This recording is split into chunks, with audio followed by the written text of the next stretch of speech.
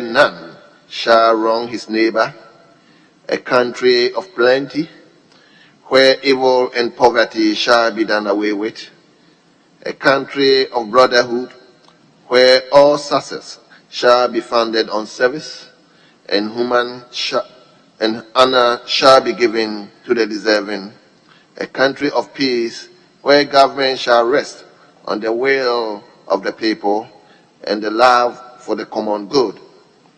Bless the effort of those who struggle to make this vision a living reality. Inspire and strengthen our people that they may give time, thought, and sacrifice to speed the day of the coming beauty of Ghana and Africa. Amen.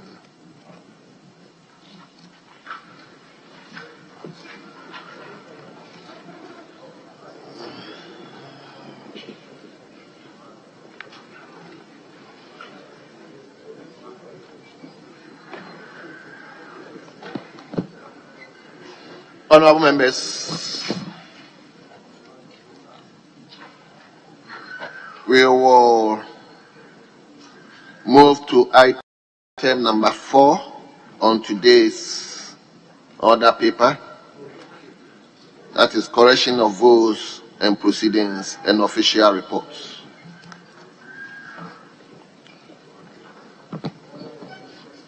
Honorable members, correction of votes. We start from page 1.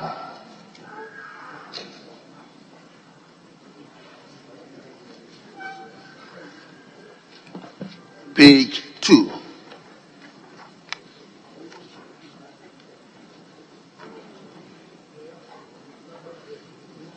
Page 3.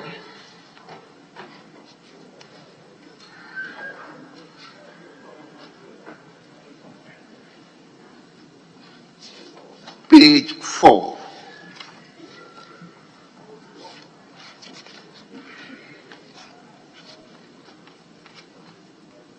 Page 5.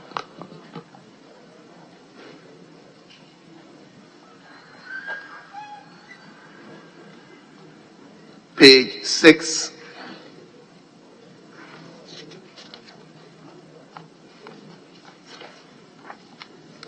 Page 7.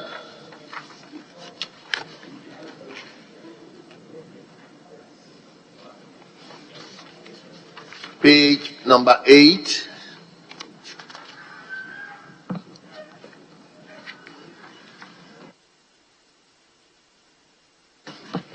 Yes, honorable member for bill.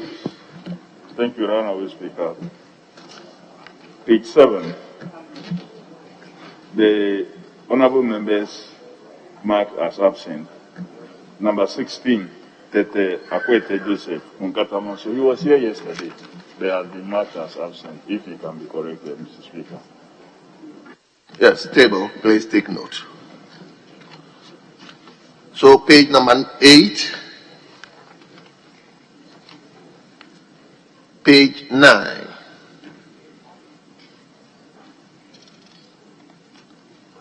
page 10,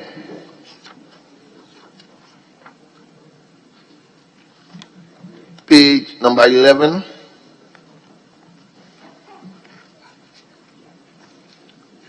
page 12,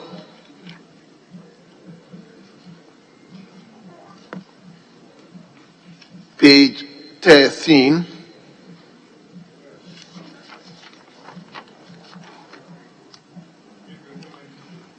page number 14,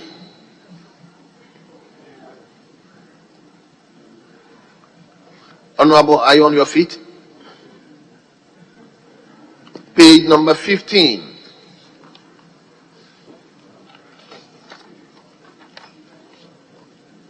Page 16.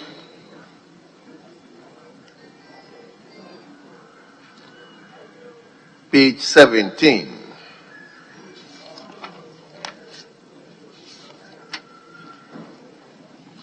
Page 18. Yes, honorable member for Kwadaso. Honorable Speaker, minor correction on item 18 and a motion. It's about the date, 31st December, 2017. Thank you. Table, please, kindly take note. Honorable, please put off your mic. Okay. Page 18. Very well. Honorable Member for Kwadaso. The same issue on item I and opening, comma, after Thursday. Very well. Table, please, take note. Page number 19.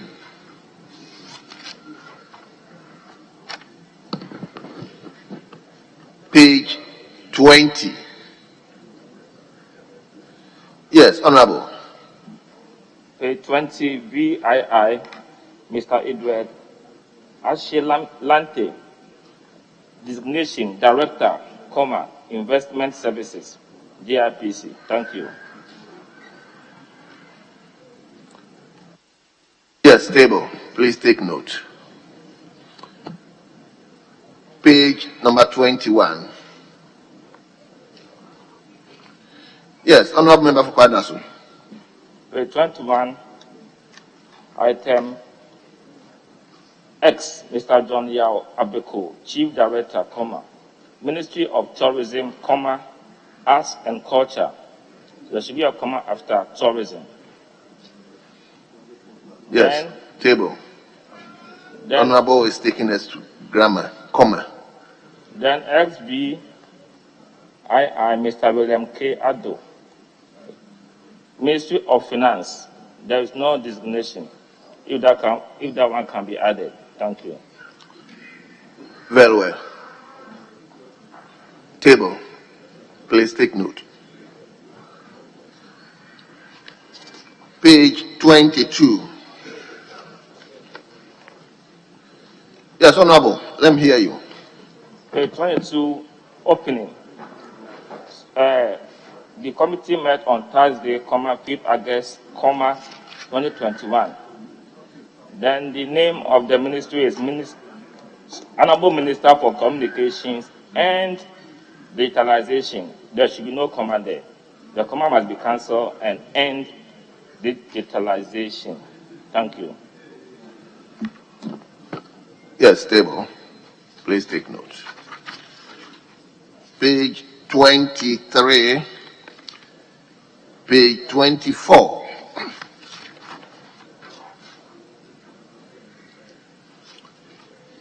Page number 25.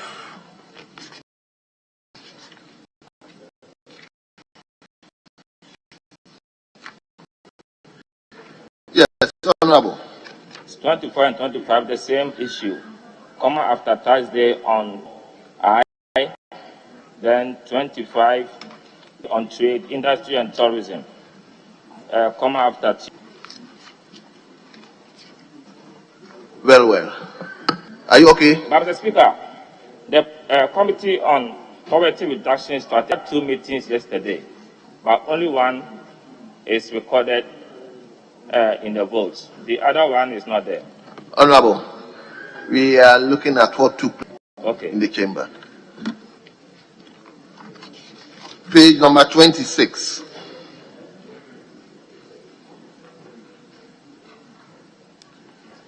And finally, page 27.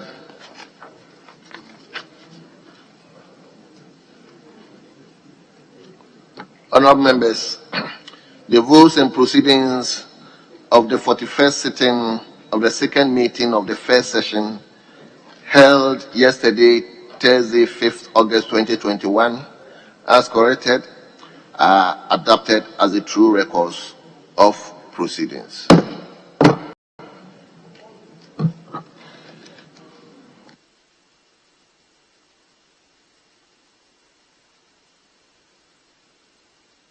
Yes, Honorable Majority Whip. Speaker, I'm afraid to seek your leave to vary the order of the questions relating to item 5 and start instead with 239 in that order for the minister responsible for railway development. after which we can come back and take it in the normal order. Speaker.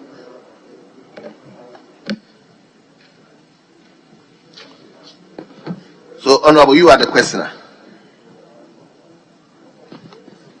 Speaker, rightly so. And I'm not seeking your leave because of that. Well. So, Honorable Minister for Railways Development, may you take your seat, please. Yes, Honorable. Mr. Speaker, yesterday I had an urgent question for the Minister for Interior. The question was unable to be taken.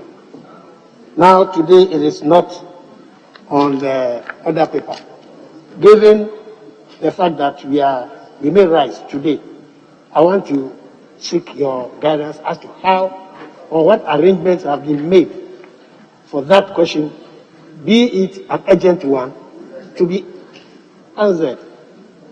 Well, Honorable Member, I sitting here deals with what is before me. I cannot actually answer as to why your question was not taken yesterday, and again why your question is not appearing on today's paper. So let's deal with the table and our hits and see how to address the issue. But me sitting here, I'm dealing with what is before me.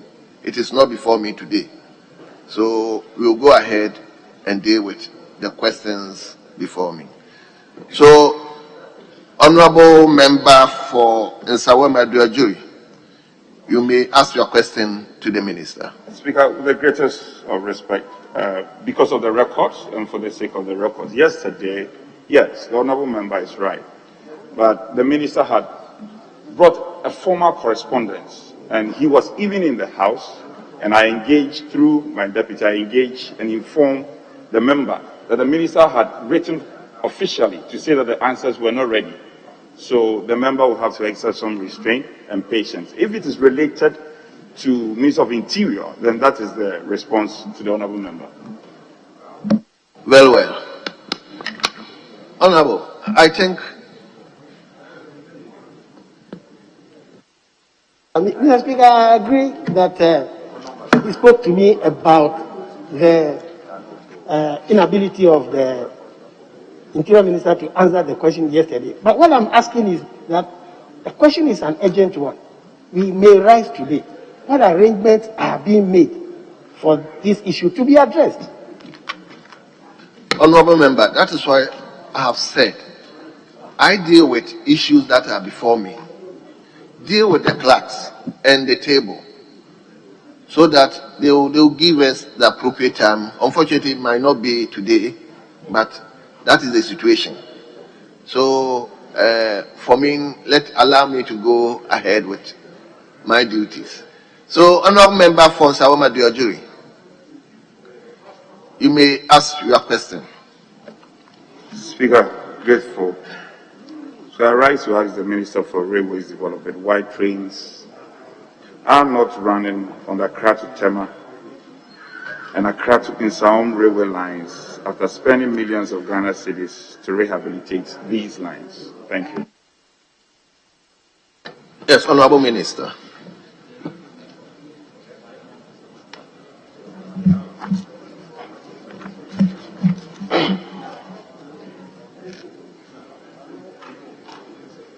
Thank you, Mr. Speaker. Mr. Speaker, the track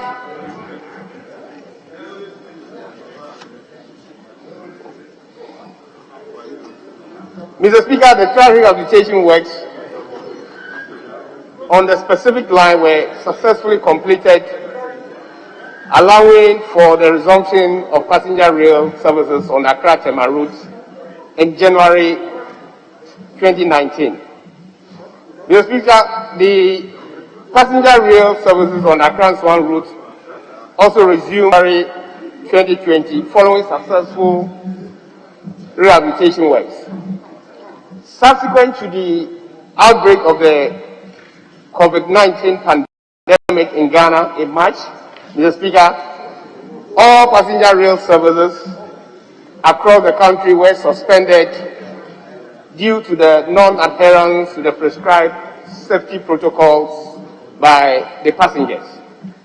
Mr. Speaker, as part of the effort to address the perennial flooding that occurs in Aveno near the Kwame Nkrumah interchange, the Hydrological Service Department is currently undertaking construction of a concrete drain across the railway track.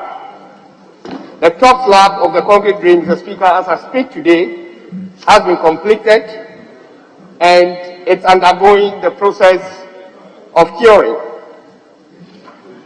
Mr. Speaker, after the completion of the construction, the approaches of the culvert will be filled and the tracks will be laid back to allow for test runs and certifications by the Ghana Railway Development Authority before the commencement of the shuttle services will begin. Mr. Speaker, the Accra-Tema section of the line is therefore expected to be reopened for passenger services by the 4th week of August 2021.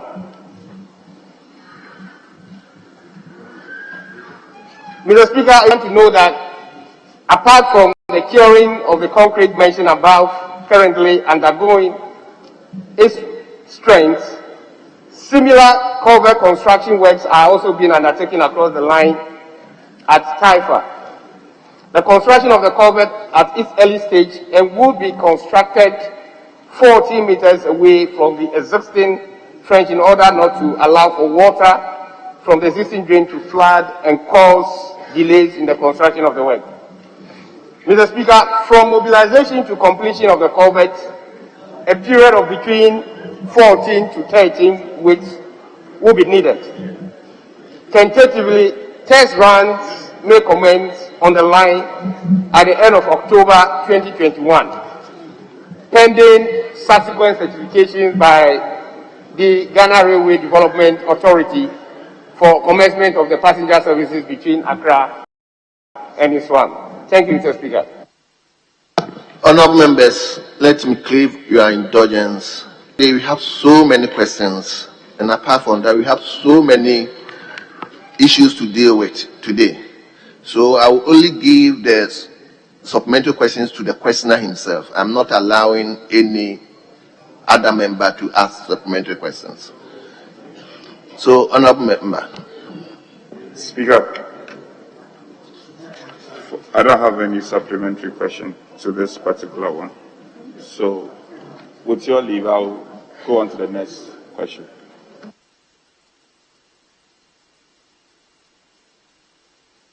Very well. So we move to question number 240, which stands the name of Honourable Member for Nsawam Adwajiri. Speaker, I rise to ask the Minister for Railways Development the latest update on plans to complete the Western Railway line to support the integrated aluminium industry, especially the completion of the railway sections of the Dunkwa to Awaso to Nyinahini railway line, particularly the timelines involved. Thank you. Very well. Yes, Honourable Minister.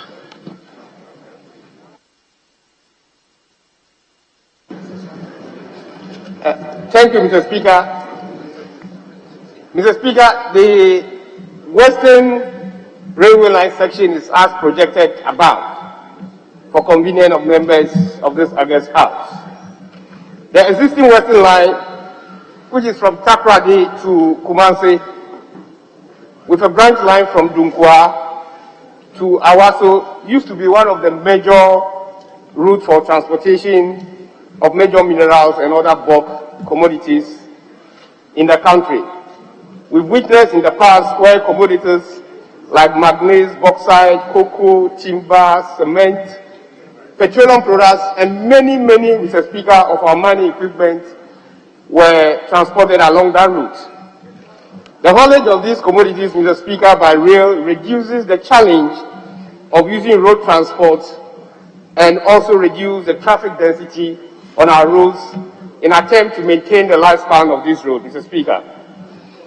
Unfortunately, Mr. Speaker, due to several decades of neglect and underfunding by successive governments, the Western Line is completely broken down, except for partial freight services on the Takoradi Nsuta section, which is used for the haulage and export of manganese to the Takoradi port.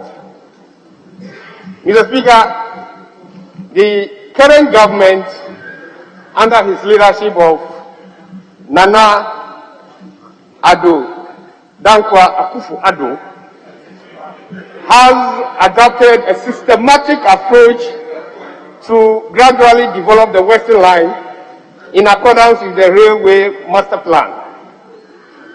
Mr. Speaker, as depicted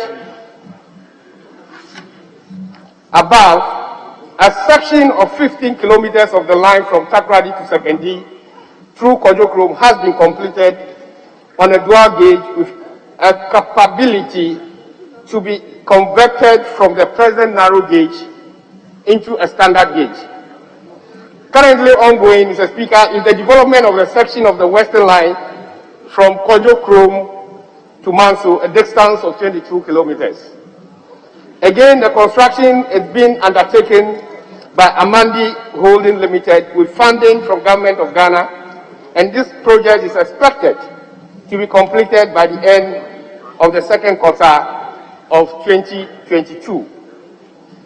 Mr. Speaker, a contract has also been signed with Amandi for the construction of works from Takoradi Port to Huni Valley, with funding from a loan facility from the Dutch Bank. The scope of the work along this section, Mr. Speaker, includes the construction of approximately 8 kilometers of standard gauge rail tracks connecting the existing dual gauge tracks from Takoradi to Takoradi Port for ease and efficient access for cargo handling. The works also again include the conversion of 10.6 kilometers existing dual gauge tracks between Takoradi and Kojokrom from narrow gauge to standard gauge. The construction of a bypass section along the Kojokrom to Manso section of the Western Line at Eshen to enhance the speed of the final infrastructure and also meet the requirement and specification of the review Railway Master Plan. Mr. Speaker, the works include the construction of rail line from Manso to Huni Valley, approximately 69 kilometers of central track line, including 10 kilometers of lines, loops, and stations, double lines to improve availability of the line for express trains and give priority to passengers over cargo lines. The work further includes the construction of approximately 4,000 square meters workshop facilities for standard gauge rolling stock, including fit-out machinery and equipment. Furthermore, the work includes the supply of rolling stock, including 2 units of cargo locomotives at 3,500 horsepower engine capacity and 64 minerals war guns to support the initial operation of the new standard gauge infrastructure. Supply of standard gauge track maintenance equipment is also part. Mr. Speaker, the project is expected to commence by October 2021 after the completion of the environmental and social assessment and also value for money assessment. The project duration, Mr. Speaker, is 42 months. Mr. Speaker, the northern section of the Western Line also commenced as follows. Kumasi to Kase or Kumasi Edum to Kase, which is about 6 kilometers, is to be undertaken by David Walters Limited with funding from Government of Ghana. The time for completion of this work is 12 months from an official commencement date. Mr. Speaker, from Kase to Obuasi, 63 kilometers, it's also currently under contract with AFCON Infrastructure Limited. This will develop the section of the line from Kase through Eduarden to Obuasi, a total distance of about 63 kilometers. This project, Mr. Speaker, is expected to be financed through an external facility from the Dutch Bank after obtaining the necessary approval from Cabinet and Parliament. Currently, Mr. Speaker, the project documents are before Cabinet for approval. Mr. Speaker, for the remaining section of the Western Line, government is making effort to secure funding from its development. Currently, discussions are far advanced and ongoing with China Railway Wuju Construction Company to implement for the development of that section from Huni Valley to Dunkwa, a distance of 75 kilometers. Mr. Speaker, funding arrangements are also ongoing with the China Construction Bank and United Bank of Africa for this particular project. Government, Mr. Speaker, is also exploring other possibilities of developing section of the Western Line from Dunkwa to Nyinahini through Awaso, 137 kilometers, in partnership with a private sector Chalo Group from South Africa, in line with the current PPA Act 2020. The 35-kilometer section, as seen above, is the Speaker of the line from Dunkwa to Obuasi, will also be developed to complete the entire section of the Western Line by the year 2024 to facilitate the government aggressive agenda and the implementation of the integrated bauxite development program being pursued by the current government. Thank you, Mr. Speaker. Yeah, Honorable, any supplementary question? Speaker, I have no supplementary question. Very well. Then you move to question number 241. That stands in your name again. So, Honorable, you may. Speaker, I rise to ask the Minister for Railways Development the current status of the Tema Impakadan Railway Project. Yes, Honorable Minister.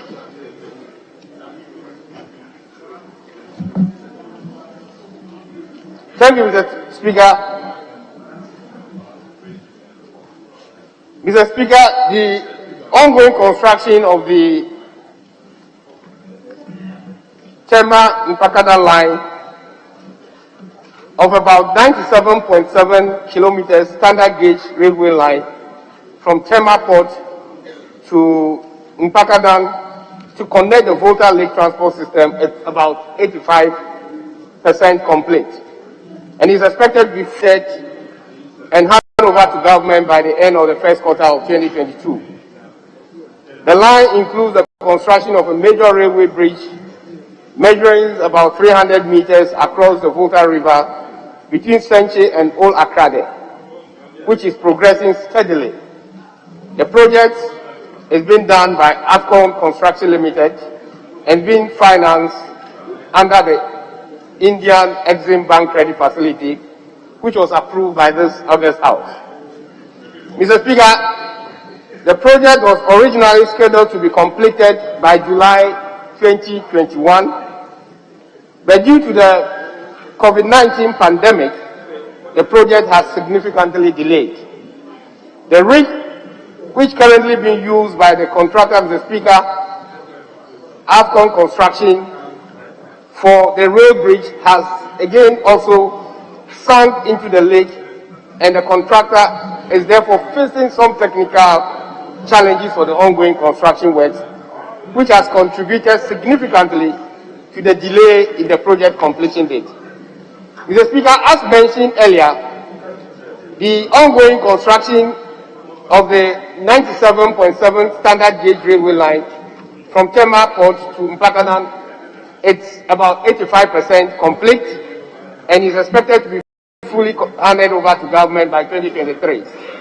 In order to ensure the availability of standard gauge rolling stock to facilitate the commission and the initial operationalization of the Tema Mpakadan railway line, a lease purchase agreement has also been signed with a supplier for the supply of 2 sets of high-speed diesel multiple unit trains, equipment, and spare parts, which is expected to be delivered within the next 8 to 12 months.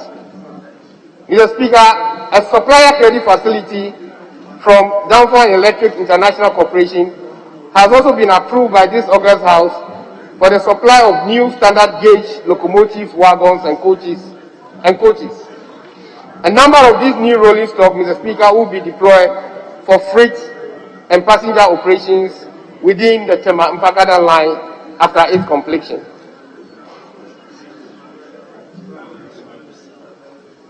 Thank you, Mr. Speaker. Yes, honorable member needs to supplement the question. Yes, indeed, Speaker. Speaker, as part of the minister's answers, he had indicated that the DMUs are expected to be delivered within a period of 8 to 12 months. I'm sure the minister appreciates the essence of these. Are you able to tell the good people of this country whether or not this promise is likely to be fulfilled? Thank you. Yes, honorable minister. Mr. Speaker, in accordance with the specifications and detailed design with purchase and delivery programs as assigned to the supplier, we expect this equipment to be delivered to sites within the 8 to 12 weeks. Thank you, Mr. Speaker. Very well. Yes, honorable member. Speakers, I don't have any further follow-up. Thank you. Very well.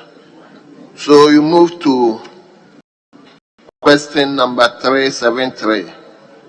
That stands the name Abu Daniel Ohinidako. Honorable, it appears your question is almost the same as the previous question that has been answered. Is that not so? Yeah, that is so, Mr. Speaker. But I just want to add a bit to it. Okay, very well. So you may ask the question. Mr. Speaker, thank you for the opportunity.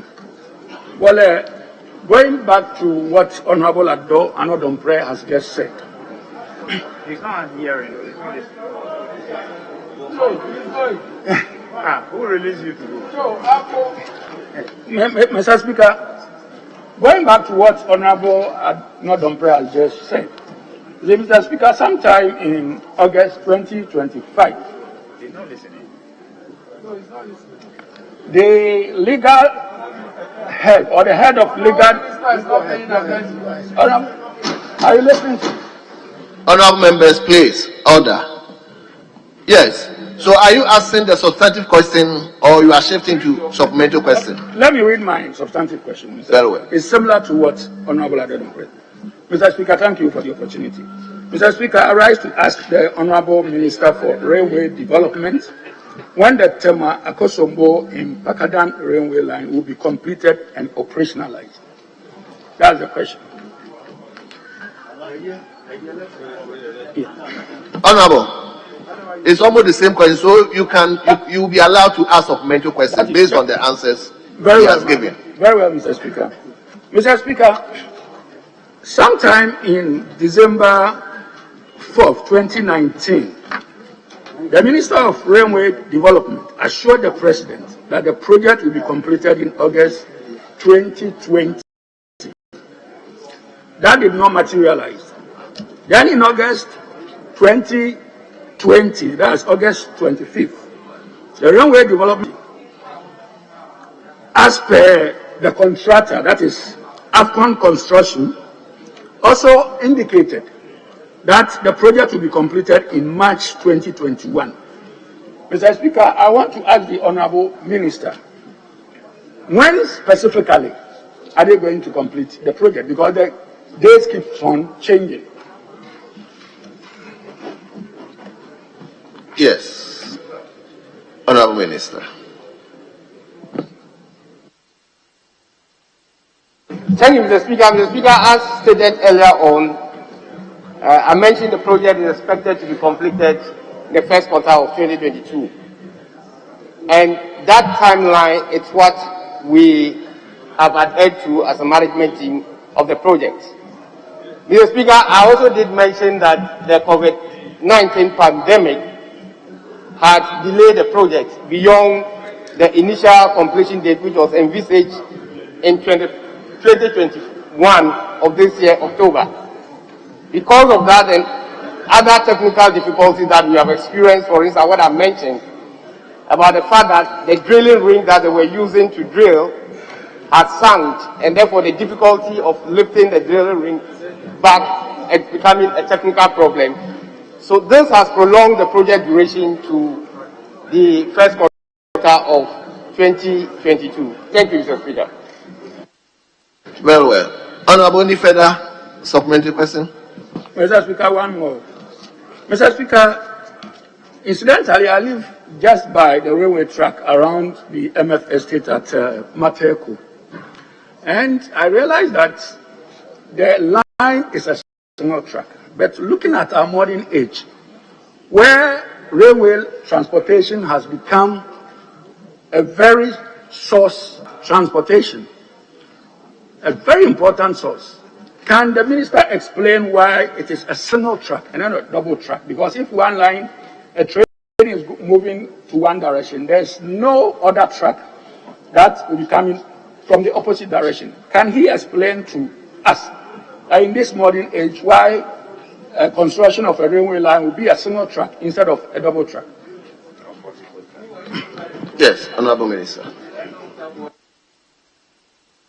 Thank you, Mr. Speaker. Mr. Speaker, as you are all aware, the fiscal space of this country is very limited, and because of construction costs, there are more technical advanced ways of running a railway even within the single track system.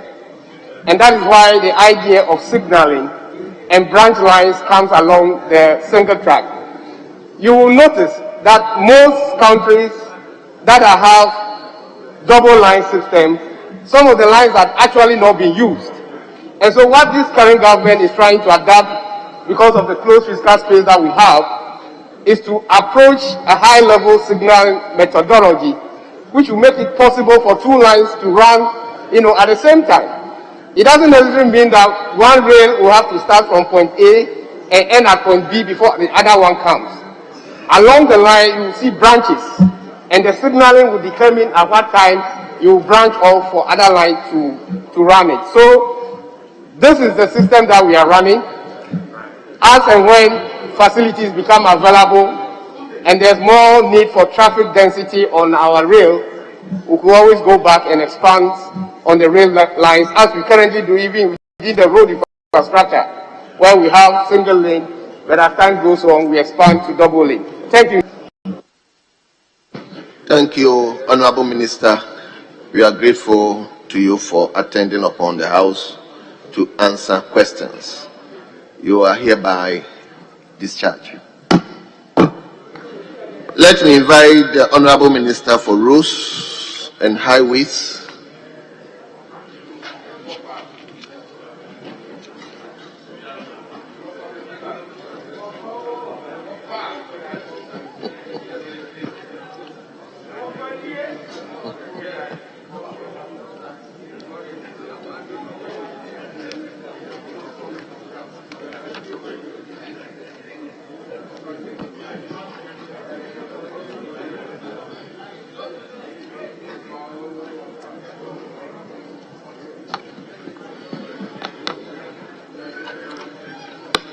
Yes, let me invite Honorable Member for Busa South, Clement A. Apak, to ask his urgent question.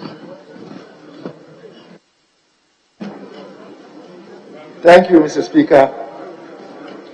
Mr. Speaker, I rise to ask the Minister for Roads and Highways why 25 persons with disabilities are employed to work at toll booths in the Greater Accra region as part of government's program to employ 50% of persons with disabilities to work at toll booths across the country have been sacked.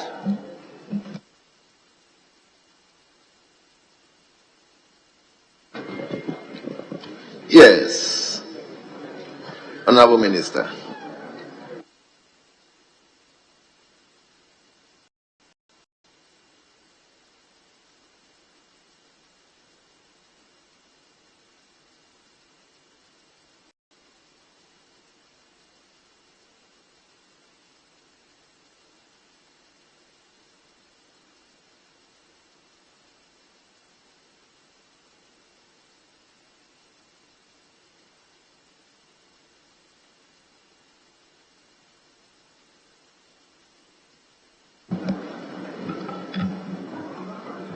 Thank you, Mr. Speaker. Mr. Speaker, there are a total of 37 number bridge and road toll stations across the country. Out of this number, 18 are being managed by the Ghana Highway Authority, whilst the remaining 19 are managed by a private entity. Mr. Speaker, the total number of workers employed at the toll stations are 661, out of which 282 are persons with disabilities, which constitute 43%. There are 9 toll stations located within the Greater Accra region and are being managed by Mrs. Tolls and Routes Management Limited, TRML. The total number of workers engaged in these stations is 273, out of which 93 are PWDs, which constitute 34%. Mr. Speaker, in May 2020, it came to the attention of the Ministry of Roads and Highways that some PWDs have been sacked. The ministry immediately instituted investigation into the matter. It was revealed that from November 2019 to May 2021, 17 PWDs appointments were terminated for various offenses, such as financial malfeasance, absenteeism, lateness, among others. Mr. Speaker, 16 out of the 17 were replaced with PWDs as and when the appointments were terminated, and 1 has been reinstated. In conclusion, Mr. Speaker, the appointment of 17 PWDs were terminated and replaced with PWDs and not 25. I thank you, Mr. Speaker. Yes. Honorable Member, any supplementary question? Thank you, Mr. Speaker. And I would submit this to the Minister after this question, which is a petition by disabled toll workers of Ghana. Mr. Speaker, the Minister indeed has admitted that some persons with disabilities who are employed to work at toll booths have been sacked. He indicates that some of the reasons have to do with financial malfeasance, absenteeism, and lateness. Mr. Speaker, I would want to know if the ministry set up a committee to investigate, and if so, can he share with this House a copy of the committee's report on this matter? Very well. Yes, Honorable Minister.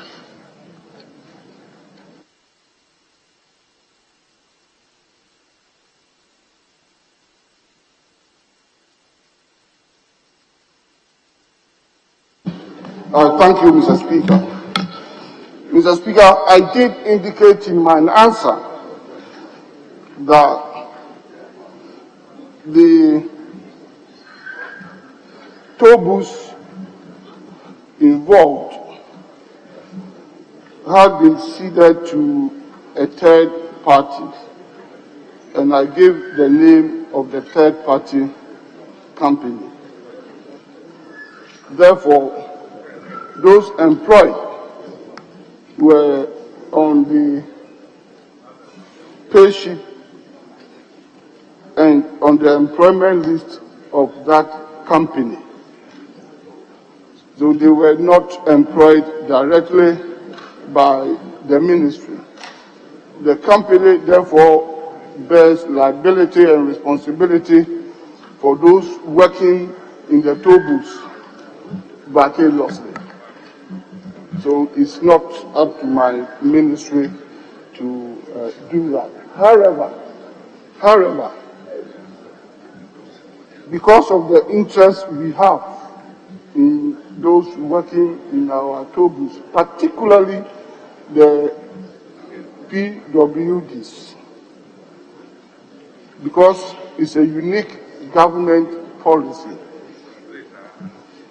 The investigation established that prima facie evidence were there in almost all of them, and they went through the processes, and the investigation revealed that the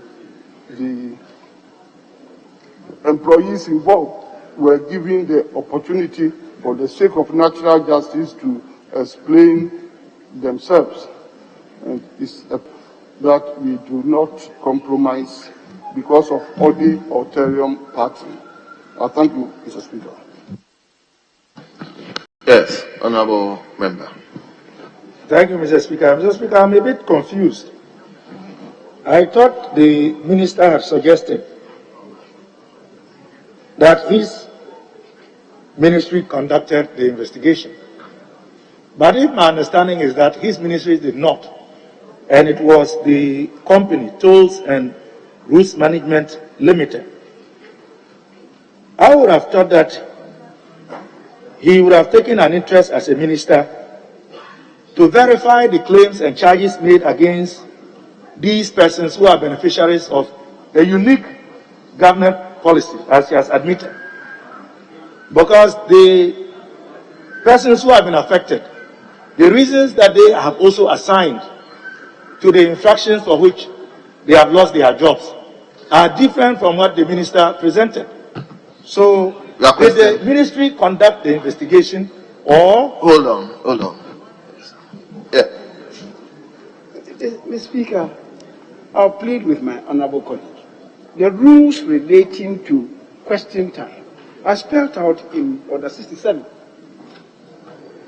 You start by proffering your personal opinion and arguing the case before you come to ask a question.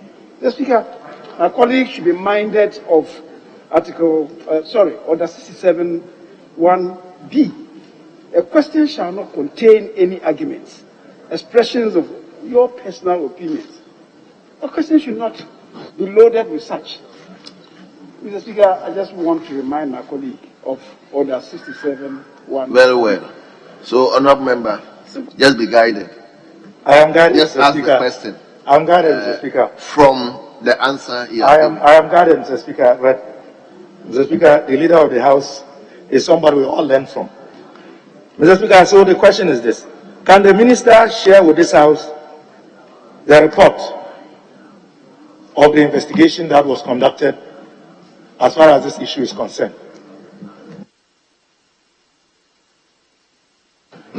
Yes, honorable minister.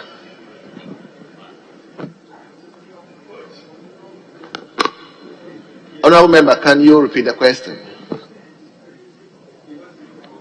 Mr. Speaker, the minister in his answer indicated that an investigation was conducted. So I am asking whether the minister can share with this House the report of that investigation, or the outcome of that investigation, in the form of a report.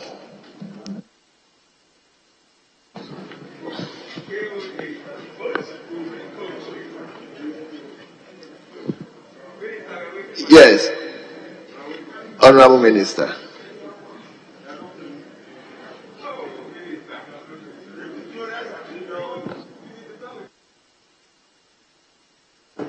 I thank you, Mr. Speaker.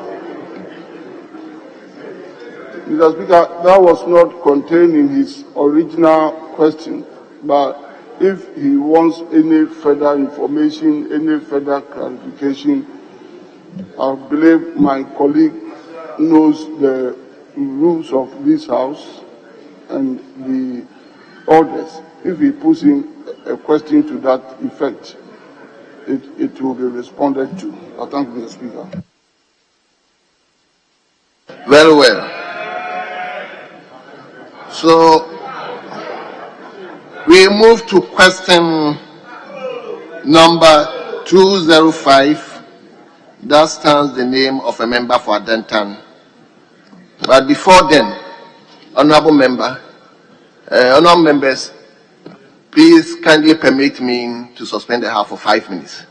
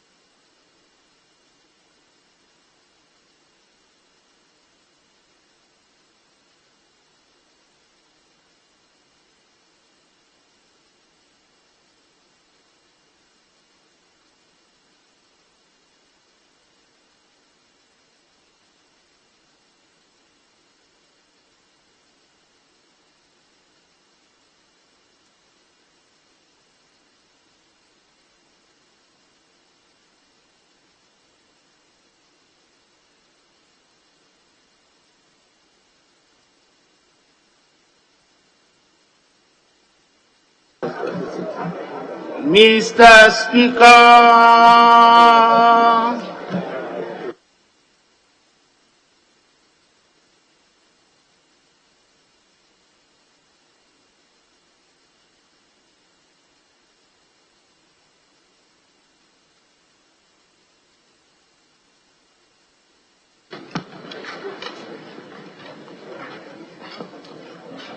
Yes, Honorable Member for Denton, you may now ask your question.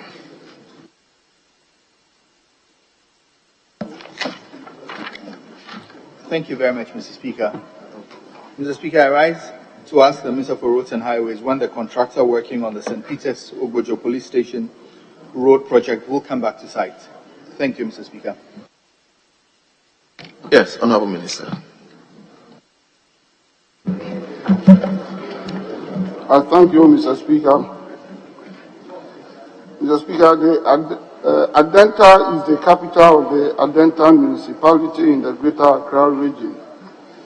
Currently, Mr. Speaker, there is no program for the St. Peter's to Ogodo Police Station road. The future program for this road is, Mr. Speaker, engineering design studies will be conducted by the end of December 2021 for consideration under subsequent budgets when funds are available. I thank you, Mr. Speaker. Yes, Honorable Member, any supplementary question? Thank you very much, Mr. Speaker. Mr. Speaker, the question I was asking was when the contractor was going to come back to site. The reason why I asked that was sometime around 2016, the drains were constructed. Some earthworks was also done on the stretch of the road, but since the change of administration, I mean, nothing has happened on that road again. So I'm a bit surprised that the Minister is saying that it's not being earmarked. That's fine. Thank you, Mr. Speaker. So what's the question? No, I mean... You don't have any supplementary question? Yes, I don't have any. Very well. Thank you.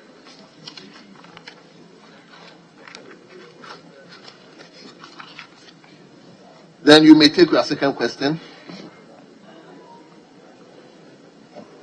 Thank you, Mr. Speaker. Mr. Speaker, I rise once again to ask the Minister for Roads and Highways the status of the construction of the bridge on the road from Swaha Adma School down to Ogojo and the bridge on the Abubakar Siddiq to Ogojo road section. Thank you, Mr. Speaker. Yes, Honorable Minister.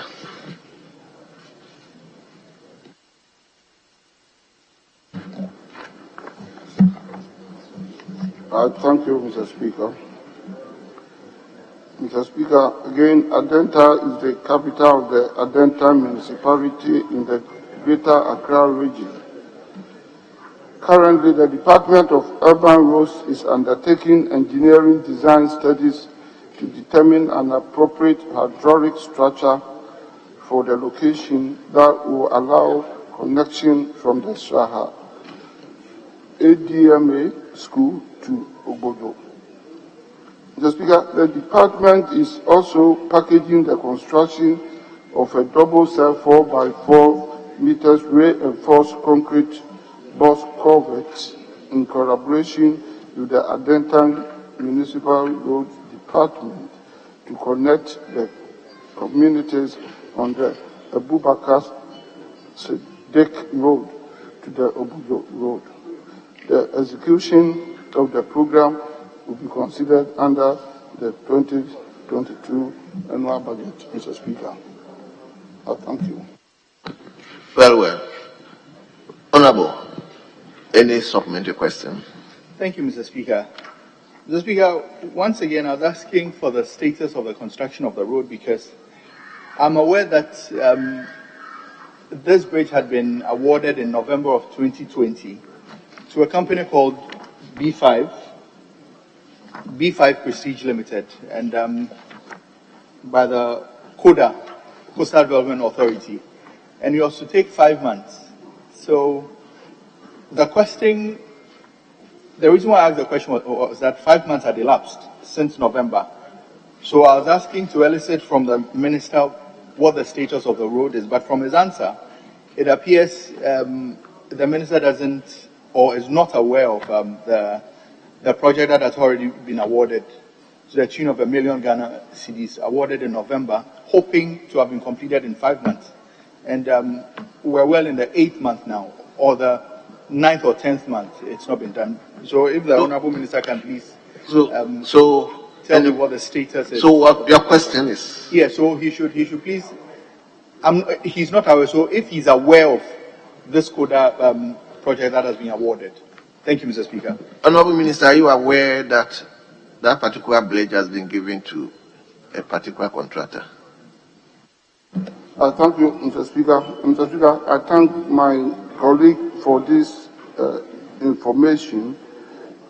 I am not aware of what he's talking about, but in our database, there is no work on this particular bridge.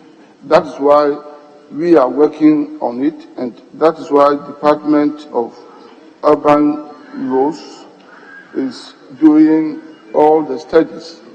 And they have even come out to comment a 4x4 meter reinforced box culvert because of the topography of the area and the estimated volume of water.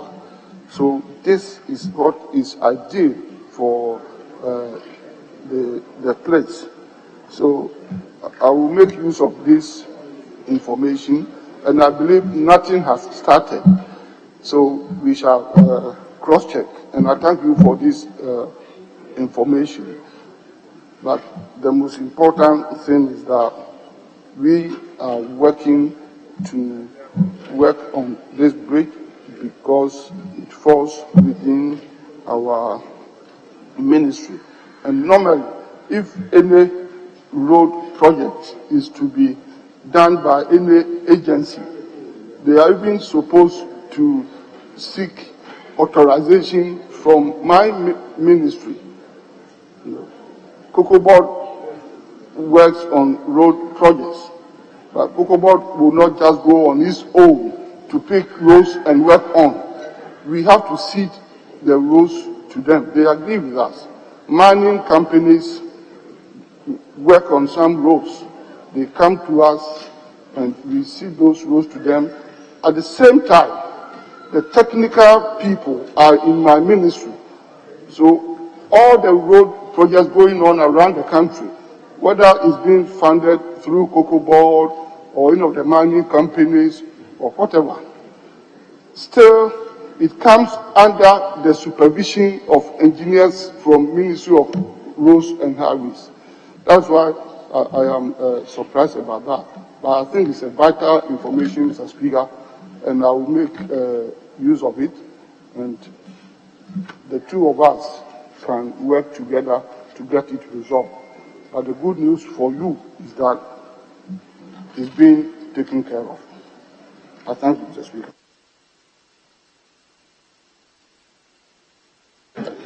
Thank you very much, Yes, Mr. Speaker. honorable member. Mr. Speaker, thank you very much. Maybe I should also be shouting here in support of this. Mr. Speaker, I'll be very grateful if the minister would indulge to undertake a working visit to ascertain the situation there. It's close to a school, and the school kids sometimes have to go through the drain to get out, and it's really risky. And with the rainy season coming up, it's a problem. So I'll be glad if the minister would indulge us. Thank you, Mr. Speaker. Very well. So we move to question number 208.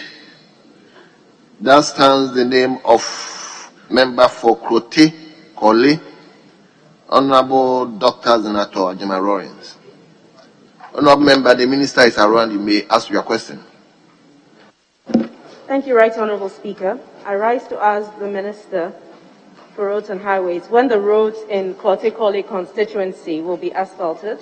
The following roads: Esefo Road, Akoshi Road, Odanta Road, Paradise Street, Farah Avenue, Salem Avenue, Abebrese Street, Aulakwakwa Street, Justice Anidiage Street, and Salvation Link.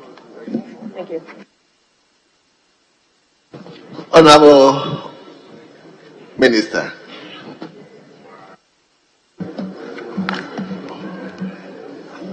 I thank you, Mr. Speaker. Mr. Speaker, Osu is the capital of Kole Krote municipality of the Greater Accra region. Mr. Speaker, currently the following programs are in place concerning these roads, namely Esefo Road, Adantan Street Road, Paradise Street Road, Salem Avenue Road, Ewura Papa Street Road, Justice Annie Jagi Street Road, and Salvation Link Road.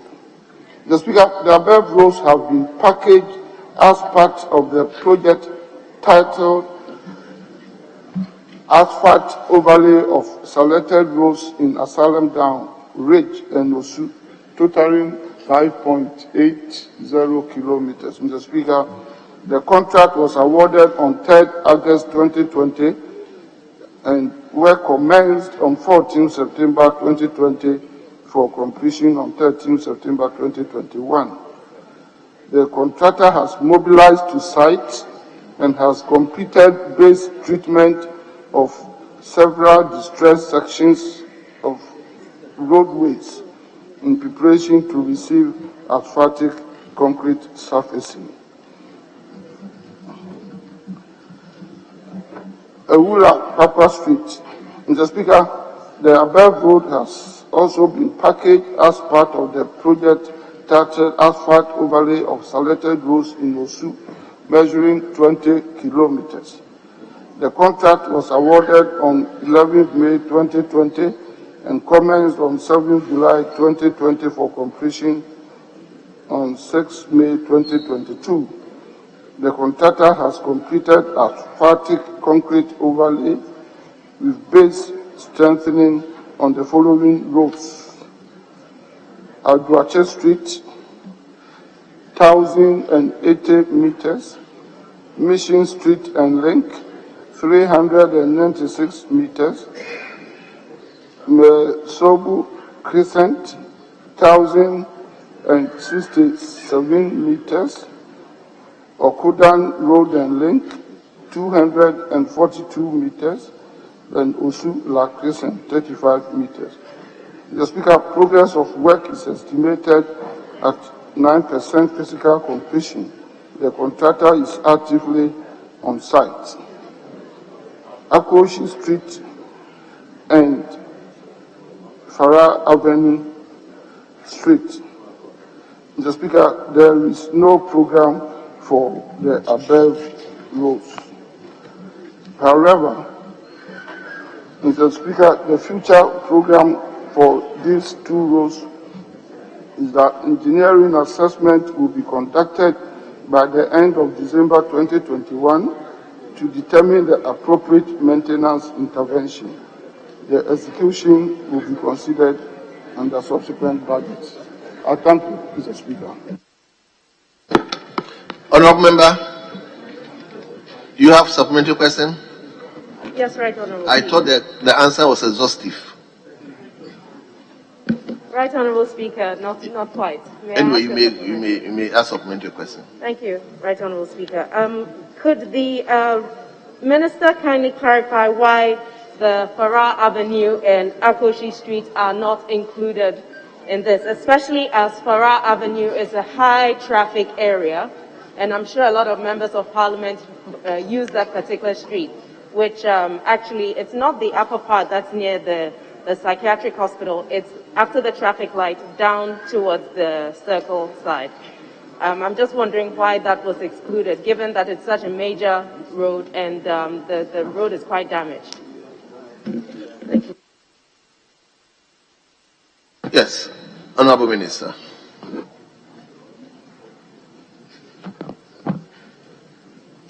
I thank you, Mr. Speaker. Mr. Speaker,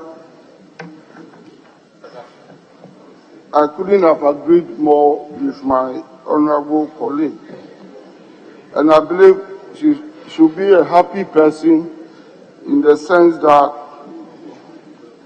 a lot of his roles are being tackled, and it's one after the other, and the Farah Avenue and the Agoshi Street are not left out, I can assure you. My answer indicates that we would have come into firm grip of what has to be done by the close of the year, that is 2021 December.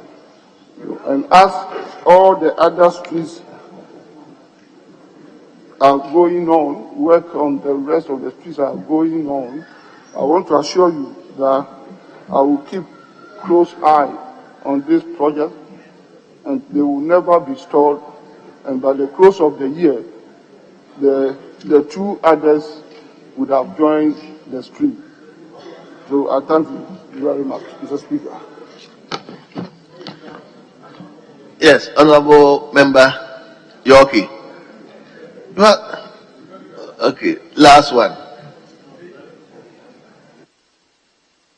Right Honourable Speaker, thank you very much. I would like to find out from the Honourable Minister why there's the roads in the Osu sector will take 2 years to complete, given that the level of completion on the Osu side is 9% as opposed to 5% in the asylum down sector, because some of the roads are also in quite a bad state. So it's just inquiring why it will take 2 years, whereas the prior one says it will take about a year to completion. Yes, Honourable Minister.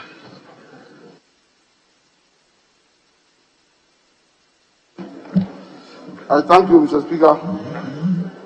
Mr. Speaker, he is asking about the duration, the time it takes to finish work on the respective roads as aforementioned. Yes, the duration depends upon the state of the road. Because what is being done in your constituency is to bring all the roads under asphaltic concrete. And asphalt is an overlay. And you can only do the overlay if the base is well treated. And it takes time to stabilize the base of the road before you put the asphalt overlay. In some areas, you have to do a lot of pothole patching. In fact, in some areas, you even have to do a major work of sectional treatment. You may have to do sectional patching before you stabilize the base and put the overlay on. So every stretch of road calls for its treatment depending upon the nature of the road. That's why you cannot prescribe same completion time for all roads. Each street is taken on its own merit. But the most important thing is that we work with speed and we want to ensure quality work. I thank you, Mr. Speaker. Very well. Honourable members, we move to question number 209. Nothing is going on. That stands in the name of a member for Nalugu Gambaga constituency, Honourable Seidu Isifu. Honourable, you may ask your question. Right, Honourable Speaker, I appreciate this opportunity. Right, Honourable Speaker, I rise to ask the Minister for Roads and Highways when the road from Nalergu to Gwintiri will be completed. Thank you. Yes, Honourable Minister.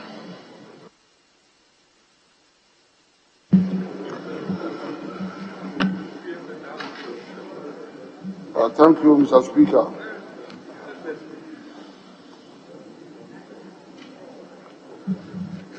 Mr. Speaker, Nalelugu is the regional capital of Northeast Region. The road from Nalelugu to Guntri is a regional road known as R151 and is 46 kilometers long. The first 2 kilometers within Nalelugu town is bituminous surface and in good condition, while the remaining 44 kilometers gravel surface is under construction. Currently, Mr. Speaker, the 44-kilometer gravel section of the road is under 2 separate contracts for upgrading to bituminous surface. The first contract is titled Upgrading of Nalerugu Town Roads, measuring 4 kilometers. It was awarded on 24th October 2016. The project was relocated to the section between kilometer 2 to kilometer 6 of the Nalerugu-Guntri Road for upgrading to bituminous surface. The project commenced on 8th November 2016 and was originally scheduled for completion on 7th November 2017. The project completion date has been extended to 7th September 2021. To date, the contractor has executed the following works. 1. Roadside clearing 100%. 2. Earthworks 95%. 3. Soft base 95%. 4. Base also 95%. 5. Primer seal 75%. 6. Seal is 0 and row line marking and signs 0. The progress of work is 65% physical completion. The second contract is titled Upgrading of Nalerugu-Guntri Road. That is from kilometer 6 to kilometer 46. Mr. Speaker, the project commenced on 19th May 2020 and is scheduled for completion on 18th May 2023. The project is ongoing. The contractor has executed clearing, cut to widen road, and failed to raise road up to formation level on some sections. Substantial concrete work, such as construction of pipe culverts, box culverts, and new drains have been executed.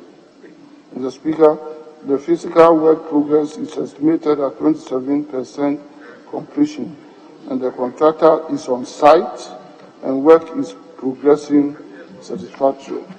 Mr. Speaker, I thank you. Very well. Honorable member, exhaustive answer. Thank you, right, Honorable Honorable Speaker. Right, Honorable You still Speaker. want to ask question?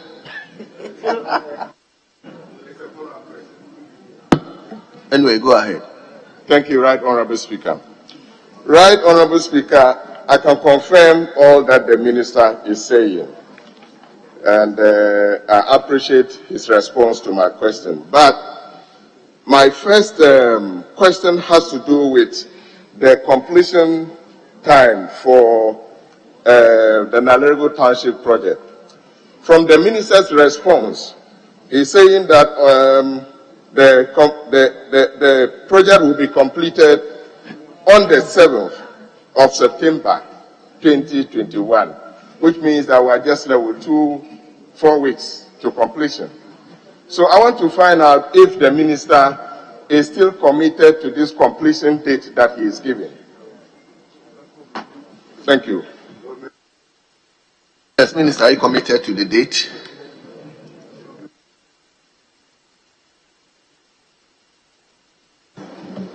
Mr. Speaker, I thank you very much. And Mr. Speaker, I thank my honorable colleague for his honest admission of the great work being done. He is a lucky MP. He inherited a very prosperous constituency so far as roads are concerned. Mr. Speaker, I want to assure my colleague that so far as we are concerned, we are committed to that date because that is the date given to the contractor.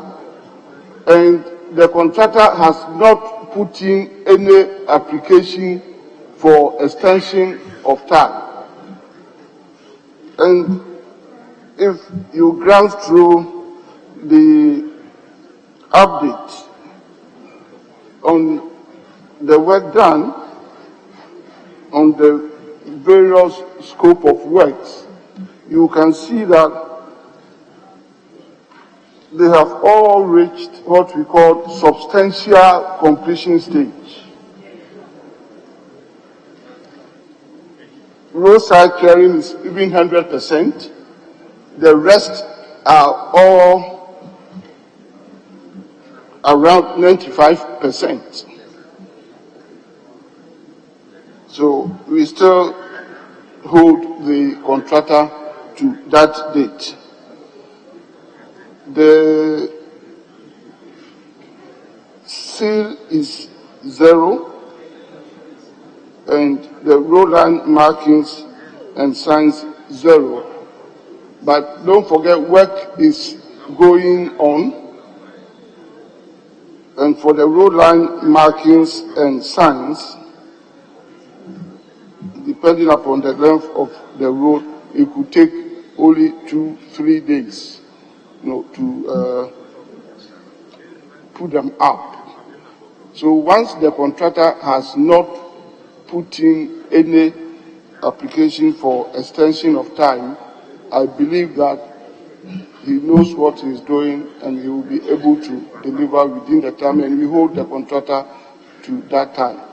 But in case anything comes between now and that completion period, I want to assure you that it will be granted to enable the contractor do a very good job for the people of Nalerugu and its environs. I thank you, Mr. Speaker.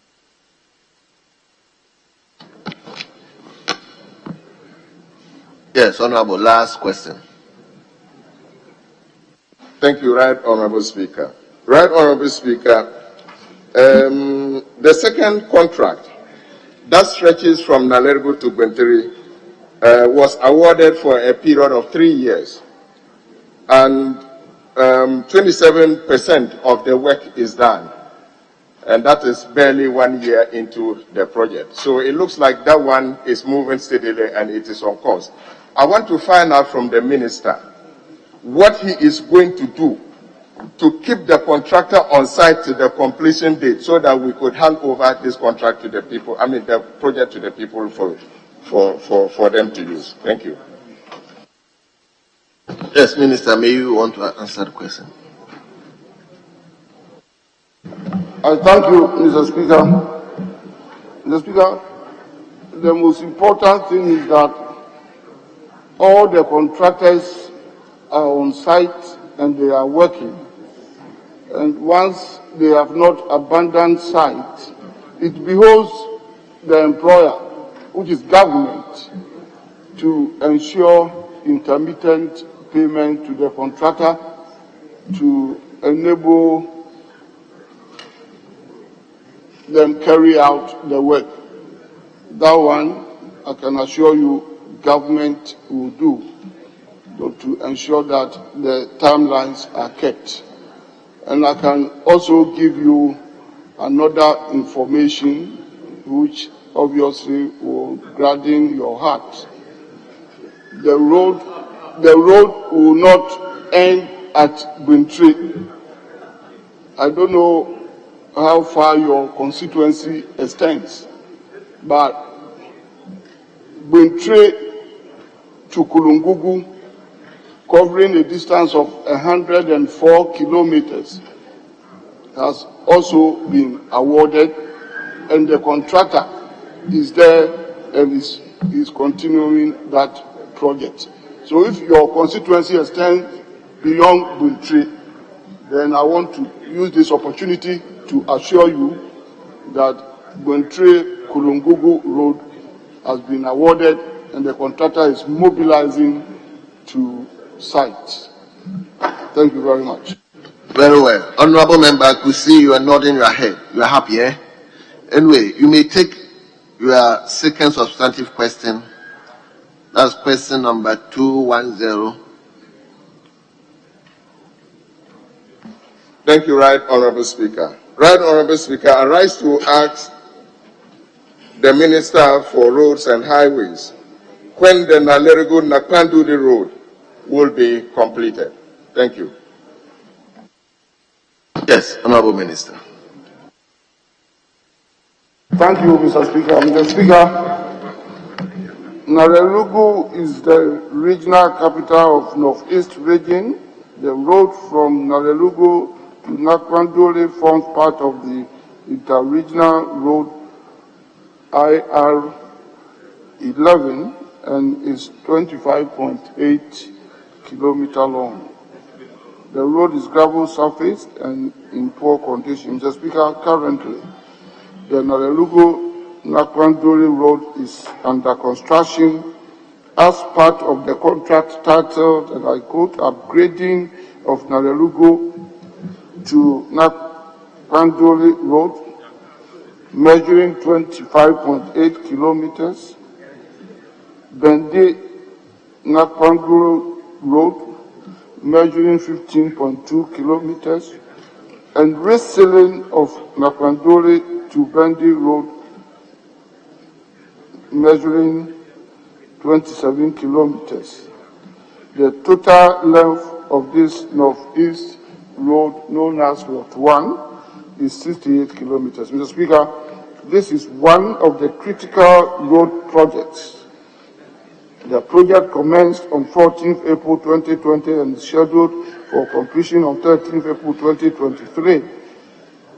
The Nalerego-Nakpanduli Road is to be upgraded to bituminous surface. Mr. Speaker, the project is ongoing. The contractor has executed clearing, cut to widen road, and fill up to formation level in some sections. The physical completion of work is estimated at 16% completion. I thank you, Mr. Yes, Honorable. Your last supplementary question. Thank you, Right Honorable Speaker. Right Honorable Speaker, if you look at the answer the minister has given, same cannot be said for the Nanergo-Buntiri Road. So far, the contract is into 1 year of operation. The duration of the contract was 3 years. And 1 year into operation, we've done just 16%. Mr. Speaker, I want to find out from the minister what he is going to do to catalyze the work of this contractor, because he's far behind schedule, only 16% into 1 year. Meanwhile, we're left with just 2 years for the project to be handed over. Thank you. Yes, Honorable Minister.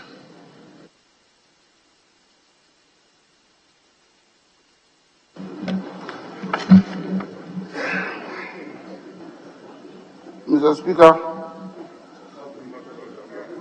I appreciate the concern of my honorable colleague, and I wish to assure him that that particular project is in competent hands.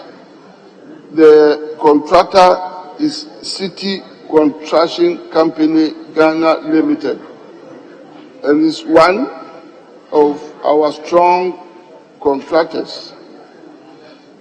And I'm sure my honorable colleague himself is aware, they have the capacity in terms of equipment, in terms of human capital, and in terms of the technical know-how. And I believe that it's because of the number of projects that this company is handling. Perhaps that might have slowed down a bit their performance on this project. So I agree with you that having been on site for almost a year, if you relate the percentage of work completed, is a bit on the lower side. But I can assure you, the contractors are on site, they have the capacity, and we will do everything possible to ensure that they step up their work, and you have nothing to worry. I thank you, Mr. Speaker. Thank you very much, Honorable Minister. We move to question number 212. That stands the name of Member for Sege. Honorable Member, you may ask your question.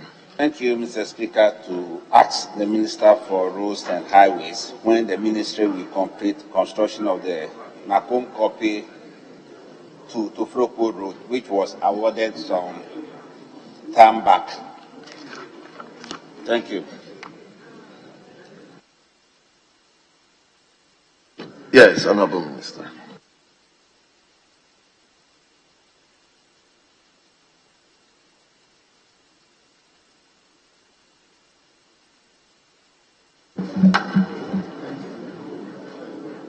Thank you, Mr. Speaker.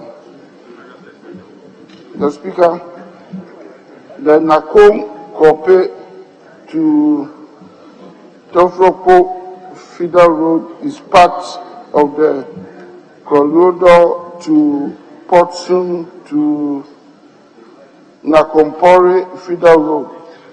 It is a gravel road in poor surface condition.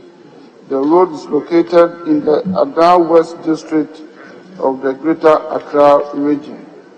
Currently, Mr. Speaker, the contract for the surfacing of the corridor to Portsun to Nakompore Feeder Road, measuring 6.5 kilometers, commenced on 24th October 2016 and was expected to be completed on 23rd October 2017.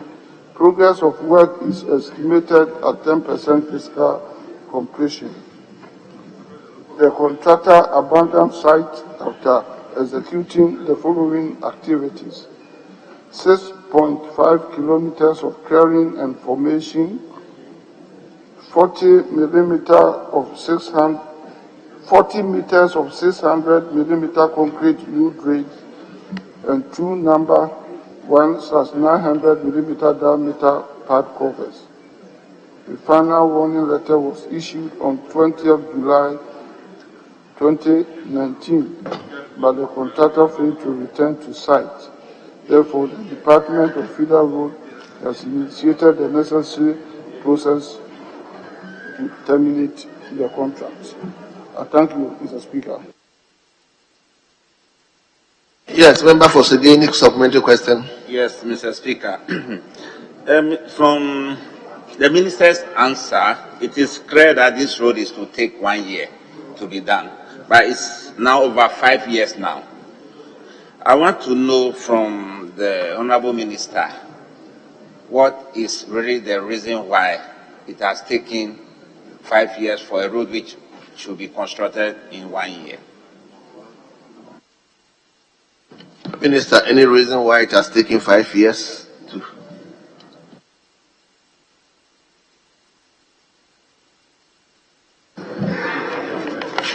I thank you, Mr. Speaker. Mr. Speaker, obviously, this is unacceptable.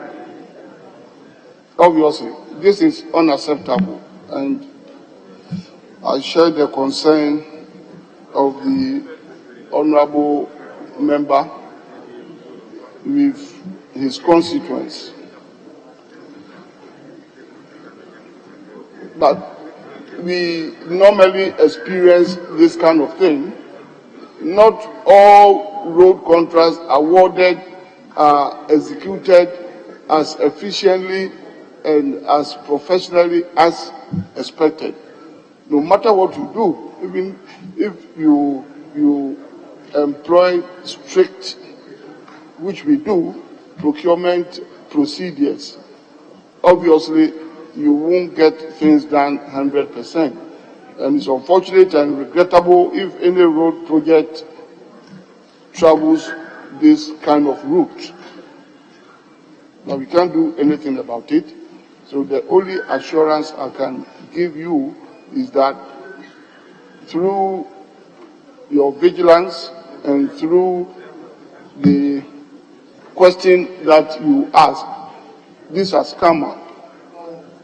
Better late than never. Let's work together. I will take it up and make sure that we rectify whatever anomaly might have happened. That is the only assurance I can give you. I thank you, Mr. Speaker. Honorable, your last question. Oh, sir, two more, sir.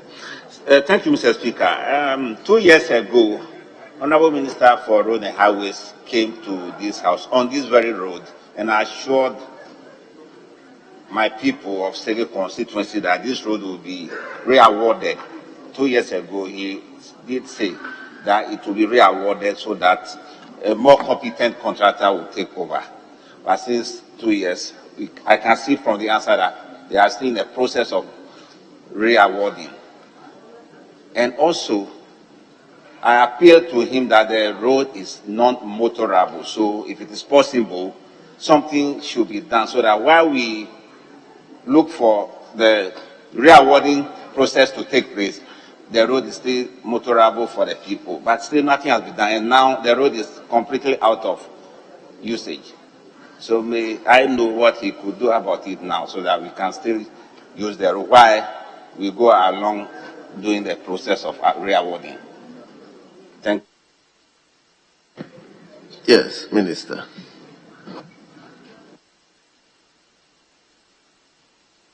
I thank you, Mr. Speaker. Mr. Speaker, I want to assure my colleague that we have emergency road programs. Aside the fact that we always have ongoing routine maintenance program on all roads. But if there is any particular emergency, for instance, if any road is washed away in any constituency, or if any bridge is broken in any constituency, we treat such as emergencies under our program, because we do not want the good people of this country anywhere to undergo any unnecessary hardship. And Mr. Speaker, I want to use this opportunity to appeal to all my colleagues. If there is an emergency in your constituency, we are here together. Please come and take it up with me personally, and you will see how fast we will work on it. You don't need to wait until you ask questions on emergency projects. So, I am saying so, and it has been done to a lot of people, because I am also one of you. We are all MPs, and I know what we go through from our constituents, particularly if roads are washed off or bridges are broken down. And nobody here can say that he experienced such an emergency and he came up and we did not pay attention to it. So, honorable member, let us take it up. If there is any emergency on this road, let us link up on Monday in my office, and I will take action instantly. Okay.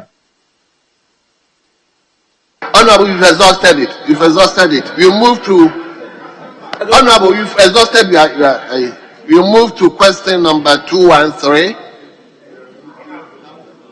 That stands in the name of the member for Jomoro. Is it Jomoro? Right, Honorable Speaker, is Evaluate Ajomoro Jua. Yes. Thank you, right. He asked your question. Thank you, right, Honorable Speaker, for this opportunity. I rise to ask the Minister for Roads and Highways when the ministry will complete, when the Jura in Asia to Jura Riasu Road, which is being constructed by Freedoc Construction Limited, will be completed. Thank you, Honorable Speaker. Yes, Honorable Minister.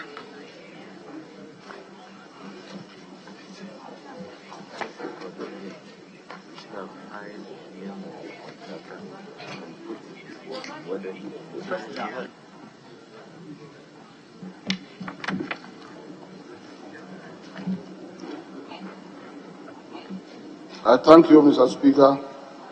Mr. Speaker, the Jura Enyinase to Jura Riasu Feeder Road is 30-kilometer long, engineered road located in the Nzima East municipality of the Western region.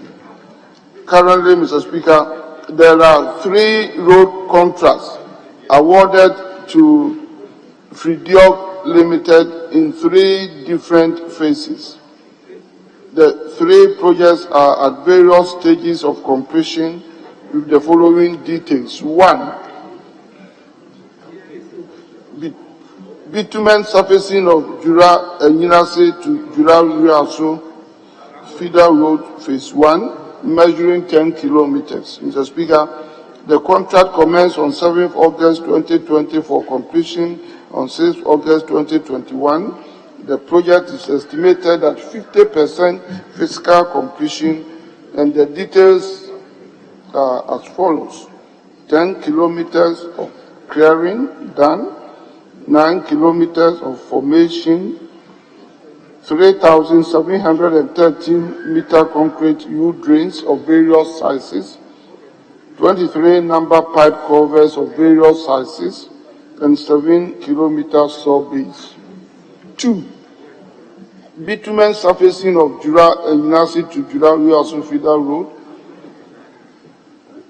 Phase 2, from kilometer 10 to kilometer 20. That is covering a distance of 10 kilometers. Mr. Speaker, the contract again commenced on 7th August 2020 for completion on 6th August 2021. The project is estimated at 23% physical completion, and the details are as follows: 10-kilometer clearing, 10-kilometer formation, 2,672-meter concrete U-drains of various sizes, and 18 number pipe covers of various sizes. 3. Bitumen surfacing of Jura and Yinase to Jura Uaso Feeder Road Phase 3 from kilometer 20 to kilometer 30, also measuring 10 kilometers. The contract commenced on 7th August 2020 for completion on 6th August 2021. The project is estimated at 19% physical completion, and the details are as follows: 10 kilometers clearing, 10 kilometers formation, 2,520 meter concrete U-drains of various sizes, and 7 number covers of various sizes. I thank you, Mr. Speaker.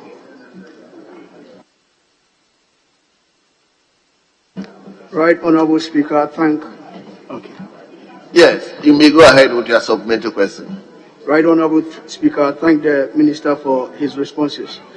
But right, Honorable Speaker, at the sword catching ceremony on 17 July 2019, we were made to understand that the project was going to take 24 months, which ought to be completed last month, which is July 2021.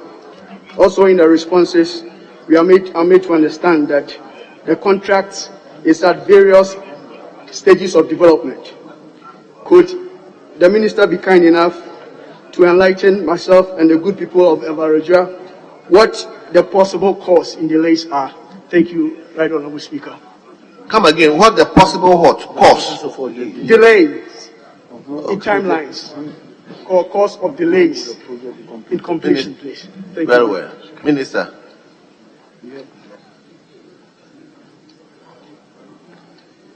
Possible cause of delays. I thank you, Mr. Speaker. Mr. Speaker, as I indicated in my answer, this road is quite long. It's a 30-kilometer long road. That is the length, and it's been executed in 3 phases of 10 kilometers each. They were put together, even though in phases, but as one composite project. We did so because we were convinced that the contractor has what it takes, has the capacity to execute the project and to do good quality work. I believe you can testify yourself that the contractor is on site. He has not abandoned site. And in all the 3 components of the project, he is tackling them simultaneously. The first one, he has gone up to 50%, and the second and the third above 20%. Is the contractor's own approach to execute the job. Assuming he had concentrated all his effort on the lots, moving from one lot to the other, if you put the percentages together, he would have perhaps finished the first lot and then tackled the second lot and the third lot. But he's tackling all the 3 simultaneously. I believe that might be one of the causes or the reasons for the delay. But I cannot fault the contractor. it is his own way of tackling the project. But if it's not helping matters, I believe the engineers would have to advise him. And then two, and I have to be very honest with you, from time to time, payment is not as regular as expected. That can also delay progress of work. But the good thing is that the contractor is on site and he's working, and we will do whatever is possible, from the point of view of the employer. And the employer must also ensure regular payment as much as possible. But for contractors, once they are paid and they have the money, they are encouraged and they are motivated even to employ more gangs to speed up work. So I would ensure that this is done. And like I always say, let's work together. Thank you. Very well. You move to question number 214. Are you not One question. Right, Honorable Speaker, thank you very much for another opportunity. I also thank the Honorable Minister for his response. I wish to inform him that the people of Evalodra are listening to every word he's saying. Can the Minister be kind enough, in simple language, to tell the good people of Evalodra when the project will be completed? Thank you very much, Right Honorable Speaker. Minister, in simple language, straightforward. When? Mr. Speaker, my wish is that the project was completed yesterday. But since that is not possible, all that I can say at this point is that this project is going to be monitored with an eagle eye, and it will be completed as soon as practicable.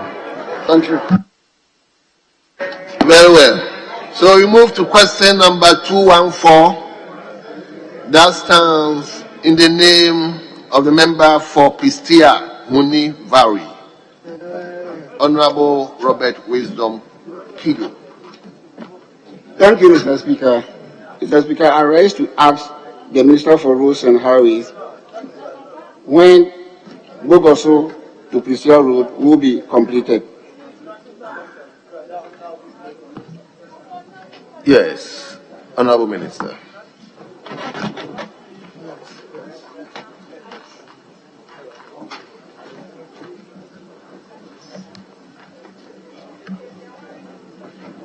I thank you, Mr. Speaker. Mr. Speaker, Bogoso Christian Road is route R121 of total length of 20 kilometers. The road is in the Pistia Muni Valley district of the Western region. Mr. Speaker, the road has a bituminous surface in fair to poor condition. Currently, there are 4 ongoing projects, namely 1, reselling of Bogoso to Pistia Road measuring 5 kilometers, 2, reselling of Bogoso to Pistia, also measuring 5 kilometers, that's between kilometer 5 to kilometer 10. 3, reselling of Bogoso Pistia Road, also 5 kilometers from kilometer 10 to kilometer 15. And 4, reselling of Bogoso Pistia Road, also 5 kilometers from kilometer 15 to kilometer 20. The projects are financed by the Ghana Road Fund. Mr. Speaker, beginning with the reselling of the 5-kilometer Bogoso Pistia Road. This project commenced on 1st December 2016 and was scheduled for completion on 30th September 2017. The current progress of work is projected at 30% physical completion, and the project has been terminated for non-performance by the contractor. 2. Resealing of Bogosu to Pristia Road, also 5 kilometers. This project, Mr. Speaker, also commenced on 1st December 2016 and was scheduled for completion on 30th September 2017. The work is substantially completed with road signs and marking outstanding. 3. Resealing of Bogosu Pristia Road between kilometer 10 to kilometer 15. The length is 5 kilometers. Mr. Speaker, this project commenced on 16 September 2019 and was scheduled for completion on 1st October 2020. The progress of work is estimated at 41% physical completion. The completion of the project has delayed due to cash flow challenges of the contractor.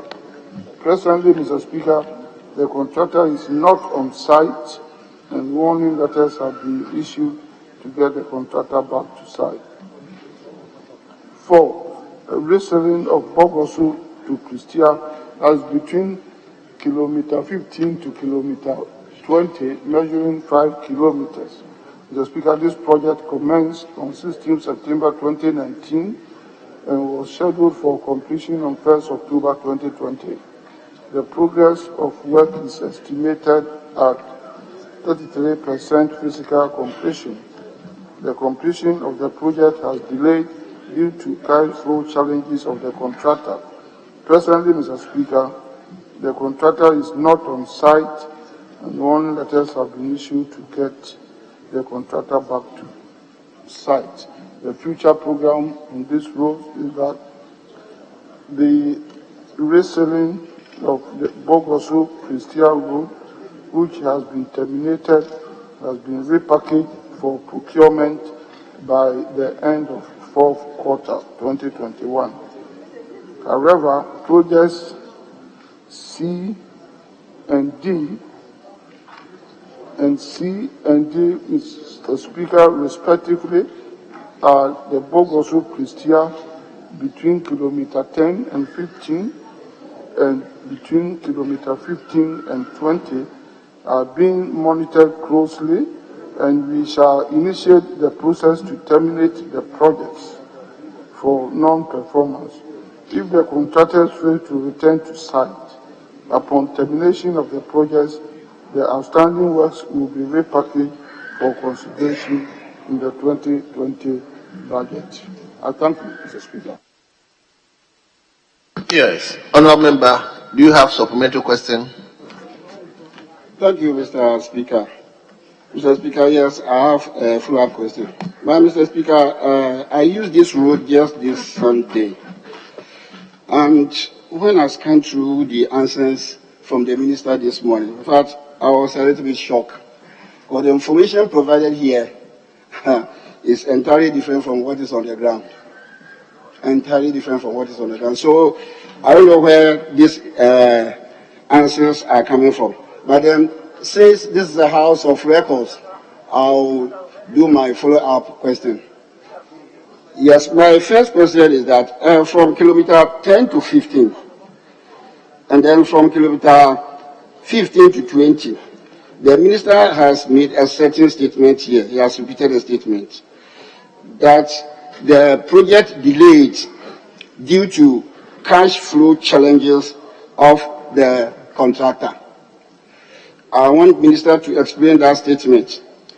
Does it mean he has paid the contractor and then the contractor has refused to flow the cash into the project? If that is the situation, what does the contractual agreement say? Or his outfit has not been able to pay the works done?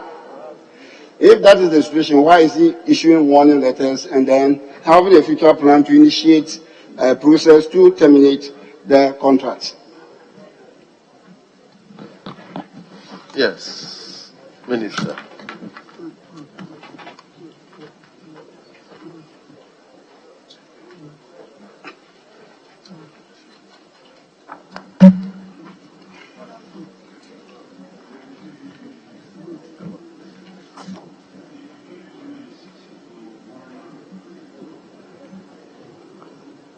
Thank you, Mr. Speaker.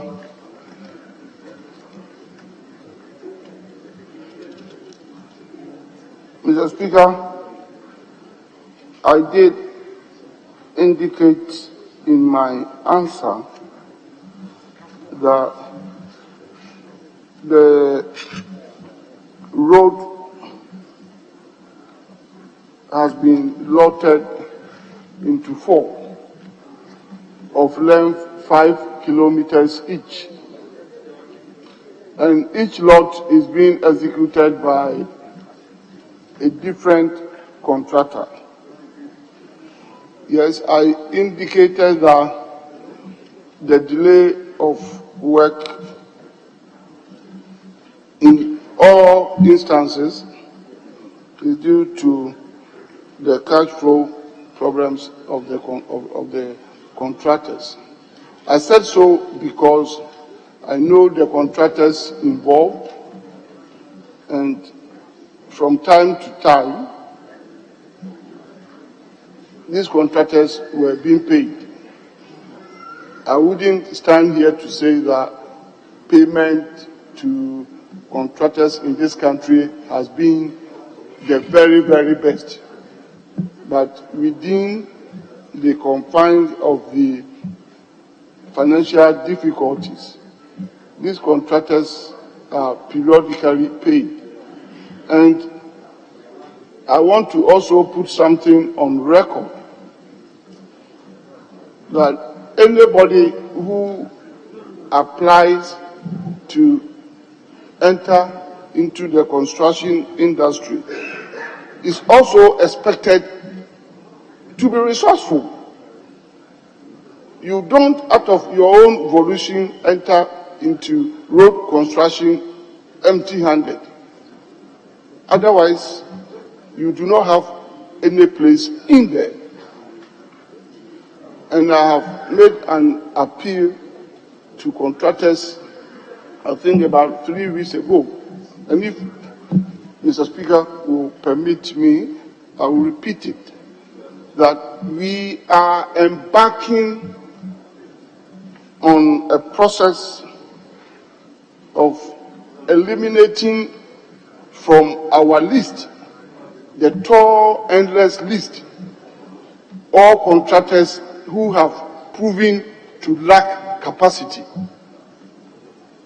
so that we put to a closure this kind of contractors just moving to site, doing clearing, which is only 0.5%, of the project, and moving away, saying they have not been paid, they have not been paid. So it delayed because the contractors involved, if you like, had cash flow problems, and they must sit up to manage their own financial affairs properly and professionally. Otherwise, the contracts will be terminated. And if you like, for the purpose of the records, I will give you the name of the contractors. The resealing of Bogoso Christian Road, the first 5 kilometers, is being undertaken by Possible Agencies Limited. The second lot between Lot 5 and Lot 10 is being undertaken by Asabia Engineering Limited. The third, between kilometer 10 and kilometer 15, is being undertaken by Yakab Prestige Limited. And the fourth, between kilometer 15 and kilometer 20, is being undertaken by Boadak Company Limited. And I can say on authority that with the current payment system going on in the Ministry of Finance, which started almost 1.5 months ago, all contractors whose certificates are with Ministry of Finance are being paid. And we started about 1.5 months ago, and the records are there. Ministry of Finance has released a total of 800 million Ghana cedis to be paid to contractors across the country, and the document was completed by my ministry only yesterday to Ministry of Finance, and payment is going to continue from next week. And on that list, I can say on authority on the floor of Parliament that Asabia Engineering and Boadak Company are on that list. That's why I say that, yes, despite the difficulties, companies are paid from time to time, but they are also expected to be resourceful. I thank you, Mr. Speaker. Well. Honorable, you are okay? I hope so. Thank you, right? Mr. Speaker. My question was very straight, but the answer has been very long still. I'm not getting the end of it. Because in 2016, I saw how these contractors were seriously on the road. Please, just answer. I just asked the question. Okay, Mr. Speaker, my second question is... the third question. Is the third question right? Yes, this is the last supplementary question. My third question is on kilometer 5 to 10. He used a word there that the work is substantially completed with the road signs and markings outstanding. Mr. Speaker, just last Sunday, because the youth of the area planned to embark on Fix the Road demonstration, there was a grader on the road filling potholes at a very place that he said... Honorable member, ask the question, please. My question is, when is he going to fix the signs and then the markings on the place that he said he has completed? Well. Honorable Minister.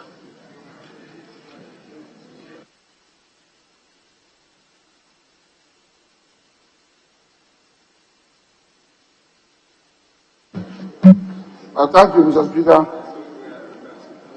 Mr. Speaker, yes, I indicated that the 5-kilometer stretch between kilometer 5 and kilometer 10 is substantially completed and is left with road signs and line markings. These are the safety issues, road markings and the road signs and other pieces of road furniture like crash barriers and so on could not take more than 2 weeks, because it means that the road itself is 100% completed, and this is a bituminous road, and once the road furniture is ready, putting them up and doing the road markings normally should not take more than 2 weeks. Thank you. Thank you very much. We move to question number 339. Honorable members, I gave the initial that I'm not going to give any supplementary question to any member, apart from the questioner himself. So please bear with me. We move to question number 339. That stands the name of a member for Pando, Honorable Derasua. Yes, Honorable Member.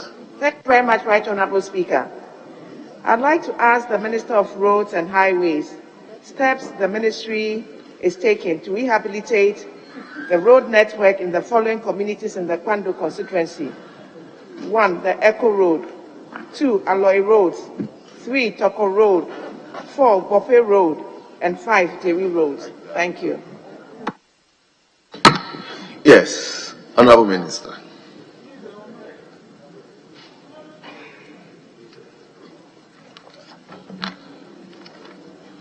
I thank you, Mr. Speaker. Mr. Speaker, Kwando is the capital of Kwando municipality in the northern part of the Volta region. Currently,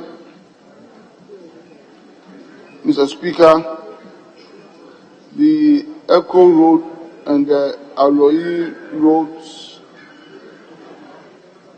are under the contract titled Upgrading of Selected Roads in Pando Municipality, and together measure 17.5 kilometers. The project commenced on 7th May 2015 for completion on 7th November 2016. Progress of work is at 8% physical completion. The contractor is currently not on site due to cash flow challenges. As a result of the contractor's non-performance, the project has been recommended for termination. Work done to date includes site clearance, 1.7 kilometers, 0.6 meter diameter U-drain up to 1,362 meters, and 0.9 meter diameter U-drain, 19 meters.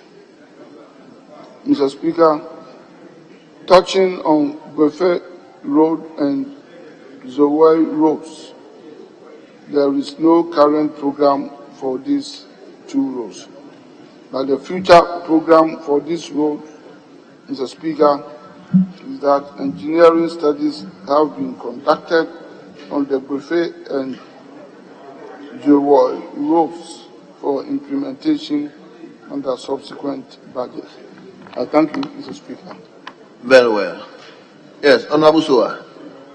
Any supplementary question, or you are okay?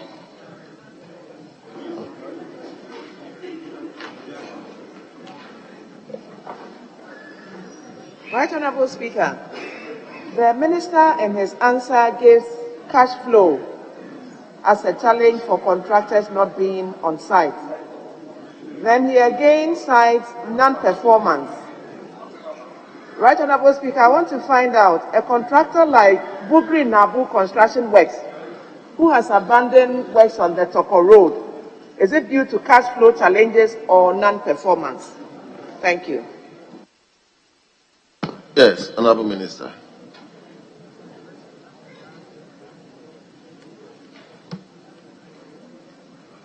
I thank you, Mr. Speaker. Mr. Speaker, it could be both, because the latter could give rise to the former. I thank you, Mr. Speaker. Honorable, your last supplementary question. Right Honorable, I'm entitled to two other supplementary questions. Go ahead. My second supplementary is, the Minister talks about project termination. What is the timeline for termination and for re-award? Thank you. Honorable Minister, timelines for.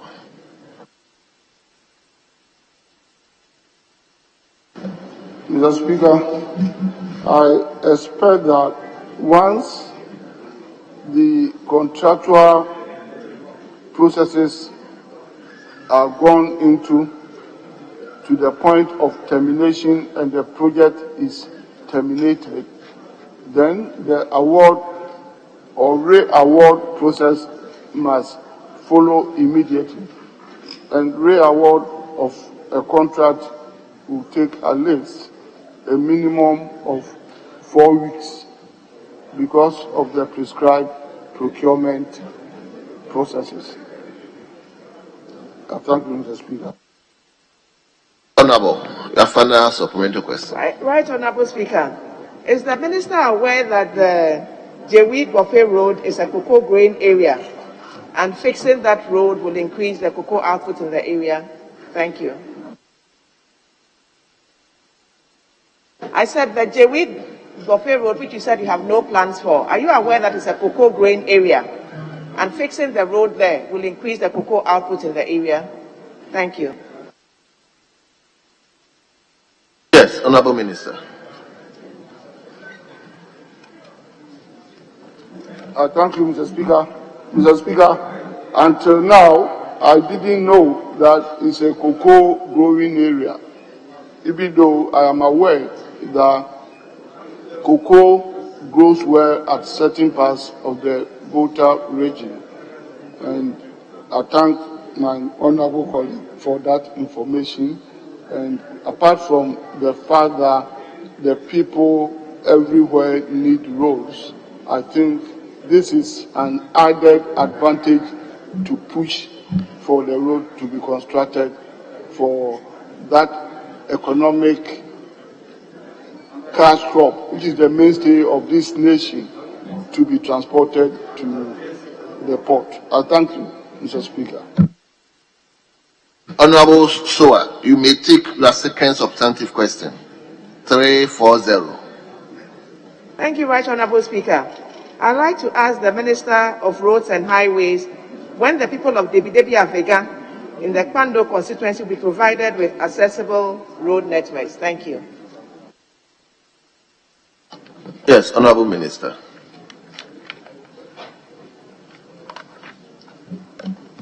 I thank you, Mr. Speaker. Mr. Speaker, Kwando is again a town and capital of Kwando municipality in the northern part of the Volta region. Currently, Mr. Speaker, there is no program for the Debi Avega roads.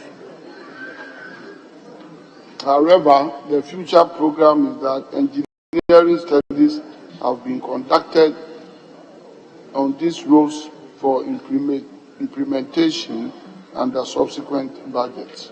I thank you, Mr. Speaker. Yes, Honorable Member. Any Thank further you, Right questions? Honorable Speaker. The Minister says that engineering studies have been conducted. I'd want to know if the studies reveal that there's only a 4-kilometer footpath to that area. That's the only access they have, 4-kilometer footpath. Did the studies reveal that? Thank you, Mr. Speaker. Yes, Honorable Minister. Thank you, Mr. Speaker. Mr. Speaker, what is in my knowledge at this moment is the road between that is the Debi Avega roads. That is what has been responded to. But if there is any adjoining road, once this particular road has been engineered, I can only assume that if there is an adjoining road, it should be part of it. Even if we find out later on that it's not part of it, since it's of greater interest to the people in the area, we could add it before we procure the entire road. I thank you, Mr. Speaker. Yeah, Honorable Soa. Is that your last? Yeah, my last. Right, Very Honorable well. Speaker, on a lighter side, is the Minister aware that he is commended as being a hope-giving minister, a quick assurance giver, and the Government Assurance Committee is listening to all his assurances?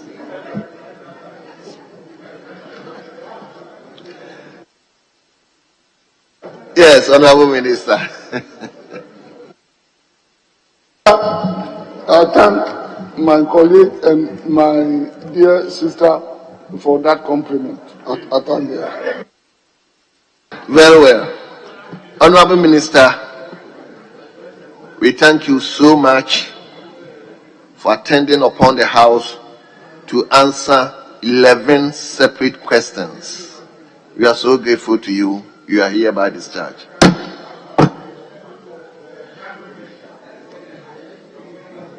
May I invite the Minister for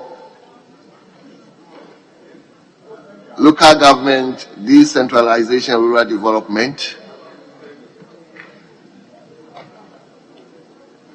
to also answer some questions from honorable members.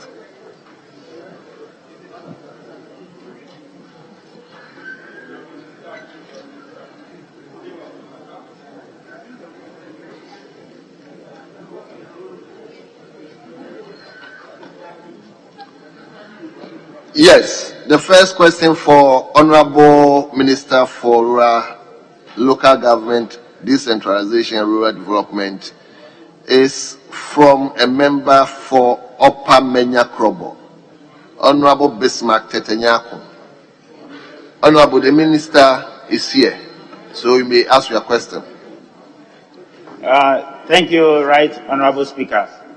Speaker, my purpose is to ask the Minister, when the public toilet near the Sekeswa in the Upper Manyakrobo district will be completed and handed over to the residents for use. Thank you, Speaker. But it is...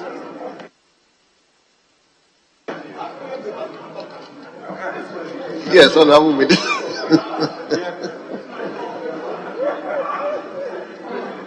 Right Honorable Speaker, the contract for the 10-seater WC toilet facility, I'm told, was awarded in 2019 under Infrastructure for Poverty Eradication Project, IPEP, by the then Ministry of Special Development Initiative. I respectfully request that further details on this matter the honorable member will want to direct to the Secretariat of the Special Development Initiative. Thank you, Mr. Speaker. Very well, Honorable Minister. Yes, Honorable Member, are you okay? Speaker, I'm not very okay. I have one or two follow-up questions. Okay, we give you one supplementary question. Speaker, this Special Development Initiative is no more a ministry, and our questions are supposed to be filed to the Minister. Speaker, I want your directive. May I know which ministry this Secretariat falls under?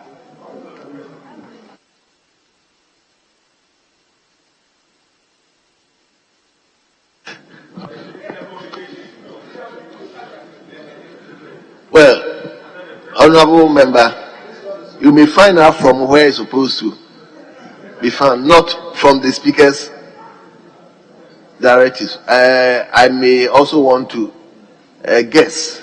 So you can find out from where it's supposed to be found. Yes.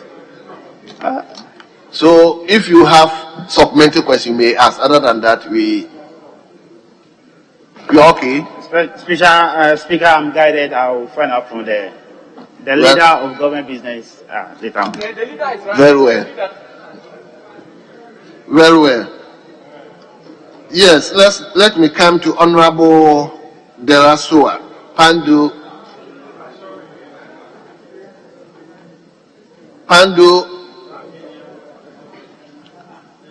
If she is not around, that we move to member for Salaga South, Honorable Mohammed Ibrahima.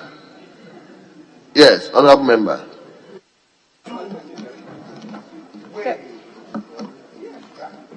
Thank you very much, Mr. Speaker.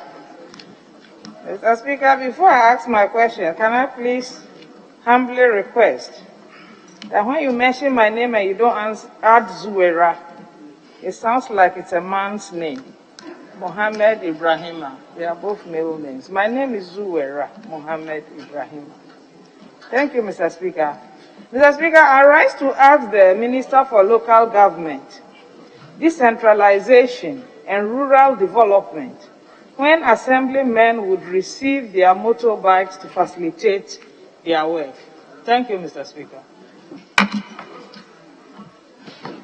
Yes, Honorable Minister.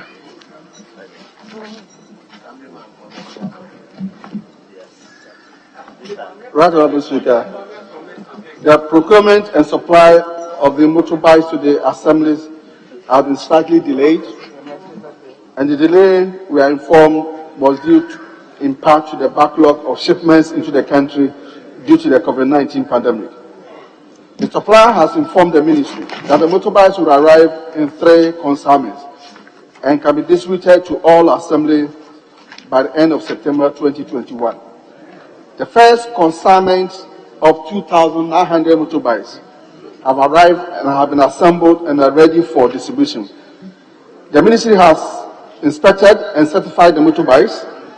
The distribution is expected to commence next week. The second consignment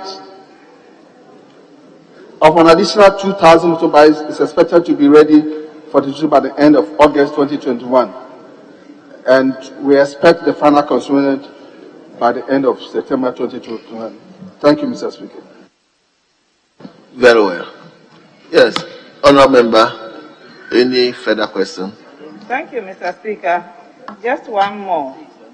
Mr. Speaker, in the Honorable Minister's answer, he says 2,900 of the motorbikes have been assembled and are ready for distribution next week.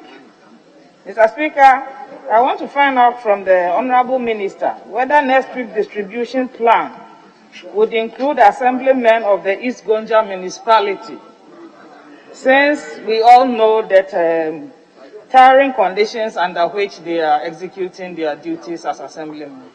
Thank you. Yes, Minister.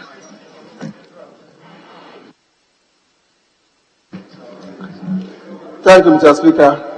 Mr. Speaker, I want to assure the Honourable Member that her constituency and Falmata district will be part of those who receive the first consignment. Thank you. Thank you, Honourable Member. Yes, Honourable Suwa, Suwa, Pandu, you were not around, so you may now ask your question. Thank you, Right Honourable Speaker. I'd like to ask the Minister of Local Government, Decentralization and Rural Development when the Kwando Municipal Assembly will have its own offices. Thanks. Yes, Honourable Minister.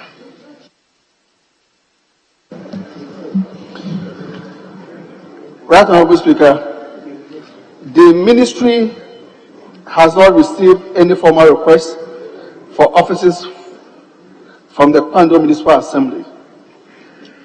The Ministry, through the District Assembly Common Fund, has constructed and is constructing offices for metropolitan, municipal, and district assemblies across the country.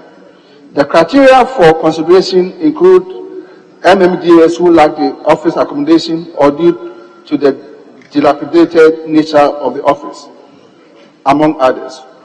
A decision to construct offices for the Kwando Municipal Assembly will be subject to assessment and availability of funds. The Municipal Assembly should put in a formal request to the Ministry through the Regional Coordinating Council for consideration. Yes, Honourable Suwani, supplementary question. I want to thank the Minister. Right Honourable Speaker, the Assembly is currently using the offices of the Ghana Health Service. That's where they are located right now. They don't have an office of their own. Thank you. May you repeat the question, please? Right Honourable Speaker, the Kwando Municipal Assembly currently is using the offices of the Ghana Health Service. They don't have an office of their own. Would the Minister be kind enough to add them into his list? Thank you. Yes, Honourable Minister. Thank Thank you, Honorable Speaker. Honorable Speaker, as soon as we receive the formal request, I can assure the Honorable Member that it will be favorably considered.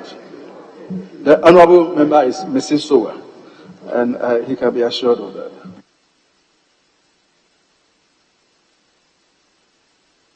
Very well. Honorable Minister, we thank you for attending upon the House to answer questions from members. You are hereby discharged. Yes, let me invite Honorable Member for Energy, Honorable Member for Education.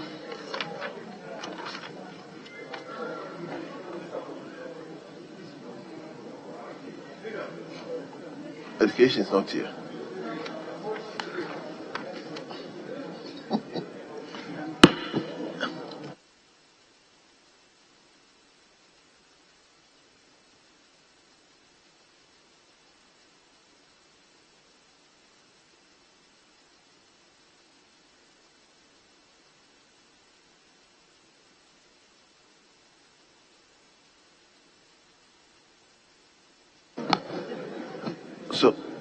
So, yes, Majority Leader, any direction, please.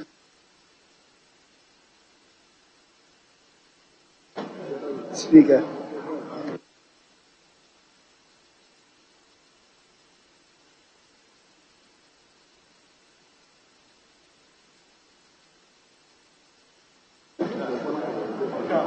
Mr. Speaker, I believe we can deal with motion listed as item 14.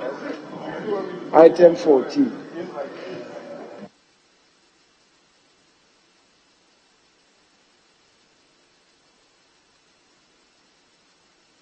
Honorable members, order, please. We move to page number 8, item number 14, motion, which is procedural. Chairman.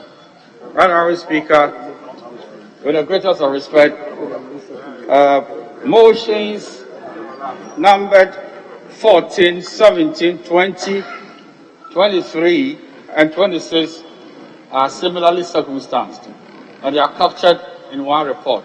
May you come again? Yes. 14. 14 motions numbered 14, 17, 20, 23, and 26 are similarly circumstanced. They are subsumed under one report. So I'll crave your indulgence that by moving 14, I've moved off, if you permit me. They are the same, and it's one report.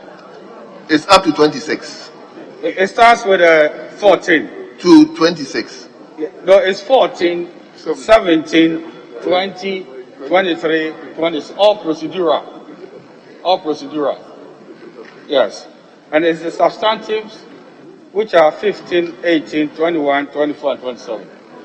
Very well. So, your leave is granted. So, I'm great.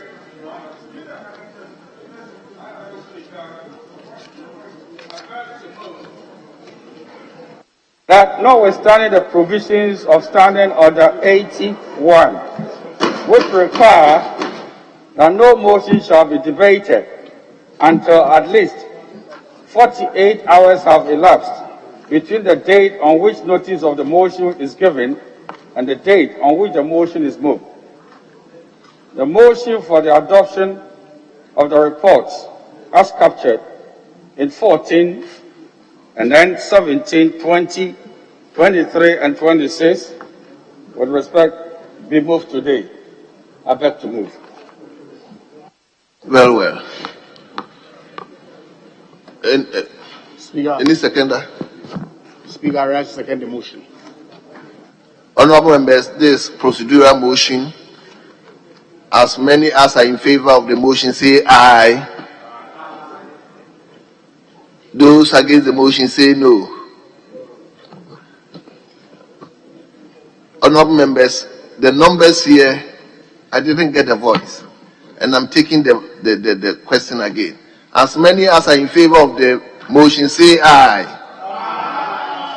Those against the motion say no. Honorable members, the ayes have it. The motion is adopted. We move to the substantive motion.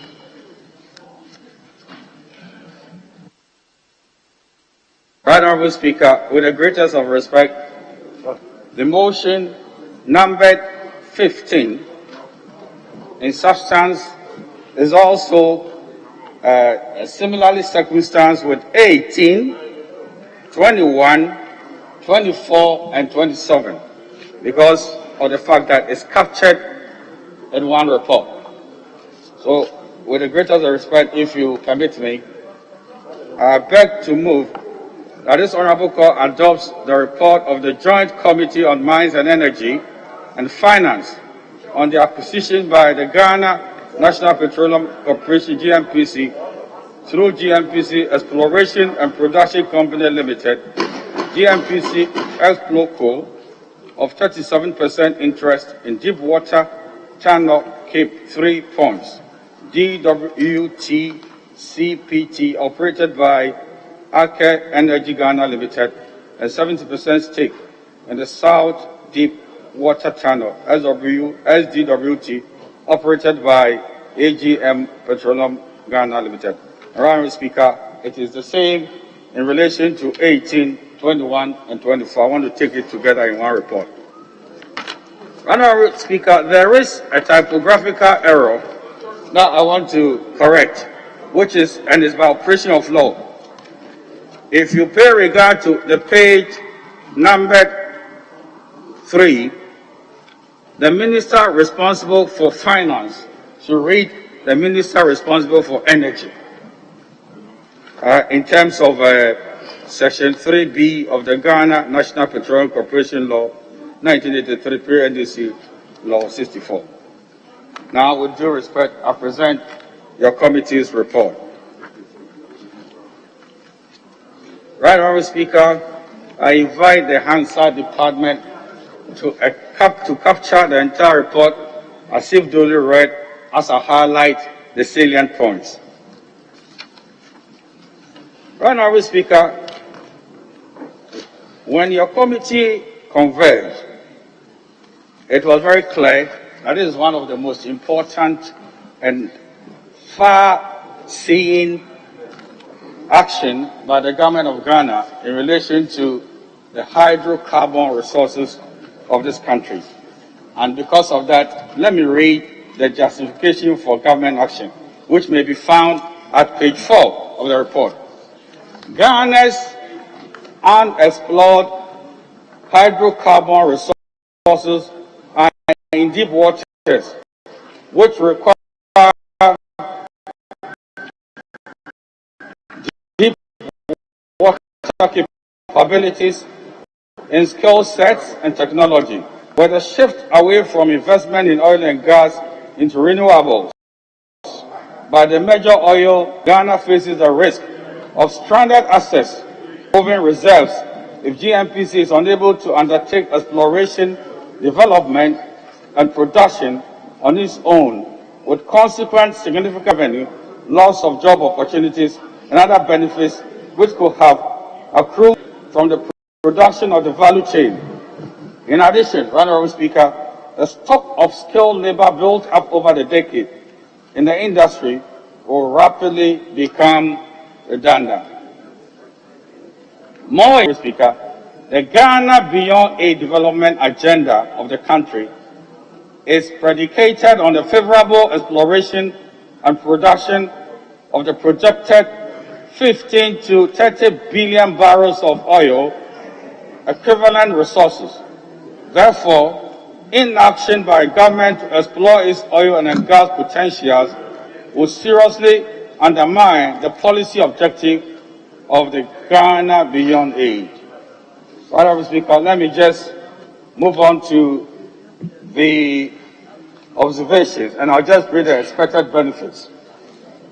The committee was informed that among the benefits to be derived from the transaction would include an opportunity for GNPC to build its operator capacity to ensure that the hydrocarbon resources in the country are fully explored undeveloped to support the actualization of the Ghana Beyond Aid Development Agenda.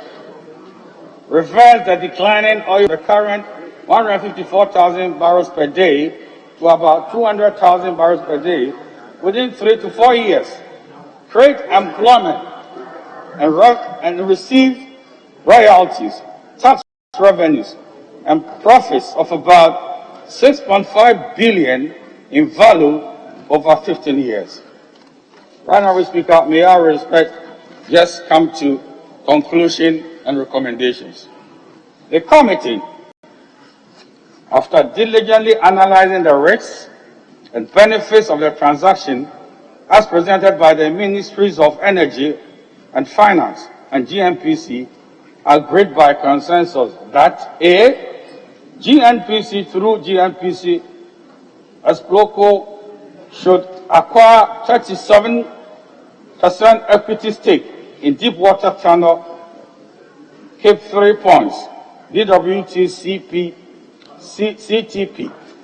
operated by Aker Engineering Ghana Limited, and 70% equity stake in the South Deepwater Channel, operated by AGM Petroleum Ghana Limited.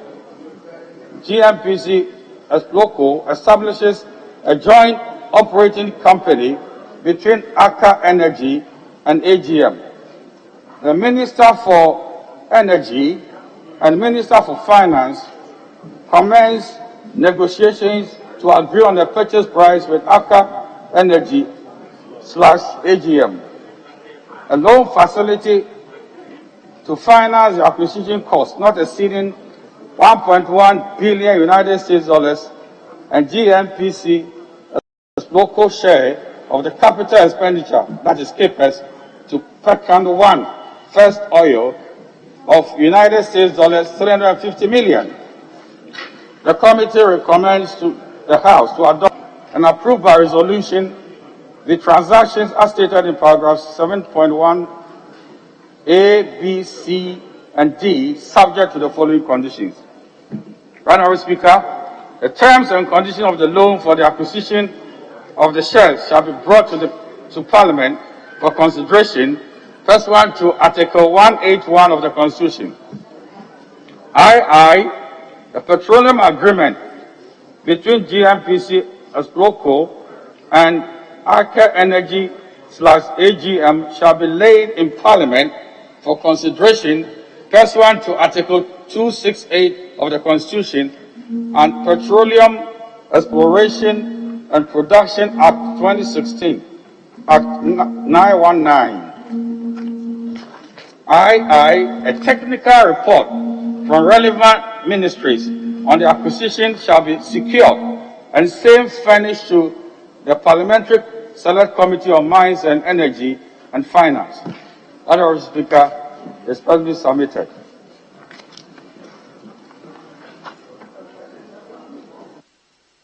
Very well, the ranking. Thank you, Right Honourable Speaker. Right Honourable Speaker, I write to comment on the report. I'm not the Speaker. What can I do?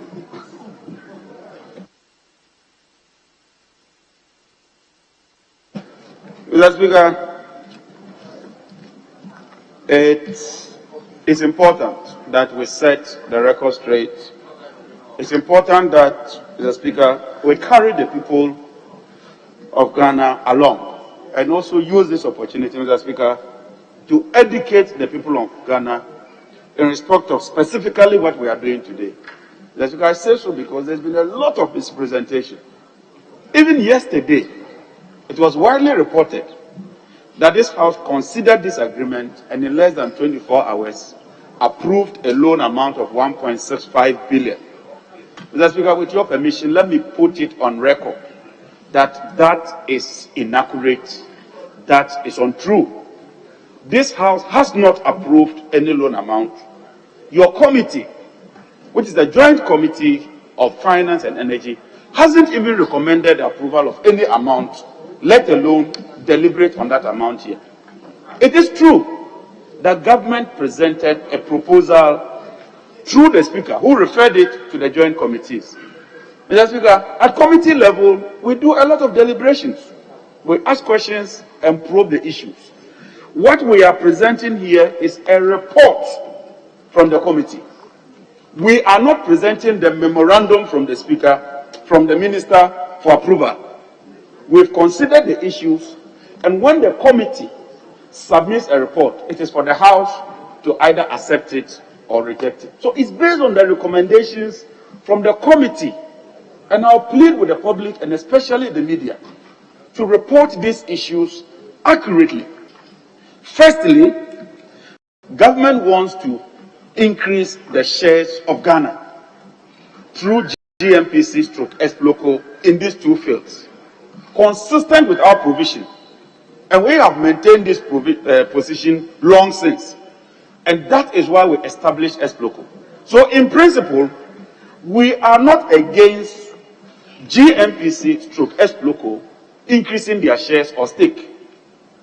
That is number one. Mr. Speaker, number two, we have made it clear that we are instructing the minister, and I'm happy that the Minister of Energy is here and representatives from the Minister of Finance, go and negotiate the final agreement. And please let me reiterate this.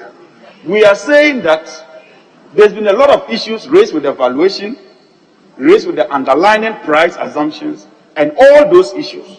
Civil society has raised these issues, and even when you ask me what this committee has done and what civil society is advocating for, there isn't much difference. What is the difference? We're saying that go back, negotiate and bring the price down as much as possible. And when you are done with the negotiation, bring it back to this very house for consideration. That is what we are saying. I mean, what else can a committee do? Committees don't negotiate. Parliament does not negotiate. We grant approval. And we are directing the minister, go back, renegotiate, and come back to us. That's one. Two, following the approval of the negotiation, if this house decides so, the ministry says that they will require some money. Because once you are acquiring shares, you need to pay for it. They intend to go to the market based on cabinet's approval to borrow X amount of money. We are saying that we are not even there. Let's approve the agreement first. When we approve the agreement, go and negotiate to the best of your ability.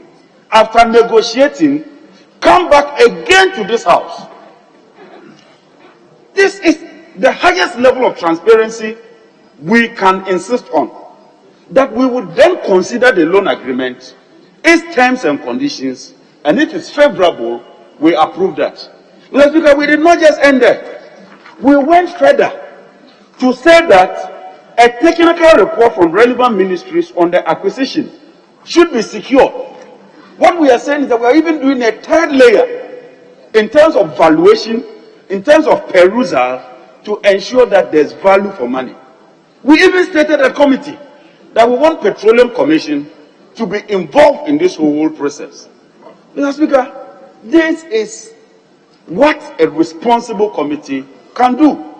And so I want to plead with those who are bundling all kinds of figures out there that please take some time and follow what we do here in Parliament. Parliament works with procedure. We can't just do things according to our whims and caprices. So, Mr. Speaker, in a nutshell, without going into the politics of it, I will deal with that at another level. I just thought that we should set the record straight. People appreciate precisely what we are doing, exactly what we are doing, so that no one goes out there and misrepresent Parliament and put us in a very negative light. Mr. Speaker, with these few words, I think that I'm done. Thank you very much, Vice Honorable Speaker. Thank you. Honorable members, the motion has been moved. The motion has been seconded. It is for the consideration of this House. Leadership, I don't know how I should be guided, but I'm inclined to take 4 from each side. That will include leadership. So 3 plus a leader.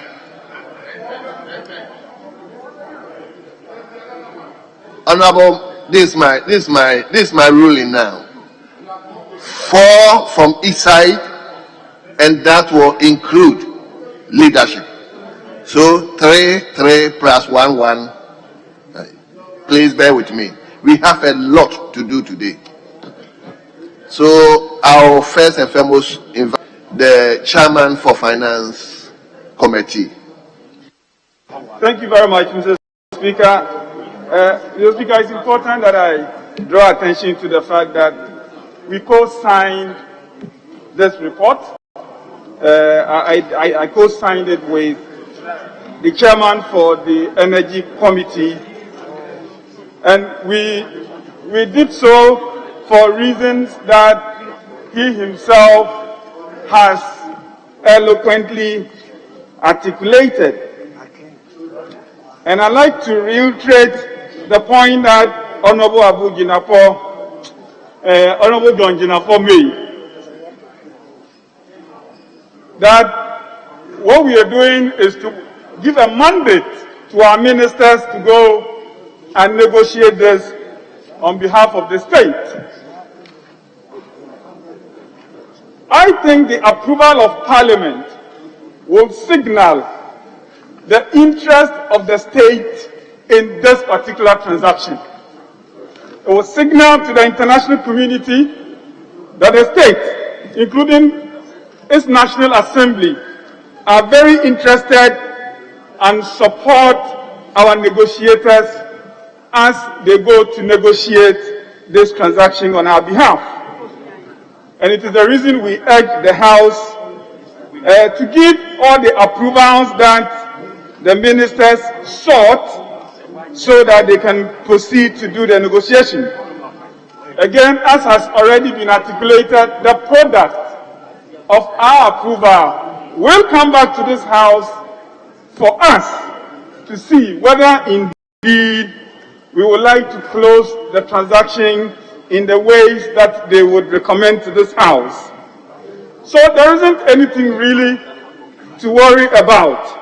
I am confident that our ministers of finance and ministers of energy will negotiate with us.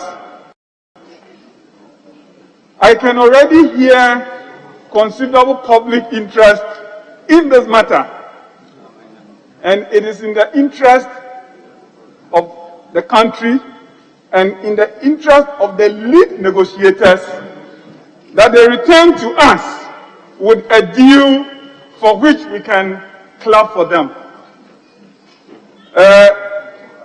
If anything other than that was done, Mr. Speaker, I am sure that this House will not have any hesitation to ensure that the interest of the state is protected. On this note, Mr. Speaker, I thank you for the occasion and urge members to approve this so our negotiators, the hands of our negotiators will be strengthened to do this important assignment on behalf of the state. I thank you, Mr. Speaker. Yes. Honorable Ranking for Finance.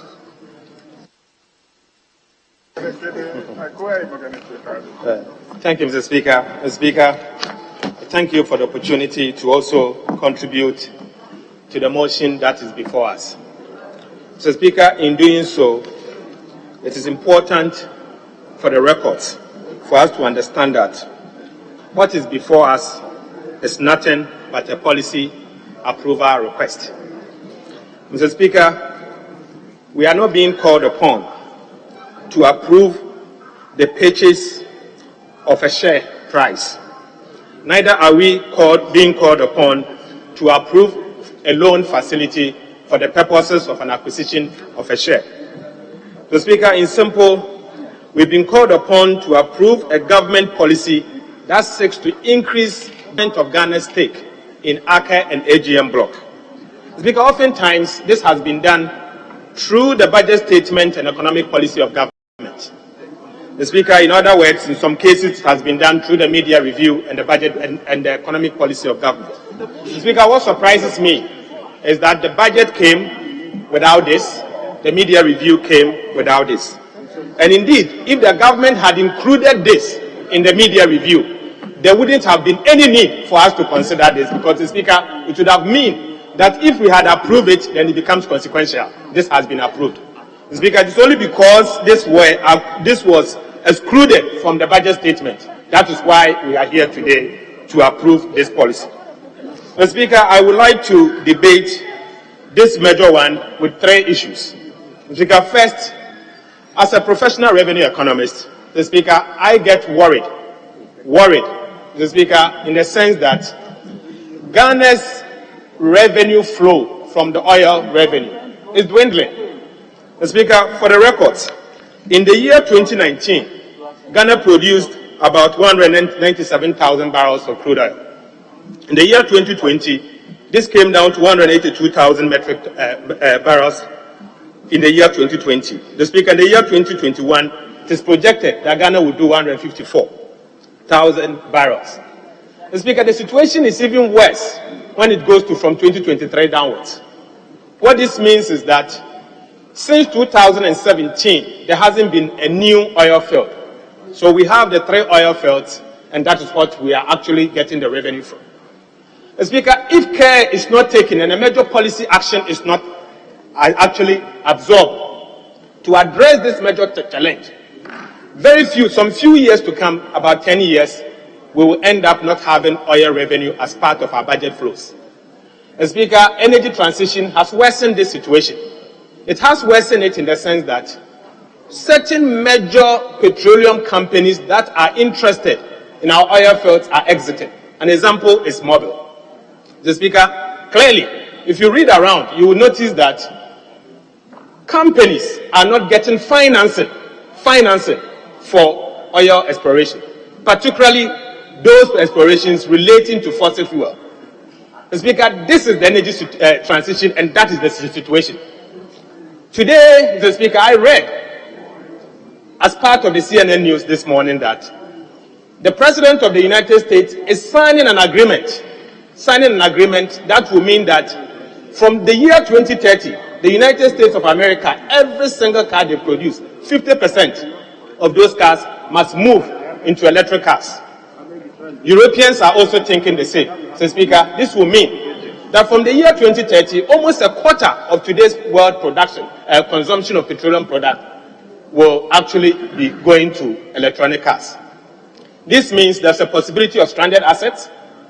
If we are not careful, Mr. Speaker, Ghana will have a difficulty going forward to get revenue. Mr. Speaker, that is why, for me, the policy request for government of Ghana to be able to empower our national oil company to go into exploration is a noble one. It's a noble one in the sense that, Mr. Speaker, all of us should agree and support that in principle. Mr. Speaker, I've listened to a lot of commentaries. The CSOs all support the idea that Ghana should increase the stakes.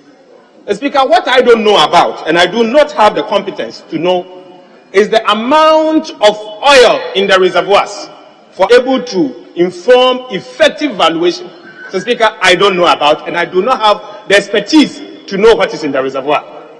Mr. Speaker, as part of the arrangement at the committee, we were given some information. We were told that GNPC conducted its own valuation. Again, ACE also conducted their own valuation. Apart from that, each one of them contracted different companies to do valuation for them. And in the end, the 2 of them agreed that let us convert by appointing one valuer, Lambert, to do the valuation for us.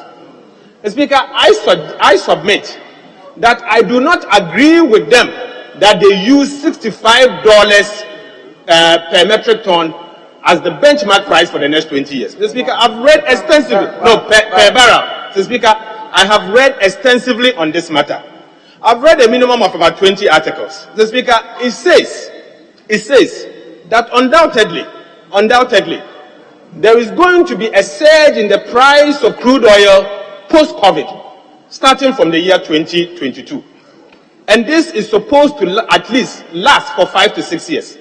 The Speaker, when the energy transition sets in, one cannot be convinced that $65 per barrel will be maintained.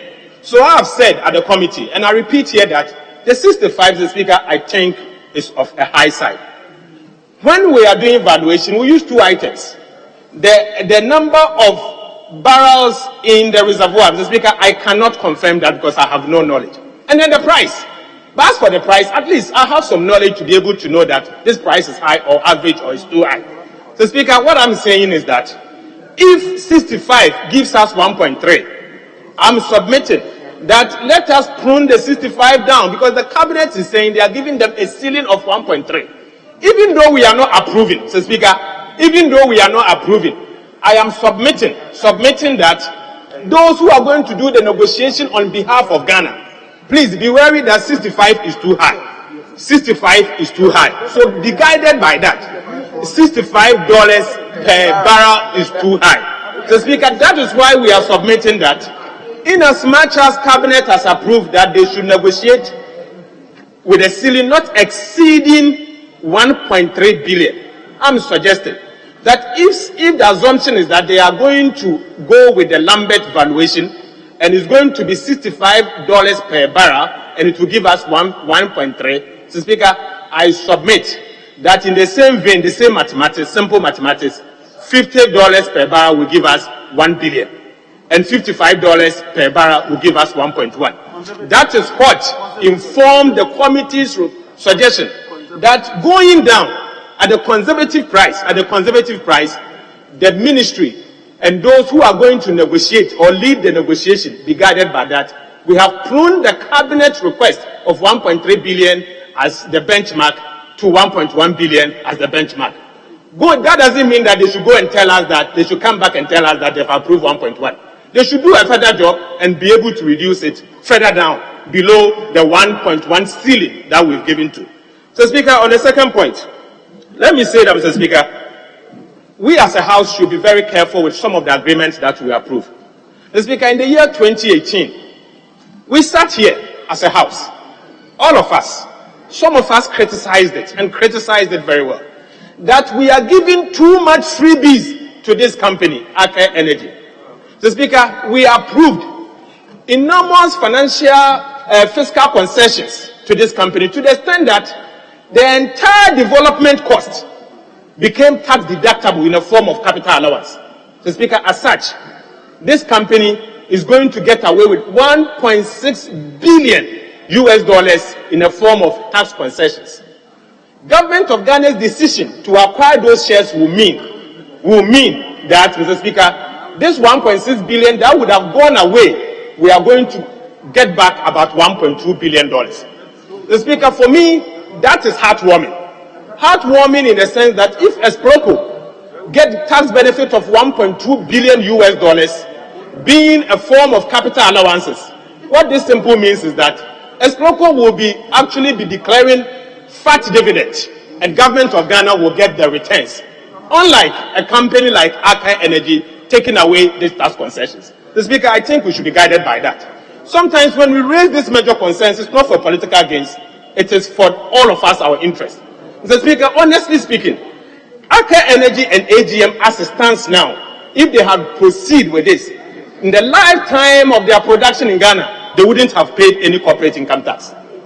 They wouldn't have paid any corporate income tax. But, Mr. Speaker, $1.6 billion being tax deductible as part of development costs. Mr. Speaker, I don't think any country will offer this kind of tax concessions to any company.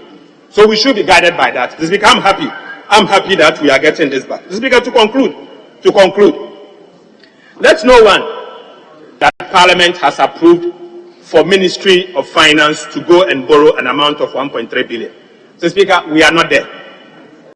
We are not there yet, and we have not made that kind of approval. The Speaker, again, Parliament of Ghana has not approved a share price. What we have been asked upon to do, Mr. Speaker, is to give a policy mandate for them to increase their shares. I wish to say that we wish the negotiators well, and we pray that they will do this in the interest of the Republic. They should be guided, Mr. Speaker, that importantly, GNPC Esproco is a Ghanaian company. And when they make the returns, it will be in the interest of the Republic. Thank you, Mr. Speaker. Well, let me invite my senior, my senior colleague and then Kosohini Fadansi. Thank you. Thank you. Honourable member. Thank you very much, Mr. Speaker. Mr. Speaker, there is this proverb that runs as follows. It's not a very long one. It says, knowledge is like the baobab tree, and no one man's arm can encompass it. There's a lot of wisdom in that. There is also this aspect to the proverb. No single individual or organization is a repository to all the knowledge in the world. It is for that reason that sometimes troubles some of us when some institutions outside Parliament take the view that they have all the knowledge there is to know about everything. And Speaker, in their own ways, Speaker, throws all sorts of invectives, deletives, expletives at Parliament. Last night on one of the platforms, there were these three blokes. I'm wondering if my colleague Honorable Suhine is preparing to bring them to the Privileges Committee. Speaker, everything was said about Parliament. We have no brains. Well, you see a grey like this and you think there is no TC cell, there's no iota of sense in our brains. That's fine. You said the Honorable Minority Leader has no brains. You said that the Honorable Majority Leader has no brains. It's on the platform. Go and listen to it. I think my younger brother is actually watching it as I speak. He's watching and he's laughing. Mr. Speaker, I've got this document here, which, Mr. Speaker, seems to have been. I don't understand if it is a membership list which is here or the distribution list which is here. No signature. No signature, Mr. Speaker. It's a press release. Alliance of CSOs working on extractive and anti-corruption and good governance. And Mr. Speaker, I haven't heard some of these names before. Africa Center for Energy Policy, Center for Extractive and Development Africa, National Coalition on Mining, Imani, I've heard that one before. Integrated Social Development Center. Youth, no signature, Mr. Minister. 15 of them. The whole message in this rally is that we are doing exceptional work in this Parliament of ours. There's nothing wrong if you lack a certain comprehension of a certain issue, which to some extent is fairly technical. Don't make any jokes about this matter. It's not an easy matter. Oil industry is not an easy matter. When we started, we got Cosmos in to do all that they did. That set Ghana on the map, international stage, as oil development country. And we had a lot of challenges. Everybody now seems to think that it is an ABC subject. They understand it better than everybody else. You have an indefatigable Minister of Energy, I'm not sure what to call him, Nana Poku, Dr. Napo, and triple doctors. We have GNPC, we have our various institutions. What is the name again? Petroleum Commission. You do not understand what is going on. It is the simplest thing, get in touch with them. Mr. Speaker, the answers will come in handy. You sit, you relax. Mr. Speaker, indulge in your absolute ignorance. Mr. Speaker, write all sorts of things. The language is a little temperate. So I would also want to be, normally they are very intemperate in their language. This I wouldn't claim is extremely intemperate. It is more, it's temperate. So I would be moderate in my criticism.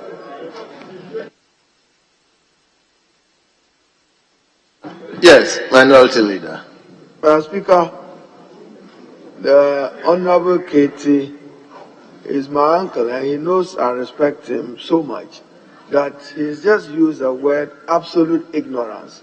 Mr. Speaker, because Parliament is a forum where citizens and civil society are by the Constitution supposed to input what we do, my feeling is that absolute ignorance is a strong word to use on it, because tomorrow we will need the same civil society group in some of our dialogue. Some of the advice and suggestions they have offered have been very helpful in protecting the state and citizen interests. So I find the words absolute ignorance way, way harsh, Mr. Speaker. Very well. So, Honorable Senior Member. I'm not so sure if somebody is talking about from point of ignorance, I'm not sure how to describe it. I mean, I'm saying that giving credit that for once the language is not intemperate, so that will also come down. But the point is that I'm saying that if they had gone to the source, their knowledge would have been improved. They didn't. It's ignorance. I don't know what a younger brother is worried about. Well, give me a phrase. Let me change it, swap it. In the face of ignorance, what do I write? So, I'm not adequately informed. Mr. Speaker, if that satisfies your gastronomy, yes, I'm not adequately informed. Mr. Speaker, this morning, I happened to read quite a lot about what is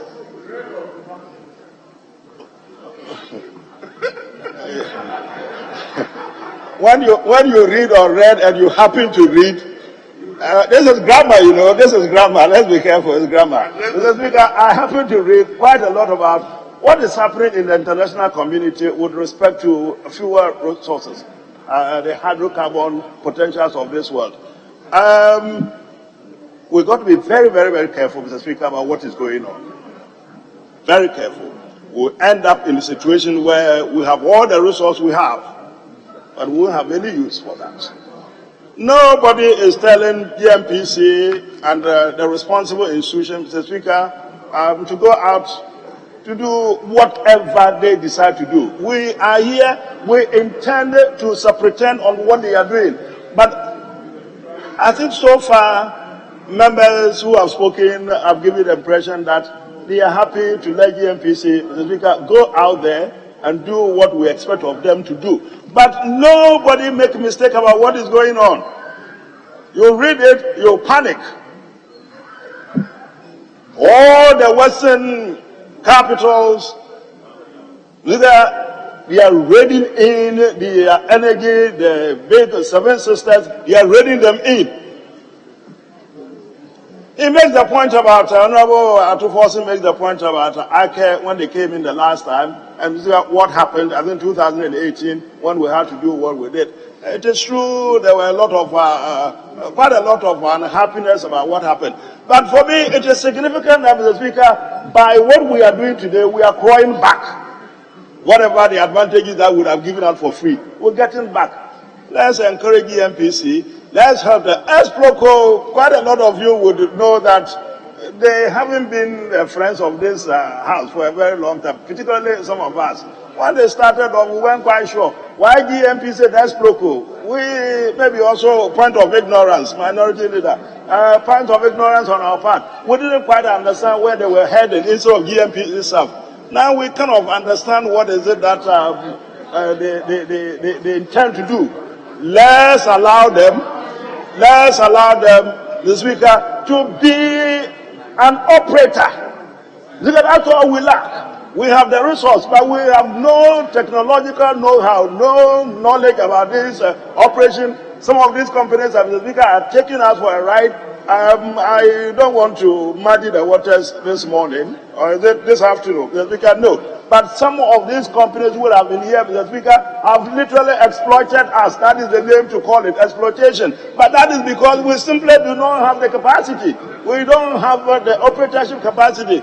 Let's work hard, make sure that we have our own in the shape of, Mr. Speaker, GNPC Exproco. We'll be all right. If these companies go away, we will be here. We will man our resources. We'll get the oil.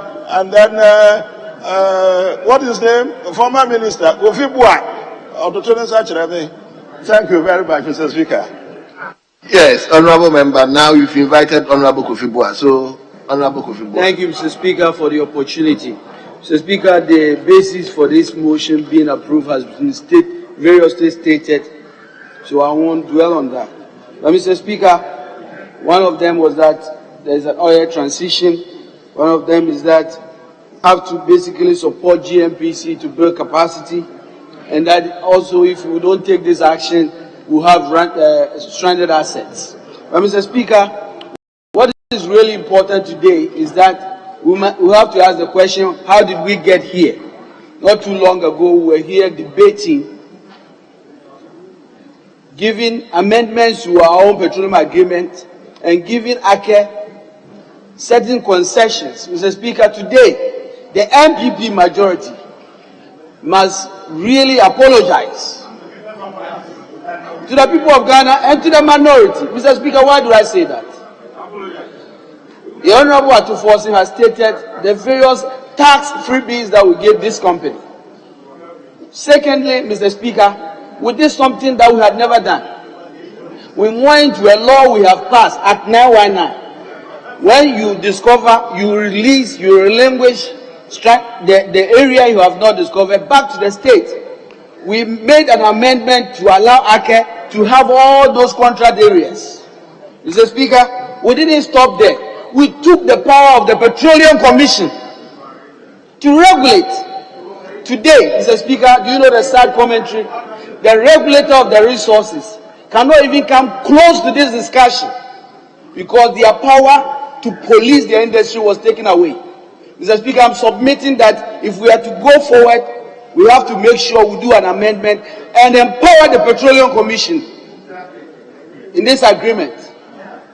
Mr. Speaker, this is what this minority was fighting for. Today, the MPP majority is telling us that now they see the light that Sputnik as a strategic arm of GNPC is important. We took Ghana's own share, 43%, reduced it to 18%. And the reason why Ghanaians are all getting confused about this discussion is that not too long ago they heard that we had given our asset to ACE. And if they are hearing that we are buying it back, that's why they are Honorable Member, hold on. The Right Honorable Speaker is taking the seat. But Mr. Oh, sorry.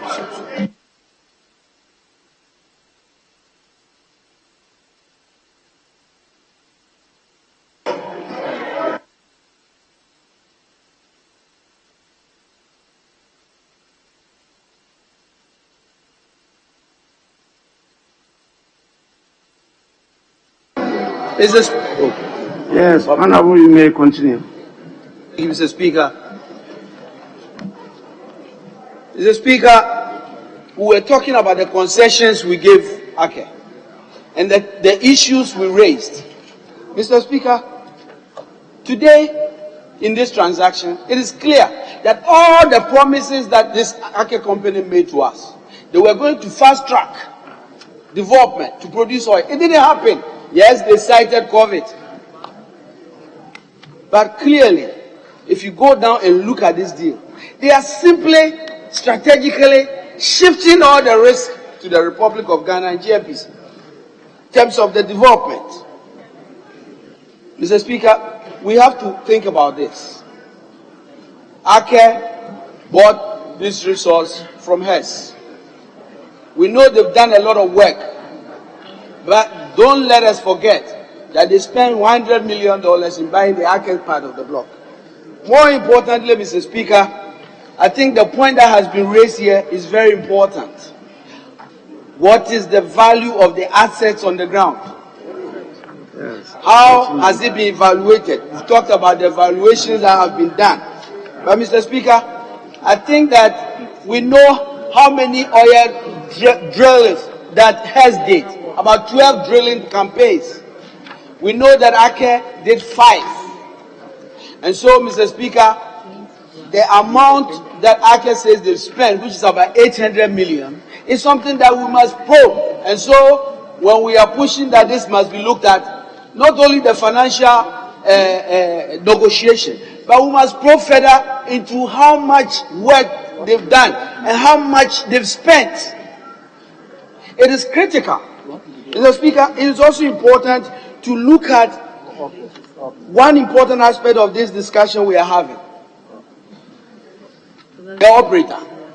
In the ACE agreement, Mr. Speaker, we have ACE, we have Lukoil. Mr. Speaker, ACE in this old agreement had 50%. In the new agreement, they are shares will be completely reduced in the Aker block to 13. Lukaya still has 38%, even in this new agreement. The question must be asked, between Aker and Lukoya, who has the technical capacity to be the operator? And in our laws is the minister on the advice of the Petroleum Commission. And Minister, you have a very huge responsibility to value this very important decision. Are we satisfied with ourselves that Aker, who do not now have a bigger stake, will be the operator? Is it something that we can monitor? If we are going to let Aker, who is basically not going to have too much interest, be the operator, it is important that we strengthen the regulator to ensure we minimize costs. Other than that, we can guarantee that the company that doesn't have the higher interest will be a fair operator. It's very, very important. Mr. Speaker, the other important aspect that must be looked at has to do with the two blocks we are putting together. We have the Aker deep water South Tunnel basin, and then the South deep water. We know that the first block, there are discoveries, there are proven reserves. We know that the second block is deep water, 3,000 meters deep. The technology to develop it is quite frankly even not available.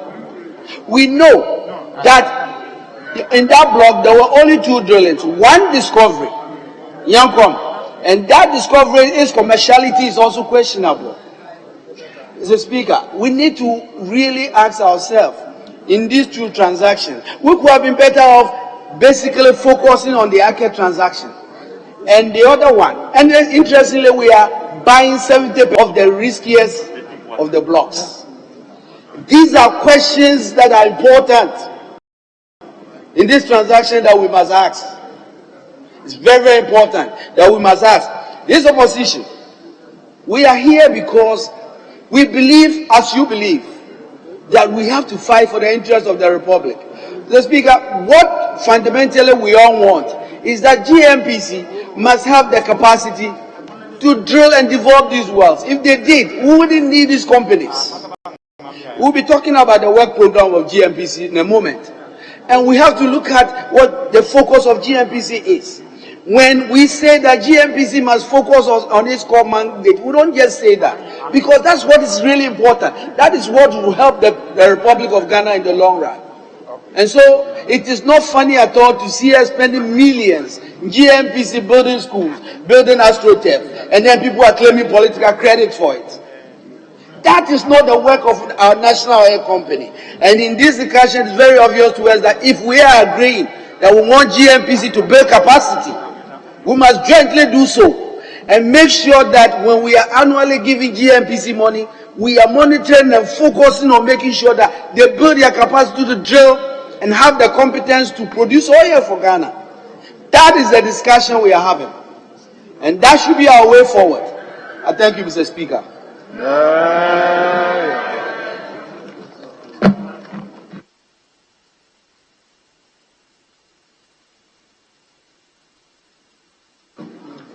Yes, Honorable Member. Thank you, Mr. Speaker, for the opportunity. Mr. Speaker, before I go to the main subject, I believe that there are key issues that have been raised on the opposite side that needs clarification. Mr. Speaker, one of them has to do with the tax concessions that were given to Eka Energy. And I believe that as far as we are concerned, if these tax concessions are going to accrue to GNPC Esproco for the investment they are making in this project, then clearly it shows that the decision we took a long time ago was correct and valid. Secondly, the issue about the operator being Eka, I believe that the document that was sent to Parliament has virtually answered it, because we are no more looking at Eka as being the operator, but joint operations between GNPC Esproco and Eka and all the other partners, with a position being said that we need to register that joint operations. So clearly, it's fears about Eka going to operate this field is no more tenable. Mr. Speaker, the most important thing I believe this opinion has been sent to Parliament for approval as a policy is about Ghana going beyond aid. Mr. Speaker, if you take all investment that has happened in this country, the reason why we are not getting the biggest and the best benefit from all our natural resources and our extractives is because for a very long time as Ghanaians, we have never owned the productive assets of this country. Other people bring their money, they make their profits, and then take the money away. If we are getting an opportunity in these times to be able to raise our own money to invest in these assets and keep the profit in Ghana, that is the only way we can go beyond profit, beyond it. And therefore, I believe that this House should support the government to approve this policy so that they can go and negotiate and come back for the other consequential issues that are with this project. Mr. Speaker, one of the beautiful things about this project is that they are going to work in phases. And even for the FPSO that is going to be used, it's going to be a smaller one than the initial work program that has been given to us. To the extent that we are going to continue to have a position whereby the break-even would be $30 per barrel instead of the original $45 per barrel. Clearly, it shows that those who are working on this policy are doing a better job. I believe that these savings of about $15 per barrel is some of the profit that Ghana can retain and use it to grow this country.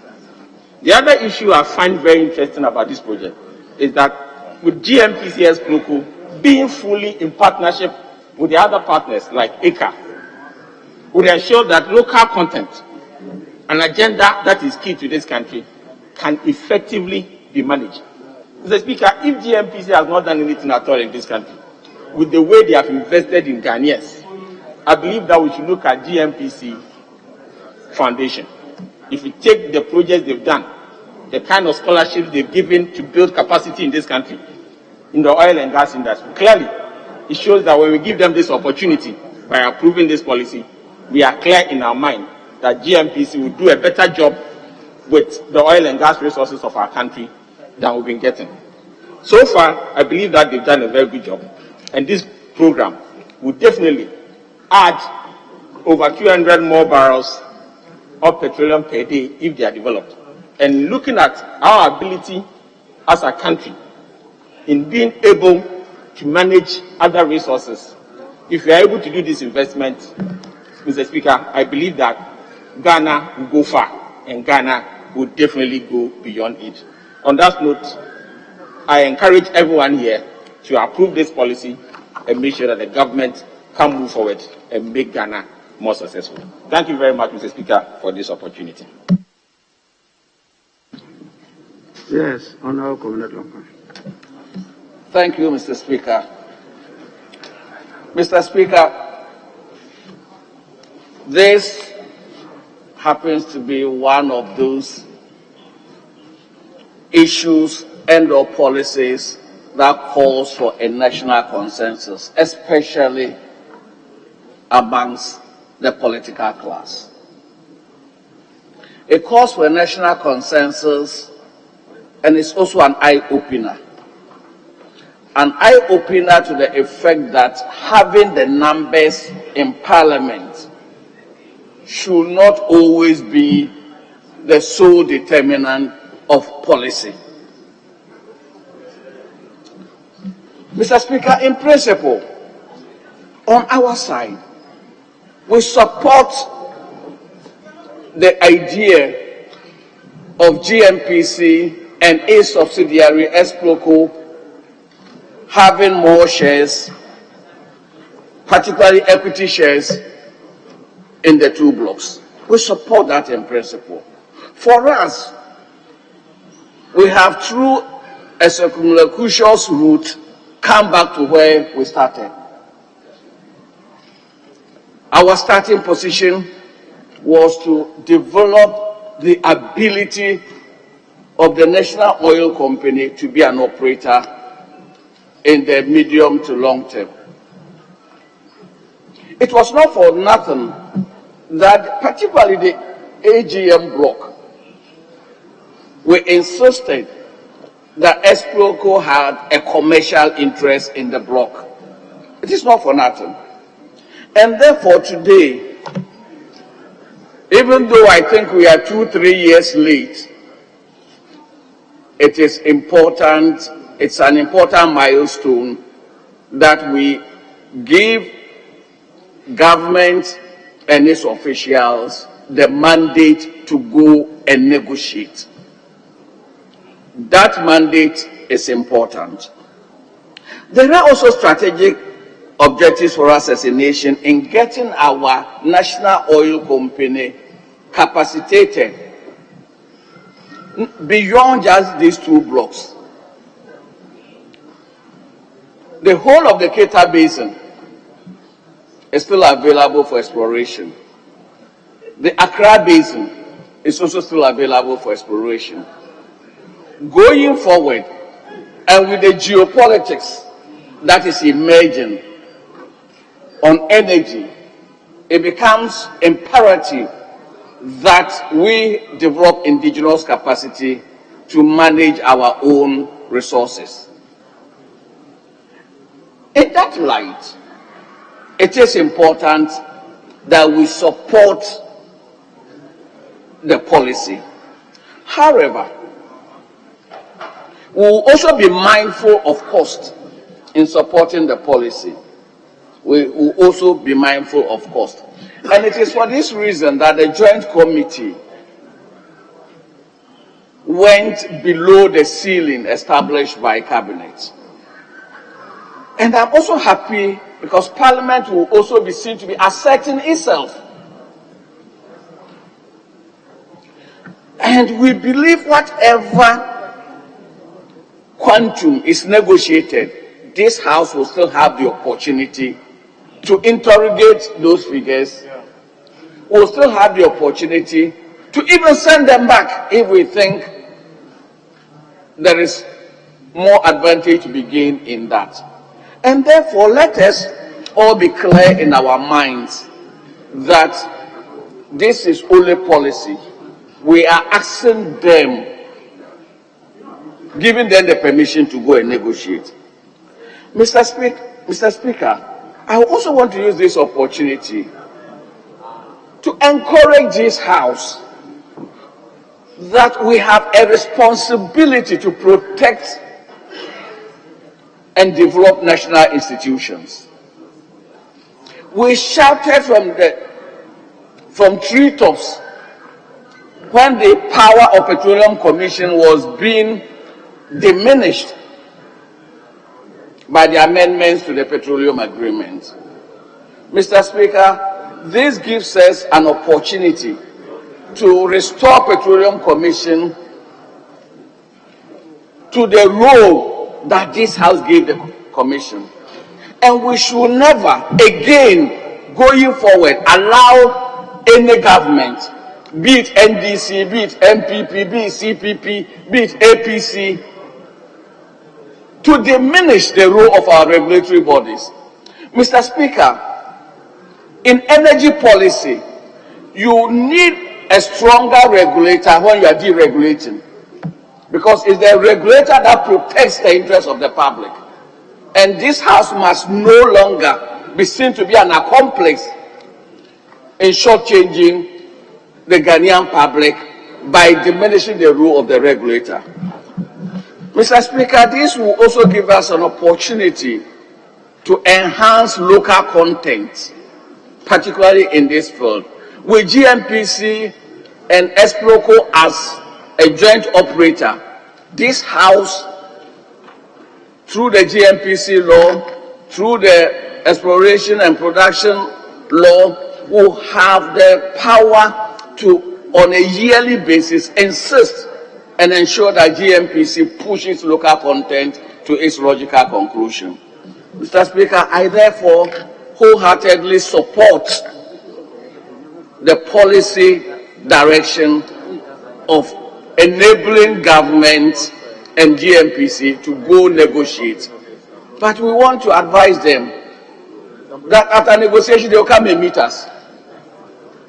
And therefore, in wishing them Godspeed in the negotiation, they should be mindful that they should come back with a negotiated price that we'll all be proud of. Thank you, Mr. Speaker, for the opportunity. Yes, Honorable Member. Thank you, Mr. Speaker, for giving the opportunity to support this report. Mr. Speaker, in the 1920s, the country decided to take a bold decision. And they came up with Andrene Generali, which is AGEP. AGEP was formed in the 1920s by the Italian government to pursue the oil exploration and production. The Speaker, we benefited from it. Tom is the handiwork of AGEP. Today, in Ghana, one of the biggest investments in the energy sector, GNI, is after the Second World War when AGEP restructured. It's when the national oil of Italy gave us that investment. Petronas is one of the biggest oil companies in on this planet, Mr. Speaker. Petronas is a Malaysian company. Indeed, they also started at a point where they all believed that the country needed this opportunity and they needed this change. Mr. Speaker, we can go on and on. Brazil, Petrobras, has done the same. It is about time that a country will make such a decision. Acquisition to such an asset is a strategic thing for us, Mr. Speaker. Yes, we may have our own challenges, but this is the time for us to make such a decision as a country. We need this to be able to support the energy sector. Mr. Speaker, what this will do for us is a lot. Indeed, we are talking about energy security, Mr. Speaker. With this policy, the country can be assured of its energy security. Mr. Speaker, technology is something that we all need now in this sector. Giving GNPC and especially this opportunity will enhance their technology. They will be able to go even other countries to work. Mr. Speaker, I firmly believe that my senior colleagues on the other side, as Dr. just finished, obviously we have to support this report. Mr. Speaker, again, we are going to increase our revenue. As a country, when this comes to mainstream, our revenue will increase. And this is something that, Mr. Speaker, will enhance the country's development. Indeed, Mr. Speaker, we are talking about even our foreign policy. Mr. Speaker, when you build a strong national oil company, the foreign policy enhances because there are the service sisters that will want to ally, will want to work with you, and you have a better allies in terms of the energy industry. Mr. Speaker, in terms of job creation, it is enormous. Local content, as they said, will go high. I strongly believe, Mr. Speaker, acquisition or acquiring an asset such as this is something that we all have to pursue, we all have to support, and I'll urge this House We shall leave Mr. Chair without any reservation, support this policy to enhance our national oil company to become one of the best oil companies in the country and on this planet. I thank you, Mr. Speaker.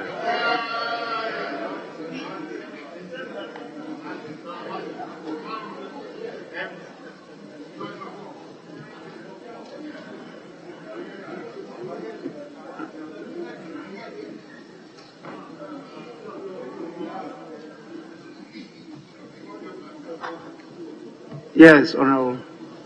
Thank you, Right Honorable Speaker. Mr. Speaker, I thank you for the opportunity to contribute to the motion. Mr. Speaker, before I came to Parliament, I taught natural resources law for many years, for 13 years. And one of the topics that I taught was the political economy of natural resource regulation. And I remember distinctly that one of the things that I told my students every time I started teaching this subject was the fact that in the natural resources sector, the investor often knows more about the value of the underlying asset or the resource than the owner of the resource. And that is because it is the natural resource investor that does prospecting if it comes to the solid minerals sector. In the case of hydrocarbons, it is the investor who does the exploration and develops the field and is able to determine the value of the underlying natural resource more than the owner. And so information about the value of the resource is often asymmetrically held between the investor and the owner of the resource. The way you solve the problem of information asymmetries as far as the value of the underlying resource is concerned is through regulation.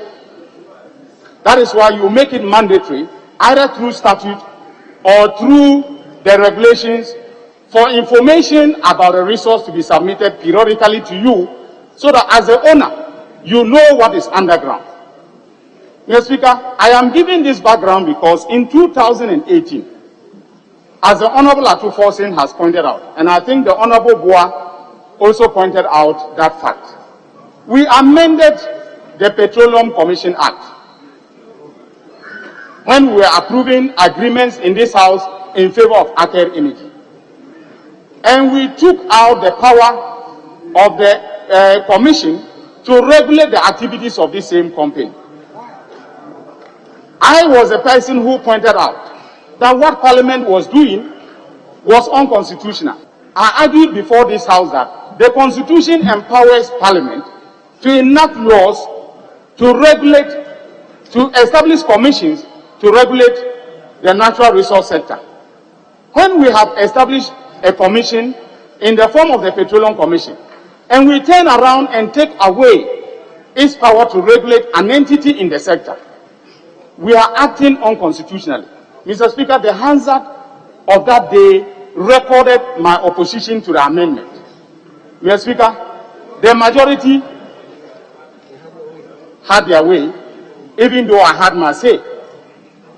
Or let me say, the minority, we had our say, and they had their way. Mr. Speaker, this transaction that we are about to approve, what we are approving today will entail that we know exactly what is the value of the two fields that are the subject matter of the memorandum that the minister has brought to this House for a policy approval. As the Honorable Amabua has pointed out, one of the fields has not been appraised. And Mr. Speaker, I am afraid that if we do not involve the Petroleum Commission, we may end up in a situation where we are about to buy pork in a pig. Precisely what we are doing. And I'm happy that what we are approving today is subject to their bringing a series of agreements pursuant to this transaction for approval by Parliament. It is in the substance of those agreements that we will see whether or not what we are doing today is in the best interest of the people of this country. But as the Honorable Boa has pointed out, we may need to visit revisit the situation where we have taken out the regulatory power of the Petroleum Commission as far as the activities of ACER are concerned. We should restore that into the statute so that the Petroleum Commission will be involved. Mr. Speaker, if you don't do that, even the validation of all the values and the costs cannot be done by the Petroleum Commission. Otherwise, the Honorable Minister, and that is why I'm happy he's here, he needs an independent consultant that will go into the figures that are being submitted to us, so that in the agreements that will be brought, you will attach the independent consultant's report, so that Parliament is apprised of the exact value of the resource before we approve the agreements for you. Mr. Speaker, another concern that I have with respect to what we are doing today is the effect that it might have in the course of the negotiations. For instance, if ACER Energy decides to walk away from negotiations with GNPC or the government of Ghana, and a dispute is triggered as a result of that, Mr. Speaker, what that will mean is that they will invoke the dispute settlement provisions of their petroleum agreement. They will go to international arbitration. Mr. Speaker, as a seasoned lawyer, I am sure you do know that the Balkan Energy Arbitration and the Bank Switch Arbitration were two arbitrations in which the name of Parliament was invoked in favor of the investors. Because the arbitral tribunal said, if your Parliament, with open eyes and the full complement of information, approve these agreements, the government of Ghana cannot resile out of those agreements by saying that there has been a breach by the investor. So, Mr. Speaker, I think it's important that we make it clear that by approving what we are going to approve today, we are not binding the government of Ghana to any terms and conditions agreed upon between the government of Ghana and ACER Energy or GNPC and ACER Energy. We must make that very clear. It must go on record so that tomorrow, when they go to arbitration, they will not be using the name of Parliament in order to get what they want. Lastly, Mr. Speaker, there is a sense in which whatever we do here, we must take account of the issue of intergenerational equity. Mr. Speaker, we on this side are very passionate about intergenerational equity because we are social democrats. And because we are social democrats, we care about future generations. And so, when we have a situation where we are approving transactions that may have welfare-reducing consequences for future generations, we have to be very careful. And that is why we must insist on the full complement of information so that the agreements that we brought individually will be scrutinized by us in terms of our role in scrutinizing the executive branch of government. With these few words, Mr. Speaker, I support the motion. Yes, Honorable. Thank you, Mr. Speaker. I think what has been giving rise to much controversy in our society or Ghana today is where we are actually resources of the Honorable state. Member, do you know why we insist you should speak from your seat? Sorry, Mr. Speaker. Do you know why speakers insist you should speak from their seats? Sorry, sir.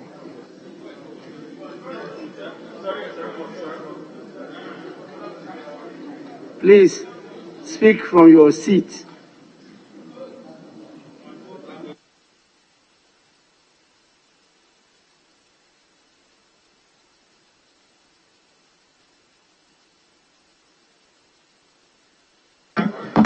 Mr. Speaker, I'm sorry. Thank you for the opportunity. Mr. Speaker, I think what has been giving much controversy in our society or our country today is where we outlay our resources or funds as a state. We have been talking about a situation where our expenditures go normally into areas that are not strategic enough in terms of investment. And all over the world, any country that wants to have a future for the younger generation and then the posterity, as my minority brother was talking about as a social democrat, as he said, is the area of getting acquisitions in the area of assets that will provide strategic protection for the future generation in terms of building a very sustainable economic infrastructure. And we couldn't have gotten anything better than this area of our acquisition. One of the things that they should understand is that it's not just the acquisition, the intention of even having call option, which is one of the best in terms of hedging, managing risk in situations such as this. Interestingly, my minority brother said that they are social, they are thinking about the future. But I haven't seen any of the social intervention or redistribution of poor policies in our country today that they implemented. So it is interesting. What I'm trying to say is that the intention of GNPC or Ghana government to get into this acquisition, strategic acquisition investment, is one of the best, and that it needs to be given the needed support as immediately as possible. Because looking at what is happening today, if one day we are able to attain this call option and become operator, the benefit that we are going to derive as a state, I don't think we can compare this to any other thing.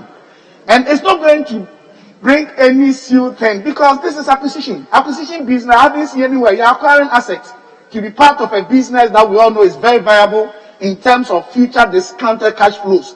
So, Mr. Speaker, I wouldn't speak much, but all that I can say is that anybody that thinks about the future of this country, anybody that thinks about sustainability of our long-term economic growth in terms of attainment, in terms of making sure that our strategic asset as a state needs proper investment that tomorrow my great-grandchild will be happy with and we can do something with, I think this is what we have to support. So, Mr. Speaker, all that I'm saying is that it is going to be good for the two parties and all other stakeholders. And for that matter, nobody should entertain any fear that we are going to go into suing case on the globe. No. I haven't seen anything of this nature before.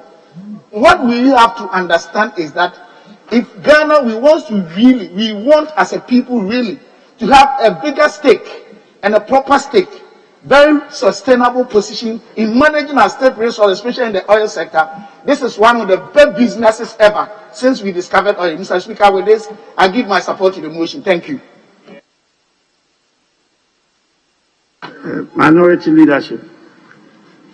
Yes, minority leader. Speaker, let me thank you for the opportunity to contribute to the motion.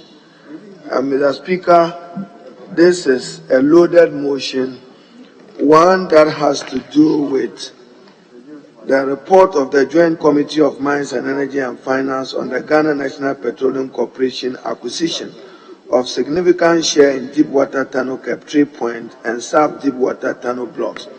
Mr. Speaker, in contributing to the motion, to refer you to the conclusions and recommendations.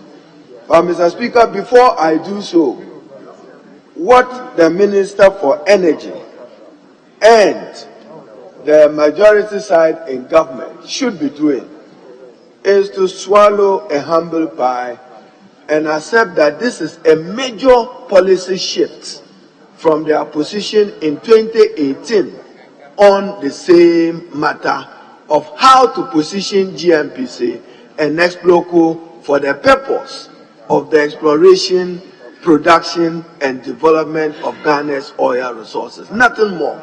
Today, you have come back to the original position, which was a position canvassed by the minority in the same 2018, that don't take off that 24% interest. Don't reduce Exploco interest to 0%. This was our position, Mr. Speaker.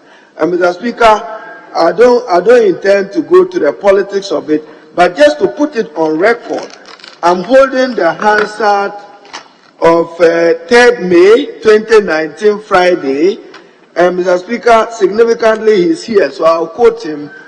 My mother said my witnesses should be alive. The Honorable K.T. Hammond.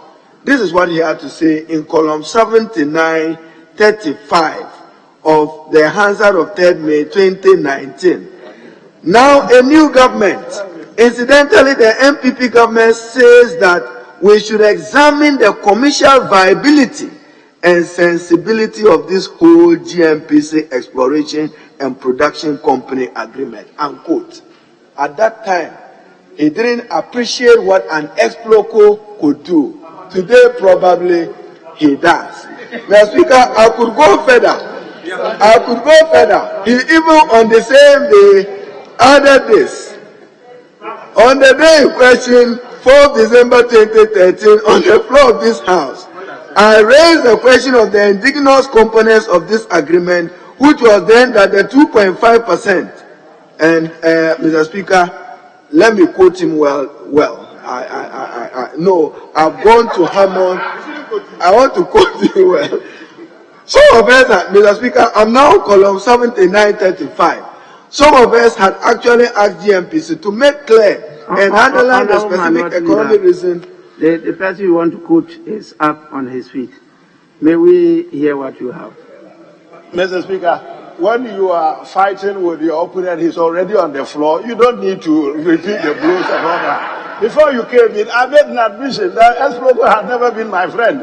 You don't need to repeat and remind me what I said in 2019. Let's move forward. We're moving forward now.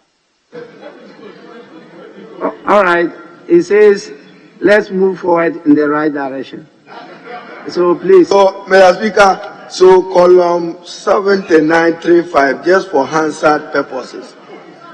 Mr. Speaker, it is also significant that in the same contribution, the majority leader had this important statement to make. And I'm quoting him for the purpose of the record. Again, the GNPC's own stake, the carried interest, some honorable members have not addressed their minds to what we have said. We said in section 73 of the Petroleum Revenue Management Act that after 15 years, this country will no longer resource GNPC. So, Mr. Speaker, significant and profound statement made by him. I have with me a copy of the Petroleum Revenue Management Act, Act 815, and I'm referring to Section 7 of it, Mr. Speaker. But, Mr. Speaker, why I have referred to the leader's statement is to remind us that even in the mid-year review budget statement, and I quote, Mr. Speaker, page 55, paragraph 316, I want to add this to the leader's comment for purpose of stating my own position. This is what the Minister of Finance, Ken Ofori-Atta, had to say. Aside, GNPC is looking at opportunities for its subsidiary, GNPC Explorer, he didn't say Exploco, to acquire such assets and become an operator in its own right, to ensure that hydrocarbon resources in the country can be developed. The new strategy may require an amendment or a revision of the Petroleum Revenue Management Act. So, Mr. Speaker, the multi-million-dollar question I like to ask is whether this country, in the public interest, wants to amend the Petroleum Revenue Management Act in order to find resources for the GNPC, or it wants to rely on external partners to work in tandem with them for the development of those oil resources. I am not convinced at this point to want an amendment to the Petroleum Revenue Management Act, and in particular to this. Mr. Speaker, again, in 2018, and these are some of the questions that civil society and the Ghanaian public have raised, and legitimately, Mr. Speaker, they demand and deserve answers from Parliament and people who are anchoring the policy decisions. So, Mr. Minister for Energy, I'll come to the committee's report. But, Mr. Speaker, simply, what we are doing today, and I'll go back to the motion, is ACA. How much did they get the particular oil block for? $100 million, we are told. But, Mr. Speaker, it came with some have used the word freebies. We even hosted the regulatory jurisdiction of the Petroleum Commission. Mr. Speaker, honestly, not the first time, and I think that this Parliament must take a position in future not to dilute the mandate and authority of our Petroleum Commission if we are committed to better regulation of our infinite oil resources. But we did. But Mr. Speaker, in the committee's report, and this is what we expect Minister to do, it states in paragraph 7.2, the committee recommends to the House to adopt its report and approve by resolution the transactions as stated in paragraph 7.1, A, B, C, and D, subject to the following. So the subject, Minister, conditional. So we are not giving you a blanket check. We are expecting that whatever loan is so determined in pursuit of this agreement will be brought back to this Parliament for scrutiny and approval in accordance with Article 181 of the 1992 Constitution. Mr. Speaker, that the Petroleum Agreement, and I emphasize, with its terms and conditions. We are not just Petroleum Agreement, the Petroleum with its terms and conditions between GNPC, Exploco, and Aker Energy shall be laid before Parliament. So we are not just saying that bring us a Petroleum Agreement. Bring us a Petroleum Agreement with defined terms and conditions which outlines the responsibility of GNPC and for Aker. Then, Mr. Speaker, I now raise the fundamental economic question. When you say we should give you a mandate to go and come, and Finance Committee, we didn't say the economists, Mr. Speaker, they go and come. When you say, and Mr. Speaker, I'm just referring you to page 9 of the order paper, you say 37% interest. GNPC Exploration and Production Company, 37% interest. Then operated by Aker Energy, 70% stake. So, Mr. Speaker, mathematically, 37% of what? Because you have not determined the value. Now you should understand, for purpose of economics and mathematics, that there are value mathematical implications of 37%. 37% of 1.6 billion cannot be the same thing as 37% of 1.1 billion. And 37% cannot be the same thing as any other figure so determined. So we are giving you a mandate to look at 37%. But that's why I raise the question, 37% of what? When we haven't determined the value. And Mr. Speaker, the same Aker Energy, a minister will require that you come back to this house with full details of their investment. So we demand an independent valuation of how much have been invested by Aker Energy since 2018 into this well. Because, Mr. Speaker, we must be careful that they are not coming back to sell back to the government of Ghana what probably we granted them in the form of exemptions. We have to be very careful. You gave them exemptions. Now, some of the exemptions may come back to you for you to pay for them. So, Minister, you have to position yourself for us to understand it. Because we gave them many of those incentives under that particular agreement. So, Mr. Speaker, since I'm reading from the committee's report and I'm on their conclusions, we expect that they will bring this. Now, ordinarily, the minister says they want a mandate to go and negotiate. Mr. Speaker, what it also means again is that... Yes, honorable members, first Deputy Speaker to take the chair.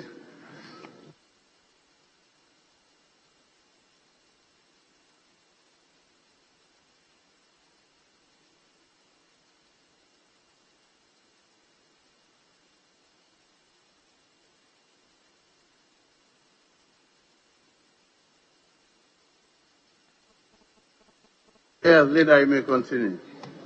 So, Mr. Speaker, so I'm saying that from the committee's report, we expect the minister to come back. First of all, GNPC currently, without an amendment to the Petroleum Revenue Management Act, will not have the resources you are anticipating, and therefore you will have to probably borrow. When you borrow, we expect that you will come back under Article 181 of the Constitution, which mandates Parliament to approve terms and conditions of a loan. So now, we have no terms and conditions. What are we approving? Yes, so we expect that you will bring that. So it's just as I've said, for government to accept that there is a policy somersault. Now you know that there is strength in ex-bloco, and that ex-bloco can do some good. It's a major policy shift. Mr. Speaker, let me conclude now why I support conditionally what we are doing. Mr. Speaker, it is true that the world is moving major through an energy transition, and emphasis will not be on fossil oil. We have seen that the like of ExxonMobil, Shell, and others, because of the green activist debate and protests, are moving away from the exploitation of those resources, and Ghana may suffer. It may even be the case that ACA may not want to spend more on it. So we have to prepare, what do we do with our oil resources? Do we develop it? We have to. How do we develop it? Do we have the technological know-how? We probably do. But the financial muscle, we do not. That is why you would need amendment to the PRMA. And I'm saying that I'll be hesitant to see it done. So, Mr. Speaker, because the chairman of the committee moved several motions, we must be mindful that we are saying that the terms and conditions requested for. So in our resolution, we should qualify it. These are now terms you are requesting for, because as of now, 37% of what? I don't have a value. You are yet to determine the value, and yet you are already conclusive that that value will reflect. No. If you know the actual figure, it makes the mathematics easier. But we are assuming. But I'm saying that 0% of 0 is 0. But 37% of a certain number, and our capacity to absorb it. So, Minister, we expect you to negotiate. And as I've said, Mr. Speaker, it is true that there is international drift away from fossil fuel, and many of them may not want to invest in those particular sectors. Mr. Speaker, finally, as the Honorable Atu Forson mentioned, what is in the reservoir? We need an independent person to tell us what is it that you anticipate is in the reservoir, and then you can look at the numbers as he advised, whether you want to use the $65 per barrel or 55% per barrel multiplied by the anticipated crude in the oil. But Mr. Speaker, what we do for ACE, we should be prepared to do it for every other company that is working in Ghana. What we do for ACE, in all fairness, Minister for Energy, so what is it that you do to incentivize many of these oil companies extend same? Because what they expect is fair opportunities. But it is also true, I have seen some data that there is a gradual decline in our production of oil, and therefore we cannot continue to rely on it. Indeed, the World Bank have warned that by 2020, Ghana probably will run out of the resource. 2030, thank you, Leader. 2030, that will be done. So, Mr. Speaker, I speak whilst I raise this critical issue, expecting that the Minister for Energy will respond to us. And Mr. Speaker, even though the Honorable K.T. Hammond raised, he had these objections. There was a petition to the Speaker, copy to Country Director, IMF, copy Country Director, the World Bank, Alliance of CSO working on extractive, anti-corruption and good governance, which makes a statement I just conclude with it, Mr. Speaker, when they say that ACA, after its agreement with Ghana was abrogated in 2009, and 50% stake in the Deepwater Tunnel kept 3-point block. Subsequently, ACA dominated the policy environment. They have raised some issues, and I think that that all of a sudden, the worth of ACA from $100 million in 2018 is $1.6 billion in 2019. And as I have cautioned, Mr. Speaker, they don't give back or sell back to Ghana. Some of the freebies we gave them reflect in monetary value. And therefore, at the negotiation, you have to be extremely diligent. We expect that we will respond to the public interest concerns that have been raised. If they say that it is now valued at $800 million, whose value? Beyond Lambert, can this House even authorize a valuation of the value of their investment and the assets in those blocks? We expect that the Minister for Energy will commission an independent valuation to appreciate whether we should peg it at the $800 million or not. Because if you add that to the AGM, 800 plus 350 will give you the 1.1. That probably may not be sufficient. So, Mr. Speaker, let me conclude that a deer doesn't laugh at his mother's teeth, because when you grow, yours too will show. A deer, a deer doesn't laugh at the mother's teeth.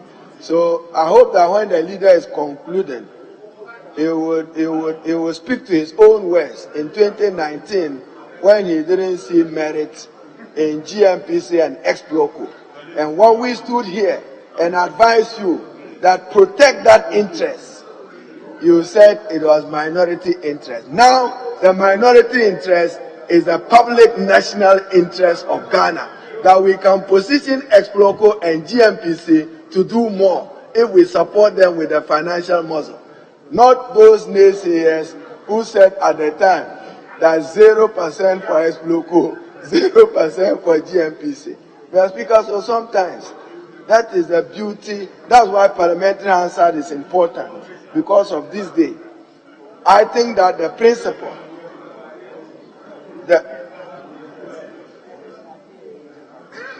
I didn't refer minority. I quoted you on PRMA. So, Mr. Speaker, we expect that they will come back to this House. One, with the Petroleum Agreement, with its accompanying terms and conditions, with any loan agreement, with its accompanying terms and conditions, and finally, the development plan that they wish to do, and a concluded negotiated price that reflects the price at which they bought the oil block, their investment, and other accompanying deserving things on it. We expect the Minister for Energy and the Minister of Finance not to disappoint the Ghanaian people in negotiating this particular deal. 2018, $100 million, 2021, $1.1 billion. We hope that they are not selling back some of their freebies of incentives that were granted. And Mr. Speaker, for the record, never again should this House support watering down the mandate and authority of our Petroleum Commission in any petroleum transaction that comes before this House. I thank you, Mr. Speaker. Yes, let's leadership.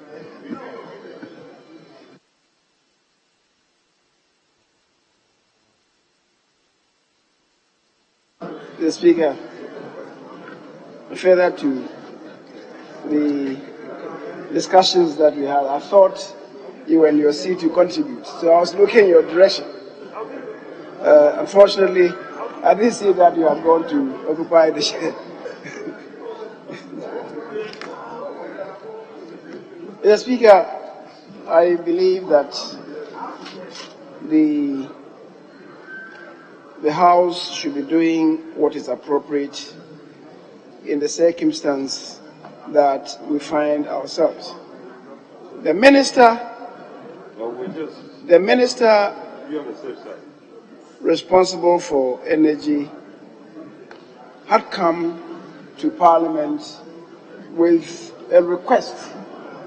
And the request, Mr. Speaker, to this House is that this House, by a resolution supported by the votes of the majority of all members of Parliament, should authorize government to enter into negotiations. Mr. Speaker, that is where we are. This business about what amount that should be involved and so on and so forth, we are not there. He's telling us that we should give him the authority to go and negotiate. That's all. Are we prepared to grant him that authority under Article 1811 and 1815? That's all what is required of us. Mr. Speaker, that is all what is required of us. And I see the Honorable Ayariga shaking his head. Perhaps you are not following what we are supposed to be doing. Mr. Speaker, it's not an invitation to the Honorable Ayariga to get up and talk to nothing. Mr. Speaker, the issue before us that has come to us is simply a request to Parliament to grant the government of Ghana, acting through GNPC, to acquire the interest of Accra. Mr. Speaker, that's all that it is. I, for that reason, even consider that the document before us, on page 1, there are extracts, that 11, bullet 11, Roman number 1 says that we are to engage in the following transactions. 1, the acquisition by GNPC through GNPC's Proco, 37% interest in deep water. Mr. Speaker, I even think the appropriate rendition ought to have been to negotiate on behalf of government for the acquisition by GNPC, because that's where we are. We seem to be jumping the gun. Mr. Speaker, the 3 ought appropriately to read, mandate the Minister of Energy and the Minister for Finance to agree on a purchase price. It rather should read, mandate the Minister for Energy and the Minister for Finance to jointly negotiate the purchase price with ACE. To jointly negotiate the purchase price. Because it's a negotiation process. Mr.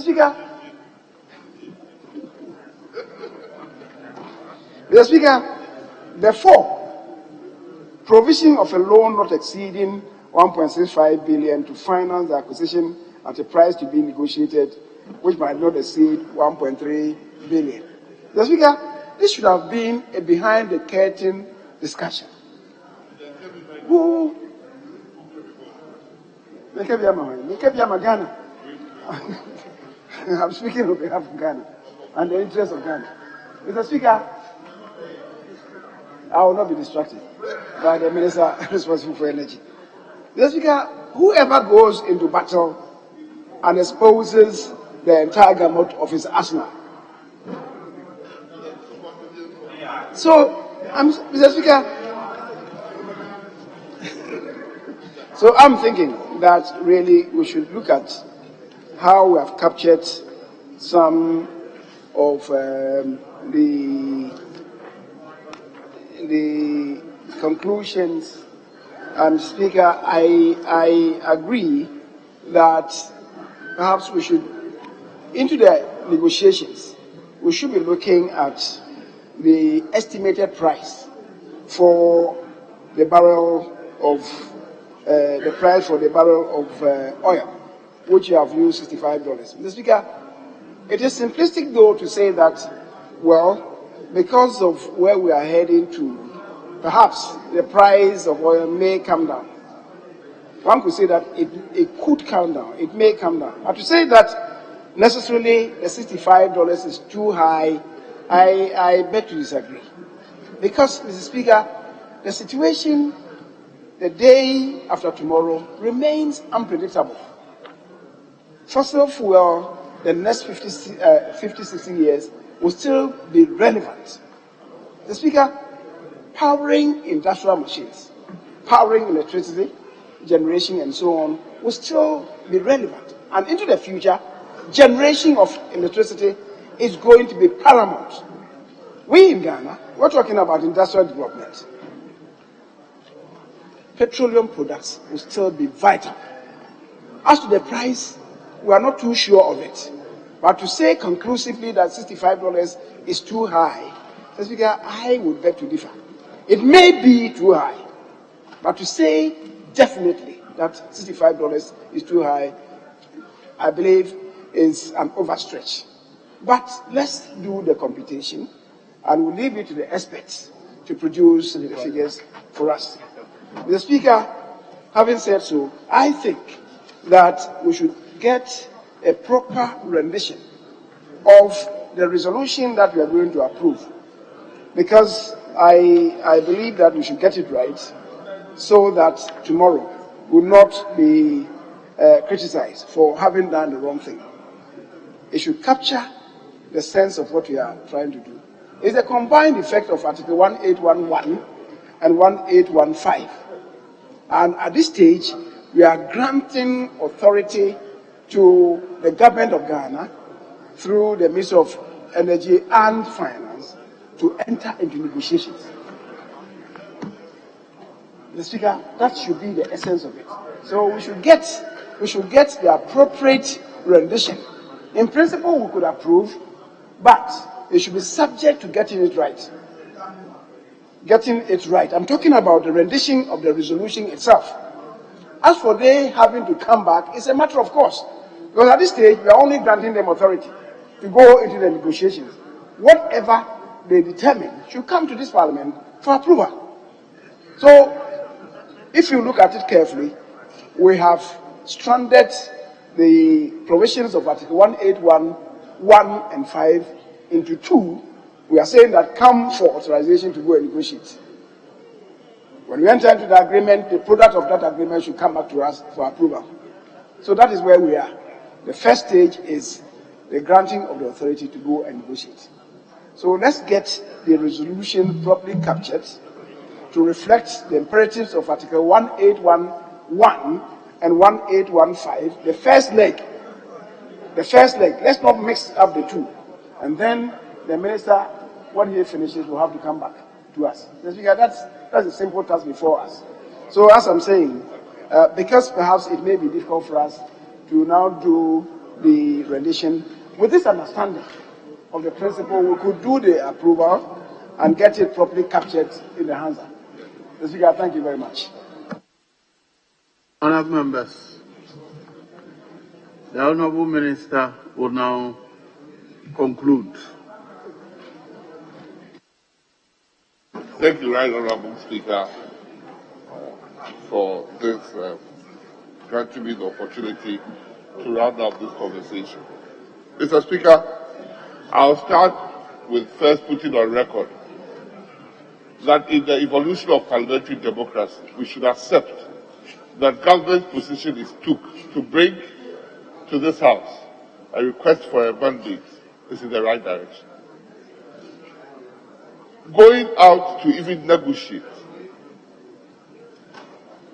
with understanding that the Parliament of Ghana is supporting the government in negotiating and increasing Ghana government's share in its own resource through ex-local is the right thing Ghanaians are yearning for. Mr. Speaker, ex-local, when it was established, was supposed to do exactly what we are advocating.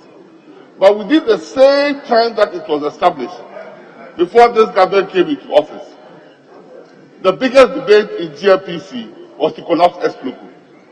That is why ex-local did nothing before this government came into office in 2017.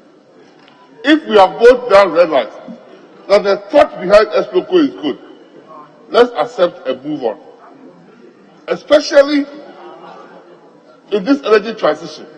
If we resource Esploco and we don't get resources from outside, we can get resources from within our own fields to develop our own oil for our own country.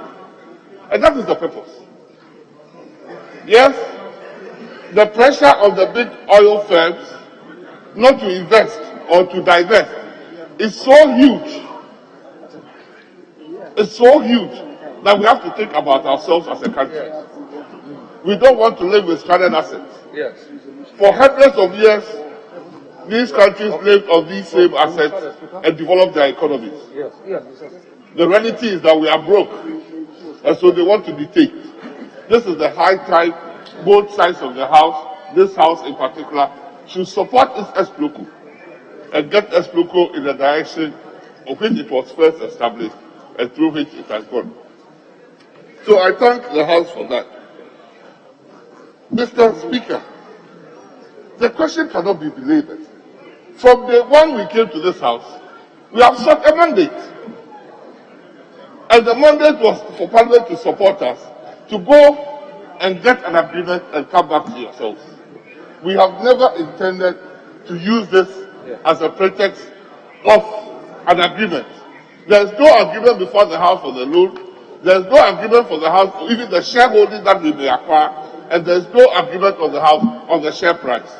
It is a mandate to support us we seek to do. Mr. Speaker, so far, 4 valuations have been done.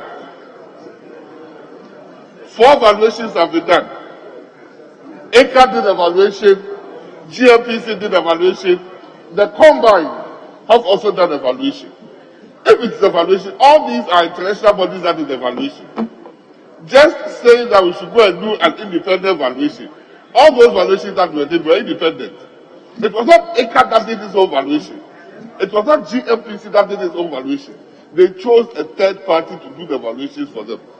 Going for a 4th valuation might not necessarily give us even a better deal. But so the House says, and so will say. Mr. Speaker, all the valuations will be given to the House, and if there's another valuation that is done, those valuations will also be given to the House. If, Mr. Speaker, we said that the loan amount that will go to support this transaction is a recoverable loan, it is so sad that all the international oil companies come into this country, go and borrow money from the banks, come and invest, and take it all away as development cost. Whereas our own Esploco cannot do the same thing. So, Speaker, we found it absurd that the foreigners can come and do that and take the resources away, and the Ghanaian company Esploco cannot do that. Mr. Speaker, we subjected this to an opinion of the Attorney General, who said, as far as the PRMA is concerned, it doesn't affect Esploco, and Esploco can go and borrow based upon the value of its assets in the government. Just like the IOCs. Mr. Speaker, government and National Assembly or Parliament of Ghana is being asked to be on the same wavelength to get us a better negotiating acceptance. Mr. Speaker, as to that majority leader said, as to ousting the jurisdiction of Petroleum Commission, I'm not sure he said it well. This was not the first time that it has happened. In fact, Mr. Speaker, there is no oil field in production in this country as we speak. That is not outside the jurisdiction of Petroleum Commission. That is the nature of agreements that we have signed. There is no commercial oil field production in this country as we speak. And Mr. Speaker, there are 2 at least. Both of them are outside the jurisdiction of the Petroleum Commission. And government is struggling to bring them back. So, if we now come to the same resolution, that we should make sure our regulator is fully in charge, we should all support. Mr. Speaker, as to the share price, as to whether it's the loan, these things are very, very volatile. The oil price just 2 weeks ago is different from the oil price this week. So even when you do a valuation, it takes a view of what is expected and then takes a view of what might happen. It might not last. Who predicted COVID? Who predicted COVID? And now who is going to predict what the Delta COVID is going to do to us? So we should think about these things in coming to the decision. But Mr. Speaker, what I can assure members that let us not be fixated with 100 billion after acquiring 100 billion for the cost of health that have done for those men is also part of the evaluation. Health has spent over 800 billion on that same thing. Health has spent, and they already had a card from the tax authorities to be discounted. So when we are looking at that, we will bring you the total amount of information that is available for this House to make a submission. So I think I'd like to thank the House for the effort the members have done to make this debate very rich. We in the Ministry of Energy can assure you that we have noted every single thing we said, and we'll come back to this House when we get there with the full information necessary for the House to make. In this regard, Mr. Speaker, I will urge the House to support the resolution that is the agreement that we understood we have. So members should vote for it. Thank you, Mr. Speaker.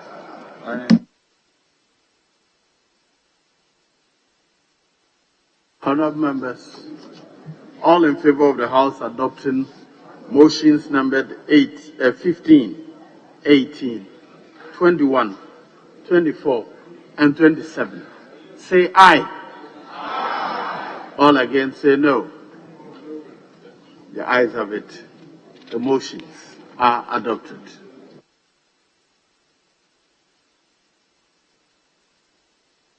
Yes, what next? Resolution?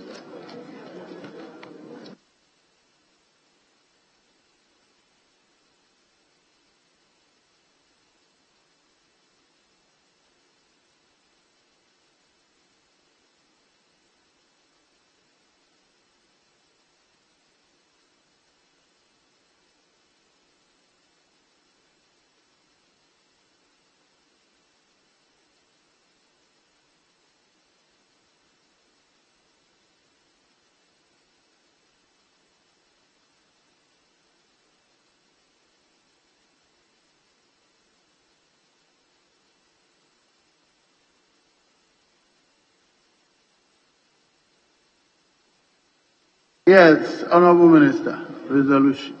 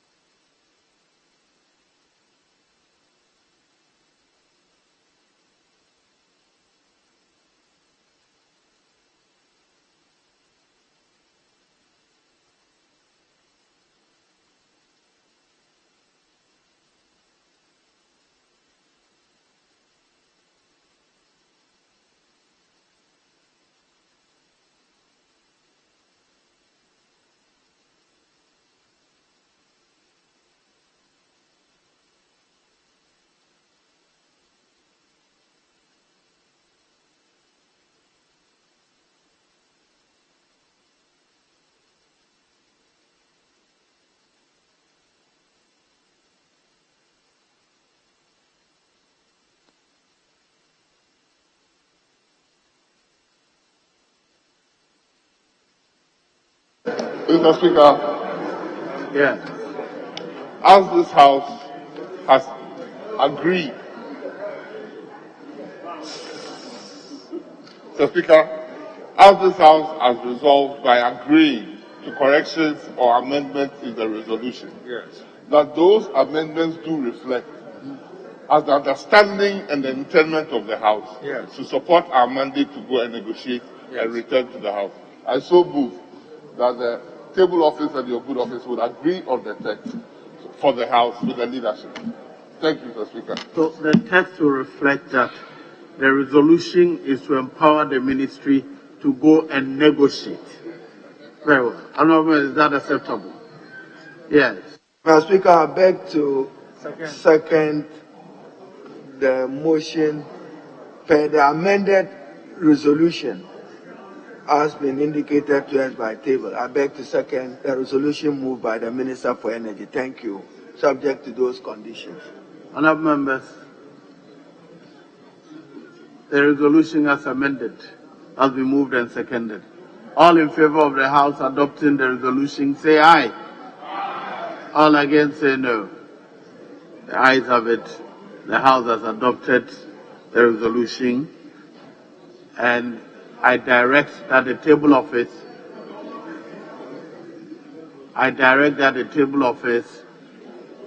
restates the resolution to reflect what the House has agreed on the floor.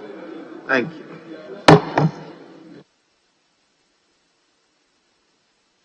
Yes, Honourable Minister.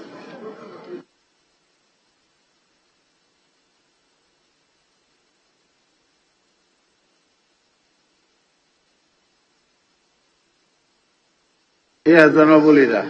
Mr. Speaker, I believe we cannot take item 28 on page 15. Item number 28, motion by the Chairman of the Committee. Thank you, Honourable Speaker. I beg to move, and notwithstanding the provisions of Standing Order 81, which require that no motion shall be debated until at least 48 hours have elapsed between the date on which the notice of the motion is given and the date on which the motion is moved. The motion for the adoption of the report of the Committee on Mines and Energy on the work program of the Ghana National Petroleum Corporation for the year 2021 may be moved today. I so move. Yes, Honourable Member. Honourable Speaker, I rise to second the motion. Thank you. Honourable Members, the procedural motion has been moved and seconded. All in favour of the House adopting the procedural motion, say aye. All against, say no. The ayes have it. The motion is carried. Motion number, item 29, motion. Chairman. Thank you, Honourable Speaker. I beg to move that this House adopts the report of the Committee on Mines and Energy on the work program of the Ghana National Petroleum Corporation, GNPC, for the year 2021. Honourable Speaker, I wish to present your committee's report. It is a 27-page report, and for that matter, I'll plead with the Hansard Department to capture the entire report as if it's been duly read, as I highlight the salient points. Honourable Speaker, I would wish to address the fact that at paragraph 7.1.3, the issue of GNPC as local petroleum activities have been duly captured.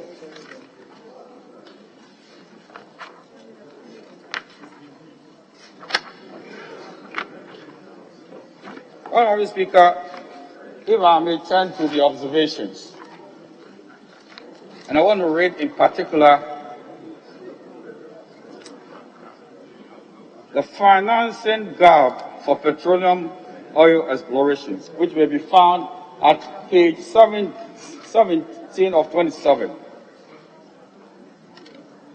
The committee observed that the GNPC is expecting a total revenue of United States dollars 1.2 billion from its upstream operations for 2021 financial year, made up of United States dollars 229.99 million from its share of crude oil sales, United States dollars 952.45 from gas business, United States dollars 3.88 million as training and technology support, and United States dollars 0.22 million for miscellaneous activities, which expenditure in respect of petroleum exploration, appraisal, development and production, as well as gas business, is projected at 1.4 billion odd United States dollars, leaving a financial gap of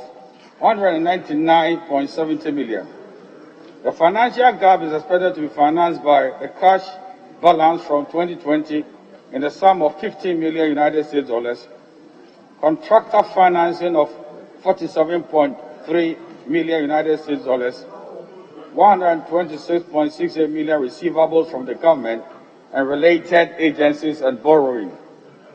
The committee further noted that GNPC has projected to receive a minimum of 126 million United States dollars out of the total amount of United States dollars 318.09 million it owed by the government of Ghana and its agencies in order to meet the financing gap for this year. The remaining amount, Right Honourable Speaker, the remaining amount is to be recovered over a period of 3 years.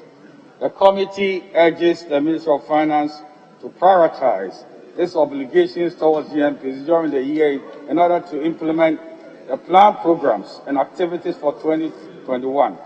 Table 2 below provides a breakdown of the government of Ghana and its agencies' outstanding obligations to GNPC and how much GNPC plans to recover in 2021. Honourable Speaker, of concern to the committee is recovering debts due for gas delivered to the power sector institutions. Honourable Speaker, it is so huge, and I think we cannot starve GNPC of cash and expect it to deliver. It's a matter of deep concern to the committee, and we should address it. Honourable Speaker, the work program also has in mind the acquisition of additional stakes in Deepwater Tunnel Cape 3 and South Deep Tunnel blocks, what we've just said. And in conclusion, the committee has examined the program of activities of GNPC and the associated financial requirements for the 2021 financial year and is largely satisfied, emphasis applied, that the activities outlined for the year fall within the scope of the mandate of the corporation as stated under PNGC Law 64. The committee therefore recommends to the House to adopt this report and approve by resolution the 2021 program of activities of GNPC in accordance with Section 73B of the Petroleum Revenue Management Act 2011, Act 815, as amended. Respectfully submitted. Right Honourable Speaker. Yes, Honourable Ranking Member. Thank you very much, Right Honourable Speaker. Right Honourable Speaker, I rise to second. Mr. Speaker, let me put on record that this very work program has been with us for more than 2 months. For more than 2 months, we have been deliberating their work program. We have asked for adjustments. We've asked for clarification. We have done some validation ourselves. And eventually, we are presenting this motion to the House. I say this because there's always a certain narrative that once a work program or document is presented to Parliament and referred to committee, it is fait accompli, and that we just go to rubber stamp it. The chairman himself would confirm that we've had several deliberations on this matter. We've asked GNPC to go and do a lot of work. But Mr. Speaker, there's a fundamental problem. If you look at the document itself, and I refer to page 18, GNPC's projected equity cost is $248 million. Mr. Speaker, I say this in relation to the Petroleum Revenue Management Act, Act 815. I refer to 7, which says that the payment into the Petroleum Holding Fund shall be net of equity financing. All of us know equity to be the portion or the stake which you own in a business entity or enterprise.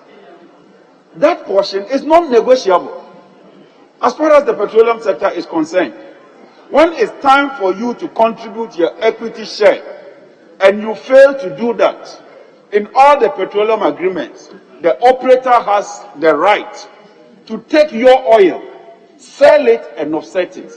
And yet the Minister of Finance has decided that they will cap that equity to 179 million. This is bizarre. If they require 248 as equity financing cost, why has the Ministry of Finance decided that they will cap it to a whopping amount of $70 million? It's bizarre. It doesn't happen anywhere.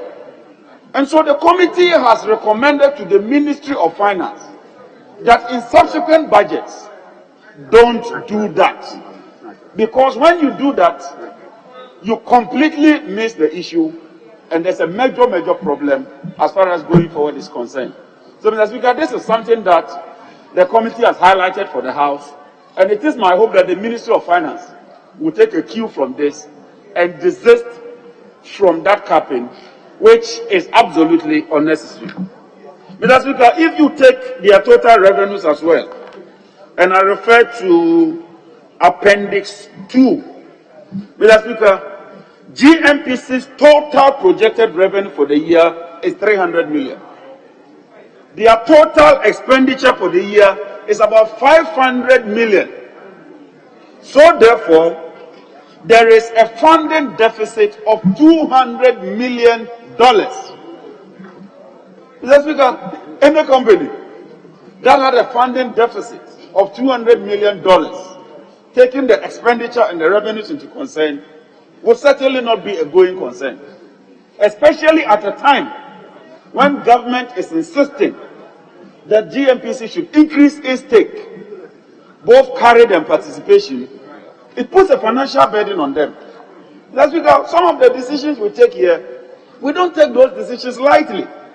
One of the reasons why the earlier agreement, we insisted that they should go and do further work and present it to the committee, is born out of some of these issues. And so those who criticize us, we welcome criticism, but when you do that, please also engage us. Before we make those decisions, we do a lot of painstaking appraisal of the issues. That is why we are saying that go and do all the projections and bring them. Because others want to contribute, I want to go to my final issue, and that has to do with what they call gas business. GNPC has signed an LNG agreement where this year alone, they project that they will purchase LNG worth $335 million. They hope to sell that LNG. They estimate that they will sell it at $299 million, which means that GNPC, by the end of the year, would buy gas, sell it, and make a loss of $35 million. That is what they intend doing. They will buy gas at $335, sell it at $299, and make a loss of more than $35 million. Mr. Speaker, that is not just the issue. We were told here that take-or-pay agreements was not the way to go. We were told that take-or-pay agreements were inimical to the interests of the states. Under this government, Mr. Speaker, GNPC has signed a take-or-pay agreement with Tema LNG for more than 10 years. And in that agreement, once the gas is declared available, whether we take it or not, the Republic of Ghana is compelled to pay that amount. Mr. Speaker, if you do the projection today, and that gas price is indexed to the crude oil price, today that LNG price is the highest price amongst all the gas fields that is concerned in this country. Sometimes when we make certain statements, we must bear in mind that there will be a day of reckoning. Reality check would come on us. And today, after all this rigmaroling and circumnavigating, we have come to the point that take-or-pay agreements is not bad after all. Mr. Speaker, with these words, I want to thank the venerable learned chairman of the Mines and Energy Committee, and also pay tribute to my very good friend, the Honorable Yusuf Jaja, for helping me in the computation as far as this is concerned. On that note, Mr. Speaker, I thank you very much.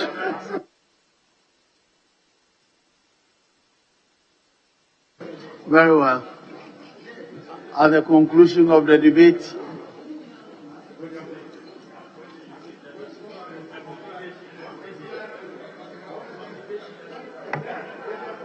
yes. Speaker, we agreed on 1-1. So, Mr. Speaker, there are some other things to be done. Sorry, I didn't hear you. I didn't hear you. Mr. Speaker, that was a decision of leadership. We are done with the deliberations of the matter. Mr. Speaker, And each contribution, then we put the question. No more. Mr. Speaker, you may put the question.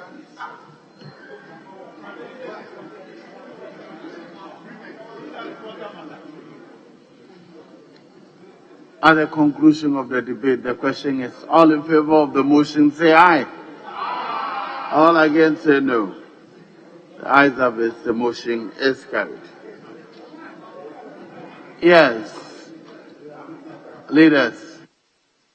Mr. Speaker, we may proceed to item 48.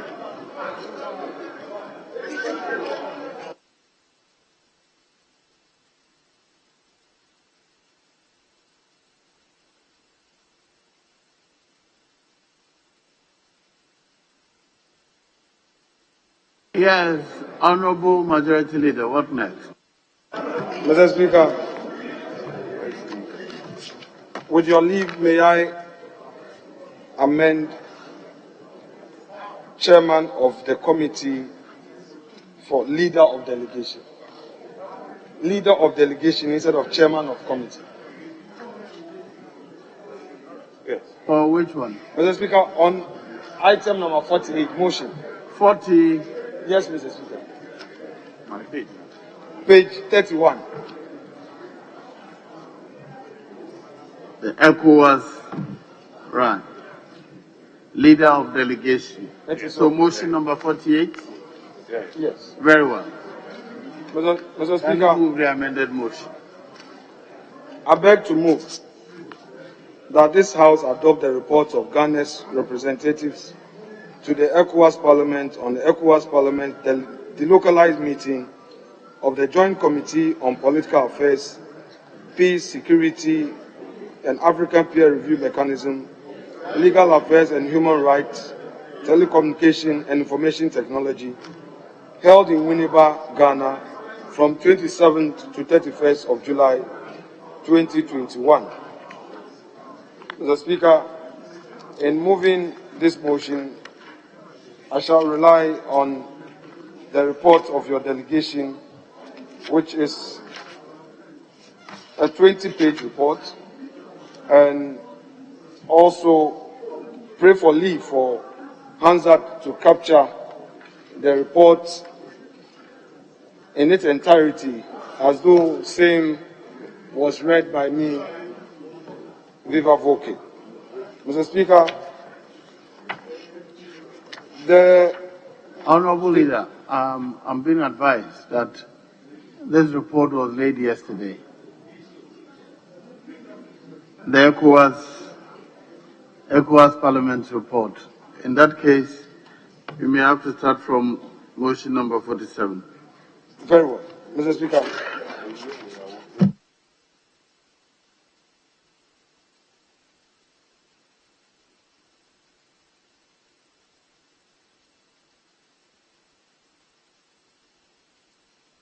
Mr. Speaker, I pray in terms of Order 81 for your leave to proceed to take motion number 48. I so move. Yes, any seconder, the procedural motion.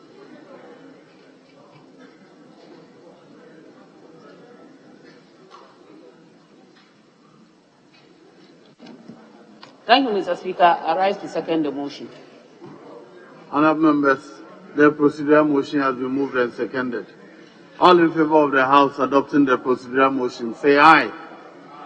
All against, say no. The ayes have it. The motion is adopted. Now motion number item 48. Motion. Mr. Speaker, I shall rely on my previous submissions on this motion. Mr. Speaker, I shall proceed to submit. Now, Mr. Speaker, Right Honourable Speaker delivered the opening remarks for the said meeting, and as per the elaborate report, various speakers were there to make their own submission in respect of the theme of the meeting. Mr. Speaker, we believe that if all the matters so discussed are duly implemented, Mr. Speaker, the sub-region will benefit a lot in terms of telecommunication, ICT, and, Mr. Speaker, in particular, the benefit of having cheaper cost of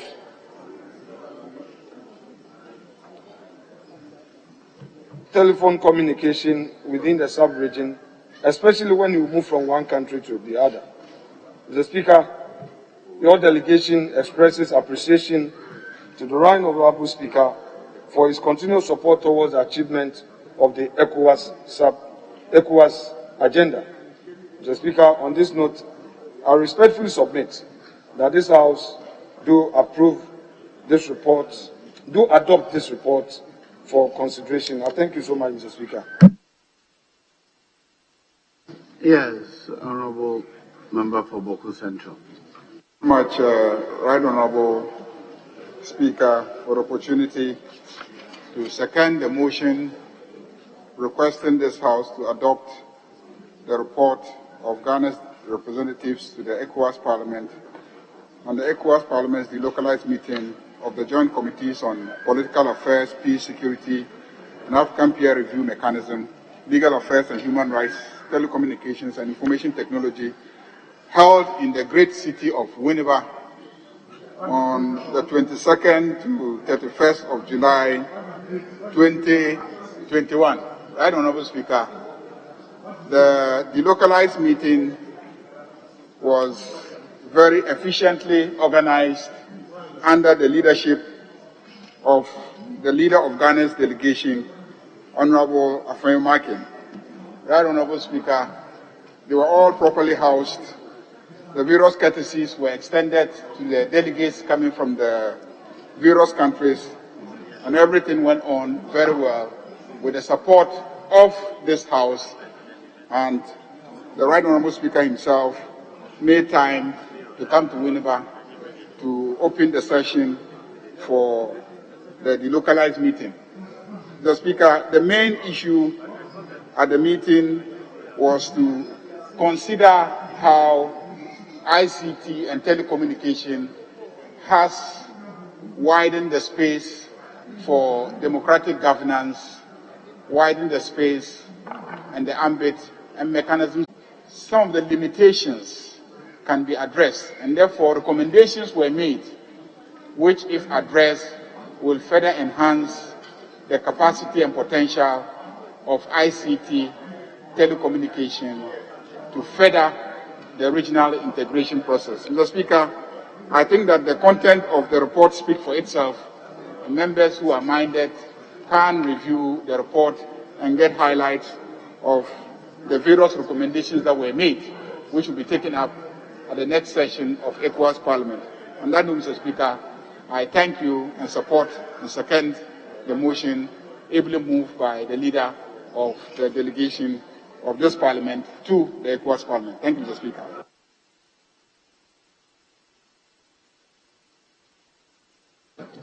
Well, at the conclusion, yes, Honourable. Thank you, Mr. Speaker. I rise to add my voice to the adoption of the report of the Ecowas Parliament on the delocalized meeting that was held in Winneba, the city of Winneba. Mr. Speaker, the meeting actually discussed very important issues, and basically on the issue of telecommunications and information technology. Mr. Speaker, issues that are worth noting on this particular topic is the fact that Africa is seen to be about half of the world population, and the community that has very little knowledge in information technology. Mr. Speaker, it is unfortunate that if you come to the West African community, most of our countries, the 15 countries, are actually lagging behind. Ghana, for instance, started by trying as much as we can to put in our schools some laptops that would help in the teaching of ICT. But unfortunately, they didn't work well because even the few schools that got these laptops didn't have electrification for the charging of these laptops. Most of them just sat there and got spoiled, and others too never worked.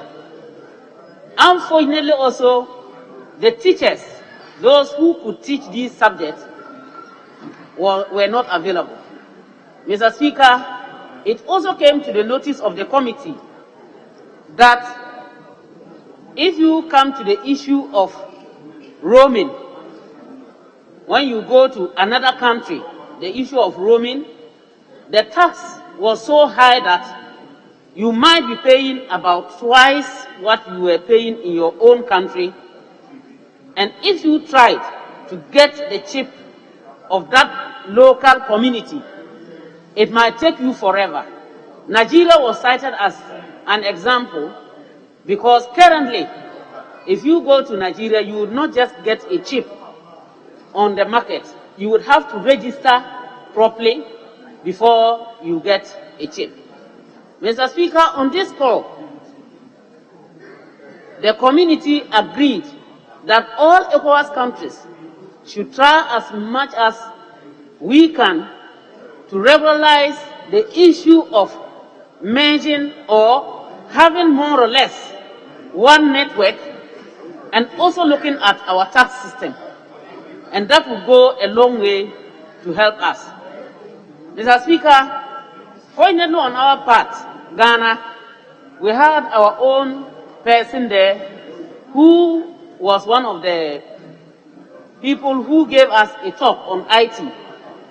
And he came up with the issue of Ghana trying to ensure that our schools and our teachers have laptops. I, for instance, came up and I spoke intensively about the laptops because I remember the past administration actually supported schools with laptops, but there was no lights, and even up to now, most of the schools have no lights for the charging of these. So if he is repeating the same thing or same activity that is being taken, how are those communities connected to the national grid? How do they get these laptops working? This time, GIFEC had taken it upon itself to ensure that there is some form of power bank to the laptops so that the beneficiaries do not go struggling to charge those laptops. Mr. Speaker, it is also very important that the countries involved should come together and ensure that the tax system is removed and we adhere to all the rules and regulations that the Ecowas community comes up with.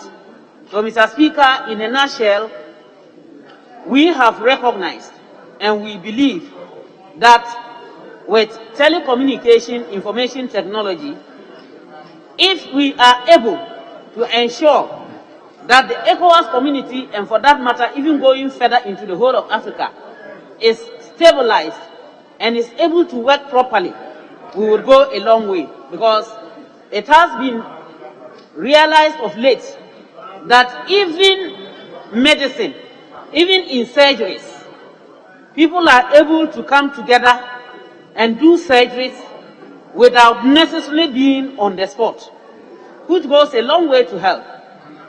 So, Mr. Speaker, for now, the ECOWAS community is urging all countries, especially the ECOWAS countries, the 15 member states, to ensure that we are able to look at this particular system properly so that we do not have a problem communicating, especially when we go roaming. Mr. Speaker, I thank you very much for this opportunity to contribute. Yes, Honorable Member.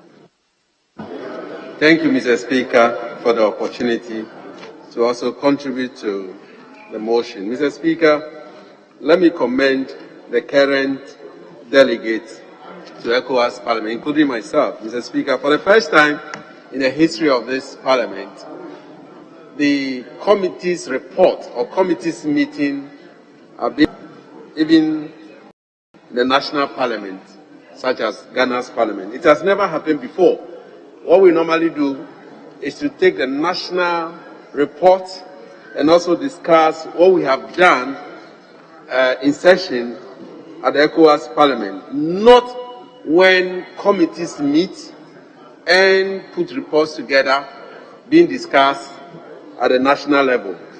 Mr. Speaker, I know after our meeting at Winneba, the entire ECOWAS Parliament will be discussing the committee's report in session when we get back to Abuja in November and December. And that is where we will take resolutions and submit them to the various national parliaments. So for now, it is the committee's report that we will be discussing. There are a few things that we touch upon, Mr. Speaker. We all know that the world is converging to a small, what we call a global village. And this is being facilitated by telecommunication, information, and technology. However, we've noticed that in Africa, for that matter in ECOWAS community, the telecommunication, information, technology, it is not apt to what we expect it to be. You go to our villages, you go to our schools, we do not have modern equipment that can catch up with other worlds that we are competing in. The recent pandemic, the COVID-19, has shown us that if we are not careful, we'll be left behind. For instance, in some jurisdictions, you don't need to have what we call in-house court meeting. Countries are now having what we call virtual court meeting. And that was what the ECOWAS court taught us or told us, that they are, during this COVID period, they've been able to hold some virtual court meetings. Now in Gambia, Mr. Speaker, any bottleneck that will prevent them, or any law that will prevent them from holding virtual court meeting has been removed by the help of UN communities. And we need to do same, that with this pandemic that is ravaging and killing people, and things are happening in this country, we need to have a system where we can have a virtual court, where the litigant, the lawyers, and the judges will hold, court sessions out the premises of the court. And that is what we are getting to. Member, hold on. I'm looking for members of the Privileges Committee to listen to you about holding virtual courts and virtual meetings. I'm looking around. I can't find any of them. Yes, okay. Ranking member, I hope you're paying attention to recommendation for virtual courts and virtual meetings, right?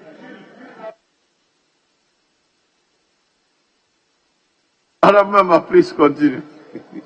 So, as we are moving towards global village, there is going to be a time where you don't need to go to a courtroom to have what we call in-situ court meeting or litigation, but you can do it through the virtual means, just as we are also thinking of virtualizing our various parliamentary sessions. For instance, if all our TIT is working perfectly, you don't need 275 members of parliament to congregate in this place for us to have meeting. You could do our virtual meeting and take our vote as well. And that's all TIT is about. Mr. Speaker, one of the issues my other colleague has spoke about has to do with roaming.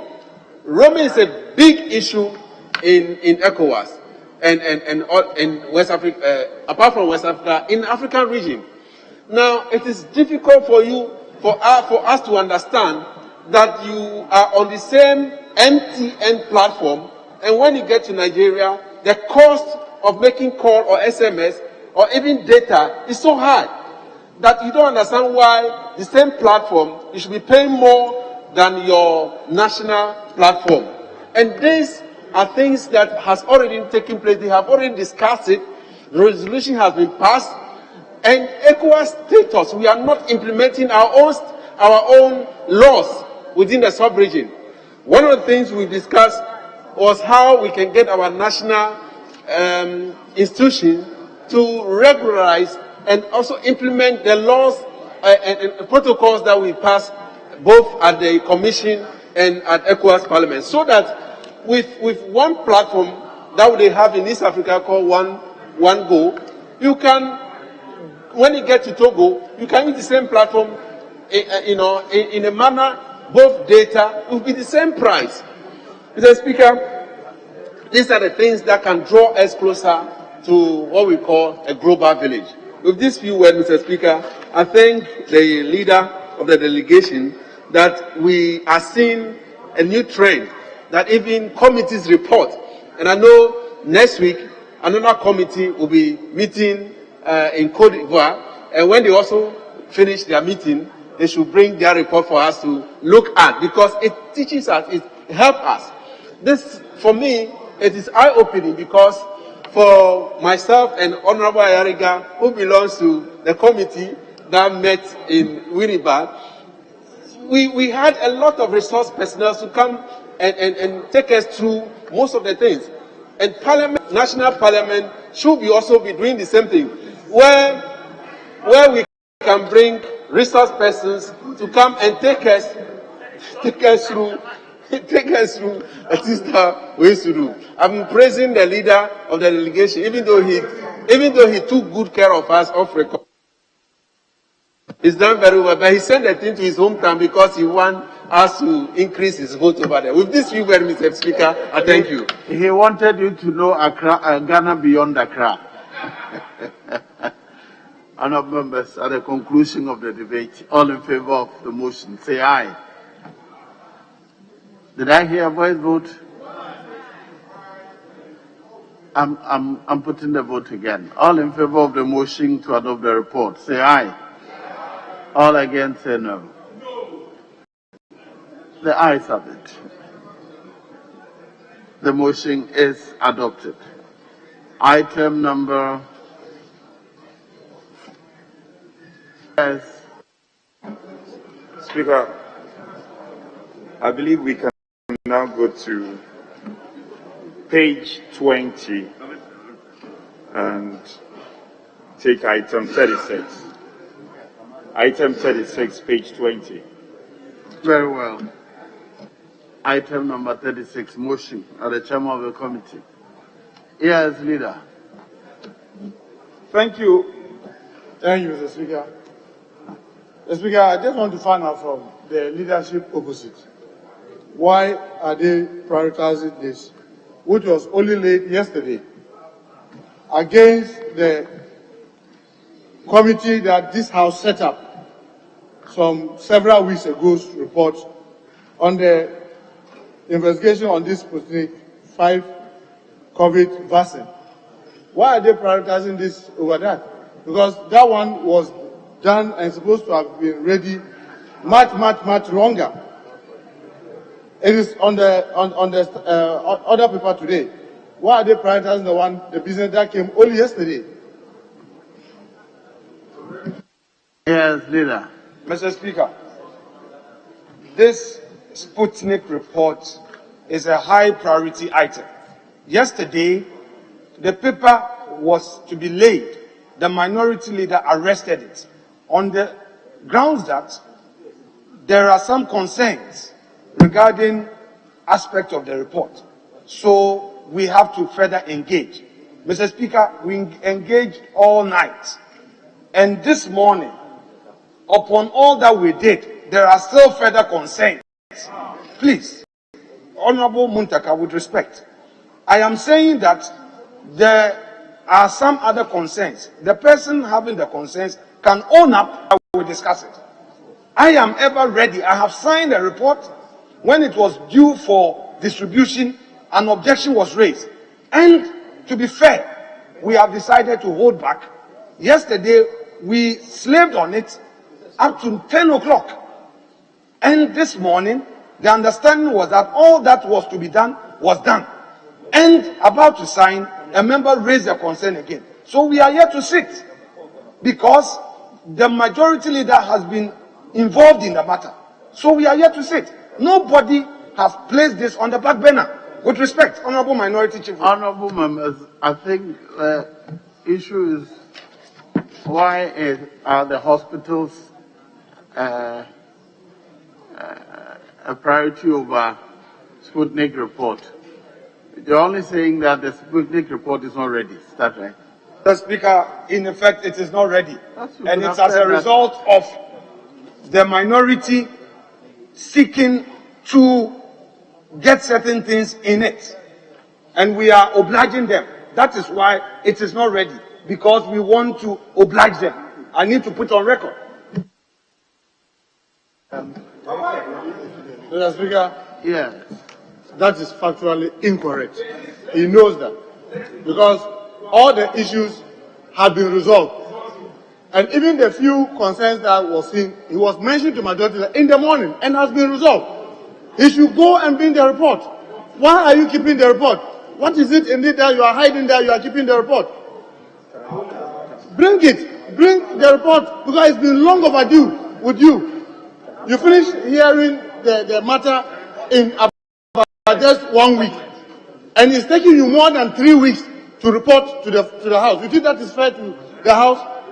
Please, whatever the issue, bring it to the floor. Because it is apparently clearly showing that your committee is incapable of resolving all the issues. That's why you are saying then. Then bring it to the floor for us to deal with it. Because this is a very important matter. We can't rise without dealing with it.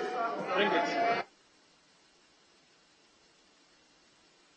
I'm dealing with the leadership issues first. Kindly hold on. Yes, what? Mr. Speaker, I take serious objections to the tone and the language from the minority chief whip. This committee finished its work. We were given 3 weeks. I don't believe in surprises. It has never been part. I don't believe in surprises. It's never been part of me. Mr. Speaker, the report was duly completed. We signed the report.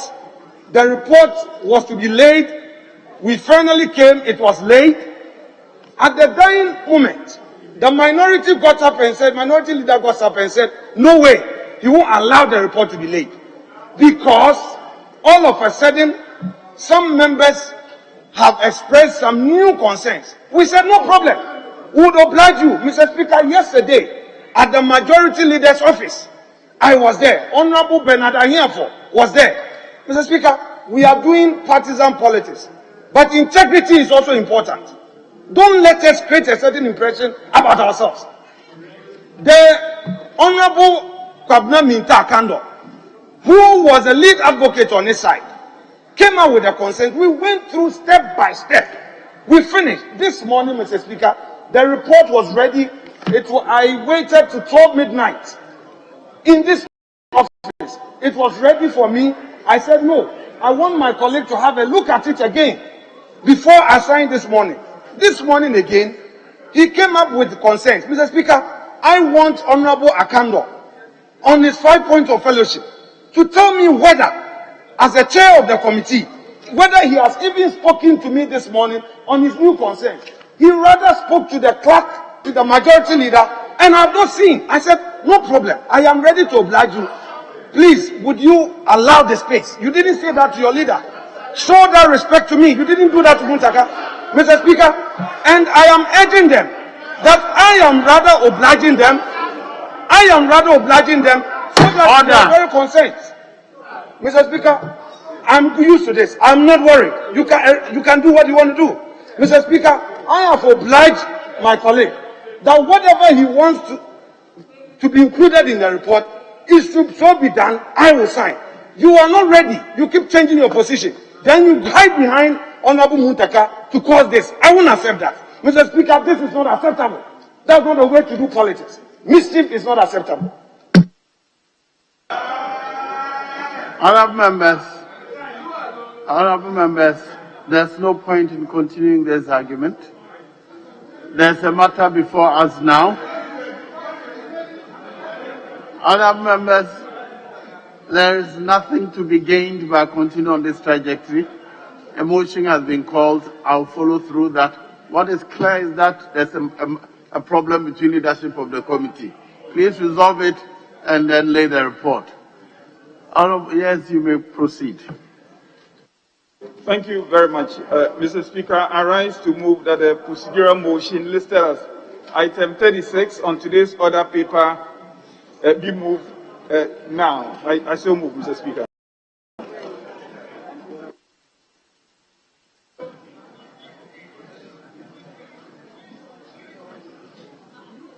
Yes, second. Mr. Speaker, I beg to... Honorable members, the procedural motion has been moved and seconded. All in favor of the House adopting the procedural motion, say aye. All against, say no. The ayes have it. The motion is adopted. Now, item number 37 by the chairman of the committee. Thank you, Mr. Speaker. I rise to move that the motion listed as item 37 on today's order paper be moved. And in doing so, Mr. Speaker, I'd like to present your committee's report. I request the Hansa Department to capture the entire content whilst I give the highlights. Mr. Speaker, the request is for approval for waiver of import duty, import get fund levy, import NHIL, import VAT, exim levy, and special import levy amounting to the Ghana cedi equivalent of 27,161,066 euros and 38 cents. The Speaker, as we can see, the details of the assessment listed under paragraph 4.1, the observations of the committee under paragraph 5, and then the benefits of the project listed under paragraph 5.2. The committee therefore recommends to the House to adopt the report and approve the request so the benefits listed in the report can be achieved. I so move. Respectfully submitted, Mr. Speaker.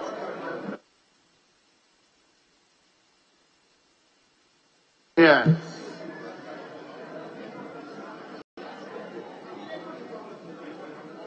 Who is contributing to the debate?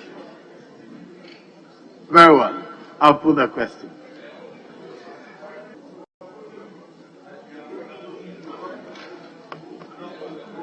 All in favor of the House adopting the report for the waiver of import duty for the construction of Tema, Nkranza, and Doma hospitals. Say yes, leader. Mr. Speaker, I wish to pray that, Mr. Speaker, we place decision on this on ice and revert to it at a later time, Mr. Speaker.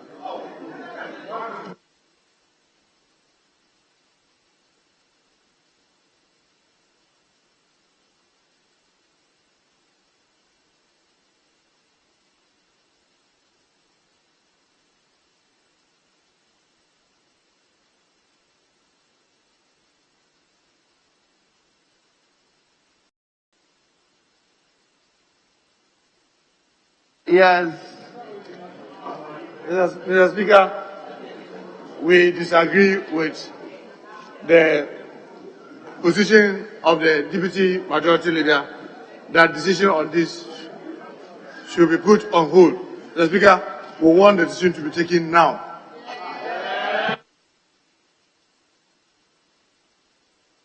Mr. Speaker, we've been sitting since morning. It is 4, and there is this general, Mr. Speaker, there is a general view that members would want to stretch.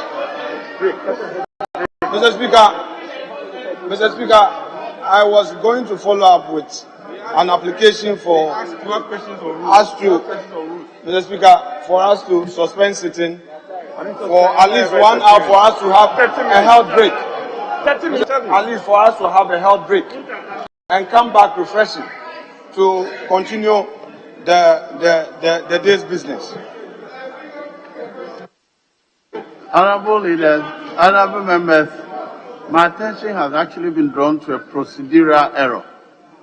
When he moved the motion, nobody seconded it. So it had not reached the stage of putting the question. I jumped there. Mr. Speaker, the Deputy Majority Leader did second the motion. No, he seconded. He did second the motion.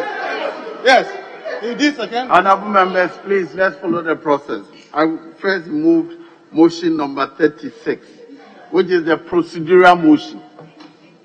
Right? That was what he seconded. Then after that, the chairman was moving the main motion with the report. I should have sought a secondment before I purport to put the question. Right? Yes, leader. Yeah, Mr. Speaker, the issue about suspending the House, my colleague, the Deputy Majority Leader, knows when the two leaders were leaving, this suggestion came, and we said because of the nature of the business, we should continue. And that was why they left the seat for us to go out and come back. So I don't know why he's not trying to use that to call for a suspension of the sitting. The Speaker, let's proceed and finish today because we want to rise today.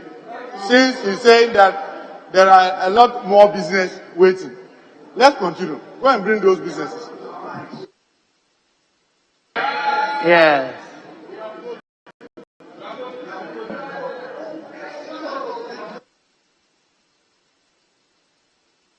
Yes. Speaker, Use all your powers. Speaker, this is a big surprise to me because my good friend, the minority chief whip, I engaged him extensively. And I mentioned to him that we deserve a break. And he obliged me. I'm surprised he's making the suggestion. Speaker, I think we don't need to belabor the point. We need to go on a break now.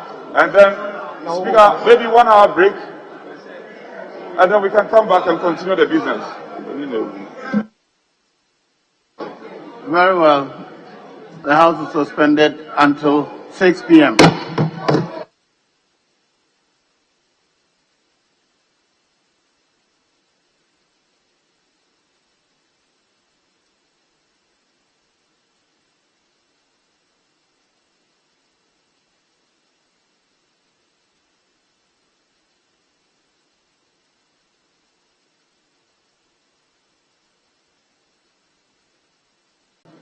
Any indication as to what item to take?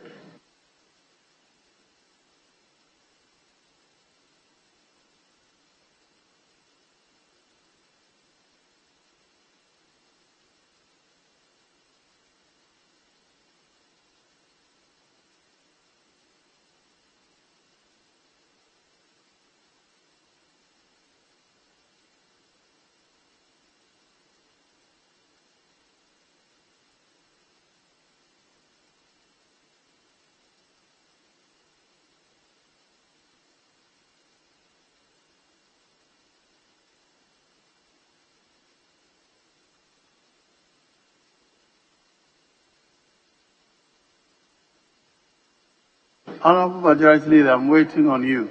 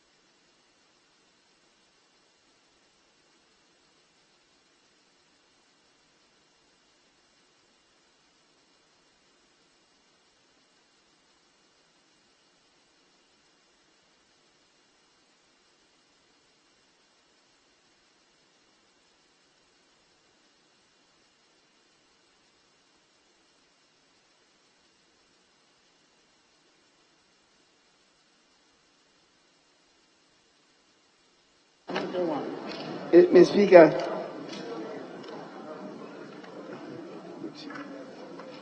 I was thinking that we could do item number 52 on page 32. Unfortunately, the chairman of the committee is not here.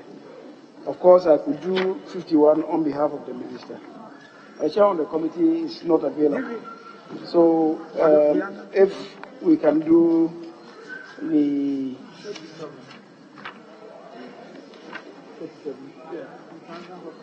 Mr. Speaker, if you could deal with item 37. Oh, we need to start from 36. These are the procedural.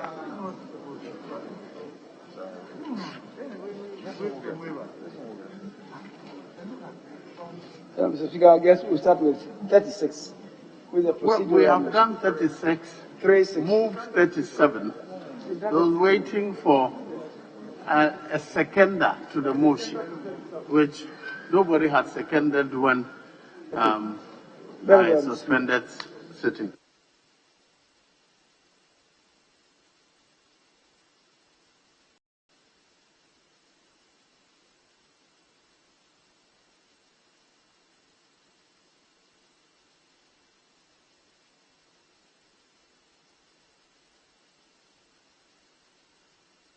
Yeah, so which You can rise to second the motion. Won't you say anything to it? Just seconding it? Very well.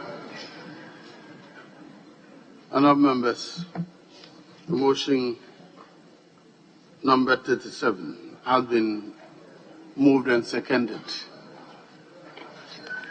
All in favor of the House adopting the motion, say aye. All against, say no. The ayes have it. The motion is adopted. Resolution numbered 38. Honourable Minister for Finance.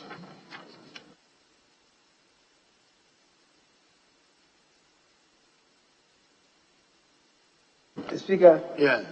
The Deputy Minister for Finance is here with us, so if we could deal with item 38. Yes, Honourable Deputy Minister.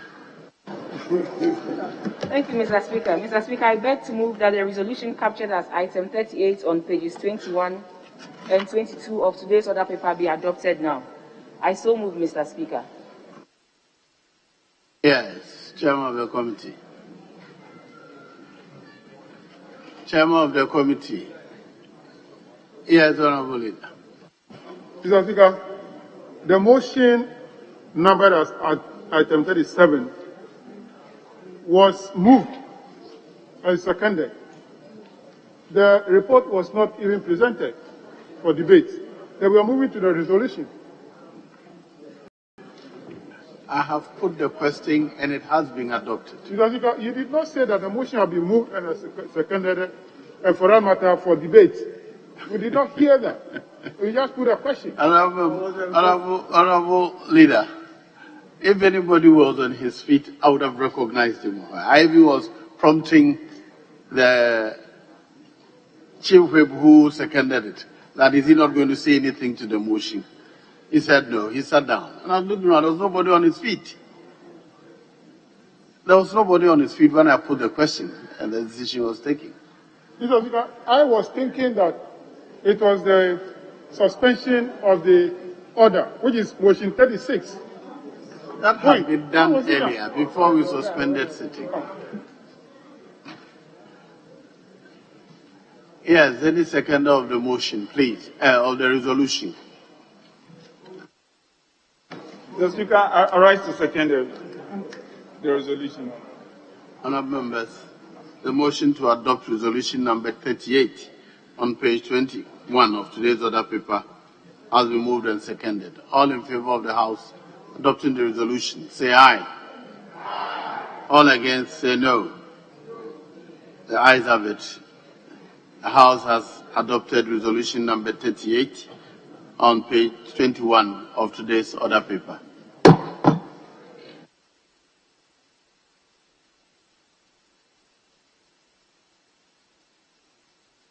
Yes.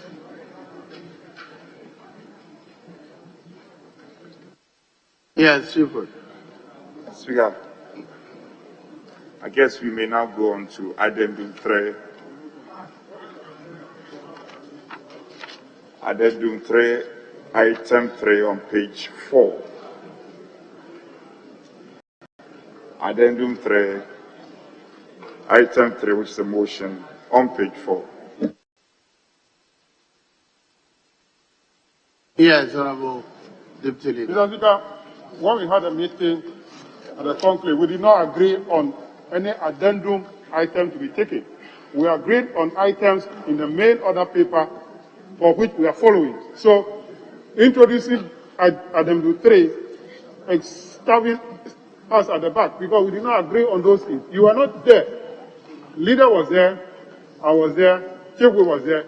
So, if anything at all, let's go by what we agreed on in the main order paper. Yes.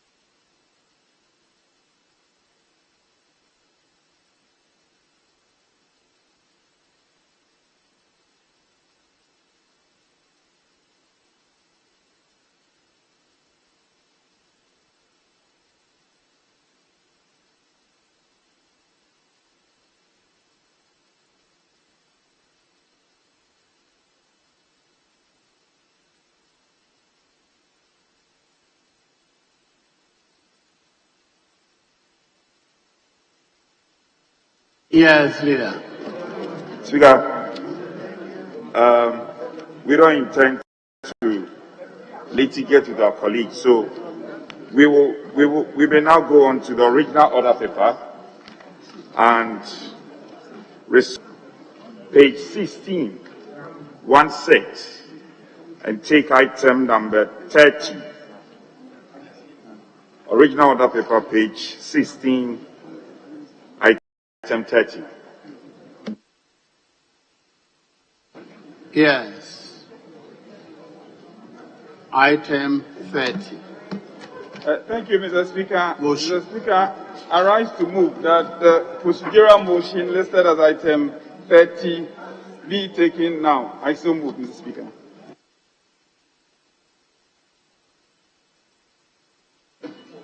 Yes, any seconder? Yes, Chief Whip. Speaker, I rise to second the motion. Now, members, item 30 is a procedural motion. All in favor of the House adopting the procedural motion numbered 30 on page 16 of today's order paper, say aye. All against, say no. Ayes have it. Item 31. Yes, Honorable. Mr. Speaker, unfortunately, we don't have the report on our side. So if they can share the report to us. They are not sharing the They are report. not sharing the report. We don't have it.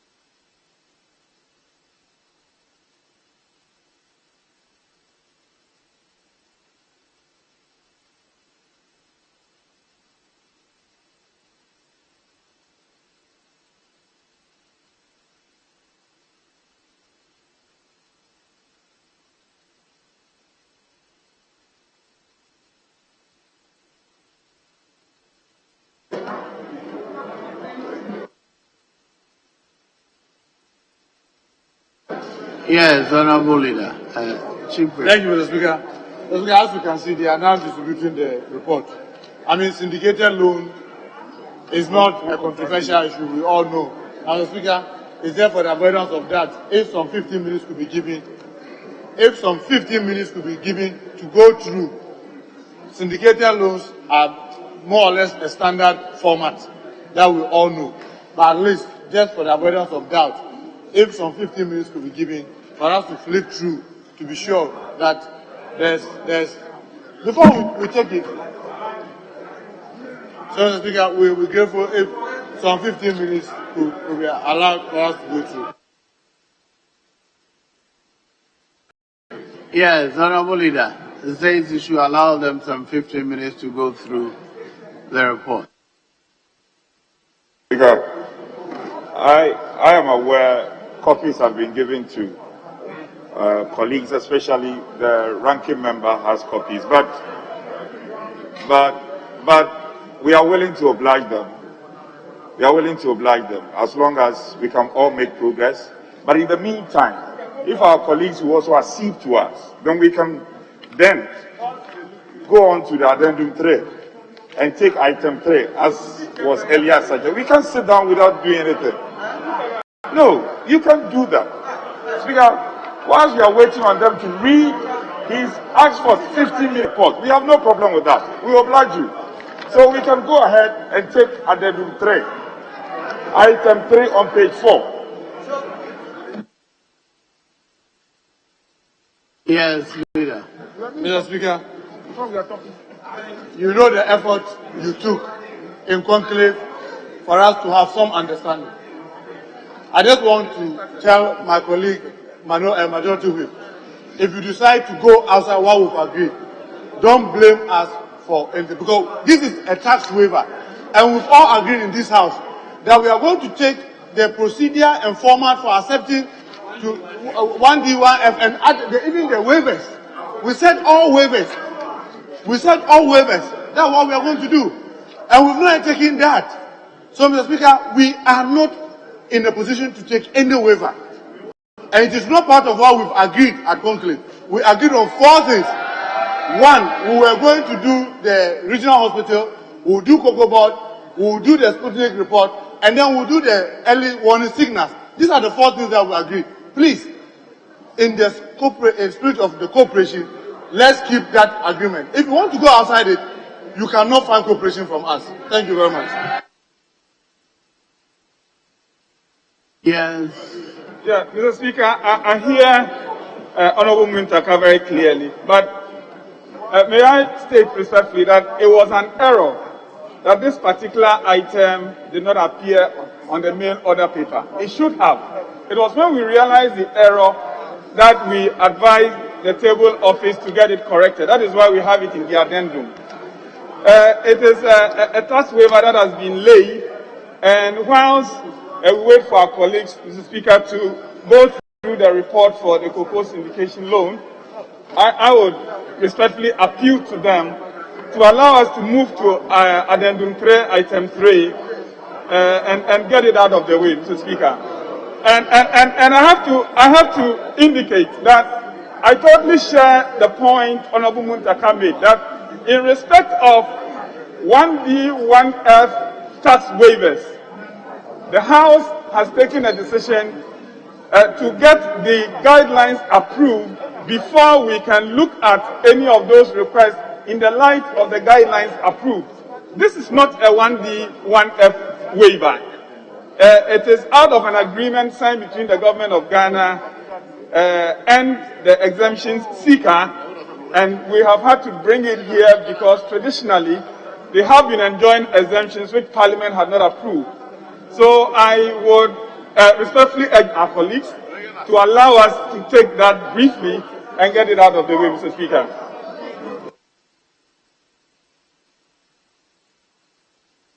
Honourable members, in the conclave, before we resume sitting, we agreed on certain business to be conducted. In the chamber, we're having challenges because the chairman of the committee is not available. Now, whilst we're waiting for the other business is also agreed upon, what should we do? Should we sit idle? Mr. Speaker, that the absence of a chairman can get a bill granted. You know the argument that was made in conclave for this bill. We all were resisting it, and we were told that it was in our collective national security. And you know that when it comes to a bill, personally be the chair. Any member of that committee, if you are willing, who was part of the meeting, can stand in for the chairman. And if truly this bill was that important as we were made to believe in conclave, we should find the chair or the vice chair or a member in that committee who understands the issue to be able to take us through, as we claim that it was that important. If we come to the chamber and all of a sudden we are claiming that it's no longer as important as we said in conclave, Mr. Speaker, do you want me to believe the intent? That becomes problematic. If it is truly in the national interest, I believe even the chief whip, unless otherwise not a member of that committee, any member of that committee could lead us through the bill. But Mr. Speaker, since the understanding was to take the cocoa board, maybe the almost 10-15 minutes that we're talking about is almost elapsed. And I think that we can take the cocoa board whilst we wait for the leader and the others to come and join us with the other report. Thank you very much, Mr. Speaker. Yes, Honourable Leader. Speaker, I've heard the whip of the minority. We must make progress.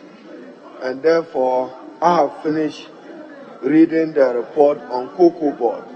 And as important as that is to cocoa farmers and to government, whilst we resolve some of these issues, Mr. Speaker, let's proceed to take the motion on cocoa board. My ranking on finance is here.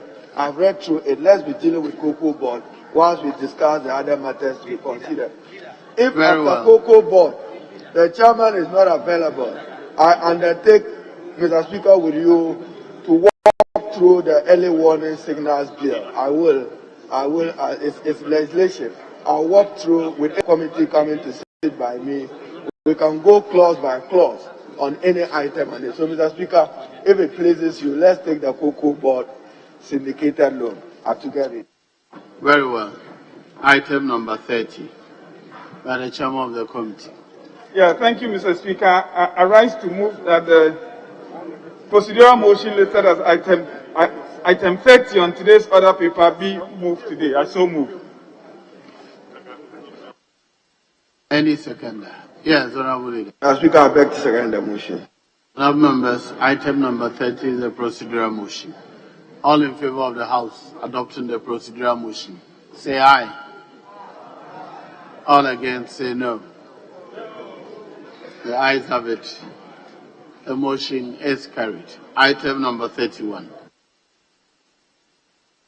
Thank you, Mr. Speaker. I rise to move that this Honourable House adopt the report of the Finance Committee on the terms of a receivables-backed trade finance facility between the Ghana Cocoa Board and a consortium of banks and financial institutions with the government of the Republic of Ghana as guarantor for an amount of up to $1,500 million United States dollars to finance the purchase of cocoa for the 2021-2022 crop season by the Ghana Cocoa Board. And Mr. Speaker, in doing so, I'd like to submit your committee's report.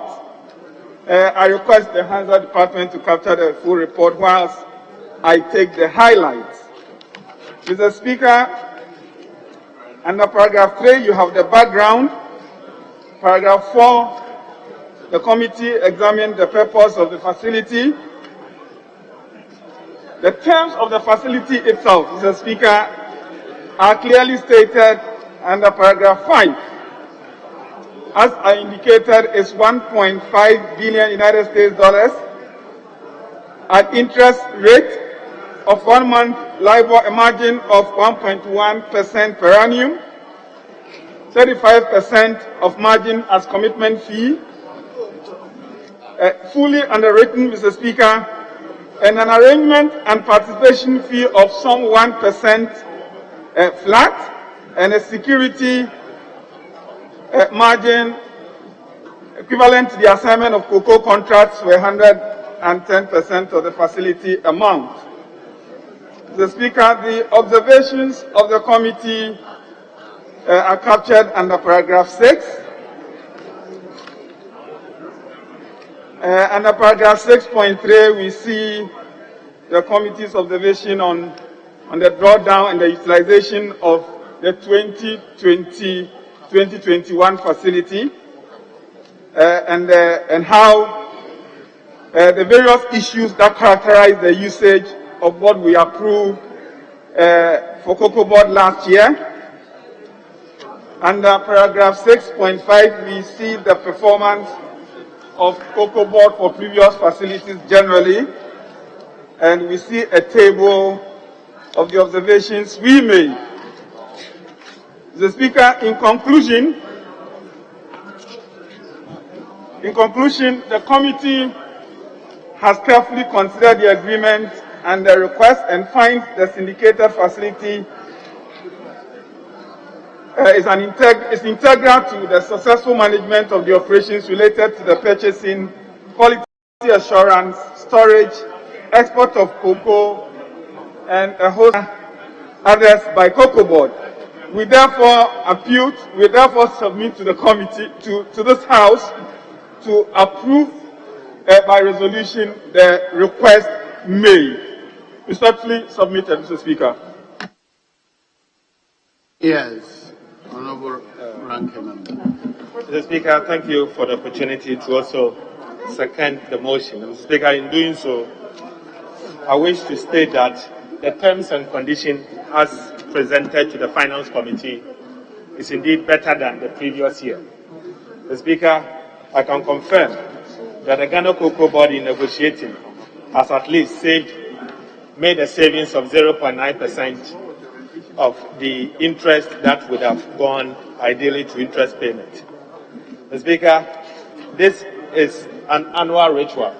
Ghana Cocoa Board comes to us once a year to get approval for the purposes of buying their cocoa.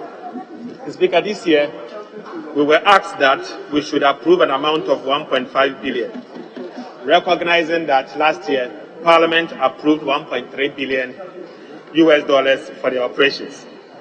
Speaker, before we came into the approval, we actually allowed Ghana Cocoa Board to account for the 1.3 billion that they spent last year.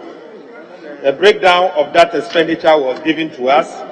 The Speaker, what we as a committee was concerned about is the fact that, the Speaker, if you look at paragraph 6.9, page 13, is the fact that oftentimes Cocoa Board, knowing very well that cocoa plays a very important role in our economy, and the fact that Parliament will certainly approve for them to go to the market to borrow.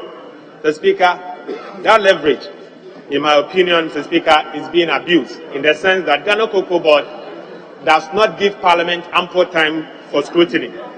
The Speaker, last year, and this year in particular. Mr. Speaker, yesterday the document was laid before us, only for us to receive the document this morning. And Mr. Speaker, we were supposed to peruse the document and get approval today. I'm of the view that that practice, that Cocoa Board oftentimes rushes Parliament, should stop. I believe that ample time has been given to us so that we can peruse the document and do our oversight as is required of us. Mr. Speaker, that does not mean that we did not do our work.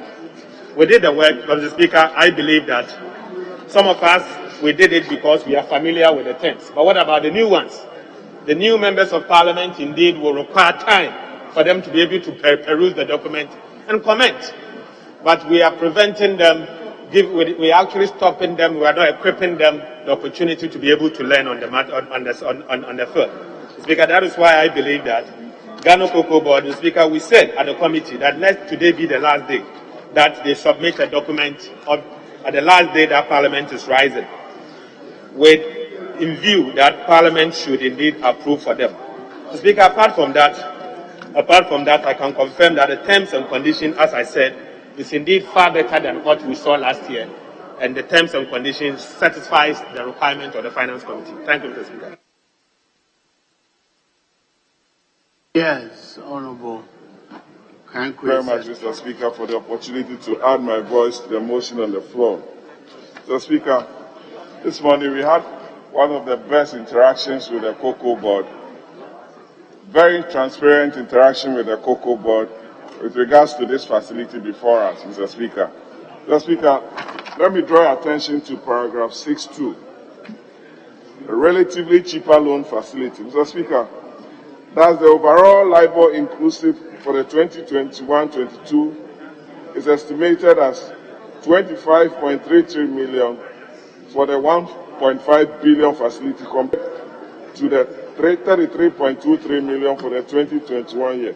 Mr. Speaker, this is a far cheaper arrangement that the Cocoa Board entered into this year. And if you look at the tonnage that we are using this facility to purchase, that's about 850,000 tons.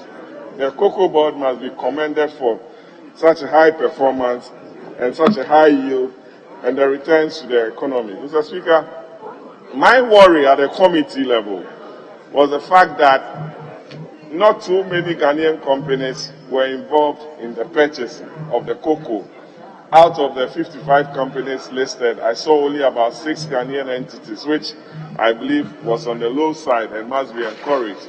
Mr. Speaker, we also had the opportunity to peruse the document with regards to the 600 million facility that we took from the African Development Bank, and it was well explained by the Chief Financial Officer to the satisfaction of all. Mr. Speaker, we must encourage the Cocoa Board. They've done well. We are going over 1 million tons this year, and the facility, Mr. Speaker, based on the analysis given to the committee, we believe that they will perform a yeoman's job in the next cocoa season. I thank you very much, Mr. Speaker, for the opportunity. Yes, no. Thank you very much, Speaker, for the opportunity to contribute to the motion to adopt the report of the Finance Committee on the syndicated facility by the Cocoa Board. Mr. Speaker, in doing so, I want to concentrate on paragraph 6.7, and even before I do that, I want to say, Mr. Speaker, that in approving this facility, what happened facility would not have to repeat itself, where Cocoa Board got themselves involved into many other areas and many other sectors, ignoring the main business that they are supposed to be doing, and that is to the farmer. The farmer who goes in, clears his or her cocoa, goes through harvesting, processing, and selling this cocoa to the produce buying companies, not getting paid. And it took us a lot of struggle here, demanding for Cocoa Board to come and explain to us why they were not paying the cocoa farmer for them to respond to such needs. We don't expect them, in taking this 1.5 billion, to get into areas that is not their core area. It is true that we all need roads, but roads should not be the main function of Cocoa Board. We need roads, but there is a ministry and a department responsible for roads. The Cocoa Board has a direct responsibility to the farmer, and they must spend this money to pay the farmer first. It is only after you have done so, and that the farmer is comfortable, that you use excess to do other activities. Mr. Speaker, in reading 6.7, I find it there, Farmers Wars Scholarship. Is this scholarship at the tertiary level or at the basic level? We have been told that there is free SHS. If there is free SHS, which SHS student is given this scholarship, for which a section is captured as scholarship awards to wards of farmers? And most of these farmers, Mr. are not even getting this scholarship, even if it does exist at the tertiary level. Those who are on the farms who need it are not getting it. And so Cocoa Board must put a proper system in place to make sure that farmers whose wards truly need this support are the ones that will be getting this support that is captured in here, especially those in the tertiary level, because we've been told that there is free SHS. If the free SHS is not working well and it needs other sectors to so support it, government must come clear and then let us know on this. Again, I agree with my colleague when he says that the participation of Ghanaian companies in the cocoa industry is a bit low. It's on the very low side. Even our own PBC, their participation is further dwindling. Whatever is the reason, Cocoa Board must find a way of assisting PBC, which is our own company, to see how they can continue to participate in the cocoa industry to benefit all of us. Mr. Speaker, with these few words, I want to support the motion that we approve this facility, but on the caution that we will not come here again as members of parliament to demand and be asking questions that cocoa farmers be paid for the cocoa beans that they sold to produce buying companies. We will not come here and be demanding that Cocoa Board should release monies to the produce buying companies. We will not come here and be demanding that haulers be paid their hauling fee. Thank you, Mr. Speaker.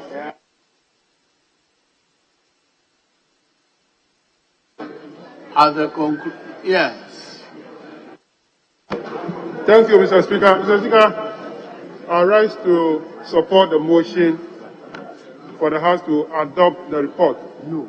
Mr. Speaker, syndicated facility is something Cocoa Board is doing. And over the years, you can see... Honorable Leader, please hold on.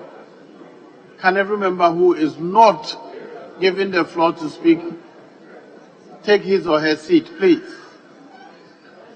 Honorable Member for Tema West. Honorable Member for Tema West. Take your seat. Honorable Member for Nzima. Yes. Who's the other one there? Honorable Member, can you take your seat, please? Staff. Very well. Honorable Minister for Health, is that you? Honorable Minister for Health, kindly take your seat. Now let's have some order while the leader will have his say. Thank you, Mr. Speaker. Mr. Speaker, I was saying that the facility is a normal one that we always take for Cocoa Board to procure the cocoa. But I was looking at the terms. What is happening?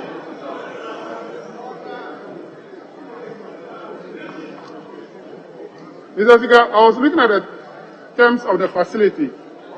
Once we are making savings in terms of the arrangement and participation fee, which is now 1.0% flat of the facility as compared to year which was 1.25%, we are equally not making any savings if you look at the commitment fee. Mr. Speaker, on page 6 of the report, the commitment fee is 35% of the margin. And the margin is actually 1.1% per annum. Now, 35% of the margin will give you about 0.385% of the facility, as compared to the previous year, which was 35% of the margin, but the margin last year was 0.55%. So you could see clearly that you are not making savings in this year's facility, whilst you are paying 35% of 1.1% is more than 35% of 0.55 previous year. So I want to draw the attention of the chairman and probably to Cocoa Board that yes, they make savings by reducing the participation fee by 25%, but they could do more and maintain that the previous margin of 55, well, it depends on the market. So even though we are making overall savings in terms of total overall cost of 25.33 million as compared to 33, there is an opportunity to make more savings. Just to draw the members' attention to that. So, Mr. Speaker, I support the motion. We can go ahead and approve it for Cocoa Board.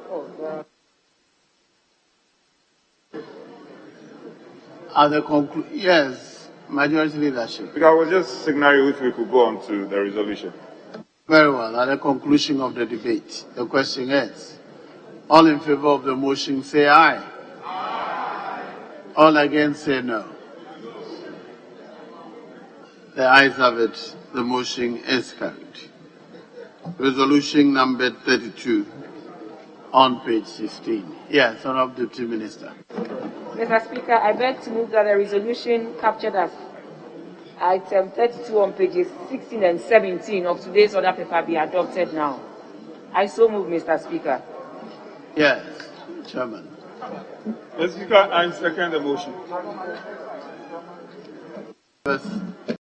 Motion is moved and seconded. All in favor of the House adopting the resolution number 32 on page 16 of today's order paper, say aye. Aye. All against say no. The ayes have it. This House has adopted the resolution numbered 32 on page 16 and 17 of today's order paper. Yes, Leader. Speaker, we can now take item 33 on page 17 of the original order paper. Item 33. Item 33. Motion. Chairman of the committee. Mr. Speaker, I rise to move that the procedural motion listed as item 33 on the order paper be moved today. I so move, Mr. Speaker. Yes, Leader. Speaker, I beg to second the motion. Other members, all in favor of the House adopting motion number 33, say aye. Aye. All against, say no. The ayes have it. The motion is carried. Item 34. Motion. Chairman of the committee. Yeah, Mr. Speaker, I rise to move that the motion listed as item 34 on the order paper be moved. And in doing so, make reference, Mr. Speaker, to your committee's report, which I presented, and when we were taking the motion listed as item 30. Ordinarily, I should have moved it together, but I forgot to do so. Mr. Speaker, it's in respect of a stamp duty. It's in respect of a stamp duty to the tune of $7.5 million US, in respect of the facility which the House has just approved. And again, it is to support the good reasons for which the facility itself has been accepted by this House. I so move, Mr. Speaker. Yes. Any seconder? Speaker, I beg to second the motion. This is best practice, what has always happened. Parliament allows for the stamp duty 0.5% to be charged. But Mr. Speaker, to encourage Cocoa Board to focus on their primary and core business, I'm worried about the number of road contracts they have awarded. And Mr. Speaker, even though this motion is on stamp duty, Cocoa Board today owe cocoa farmers and they owe LBCs. They should endeavor to clear that, as that will make some money available for the cocoa farmers to be able to get their inputs going and to support the production of cocoa, which remains a critical export product for Ghana, not only for the foreign exchange earnings, but for employment and now even for nutritional purposes. With this, Mr. Speaker, I support the motion. Honourable members, all in favor of the House adopting the motion, say aye. Aye. All against, say no. The ayes have it. The motion is carried. Now, item number 35, resolution. Mr. Speaker, I beg to move that the resolution captured as item 35 on pages 18 and 19 of today's order paper be adopted now. I so move, Mr. Speaker. Yes. Leader. Mr. Speaker, I beg to second the motion for the adoption of the resolution. Honourable members, all in favor of the House adopting the resolution numbered 35 on pages 18 and 19. Pages 18, 19, and 20 of today's order paper. Say aye. Aye. All against, say no. The ayes have it. The motion is carried. The House has adopted the resolution number 35 on pages 18, 19, and 20 of today's order paper. Yes. Speaker, we can now go on to addendum paper 3 and take item 3. Item 3.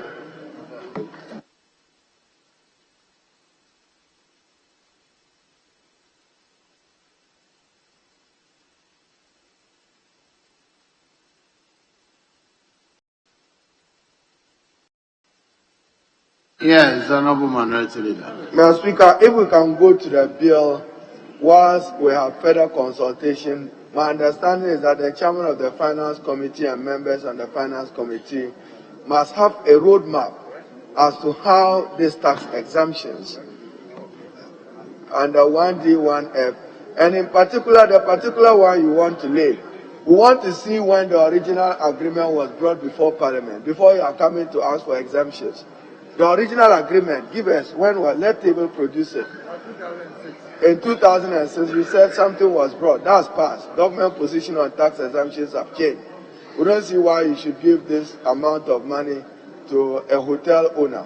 It's not justifying the good spending of public money. And therefore, Mr. Speaker, let's be doing the bills whilst you consult more.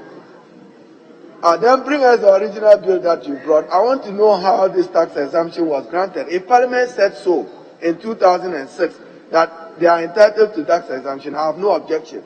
But if I don't have that reference document, and you just come and say you want that amount of money, 311,000. If you just give us the reference document. Thank you, Mr. Speaker. But I would think that we should be doing the bill.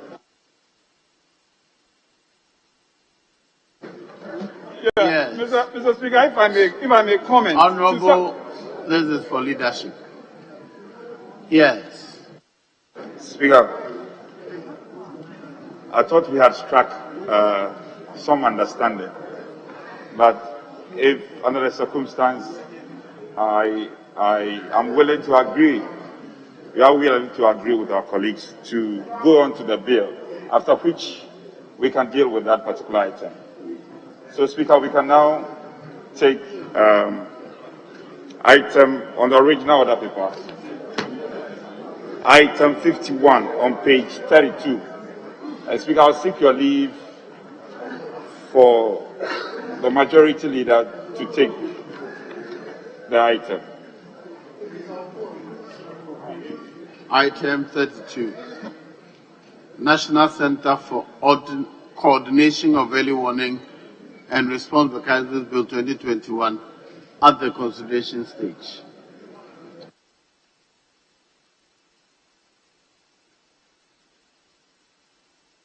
Mr. Speaker, arise, yes. On behalf of the Minister for National Security, we move the motion numbered as item 51. The Speaker is a procedural motion and provides that notwithstanding the provisions of Standing Order 1281. Honorable Leader, I think I allowed myself to be misled. So we may have to return. We are not yet at consideration stage. You are now moving the procedural motion. Is that right? Oh, that's a between.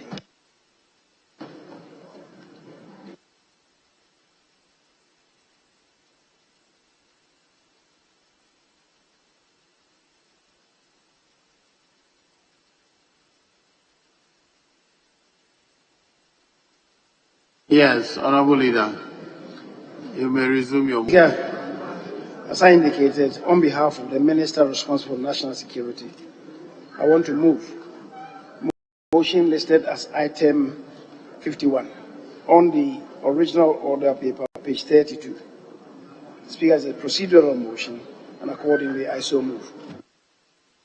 Mr. Speaker, I beg to second the procedural motion. Honourable members, all in favour of the House adopting the motion numbered 51, say aye. All against, say no. The ayes have it. The motion is carried. Item 52. We are now at the consideration stage.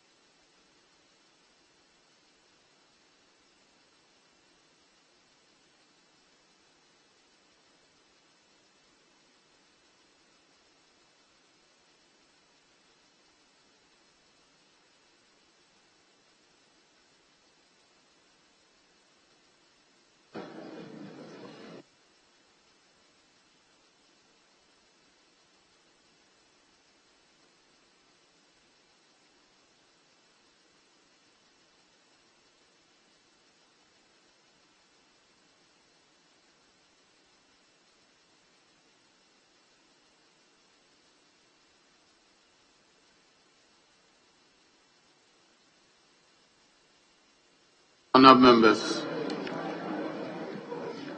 National Center for the Coordination of Early Warnings and Response Mechanisms Act 2021 at the consideration stage. Clause 1. Establishment of the National Center for the Coordination of Early Warning and Response Mechanisms. There's no advertised amendment to Clause 1. Yes, Leader. Mr. Speaker, may I seek your leave and indulgence, even though in Clause 1 there is no advertised amendment. Clause 1.1, second line, after mechanism, delete the rest of the words. It says, within the office of the President, as if to suggest that you are going to create this office within the office of the President. Those words within the office of the president is not necessary, in my view. It should just read, there is established by this act the National Center for the Coordination of Early Warning and Response Mechanism. That's enough. We are just creating it. And even when you say within the office of the president, you have come here to argue that national security, there is a National Security Act. So if you want to place it within national security, say so.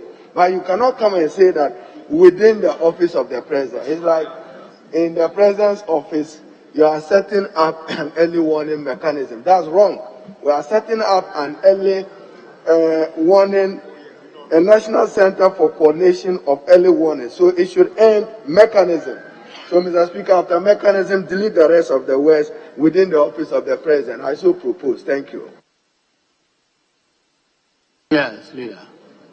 Mr. Speaker, the authority of heads of state and government, in their wisdom, by the treaty which is giving birth to this bill, suggested, and is part of the treaty, that it should be under the auspices or within the office of the president, which is why. Yes, Leader. Mr. Speaker, we are domesticating the law. And in domesticating the law, why? Then remove within and say in the office of the president. Because within, Mr. Speaker, connotes, you see, when I say within the presence of parliament. So then take away the words within and just say you are establishing it in the office of the president. I will support that. If that is what, that's what the protocol stated and table. Give me a copy of the protocol as was agreed on. Thank you, Mr. Speaker.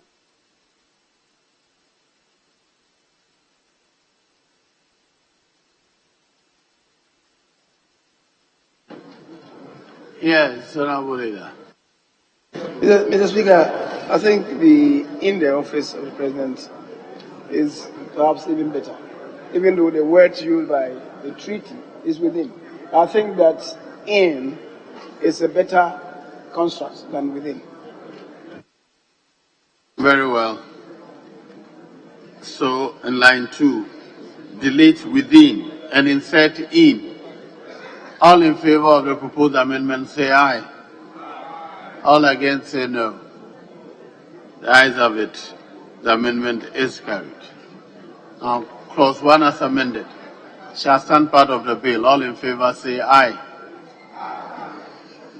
Well, yes, Leader. Mr. Speaker, I'm sorry, because we've not had time to look at it properly. When you come to 1, 2, Mr. Speaker, you was putting the question on 1, no? Am I right? We are on 1, 1, then say 2 to 1. When you turn the page, you see 1, 2. The center shall operate as, if I have my way, because I don't have the protocol with me, a national security agency for strategic research. Or do we just want to say a national agency for strategic research? Because all along we've been told that it will operate within our national security space. So we should find a way for national security to come between national and agency. Then that's 2A. Then, Mr. Speaker, with 2B, a non-profit organization. Mr. Speaker, you know the law. Non-profit organization, they come as limited liability companies guaranteed by the company's code. We are acting as lawmakers. So the word a non-profit organization, just say an institution with a public interest mandate. We can say that we are creating an institution with a public interest mandate. Maybe with, to say non-profit organization. In Ghana, there are laws as to how to deal with non-profit organization. But I'll take your guidance and other people who have looked at it. But I think that with 2A, we should find a way for security to come in 2A. A National Security Agency for Strategic Research. 1, 2A, yes. If the chairman has no objection. Thank you, Mr. Speaker. So what's the proposed amendment? Yes, Honorable Agaga. Mr. Speaker, I support my leader in this, but in respect of the proposed amendment relative to 2A, he wants us to insert national security before agency.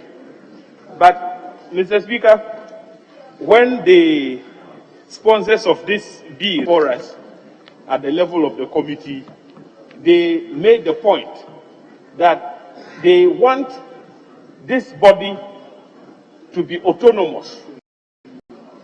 So I had raised the point that already there are structures that are responsible for early warning and so on. So if you look at the Security and Intelligence Agencies Act 1030, you find that there is an interministerial committee. And basically what that committee does is to do early warning amongst other functions under the aegis of the Ministry of Security. But they insisted that they want this body to stand alone and have some level of autonomy. So, a national agency for strategic research and a non-profit organization, are you in support of the two of them? Yes, leader. Mr. Speaker, in similar fashion, was going to oppose the proposal to amend 212A to include security. Mr. Speaker, by the construct of Article 83 of the Constitution, if you want to create a national security agency, it should be situated within the National Security Council, as established by the Constitution. That is not what we are doing. And so, in that regard, I will oppose the first one. But the second one, but I have it in my notes, that it shouldn't be organization. We could just say, the center shall operate as a unit with a public interest mandate. He is saying as an institution. I think between institution and unit, I would prefer the unit because it's a center that we are creating. So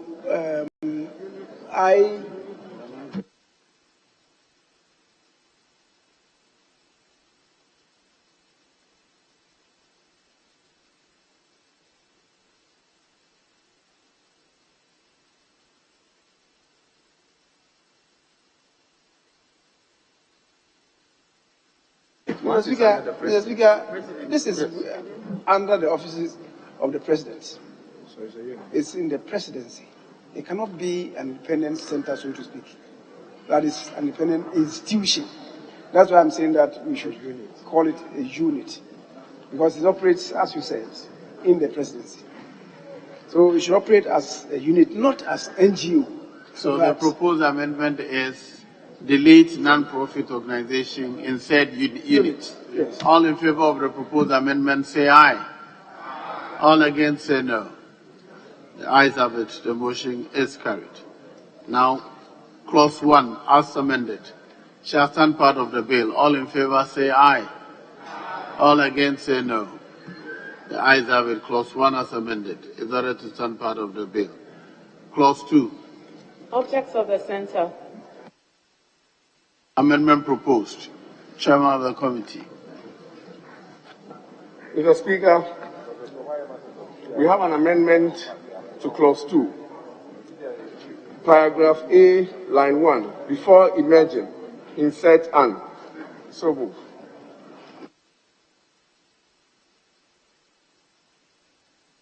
All in favor of the proposed amendments, say aye.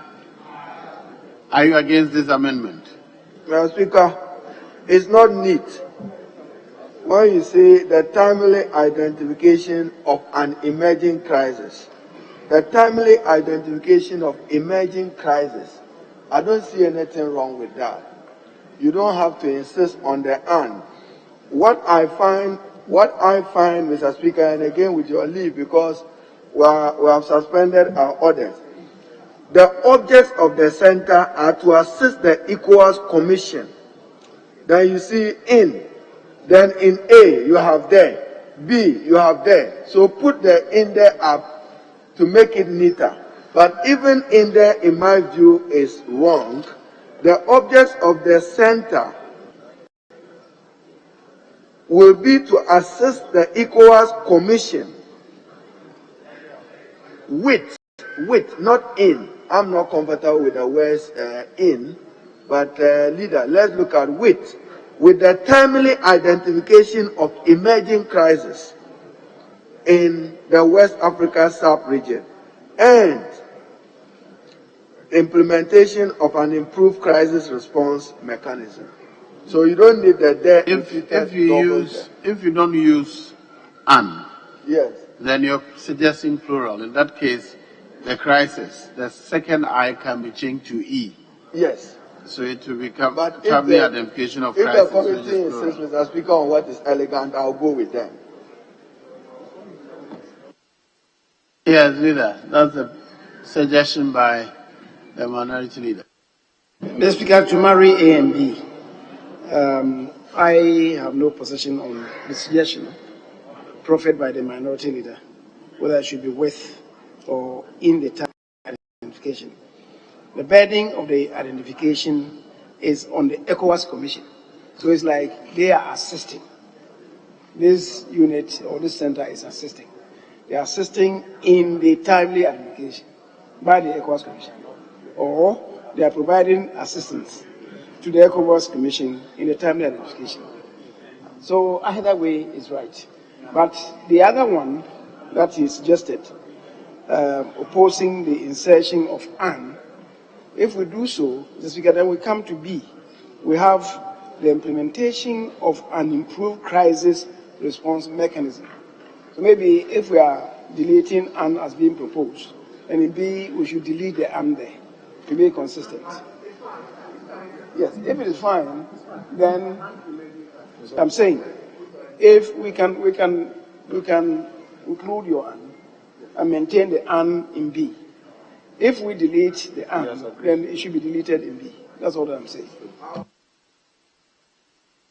Very well. So the amendment, as moved by the motion, by the chairman. All in favor of the proposed amendment, say aye. All against, say no. The ayes have it. The motion is carried. Now, clause 2, as amended, shall stand part of the bill. All in favor, say aye. All against, say no. The ayes have it. Clause 2, as amended, is ordered to stand part of the bill. Clause 3. Functions of the center. Amendment proposed. Chairman. Mr. Speaker, we have an amendment to clause 2, to clause 3, paragraph A, line 1. Delete centralize and insert collate. Delete centralize and insert collate. I so move. Yes, leader. Speaker, I have a difficulty with substituting collate for centralize. Mr. Speaker, the words there have meaning. Collect, centralize, and analyze data. Mr. Speaker, with your leave and indulgence, what I would have asked the chairman to add there is store. You have collected, you have centralized, you'll be analyzing the data. Store it too. Store it. So I'll add store. But if you say collect can rather be substituted for collect, not unless, that's what I'm saying, unless it has a technical meaning. So give it a technical meaning, but collect cannot mean the same thing as centralized. What you are saying is that you are going to deal with early warning system in Ecowas, in the sub-region. So when the information comes, they want you to deal with it at a centralized level. That is my understanding. If that is not it, then you can explain your collate. Thank you, Mr. Speaker. Yes, Chairman of the committee. Mr. Speaker, the idea in intelligence gathering is that you collect the information from various sources, you put down all that information together to make sense out of it, you analyze the data, and then you now share. So it is not a function of collecting, storing, and centralizing. It assumes that once you have collected the information, definitely it is being stored. Once you are analyzing, it assumes that that information is in storage. So the storage aspect is assumed, it's part of the functions, and we don't have to describe it here. So the intelligence gathering, you first collect from different sources, you put it together, collate, and then you analyze. It is a centralizing that we intend to delete and put collate, assuming that you are putting all the information from various sources together. That's the idea behind this. Thank you, Mr. Speaker. Yes, leader. Mr. Speaker, he's assuming the store. You don't assume with legislation. You see, Mr. Speaker, even just take your phone. Somebody gives you information on your phone. You want to be able to make use of the information. Sometimes you want to save the information. So save is what I said store. Now when you say you are just collecting, analyze it, and you are assuming that necessarily it will store, we are saying add it to their mandate, that they have the power to store information. You are giving them the legal right to store information. I would think that we should add store because, Mr. Speaker, data, when you have data, tomorrow somebody will question them, but why did you keep the data? Yes, Majority Leader. Mr. Speaker, I entirely agree with what the Minority Leader has said. I am struggling to see my own amendments. Unfortunately, they are not captured. And I have what he said as part of my own amendment. I said that you can't just collect information when you have not monitored the situation. So I even said that it should begin with shall monitor, collect, collate,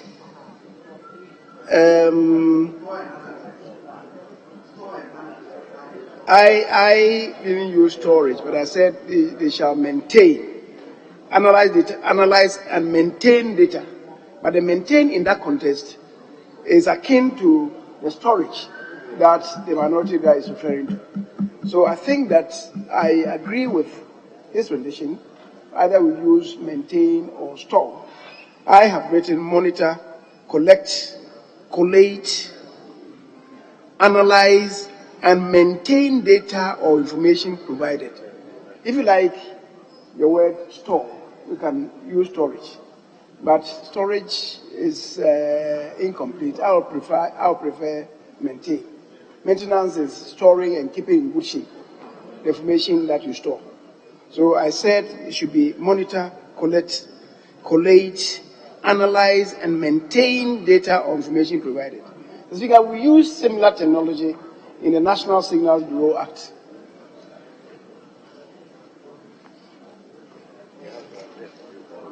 I'm waiting for the proposed amendment to put a vote on it. Agree. Mr. Speaker, I agree too.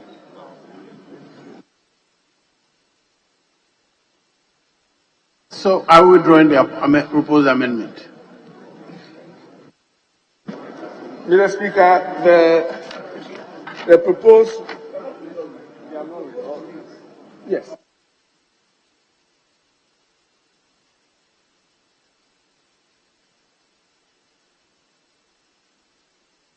Speaker, for the avoidance of doubt, the new rendition will read, that is in 2A, to achieve the objects of the center shall monitor, collect, collate, analyze, and maintain data or information provided by, and the list then will follow.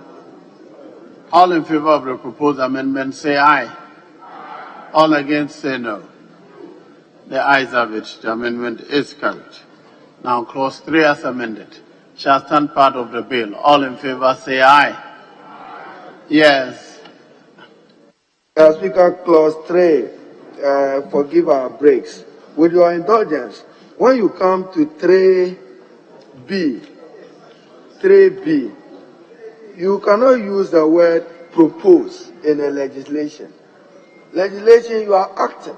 You are acting. So you are either implementing or enforcing, but you cannot say propose options following an in-depth analysis of challenges or threats. Even the use of the word order is not good enough. You must combine both challenges and threats. You cannot say or. Challenges or threats. Okay. To human security. So, Mr. Speaker, my difficulty is with 3B, propose response mechanisms. You don't even use options there, it should be mechanism. But I have a difficulty with the word propose. You are either asking the center to implement response mechanism, either implement or enforce, or do something about it. But a legislation cannot say propose something. So if he proposes and nothing happens, you can't hold anybody because you said he should propose. So we would have to improve the word there, Mr. Speaker. Thank you. Yes, Chairman. Mr. Speaker, the Early Warning Center is an information clearinghouse for ECOWAS member states. So if there's an emerging threat in your country, and you have collected the information, you have analyzed the data, your responsibility is to share the information with other ECOWAS country centers as established in. So you will now have to propose an option for how to deal with the situation because it's localized to you. And therefore you are reporting the threat and then you are proposing options to deal with it. Yes. You are proposing a response.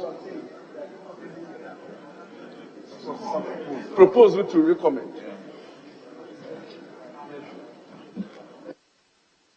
Mr. Speaker, with your leave, I propose that delete propose, and he said recommend.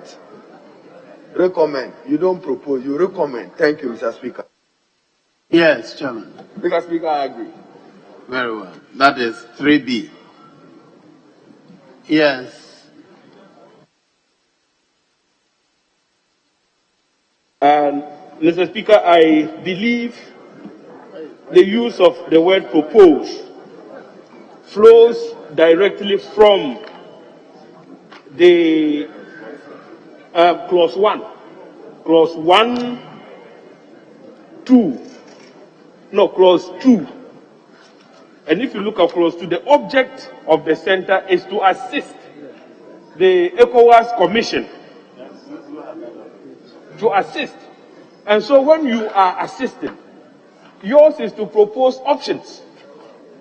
In the face of an emerging crisis, you propose because your whatever recommendations or solutions would not be binding on the Commission. No. So they are proposals that you make for the consideration of the ECOWAS Commission.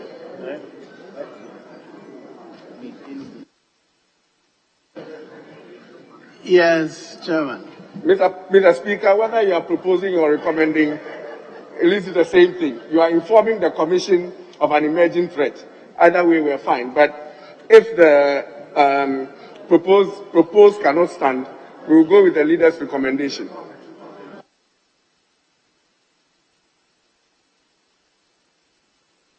I'm waiting for the proposed amendment. So what is the proposed amendment? Mr. Speaker, delete 3B, delete propose. And he said recommend. Thank you. Yes. Mr. Speaker, I agree. All in favor of the proposed amendment, say aye. All against, say no. The ayes have it. The motion is carried. Yes, Leader. Mr. Speaker, the proposal or recommendation of options following an in-depth analysis of challenges or threats related cannot relate only to human security. This is dealing with the ECOWAS sub-region.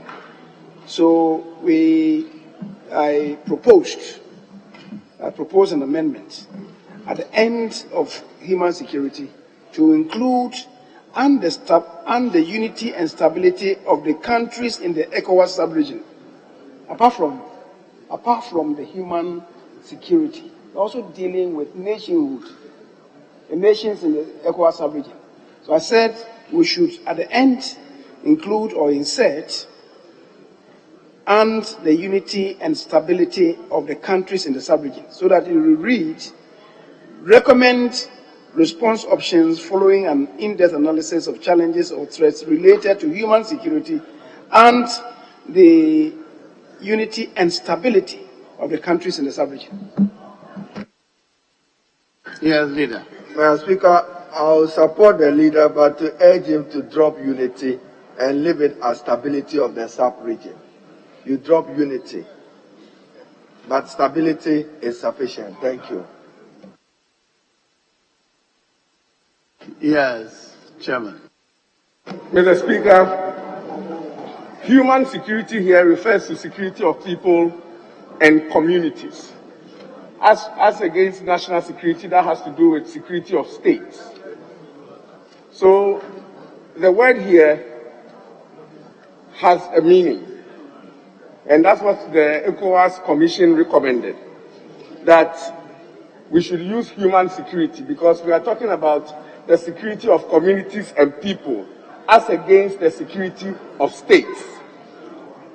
So, yes, so in as much as the security of people and communities have an impact on states, they were clear in their choice of words that the ECOWAS Center for the Early Warning Mechanism is going to deal with the security of people and communities as against the security of states.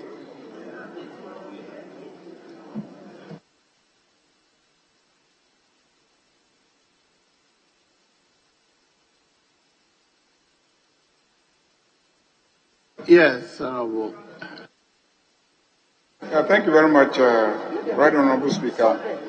Just to buttress the position of the chairman of the committee, we should also not forget that in spite of all these mechanisms, we are still obliged to uphold the principle of non-interference in the domestic affairs of countries. And so when you create a body like this and vest it with powers to deal with matters that relate to state security, then you may be overreaching and violating the principle of non-interference in the internal affairs of states. And so let's distinguish between state security and human security, given the fact that we are often dealing with, let's say, for instance, transhumans, issues of transhumans, dealing with people moving from one part of the sub-region to the other. So we are more concerned about the human beings and the communities relative to the state, and leaving matters of the state, decisions relating to the state security apparatus to have ultimate responsibility for. So let's maintain the current rendition. Even though ultimately, like you have rightly noted, ultimately it has implications for national security, but then we don't want to be seen as interfering in matters of national security. So that is why this rendition is used. Yes. Mr. Speaker, let colleagues refer to the memorandum, the first paragraph of the memorandum. What does it read? The object of the bill is to establish a national center for coordination of early warning and response mechanism to assist the Economic Community of West African States Commission in the timely identification of emerging crises in the West African sub-region, the entirety of the sub-region. So don't say that it relates to only countries. The entirety, that's the purpose of this bill. So, Mr. Speaker, if human security is threatened in a particular community, it has obvious implications on the stability of that nation within the sub-region. It's the purpose of this. So, talking now about individual national sovereignties.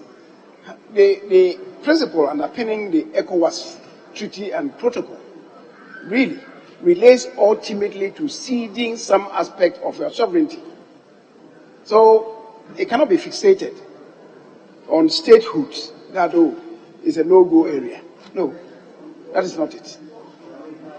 But if maybe you are talking about the minority leader is saying that perhaps we could drop the word unity, I do not have an allergy towards that. But I think the stability is important. The stability of the countries in the sub-region is important. Can you make up your mind so we move forward, please?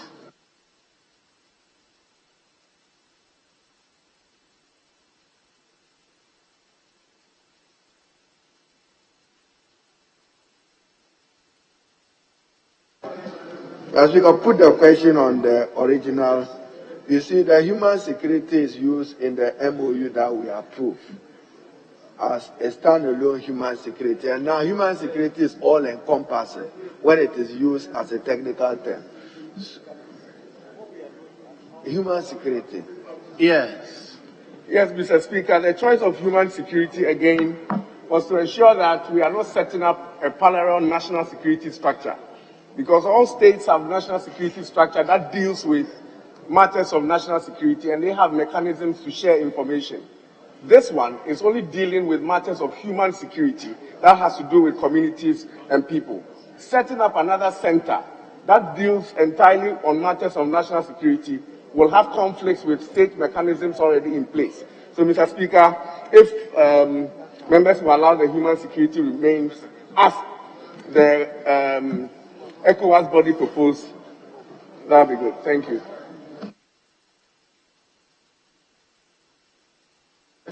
So, all right. So, if the chairman who has co-sponsored the amendment is running away from his own proposal, I will yield to him. so which amendment is before me now? I've taken the other amendments. I've taken the recommended. So which amendment is pending now? Mr. Speaker, what I'm no longer pursuing is what I proposed to be the amendment to be at the end. So Very well. I'm no longer interested. I'm dropping So clause 3 as amended shall stand part of the bill. All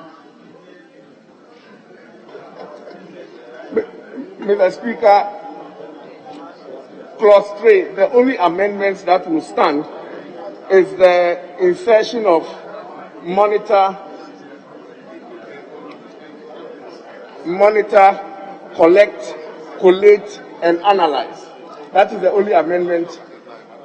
is still amended. So clause 3 as amended shall stand part of the bill. All in favor say aye. Stop. All against say no. The ayes have it. Clause 3 as amended is ordered to stand part of the bill. Clause 4. Headquarters of the Center.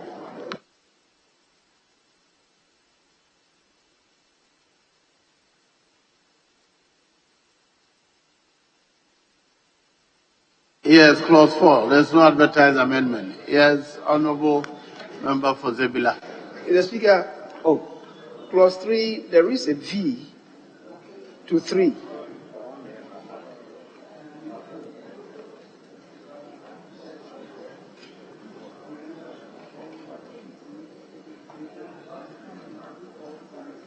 There's a V to the 3. Clause 3, there's a what? A V. There's no D here. A, B, C. It's a V on the other paper, addendum 2, which bears the new amendments proposed.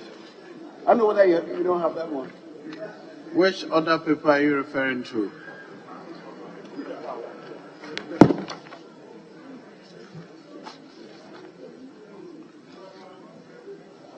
I don't have.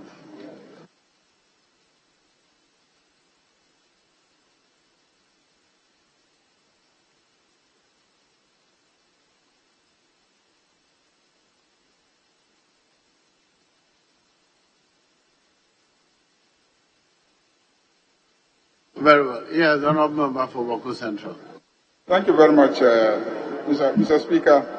Mr. Speaker, even though there's no advertised amendment, but I have some reservations regarding clause 4. I'll return to clause 4. Okay. But I'm going back to clause. Apparently, I was operating from the main order paper, but there appears to be a new proposed amendment containing the order paper addendum 2. Just been brought to my attention. So that will be item 1II. Yes, amendment proposed. Chairman. Mr. Speaker, the chairman is giving a strong indication that the capacity of the center, he thinks that because it's a unit within the presidency, we should not stress so much about building the capacity of the center. So if that is view, maybe we'll drop that amendment. My thought is really relevant to build the capacity of the center to check, monitor, and analyze. They have this responsibility. If you are saying that the capacity should be built, I really cannot understand why the chairman is saying that we don't need that. The end really is problematic. That is identifying the potential impacts on sub-regional security and sub-regional well-being. The end will be problematic against the background of what amendment that we have just lost, relating it only to human security. So that end there will be problematic. Perhaps to identify potential impacts on human security and leave it there. But to say that we don't need to build the capacity and knowledge of the center, I can't understand. However, Mr. Speaker, do we need to legislate that? Those are operational issues, I think. Mr. Speaker, the leader's proposal in 3 that he has just referred to is cured if his other amendment of including the Ministry for Transport and Communication are added, because they will play that role of appreciating what advances are within technology. So we'll pray on him to abandon, build, check, monitor, and analyze sub-regional level technological advancement in the information industry. That cannot be the role of an early warning center. No. This one will fall within the domain of your Minister for Communication. Like, for instance, today the world has moved from 3G. The person to advise government that when you are procuring IT, let it be consistent with 5G and not 4G, will be your minister responsible for communication. So when your 5 amendment is carried, leader, it will take care of your concern in the 3 number there. Thank you, Mr. Speaker. So abandon it and we'll make progress. Yes. Mr. Speaker, with some reluctance, I may want to do that because, Mr. Speaker, when we were fashioning the law on the establishment of the National Signals Bureau, after establishment of the Bureau, we said this is a necessary ingredient. I'm surprised to hear that we can't legislate on this. I'm surprised because it's part of the architecture of the National Signals Bureau. But if members don't remember and insist that, well, we don't need it, I have no fixation on that. I think it's instructive to take a cue from what you have done with respect to the Security and Intelligence Agencies Act and indeed the National Signals Bureau Act. But if the insistence is that we don't need it, I don't worry.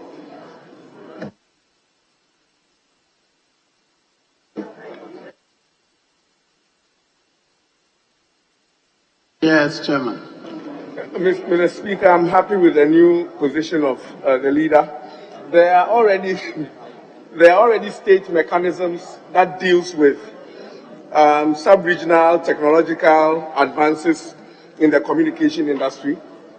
We have the National Signals Bureau, we have the National Communication Authority, and we have the National Cybersecurity Center that deals with matters of technological advances that are security of the state. And so I am happy that the leader has stepped down the amendment. The original one should remain. Very well. So I'll put the question on clause 3 again. Clause 3 as amended shall stand part of the bill. All in favor say aye. All against say no. The ayes have it. Clause 3 as amended is ordered to stand part of the bill. Clause 4. Yes, Honorable Member Headquarters for of the Zebila. Center.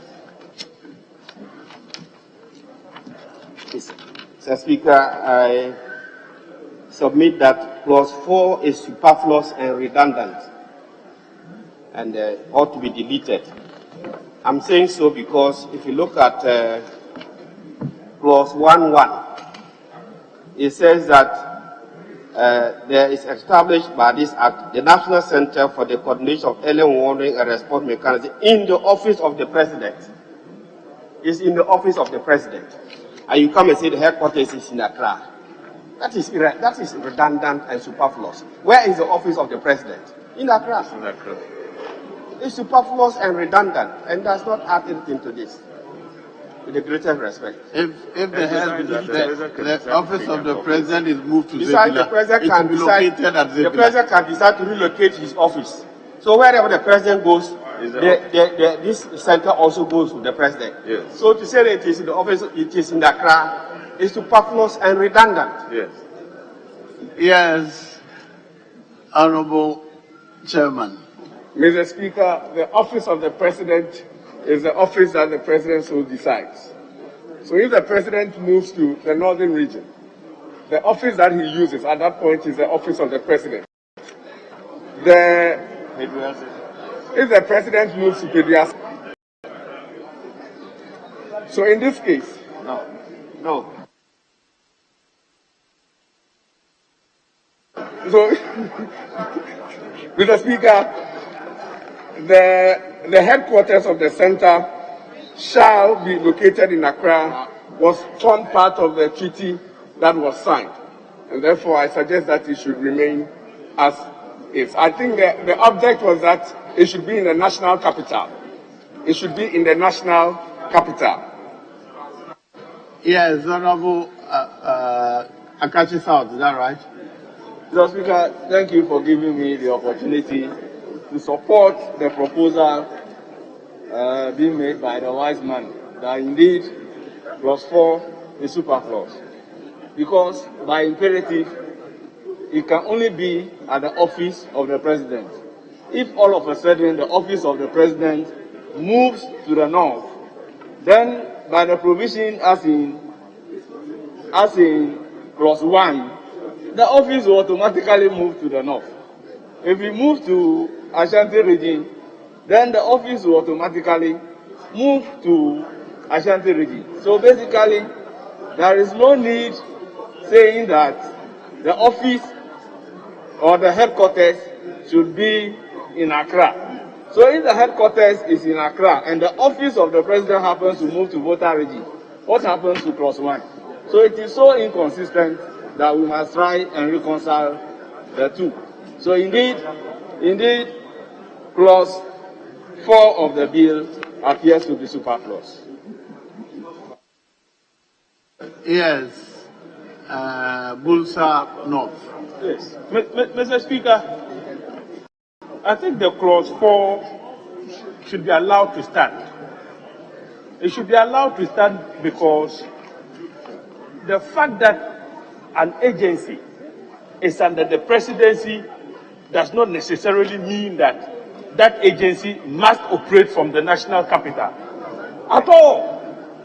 That agency can operate from Tamale, but still be treated as one under the office of President. It's as simple as that. We have several agencies with offices completely detached from the presidency, but are located here in Accra. In the same vein, Mr. Speaker, an office can operate under the presidency, but not be located in the national capital. It could operate from Kumasi, Tamale, but under the, yes. So, with the greatest of respect, let's leave it. Yes, Honorable Leader. Mr. Speaker. I'm sorry. Mr. Speaker, I'm inclined to associate with the sentiments expressed by the Honorable Cletus Abuka. Mr. Speaker, this is a national center for the coordination of early warning and response mechanism. They are to monitor with the purpose of detecting emerging crises. It becomes necessary as a response mechanism after the detection to relocate the office of the president, assuming there's an emerging war, relocate from Accra to Kintampo. So the office of the president is relocated from Accra to Kintampo. Mr. Speaker, it will mean that that office should necessarily also follow the president to that new location. So to say that even in the face of a war situation, he should remain in Accra, Mr. Speaker, be a ridiculous and really ludicrous commitment to the status quo. And I believe it shouldn't hold. That is why I associate, Mr. Speaker, most sincerely with the position expressed by the veteran majority leader, former majority leader of the House. Mr. Speaker, I think we can adopt this and move on. Yes, Boko Central. Thank you very much, Mr. Speaker. Mr. Speaker, initially I was going to ask, because usually with these arrangements, if you are asked to host a sub-regional organization, it comes with certain conditions. What is the condition relating to the location of the office in the hosting arrangement? And what I hear the chairman say is that it is part of the condition that the office of the early warning center should be in Accra. Now, if the condition of hosting it is that the office should be located in Accra, is it also the condition that it must be hosted in the office of the president? Is it part of the condition?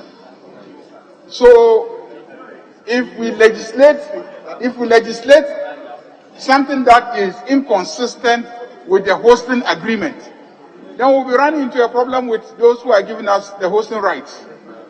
So the chairman needs to establish that the hosting rights is based on us hosting the headquarters in Accra, and that it should be an of the presidency. Now, as for the argument about the office of the president, well, as at now, the office of the president is located. You can go back and amend clause 1 so that it is part of the presidency. As for the presidency, I believe that is different from the office of the president. The presidency is just an institution. So if they want it to be elevated to the level of the presidency, that is a completely different matter from when you say that it should be in the office of the president and must be hosted in Accra. As for the possibility that there will be a war situation and the office of president may relocate from Accra, that's a very remote possibility. At least since we established Ghana as a nation, we have not been involved in any such war that has necessitated the movement of the office of president from Accra to Ashanti region or even northern region. So that's a very remote possibility. So let's deal with what is known. So let's say that the hosting arrangement confers the hosting rights on us on condition that we have the headquarters in Accra. And so the legislation must capture that the headquarters should be located in Accra. Mr. Speaker, with respect to my colleague, is getting the whole arrangement wrong. This is required of all the nations in the sub-region to establish their own national centers. It's not to serve for the entirety of the sub-region. We're getting it completely wrong. Each nation is required to establish its own national center for the coordination of early warning and response mechanism. So, as I said, I associate with it. You've gotten the concept wrong. And that's why you are going on that trajectory. If it is a West African establishment, then you will be right. But it's required of all the nations to establish their own national Center for the Coordination of Early Warning and Response Mechanism. Yes. Mr. Speaker, the protocol required that the location of the center must be known in the bill. The issue of it being hosted in the office of the president does not necessarily mean that wherever the president goes, the office goes with it. The president can always appoint an office for the center to operate from, and that will form part of the office of the president. But the protocol was clear that there has to be a headquarters of the center, and that headquarters must be in the capital, Accra. And all countries setting up their early warning mechanism centers are to set it up in their capital cities. In this case, Mr. Speaker, I recommend that the headquarters of the center shall be located in Accra, should remain.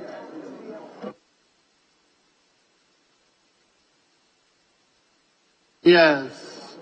Not Tom. Most grateful, Honourable Speaker. Honourable Speaker, we have to be clear. The Honourable Cletus Avoka and the Majority Leader are right that the headquarters of every response center must be located at the office of the president. What we were told by the sponsors is that the agreement by the Ecowas heads of state is that they want this to be right within the remit of the office of the president in member countries, so that it will have that high level recognition. Now, Mr. Speaker, if you look at the protocols, this is not a sub-regional headquarters. It is what Ghana is doing, is what Burkina Faso is doing, Cote d'Ivoire, Guinea-Bissau, Mali, and Liberia. They are all locating it within the office of the president. So we are under no obligation to have this in any specified geographic location in our laws. All what the protocol says is that it should be under the office of the president. So I agree with Honourable Cletus Avoka that this is superfluous and that we can delete it. It's really redundant, and we don't need to tie our hands. This is not a sub-regional headquarters like we have for AFTA, which we lobbied for, that all the member countries look up to that headquarters, like we have the AFTA headquarters in Accra. So this is a different arrangement. So we can let it go and let it just be under the office of the president, and then we move on. So really, they are decentralized bodies. Every country has theirs under the office of the president. So, Mr. Speaker, we can let it go. Let me listen to the chairman. Yes, Chairman. Mr. Speaker, I am persuaded by the argument to delete. Yes. Well, Speaker, the chairman should not be in a hurry. Well, Speaker, the Honourable Avoka and leader are being technical to the limit. If you take the memorandum which was brought to us, Memorandum 19 May 2021, Minister for Regional Integration, it reads, Parliamentary ratification of the Memorandum of Understanding between the Economic Community of West African States, Ecowas, Commission, and Republic of Ghana relating to the implementation of the National Early Warning and Response Mechanism in Accra, Ghana. In Accra, Ghana. In Accra, Ghana. You go forward even to page 2, the very first paragraph, in Accra, Ghana. So yes, the People's Leader and Majority Leader are right. But Mr. Speaker, in diplomacy, for reporting purposes, let's leave it there. When the President goes to the next Ecowas, he would announce that Ghana have established an early warning center in Accra. That's it. It does no harm. And Mr. Speaker, you can go to this Minister for Foreign Affairs memorandum. This is what she said. In Accra, Ghana, it does no harm. I get you. It doesn't spoil anything, leader. Leave it as it is. And Mr. Speaker, put the question and we'll move and make progress to clause 5. This is the Minister's memorandum. It's okay. You've made the point. You win. Mr. Speaker, I've read the memorandum. It does not in any way suggest that the center should be established in Accra. It doesn't suggest that. Read it. It does not. That's what is here.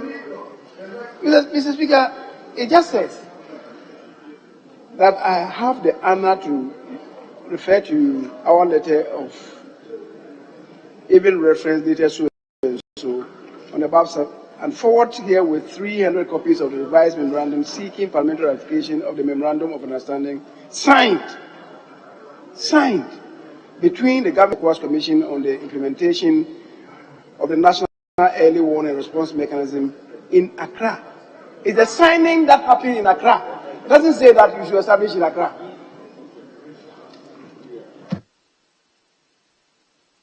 Honourable members, the chairman of the committee says that he agrees to clause 4 being deleted.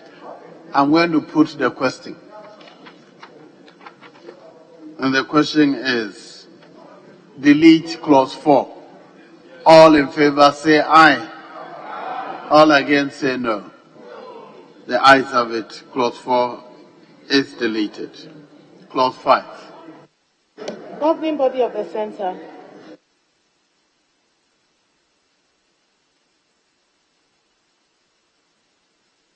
Amendment proposed. Chairman. Mr. Speaker, we have an amendment. Clause 5, subclause 1, paragraph B. Add the following new subparagraphs. VIII transport, IX communication.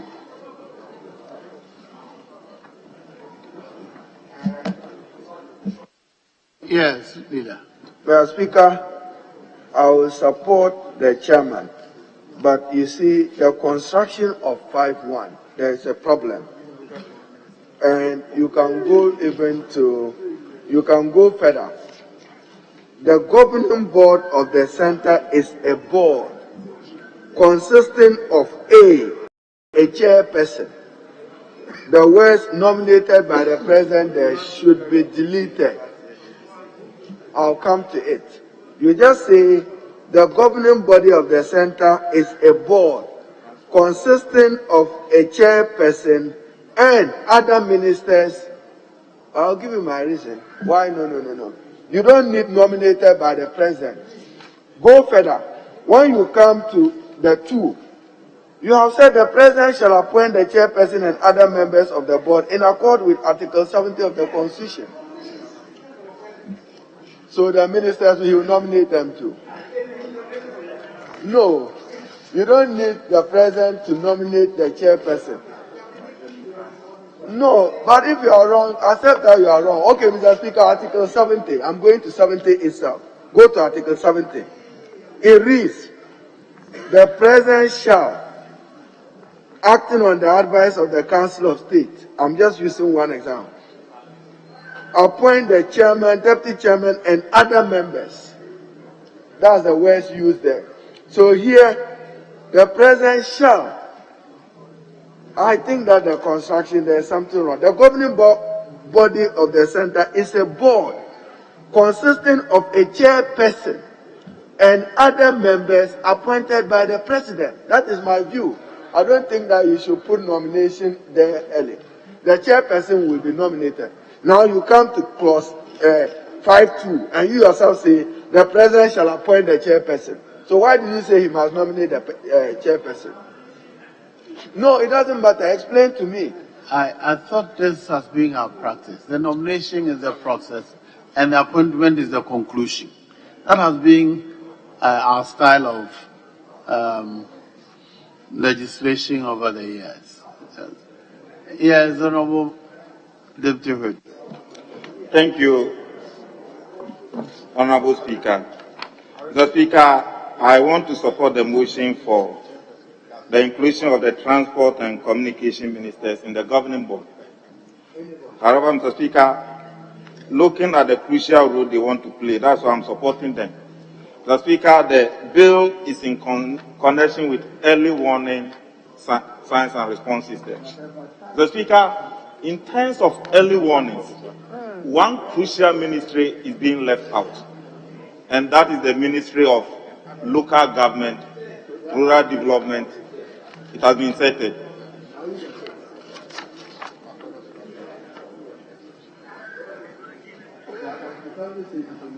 Ranking member of Local Government Committee.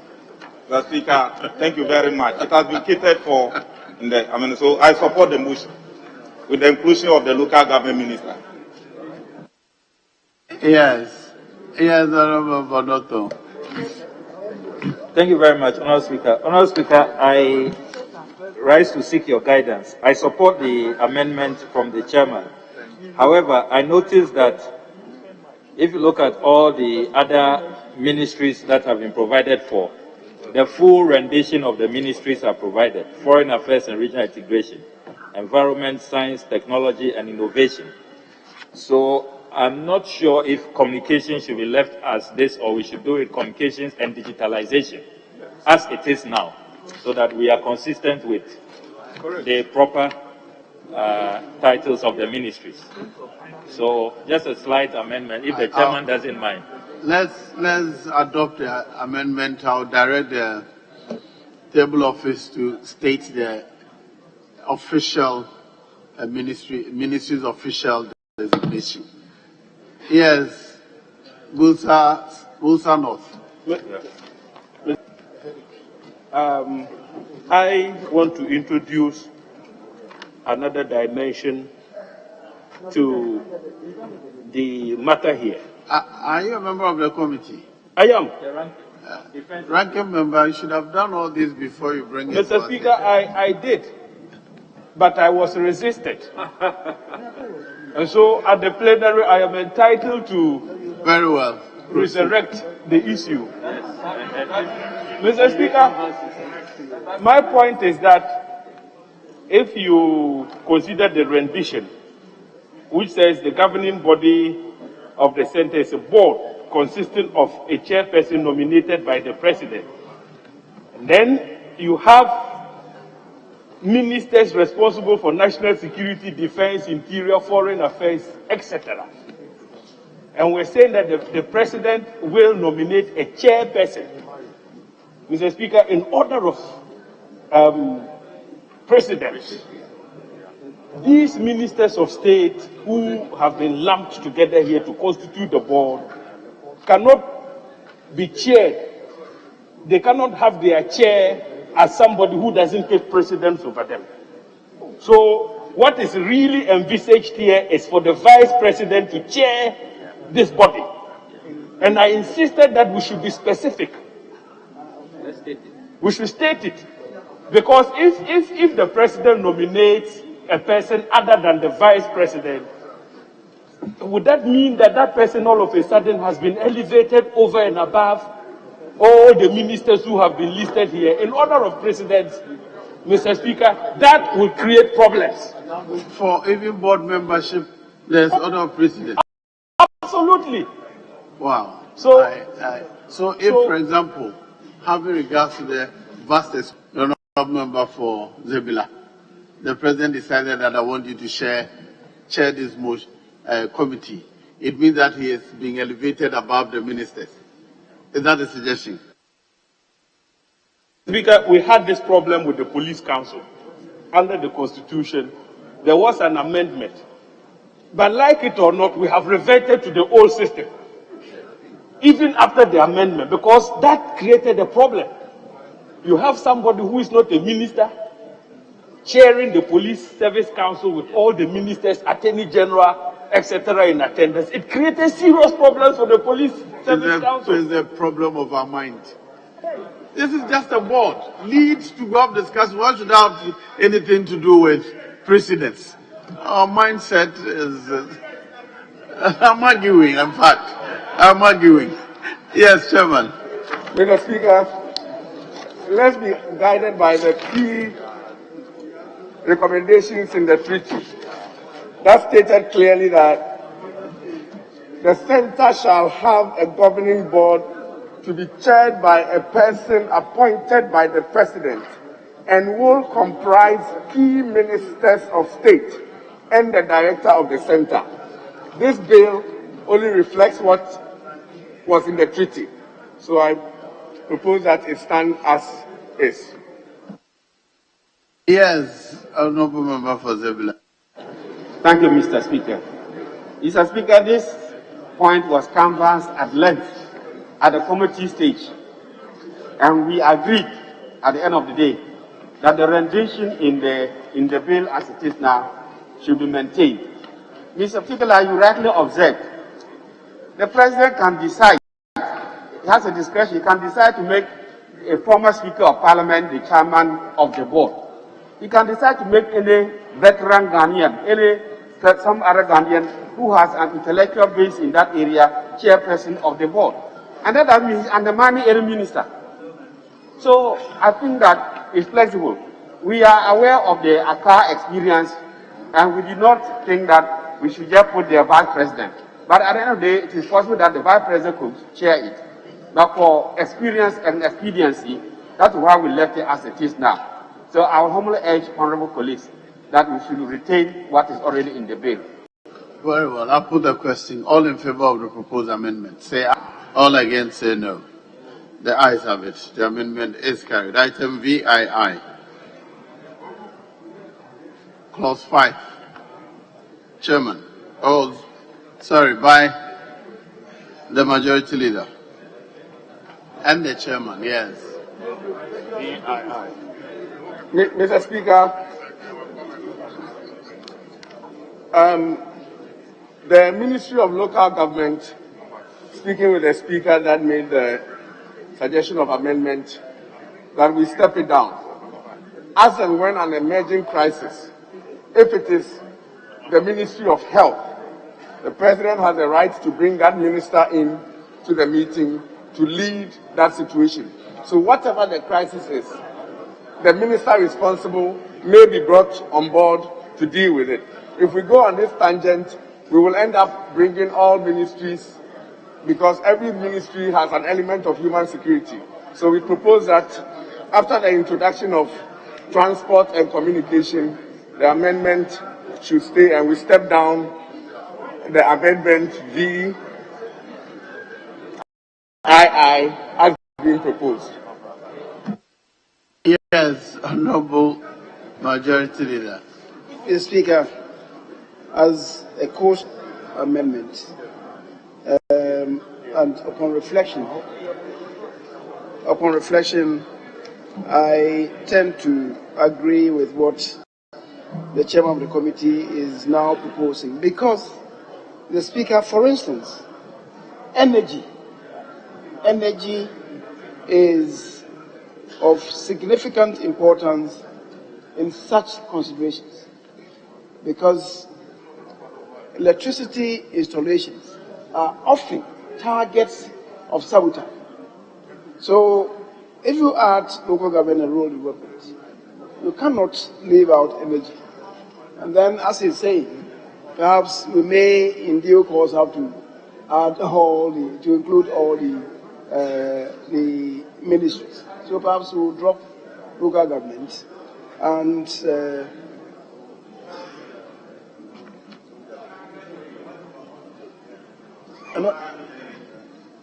I'm saying that, I was just saying that energy, for instance, is of paramount importance in such a consideration. Do we add energy to local government? If you do that, perhaps we may continue to be adding on. That's my only consideration, to maybe deleting local government and rural development. Otherwise, local government is crucial, but equally crucial is the Ministry of Energy. So, Mr. Speaker, that is my proposal. So I'm just joining ranks with the chairman, just so that we don't close the door on any ministry let's leave it as it is, with the inclusion of transport and communication, and agree that whenever the need arises, any ministry could be added.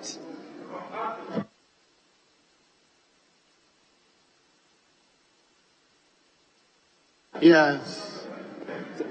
Speaker, I think that we should drop the amendment. Almost every ministry or sector is relevant for this purpose. And it's very relevant for this purpose. If we have to add, like you have mentioned, energy and transport and local government and the rest of them, it will become an unwieldy institution. It will become an unwieldy center. And when it becomes unwieldy, then you will realize at the end of the day that, and besides that, these are ministers who are very, very busy.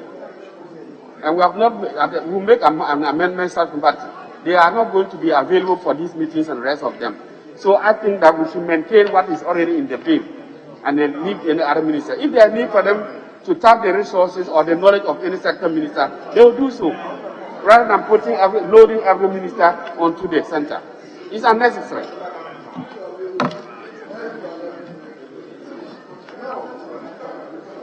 The proposer is withdrawing his amendment, is that right? The proposer of the amendment contained in VI is withdrawing, is that right? Yes. Very well. There's nothing before us then. The amendment as proposed is withdrawn.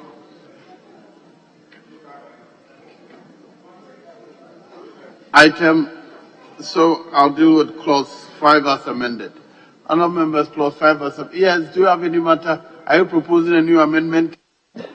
Well, Mr. Speaker, I just thought that I draw attention to a matter we raised at committee so that the record will reflect that we take the view that this whole body under clause 5 is a duplication of Article 83 of the Constitution, which establishes the National Security Council. Our view is that we should just have used the National Security Council, let it apply, then you set up a secretariat under the National Security Council, because other member countries don't have the constitution we have. They don't have a National Security Council. So that's all we should have done, which is even more elaborate. Very well. There's no amendment before me. So you are not proposing one. Record, so this will lead to this is not a debate time. Can I move on? Clause 5 as amended shall stand part of the bill. All in favor say aye. All against say no. The ayes have it. The amendment is carried. Clause 6. There's no advertised amendment to clause 6. Yes, leader. Madam Speaker, there is no advertised amendment, but pardon my word, it's lazy drafting. Oversee the activities of the center. You see, you are dealing with the functions of the center. We should at least state one or two of it. But you can't just say functions of the center, oversee the activities of the center. Mr. Speaker, in my view, 6. Functions of the board. Oversee just activities of the center, and that's sufficient. All right. B is approve work plan and budget of the center. Perform any other function. No, at least in the board shall. One of the major activities. I have a difficulty, Mr. Speaker. You see, the board shall oversee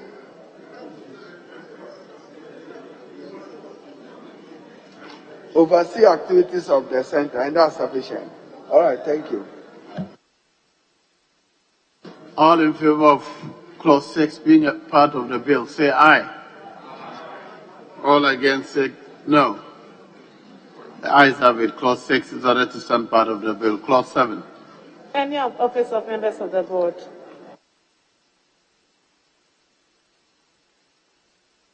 Amendment proposed. Chairman of the committee. Mr. Speaker, we have an amendment. Add the following new subclause after subclause 7, where the vacancy under subsection 7 is in respect of the chairperson The members of the board shall elect a person from among their number to notify the president of the vacancy, and the president shall appoint another person for the unexpired term in accordance with this act. All in favor of the proposed amendment say aye. All against say no. The ayes have it. The amendment is carried. There are no advertised amendments for clause 8 and 9. Yes, Honourable Member for.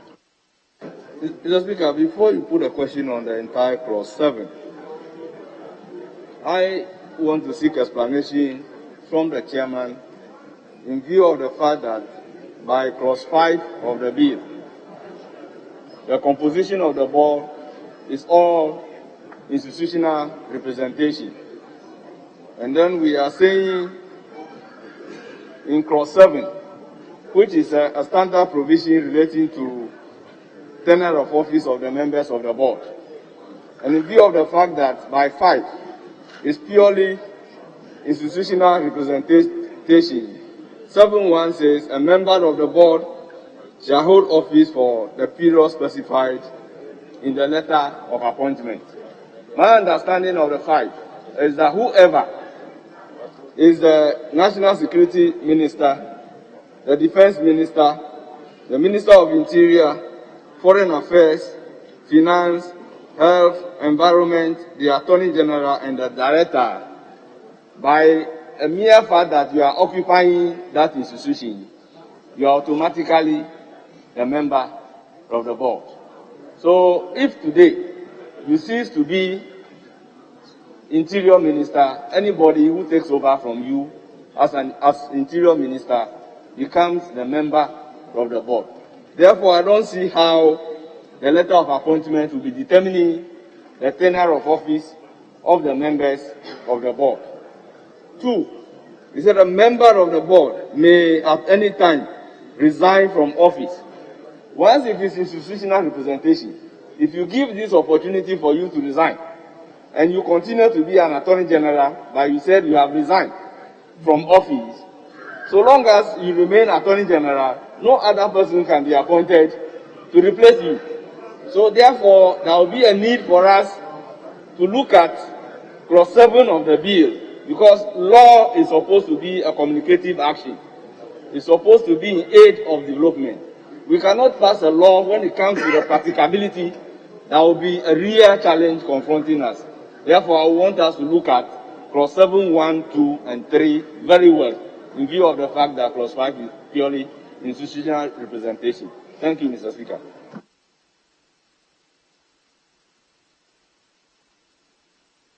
Yes. Chairman is suggesting that these clauses are impracticable.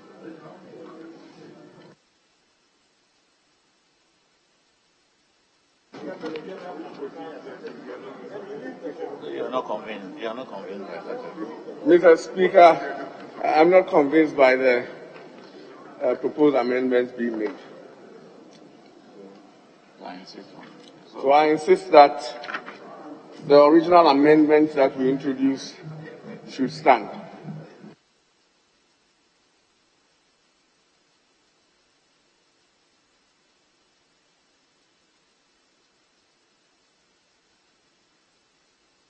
Yes, Honourable Ketiamu.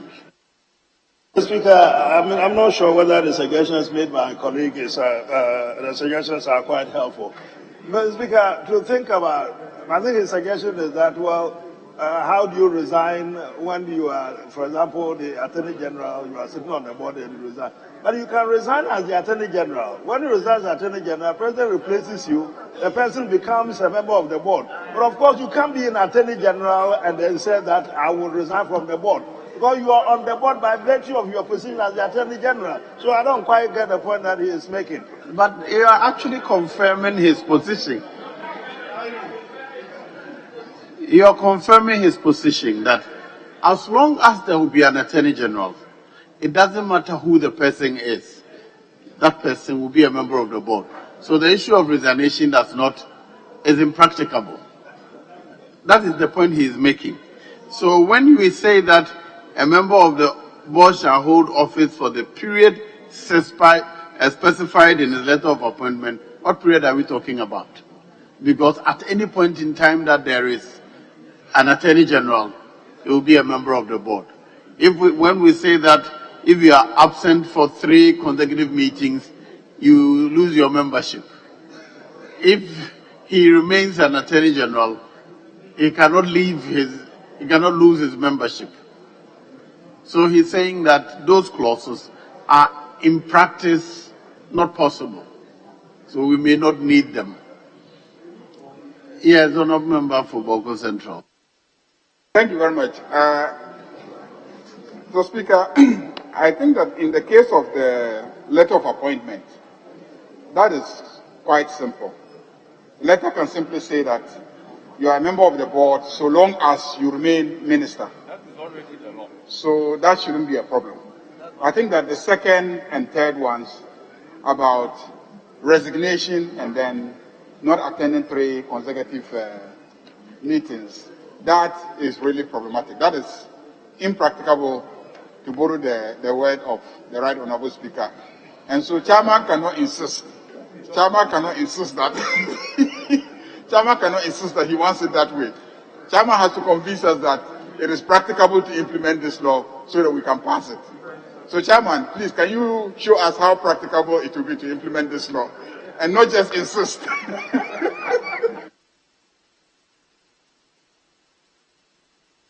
Yes, Honorable Zabila. Mr. Speaker, we can cure this defect by providing under 7.2 that a member of the board under clause 5.1e and clause 5.2 may at any time resign from office in writing addressed to the President through the chairperson. That will cure the mischief that we are suffering with now. That means those who are the director of the center, who is not a minister of state, be an outsider, that is under clause 5.1e, and then clause 5.2, the President shall appoint the chairperson and other members of the board in accordance with Article 70 of the Constitution. These 2 categories of persons can resign by writing to the President. But those who are office holders, who are there by virtue of their offices, as ministers, the rest of them, it may not apply to them. If we have made this amendment, it might kill the effect. Senior, the argument is that we appear to be legislating, targeting persons, individuals, whereas the position is for the offices, and the offices are permanent. So there's no need to relate to resignation, losing your office, or even by appointment. That is my understanding of the argument.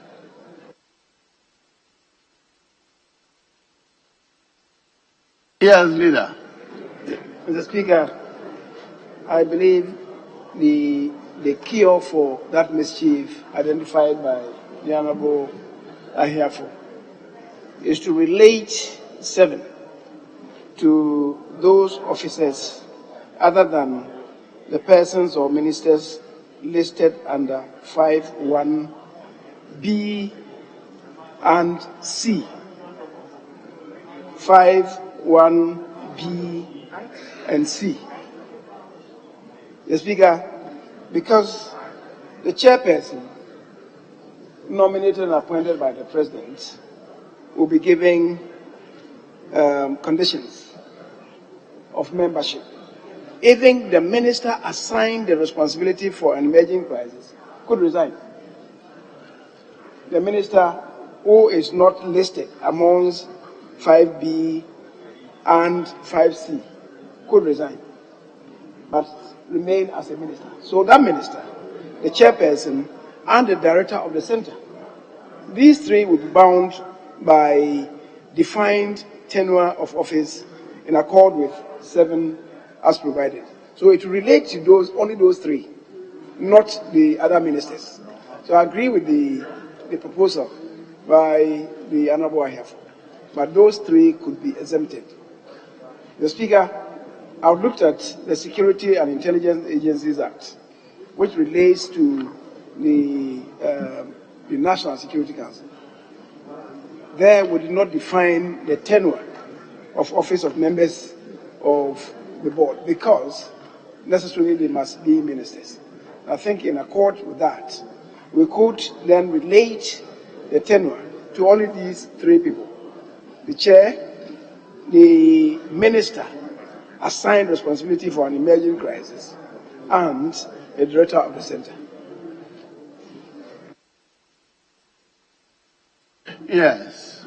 Mr. Speaker, I agree with the leader, so long as it does not relate to the director, because you are a member of the board because you are a director of the board. You cannot be a director of the board and resign from being a membership of the board.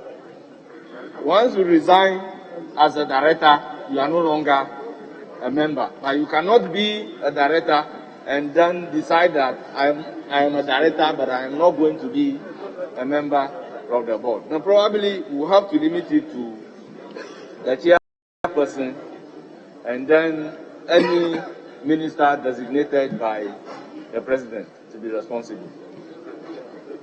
So please guide me. What's the amendment proposed?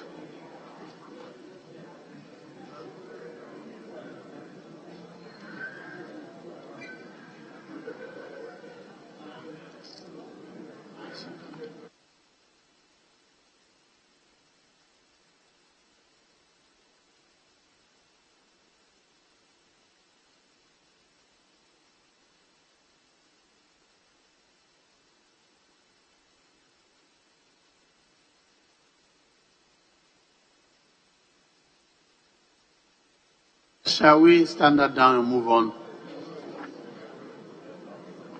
Shall we stand that down while we consider that? I'll go to clauses 8 and 9. There are no advertised amendments to clause 8 and 9. Meetings of the board. Disclosure of interest. There are no advertised amendments to clauses 8 and 9. All in favor of clauses 8 and 9 being a part of the bill, say aye. All against, say no. The ayes have it. Clauses 8 and 9 are ordered to stand part of the bill. Clause 10. Non-payment of allowances. Amendment proposed. Chairman.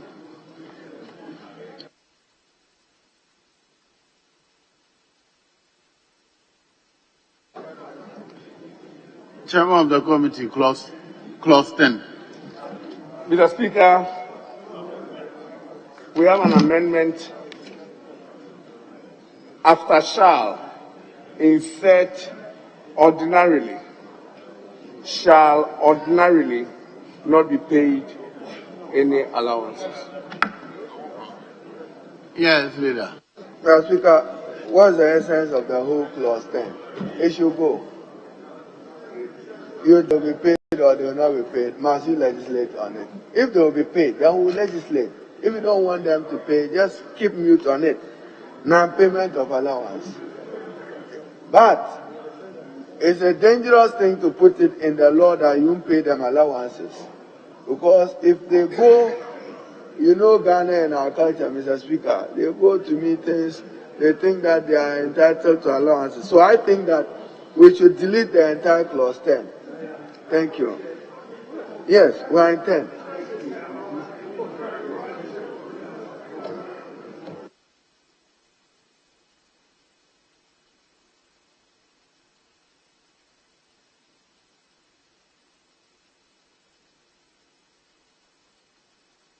Yes, Waku Central.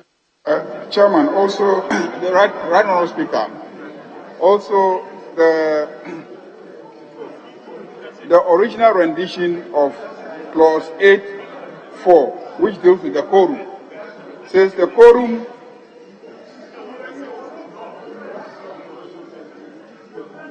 We are dealing with clause 10. Clause 10. Clause 10.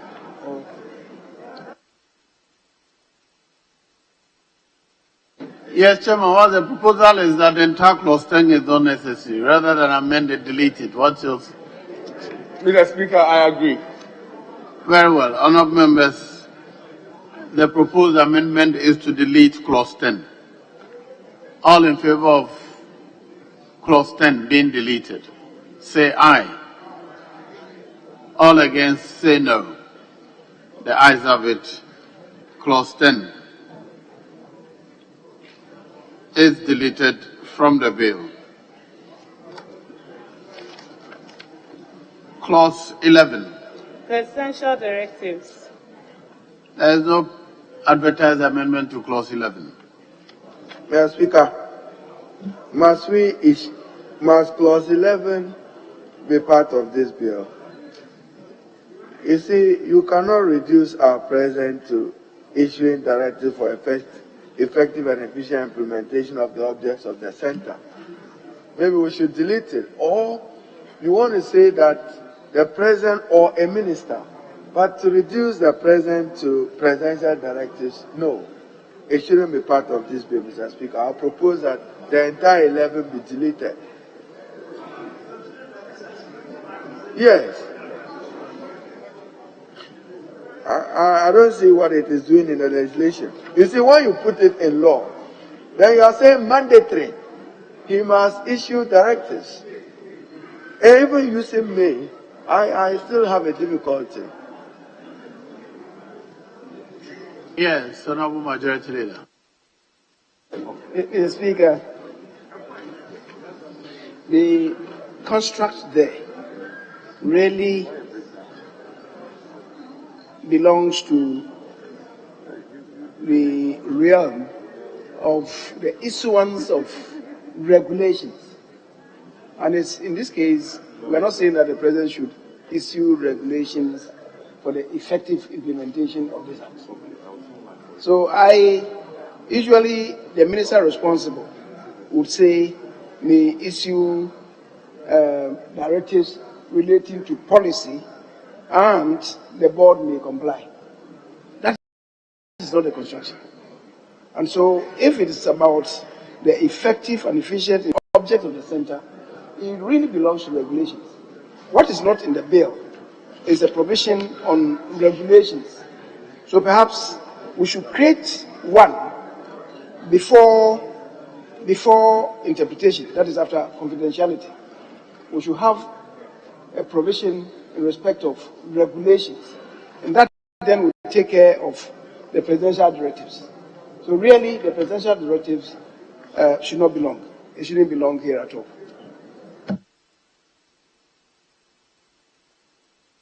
Yes.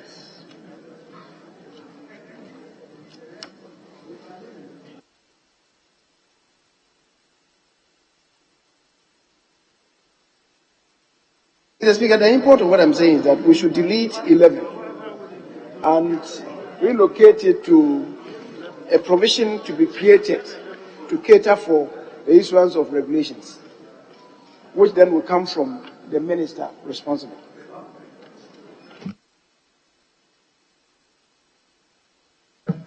There's no amendment before me, so I'm waiting.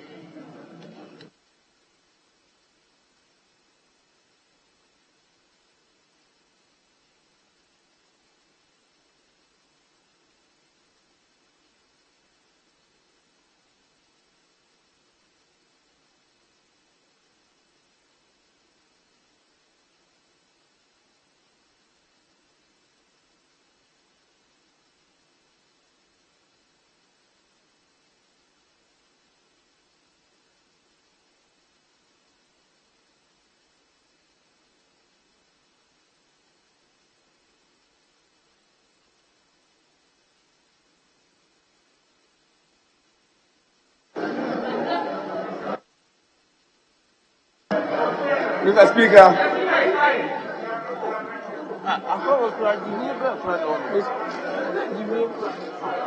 Yes, Chairman.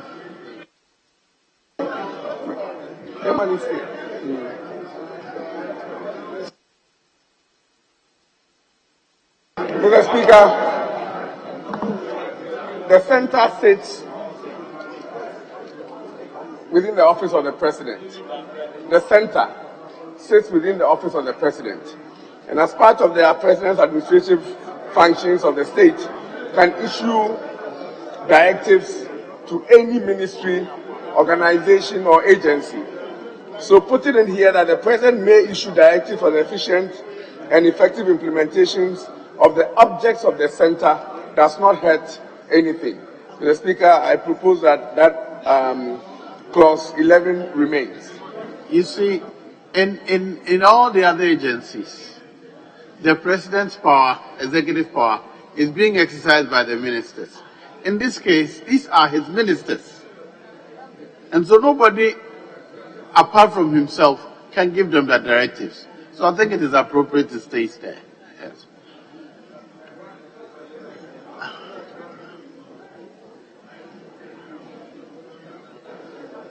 Mr. Speaker, one second.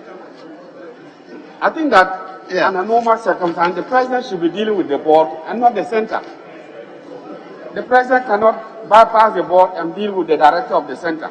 The president, if there's anything at all, should be dealing with the board and not the center, the policy-making body.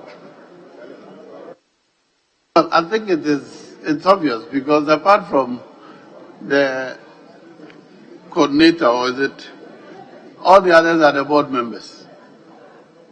So the president may issue directives for the efficient and effective implementation of the objects. That's obviously directed at the board. All in favor of clause 11 being a part of the bill, say aye. All against, say no. The ayes have it. Clause 11 is ordered to stand part of the bill. Clause 12. Director of the Center. Amendment proposed. Chairman of the committee. Mr. Speaker, we have an amendment. Sub-clause 2, delete and insert the following. 2. The director shall be a person of proven integrity and shall have the requisite knowledge and experience.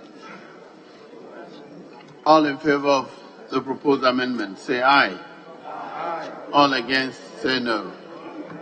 The ayes have it. The amendment is carried. Now, clause 12 as amended shall stand part of the bill. All in favor, say aye. All against, say no. The ayes have it. Clause 12 as amended is ordered to stand part of the bill. Clause 13. Functions of the Director. Amendment proposed. Chairman. Mr. Speaker, we have an amendment, subclause 1, paragraph B, line 1. Before monitor, insert direct end. Before monitor, insert direct end. All in favor of the proposed amendment, say aye. All against, say no. The ayes have it. The amendment is carried. Now, clause 13 as amended shall stand part of the bill. All in favor, say aye. All against, say no. The ayes have it. Clause 13 as amended is ordered to stand part of the bill. Clause 14. Submission of reports. Amendment proposed. Chairman.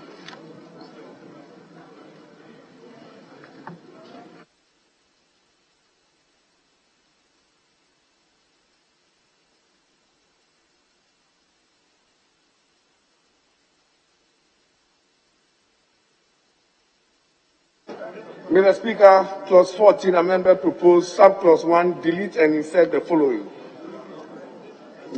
1.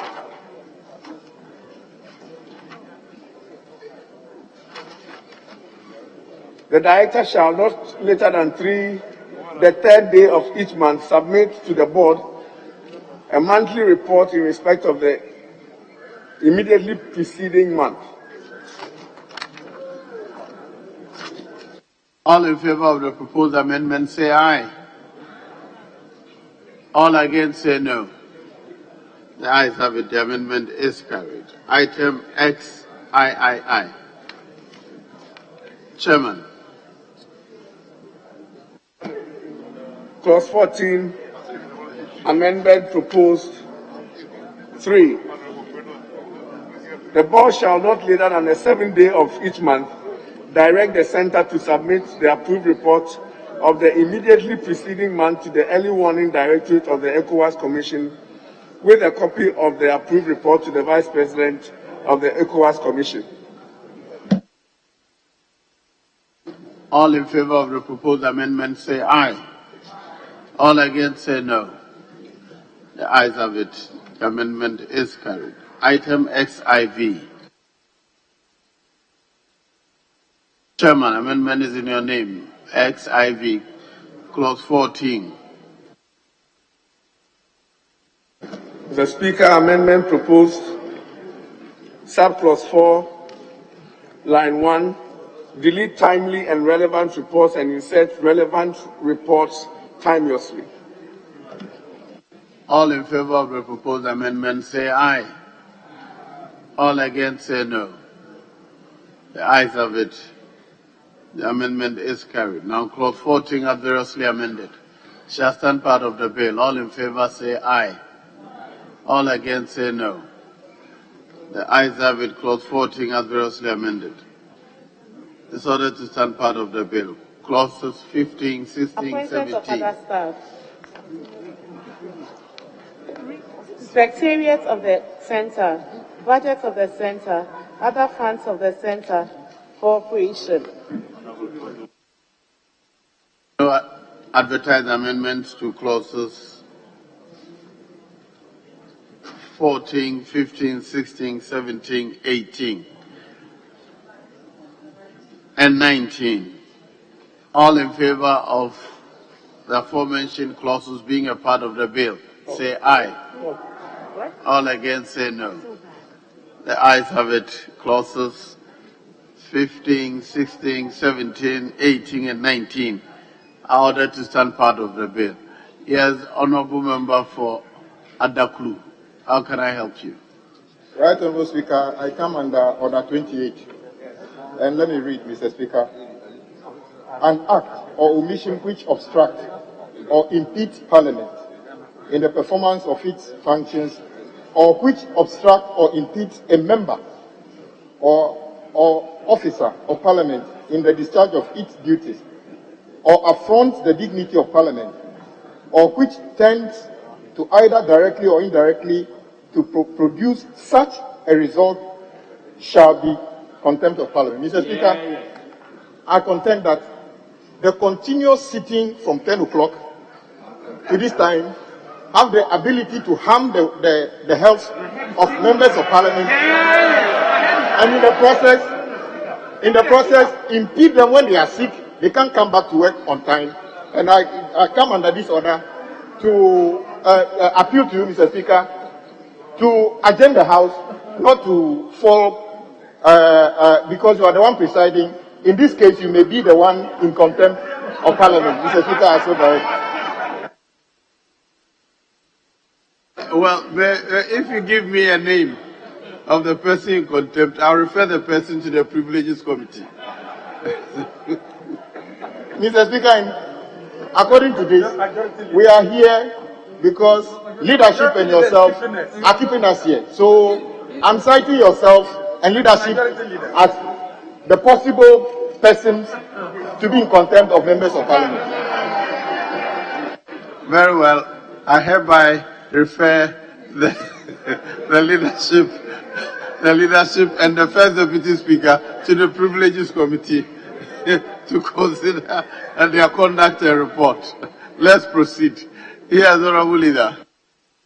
The Speaker, the Honorable Member is referring to the conduct of Mr. Speaker and the leaders of this House. He must be aware that the conduct of the Speaker and members cannot be challenged unless upon substantive motion. He must do the needful if he does. And the motion must be admitted by the Speaker first. We will consider that when he appears before the Privileges Committee to prove his point. Shall we proceed? Clause 20. Confidentiality. Yes, Leader. Mr. Speaker, even though you have put the question, I have to indulge you. 17. The budget of the Center shall be part of the budget of the office of the president. You don't say it's part of the budget. I have a difficulty with it. We are advised, I think, that now we legislate in the present. But As if you look at all our legislation, that is how we have styled it, at least in the last two parliaments before now. I agree, but you see, you are providing for budget purposes. So bring in the mandatory word shall, because that is why along the line, they say even allowances will not be paid. We are told that it will be financed from the government of Ghana. So I was seeking to see if you can improve it. The other funds of the center may include, you just say the other funds of the center include donations and contributions. Then finally, Mr. Speaker, if the chairman still wants improvement. 19, the head note should read regional cooperation, because you want member states to cooperate at the level of Ecowas. So you qualify it, the head notes to read regional cooperation. That would be my suggestion, Mr. Speaker, to improve the bill. That may be then sub-regional cooperation. Maybe. Thank you. I direct the draft persons to effect those corrections. Clause 20. Confidentiality. Amendment proposed. Chairman.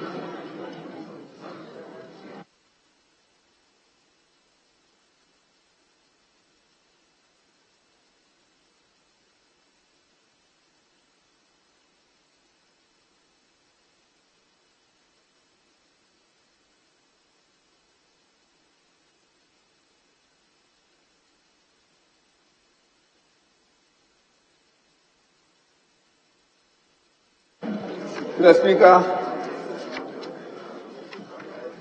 the amendment subclause 1, line 2, delete oath of secrecy and insert subscribe to the official oath and oath of secrecy. Subscribe to the official oath and oath of secrecy. We are deleting the oath of secrecy. So the oath of secrecy does not appear again. The official oath includes the oath of secrecy. Yes. All in favor of the proposed amendment say aye. All against say no. The ayes have it. The amendment is carried. Now clause 20 as leader. Clause 20 as amended shall stand part of the word of the bill. All in favor say aye. All against say no. The ayes have it. Clause 20 as amended is ordered to stand part of the bill. Clause 21. Interpretation. Yes, leader, we are on interpretation. Thought you had something. Speaker, what I was yearning for can still be cured. So once 20 is carried, it means when you get to page 11, you direct that the official oath will reflect there accordingly, so that it doesn't escape us, whatever it is. Yes, so whatever schedule you create, as is directed, it will reflect the official oath. Thank you.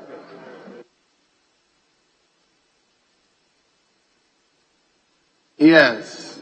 Chairman, you may move your amendments. Mr. Speaker, we have an amendment on clause 21. Interpretation of emerging crisis, line 2, after insert security and in line 4, delete Africa and insert African.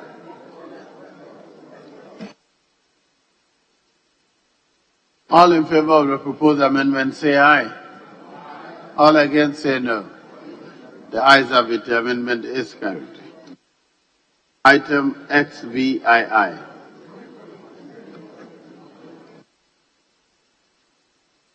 XVII.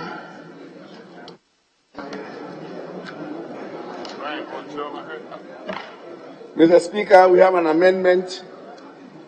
Add the following new definition. Early warning directorate of the Ecowas Commission means the administrative entity set up under the political, peace and security department of the Ecowas Commission. Yes, Honorable. Mr. Speaker, we are at the tail end of the bill, and the chairman is moving amendments relative to interpretation. I thought some advertisements had been made in respect of clause 21. Yeah. So, for instance, in 21, you have offenses for disclosure of information. You have, yes, so 21.1, offenses for disclosure of information. Yeah. That should precede the proposed amendments relative to the interpretation. Yeah. Honorable Member, none of those amendments are advertised. No, I don't know where you're quoting no, from. it's in the original text. And there's no 21.1 in the bill. It is. Mr. Speaker, original order paper. Addendum 2 of the order paper at page 6. Page 6. This was a matter we dealt with at committee. It has been duly advertised. That is offenses. That would be a new clause. Yes. Offenses for disclosure of information. Yes. I think it should not be part of interpretation. Probably the numbering is wrong. But if it, we'll give it a new numbering. Even if the numbering would be different, it should precede the interpretation. In organizing your clauses, interpretation is the end. Yeah. I agree with you. But when we are finished with adoption, the draft persons will be directed to rearrange for the purpose. Right. So let's proceed with 21. Have it in mind. Even there's 19 here. I'm surprised 19.1 when we have already adopted 19 elsewhere. So these numberings, I think, was already called new clause, but they have been given numbering. That's where the error comes from. So let's proceed.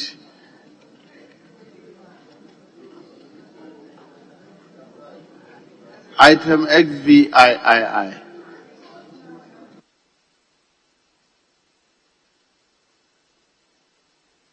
Mr. Speaker, we have an amendment, item XVIII, add the following new definitions. Ecowas Regional Early Warning and Response Center. Well, it's more than 4 sentences, so you can just say as advertised. It's more than 4 lines. So as advertised in the other paper. Mr. Speaker, we have an amendment as advertised. Honourable members, all in favor of the advertised amendment, say aye. I didn't hear a voice vote. I'll put the question again. All in favor of the advertised amendment, say aye. All against, say no. The ayes have it. The amendment is carried. Item XIX.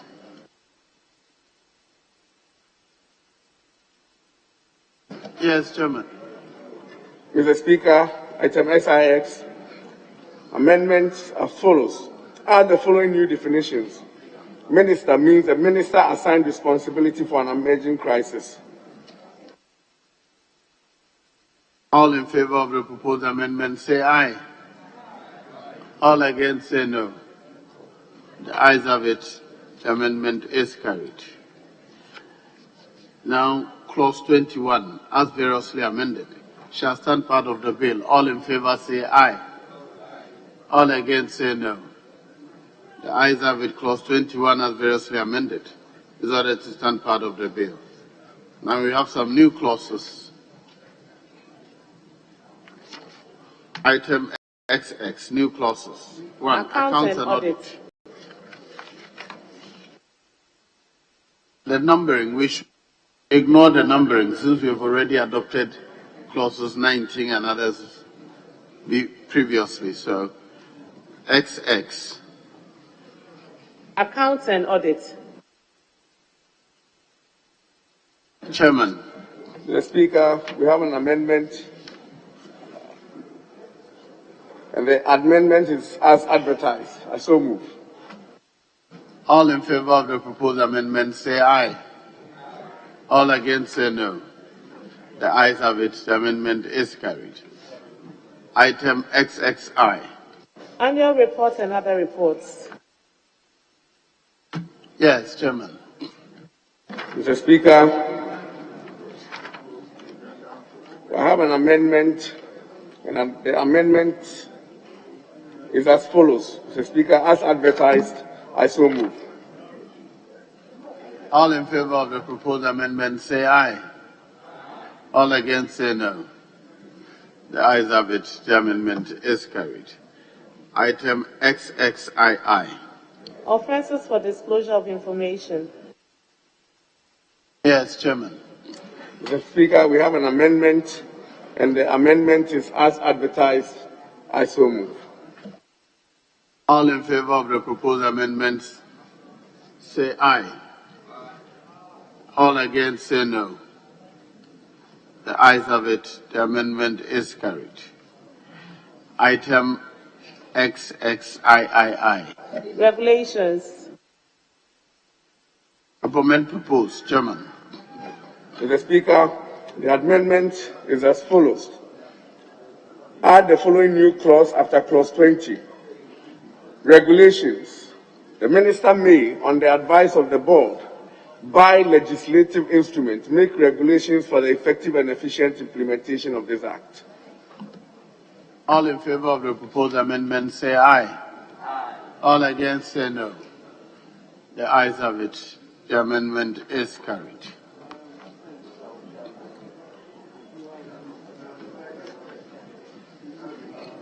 The schedule.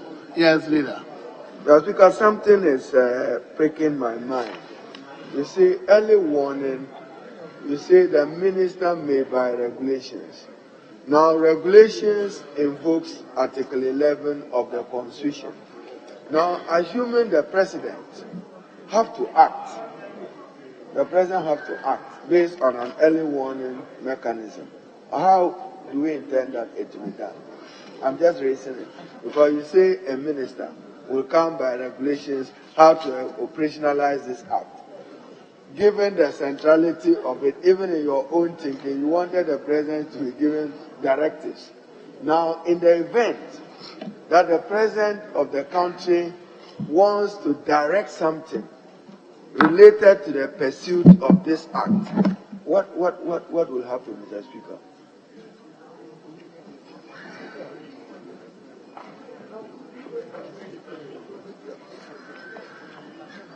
The president always has an executive instrument. That's right.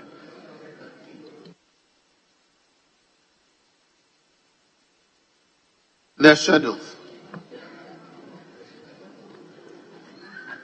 Chairman, a schedule.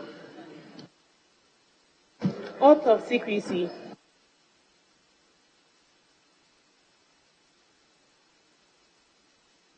All in favor of the schedule being a part of the bill, say aye. All against, say no.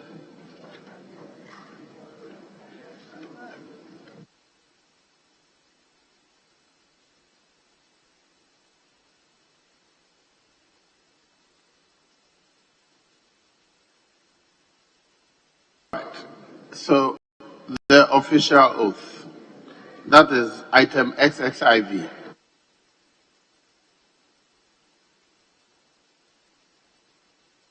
Chairman, you may move your amendment to add item XXIV.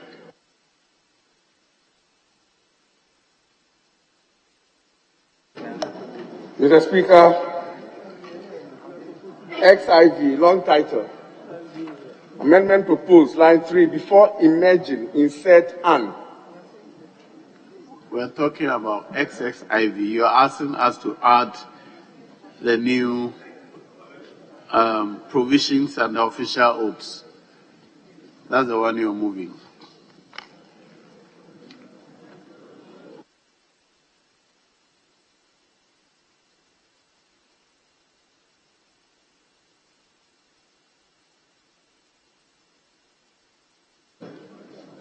Chairman, move that the official oath as advertised.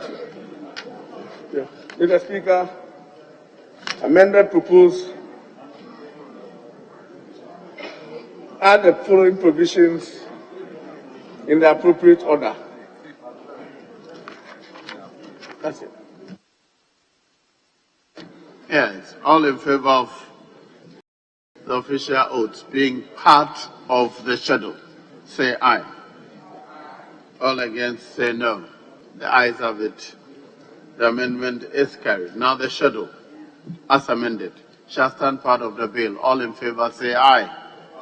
All against, say no. The ayes have it. The schedule as amended shall stand part of the bill.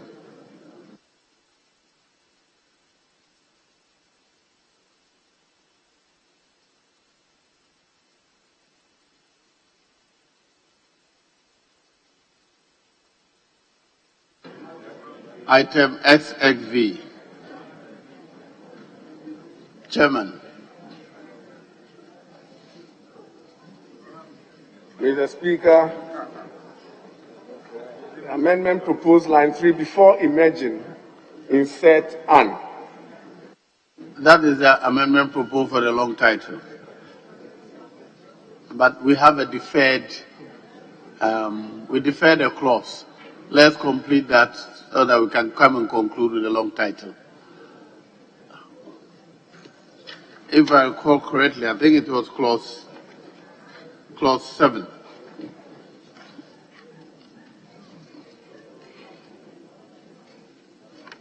Clause 7, we're dealing with the person versus the office. Has it been redesignated or recomposed?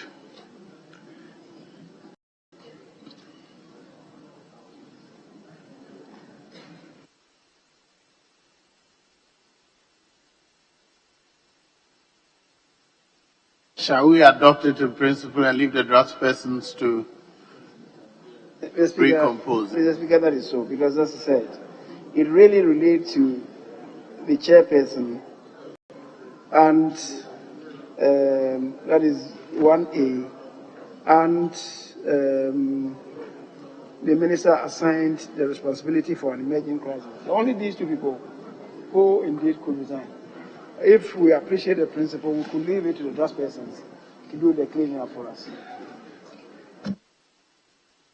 So all in favor of clause 7 as amended, being a part of the bill, say aye. All against, say no. The ayes have it. Clause 7 as amended shall stand part of the bill. The draftspersons are hereby directed to recompose clause 7 to reflect the concerns raised on the floor of the House. Now the long title. An act to establish a National Center for Early Warning and Response Mechanism to assist the Ecowas Commission in the timely identification of emerging crises in the West African sub-region and the implementation of an improved crisis response mechanism, and to provide for related matters. Yes, Chairman, amendment proposed to the long title. Mr. Speaker, we have an amendment, line 3, before emerging, insert an. Very well. All in favor of the proposed amendment, say aye. All against, say no. The ayes have it. The amendment is carried. Now the long title as amended shall stand part of the bill. All in favor, say aye. All against, say no. The ayes have it. The long title as amended is ordered to stand part of the bill. Now, that brings us to the end of consideration of the National Center for Coordination of Early Warning and Response Mechanism Bill 2021. Yes. Mr. Speaker, the 21 on offences for disclosure, have you dealt with it, Chairman? Respectfully. You are not paying attention. We have dealt with all of them.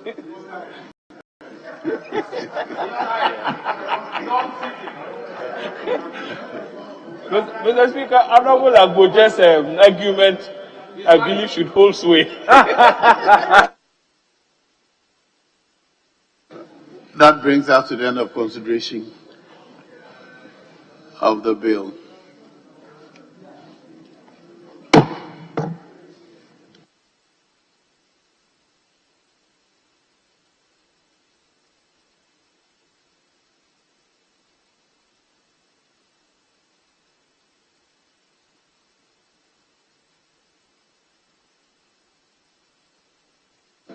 Yes, honourable members, leadership, what next?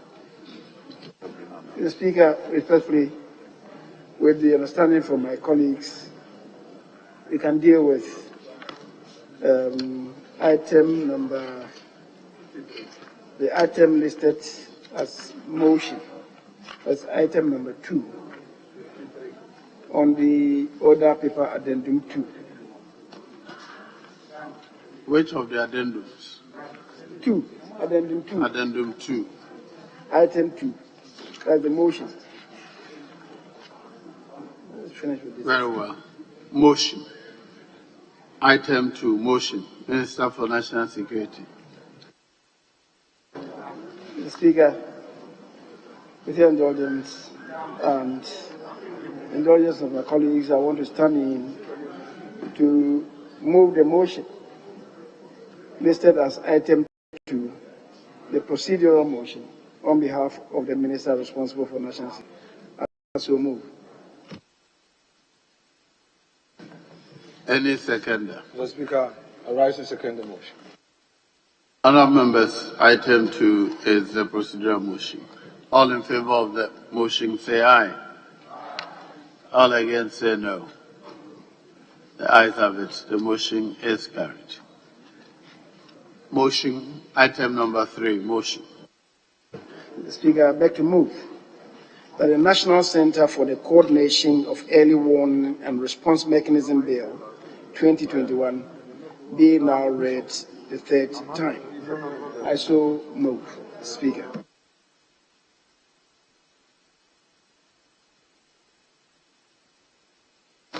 Yes, leader. Speaker, I beg to second the motion for the third reading. Very well.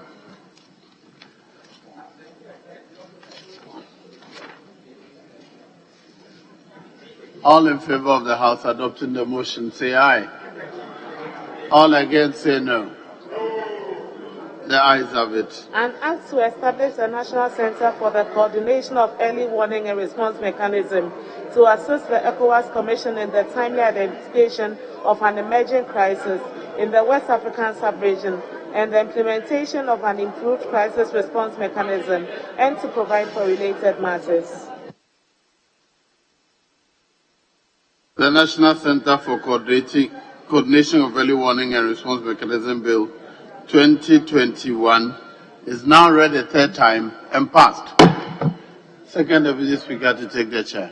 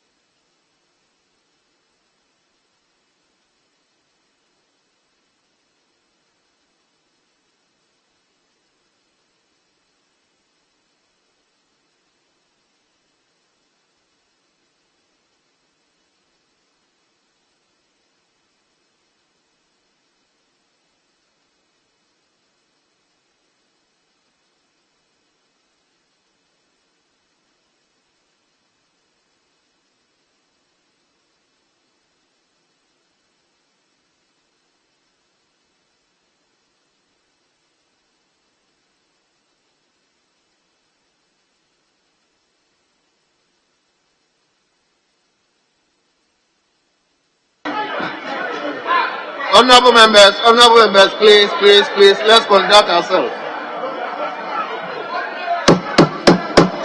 We have protested. Honourable members, please.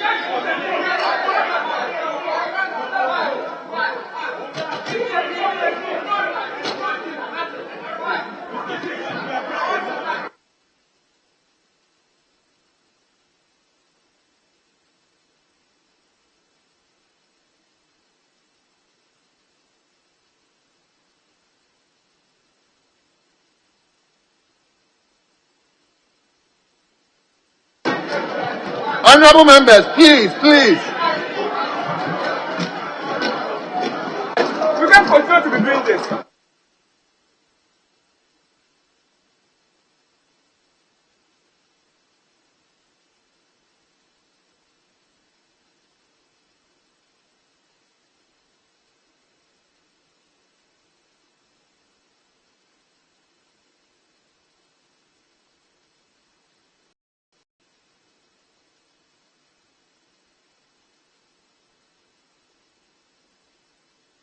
Honorable members, leadership, can I hear you? Speaker, we can now go on to other paper addendum 3 and take item 3 on page 4. I need the original.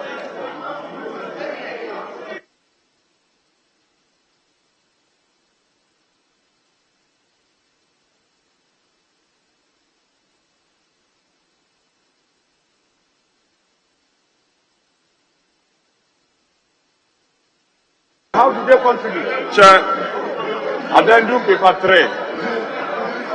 Addendum paper 3. Item 3.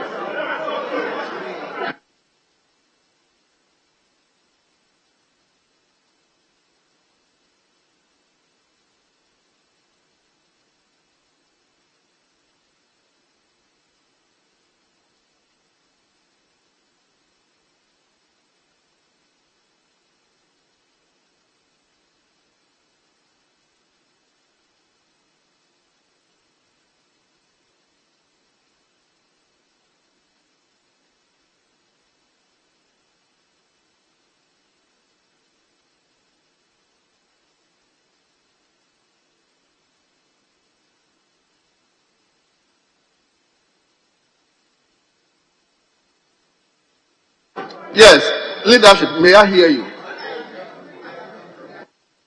Speaker, we have some understanding now. Okay, so we will go on to the original order paper and take item 49 on page 31.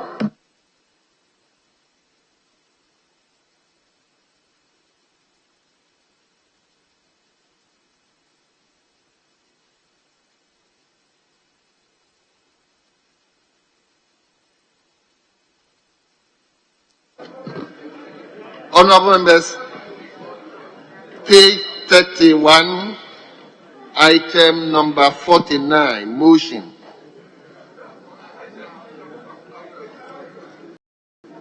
Mr. Speaker, it's a procedural motion. Mr. Speaker, I move the House to waive its rights under Order 81, which rights requires a motion to have been filed at least 48 hours before same is moved. The Speaker, so moved. Yes. To second the motion. Thank you. Honorable members, this is procedural motion. The question is, as many as are in favor, say aye. Those against, say no. Honorable members, the ayes have it.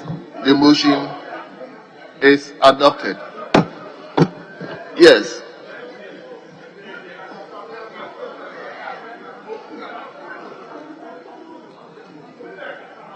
Go ahead.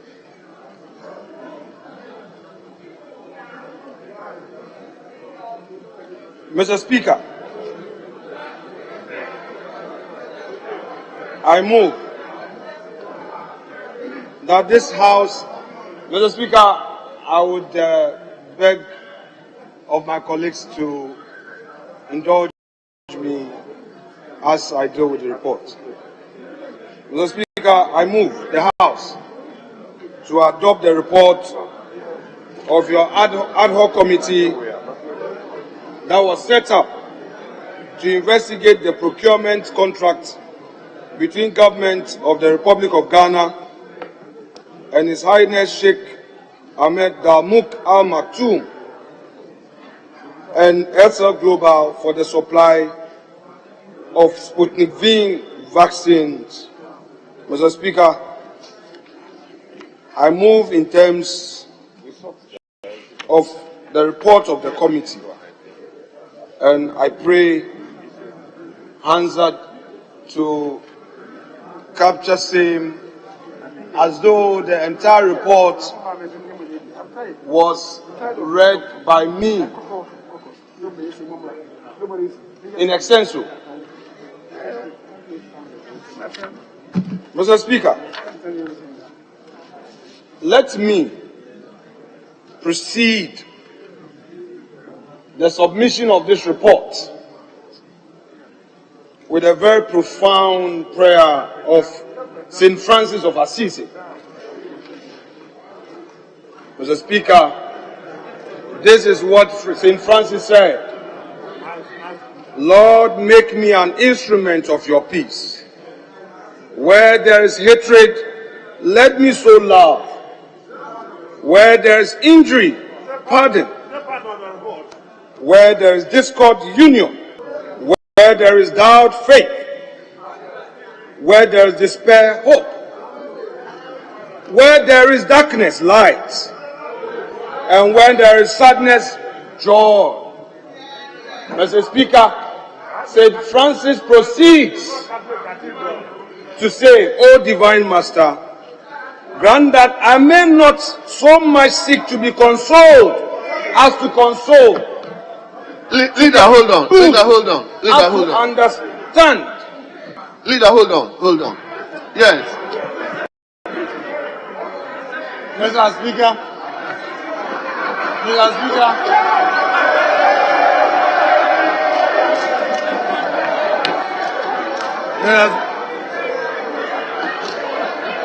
Mr. Speaker, the chair of the special or ad hoc committee is completely out of order. The Speaker is to present the committee's report. And he's reading outside the report. The Speaker, he must adhere to our rules and practice, and it is for him to present the committee's report. Yes. And the committee report, as he himself said, he may want the answer to capture it as fully read, and he may read some sections. But what he was reading is nothing within the report. So, Mr. Speaker, we hope that you draw his attention to present the report of the committee. Period. Leader, you may go on. Mr. Speaker, St. Francis of Assisi proceeds to say the following in very veritable words. O Divine Master, grant that I may not so much seek to be consoled as to console, to be understood as to understand, to be loved as to love. For it is in giving that we receive. It is in pardoning that we are pardoned. In dying that we are born to eternal life. Amen. Amen. Mr. Speaker, it is on the premise of these veritable words of that venerable man who served his God that I proceed to submit my report. Mr. Speaker, in submitting the report, it is important to point out to the House that, Mr. Speaker, the Minister of Health appeared before us willingly per our summons. He made the technocrats of his ministry available for questioning before the cameras, and he answered his questions to the best of his knowledge, understanding of issues. Mr. Speaker, where the minister had to concede on constitutional or legal issues, he so did. But Mr. Speaker, throughout the hearing, what was critical and what was for us as a nation to know was whether or not at the material point in time where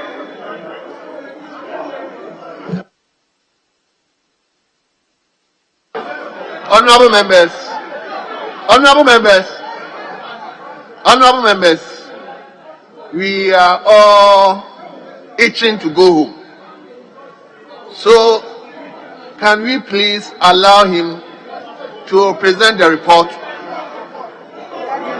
Mr. Speaker, let me hear you. Yes. I think that we should not set any such precedent in which reports to be presented to the House is preceded by unnecessary, to call it, unnecessary communications which cannot be debated.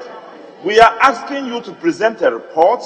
The report is going to be debated here. All the things we are saying here have nothing to do with the report. Please, Mr. Speaker, rule on it. Let it not be part of our life in Parliament here, that people can take, the liberty of saying anything they want to say before reports are read or after reports are read.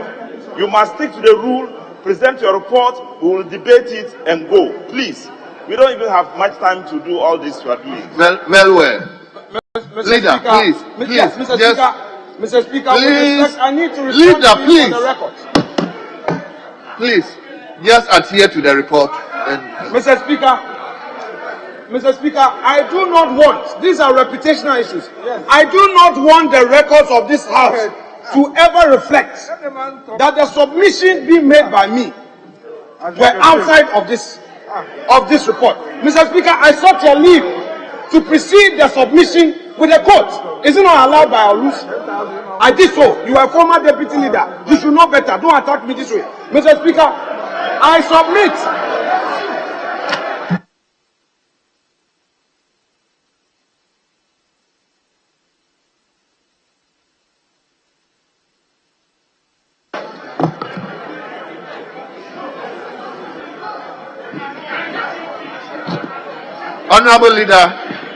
Honorable leader, please calm down.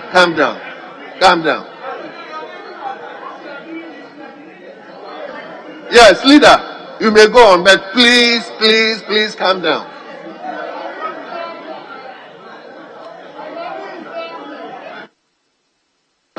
Leader, you may go on. Mr. Speaker,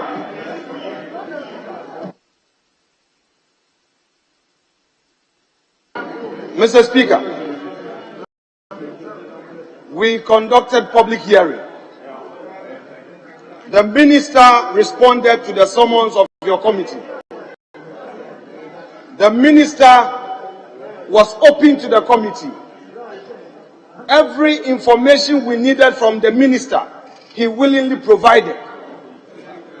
We gave him deadlines. Within 24 hours, he should respond to us written evidence. He complied.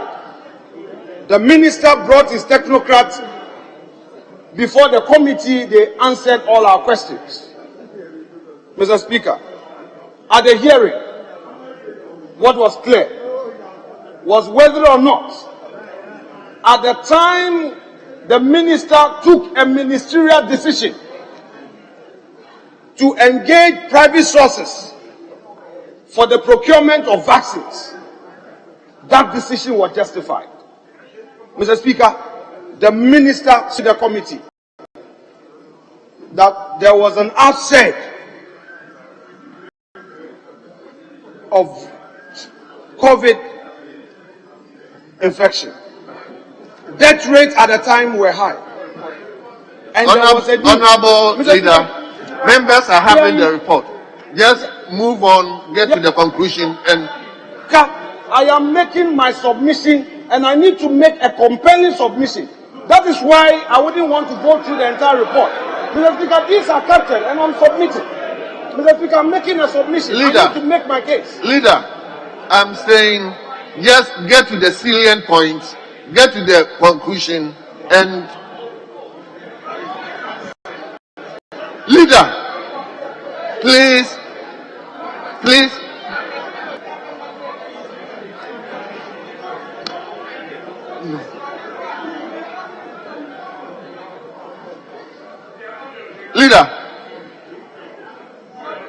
Speaker, I do not get. He's up. Mr. Speaker, my senior colleague is up. I have not admitted any other point. So,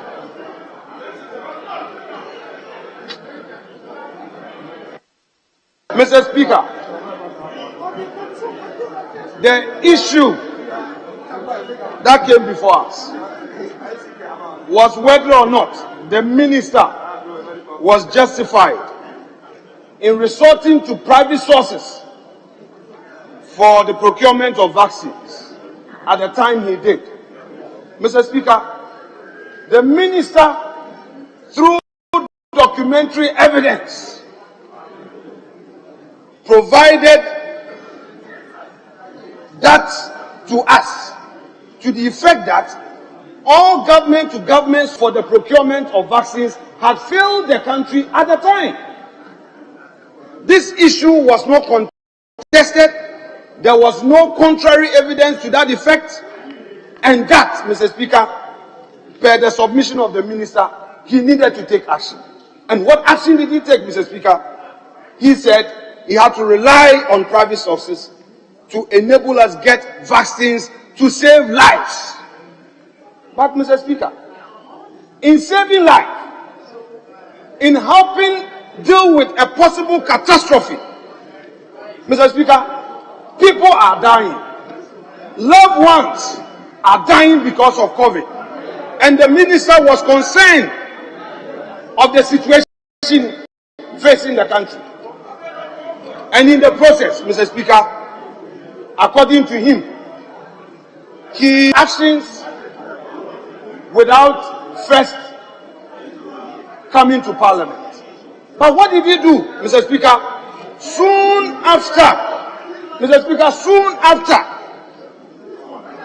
executing the contract, per the records that came before us, the minister said he went to the Attorney General for advice. Mr. Speaker, the AG advised that the nature of the Al Maktoum contract needed to come to Parliament. The nature of the Al Maktoum contract had to come to Parliament in accord with Article 1815. This, we asked the minister whether or not he was ready to comply with the advice of the AG. He answered in the affirmative, and same is captured in your report, Mr. Speaker. Then came the issue, Mr. Speaker, of the second contract, the SL Global. Mr. Speaker, on that one, it was our conclusion as a committee that it was a Ghanaian registered company and that it did not need parliamentary approval. Mr. Speaker, the minister took us through negotiations prior to the signing of the contract. And he said, yes, he concedes that the Sputnik V was advertised to be selling ex-factory $10. However, he was dealing with authorized agents. We asked, did you get evidence? Say, yes, he brought document. This court document, by consensus of the committee, there was nothing contrary to the evidence he brought. Mr. Speaker, clearly, those two entities he signed contract with had what it takes to be the authorized distributors of the manufacturer. This is a matter of record. It is not by Afenio market. The committee, as you have seen, by consensus, came to a conclusion to that effect. Mr. Speaker, back to the issue of pricing. The minister engaged us extensively and explained that he negotiated and even brought proof of minutes of negotiations, and further brought proof that, Mr. Speaker, on SL Global, after they had even agreed on $26, they further reviewed it to $18.5. All of these are captured in the report, and by consensus, we agree that this is the position that was taken. Mr. Speaker, we as a committee, after carefully looking at all these submissions, came up with the following recommendations. And Mr. Speaker, as I've already prayed the hands of this department to capture the entire report, for emphasis, I will deal with two. We took a position that yes, it was the contingency, the exigencies of the situation compelled him to take action. But that notwithstanding, in future, he should find time, no matter even if it is a day, he should at least engage the Health Committee of Parliament. Get the Health Committee engaged, because we realize that if the Health Committee had been engaged, if Parliament had had a broader engagement on this matter, all the brouhaha would not have arisen. Mr. Speaker, these are captured in the report. It's part of our recommendation. We have also said, Mr. Speaker, that in future, no matter how urgent the matter is, the rules allow ministers to come here under certificate of urgency. Therefore, the minister should in future, no matter how urgent the matter is, to come to Parliament for approval. But Mr. Speaker, we are not in normal times, and procedural breaches cannot also be forgiven merely because we have an emergency to deal with. So we, your committee, have extensively provided in our report that such steps must be the way to go in future. Mr. Speaker, on the issue of payment, the minister was candid with us when he appeared before us. Very candid. When the question was posed whether or not he had paid, Mr. Speaker, he said that as far as his ministry was concerned, no such information had come to its attention. We now press that, could you follow up? And Mr. Speaker, your committee was diligent enough to write to the Ministry of Finance. We gave them 24 hours to respond. Within 24 hours, the finance minister responded to us and gave us a full rendition of what had happened with respect to the transaction. There being some ambiguity in there, we asked the minister to get a specific information from Bank of Ghana and the controller and accountant area, whether or not some actual payments have been made. Because, Mr. Speaker, there's a difference between releases and actual payments. This, again, the ministry complied. And the minister, again, within 24 hours, was able to get the information from the controller, which information clearly indicated that part payment of the first 1,000 doses had been made. That is, the 50% payment had been made in accord with the contract. And further provided evidence to the effect that the suppliers had written to terminate the contract that they could not supply, and that the ministry should make a formal request to them for a refund of the outstanding or the unsupplied doses which they have received payment for.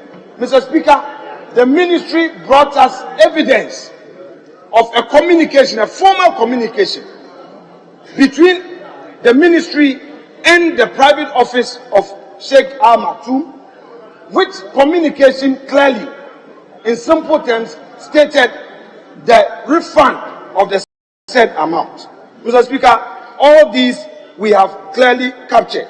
And if you see paragraph 10.6, the submission I've just made is right there. Mr. Speaker, now, before I take my bow, let me make this point clear. We have had situations in this country where reports have been misconstrued, where somebody's CV before a committee of Parliament vetting an individual for a ministerial consideration had been misreported, when somebody had written that positions held in school as dining hall prefect was misconstrued to mean his employment experience.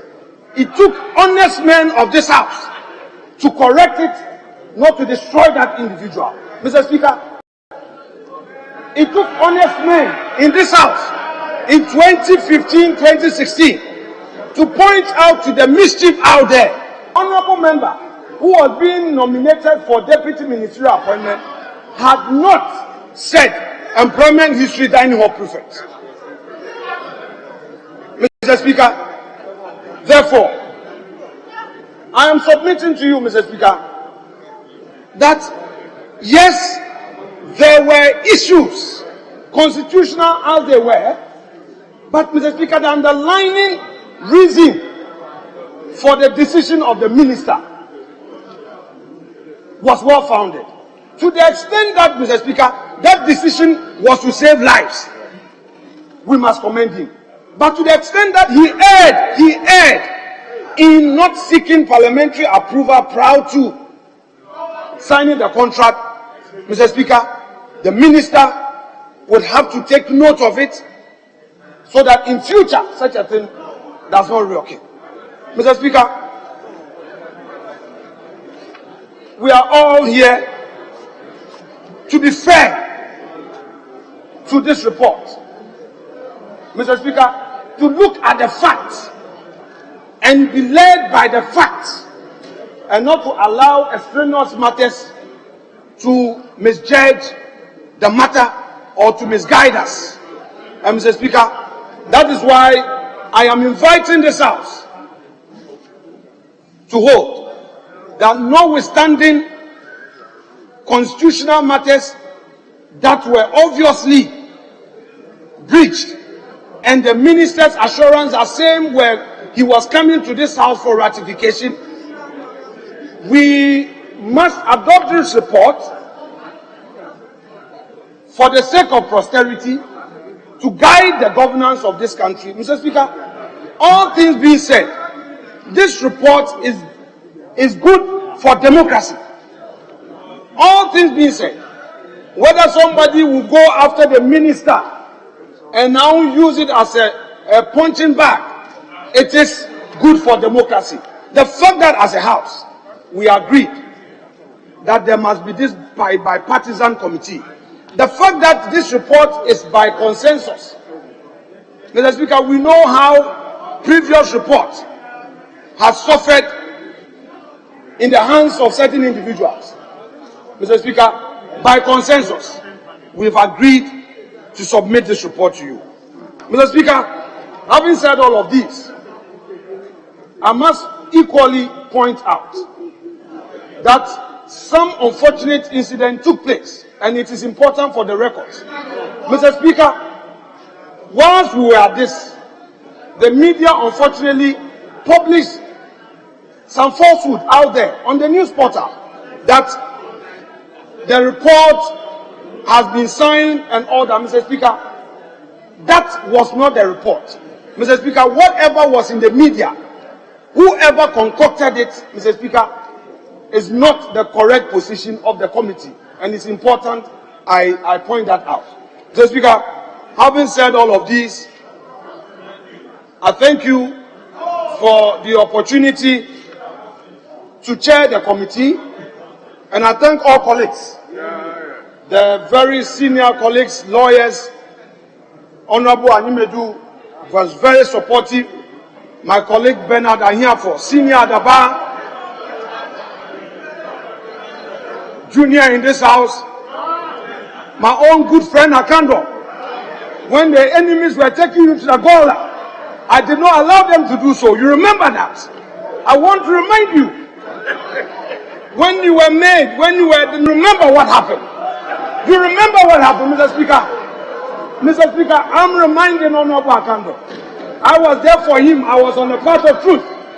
And I know that one good turn deserves another. Do that which is right. The fact will speak for itself. Mr. Speaker, thank you so much indeed. Yes, Honorable Rankin, to the committee. I'm most grateful, Mr. Speaker, for the opportunity to second the motion that this House, this Honorable House, adopts that this Honorable House adopts the report of the ad hoc committee to investigate the procurement contract between the government of the Republic of Ghana and His Highness Al Maktoum and SL Global. You harass you just Mr. Speaker, due to the high public interest. Honorable member, may you put on your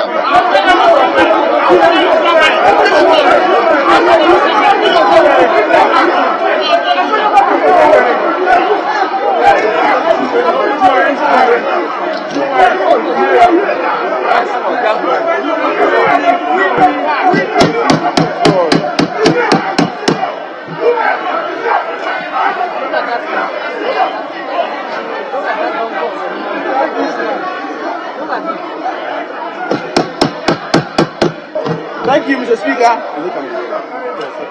Mr. Speaker. Yes, honorable member. As I said, we can hear you. We can hear you. We had about 7 clear terms of reference. Mr. Speaker, before I proceed to tackle the terms of reference, Mr. Speaker, let me put on record that at the committee level, no evidence of government-to-government transaction by Republic of Ghana was provided. Mr. Speaker, again, the minister responsible for health clearly admitted that he never contacted the government of Russia before signing this agreement. Mr. Speaker, take note that, Mr. Speaker, the issue under consideration is the procurement of Sputnik 5. And Mr. Speaker, Sputnik 5 is manufactured in Russia. So if there's going to be any government-to-government transaction before the procurement, Russia must be included. Mr. Speaker, the fact on the table was that the minister never engaged Russia before signing this contract. Mr. Speaker, it was clearly submitted to the committee that the minister wrote to Russia after he has signed the agreement, and clearly an afterthought. Clearly an afterthought. Mr. Speaker, the agreement between Al Maktoum and Republic of Ghana was signed on the 9th of March. Mr. Speaker, Ghana expressed interest of buying the vessel on the 28th of April. Mr. Speaker, this is an exhibit that was provided to the committee, and it is labeled Exhibit MOH11.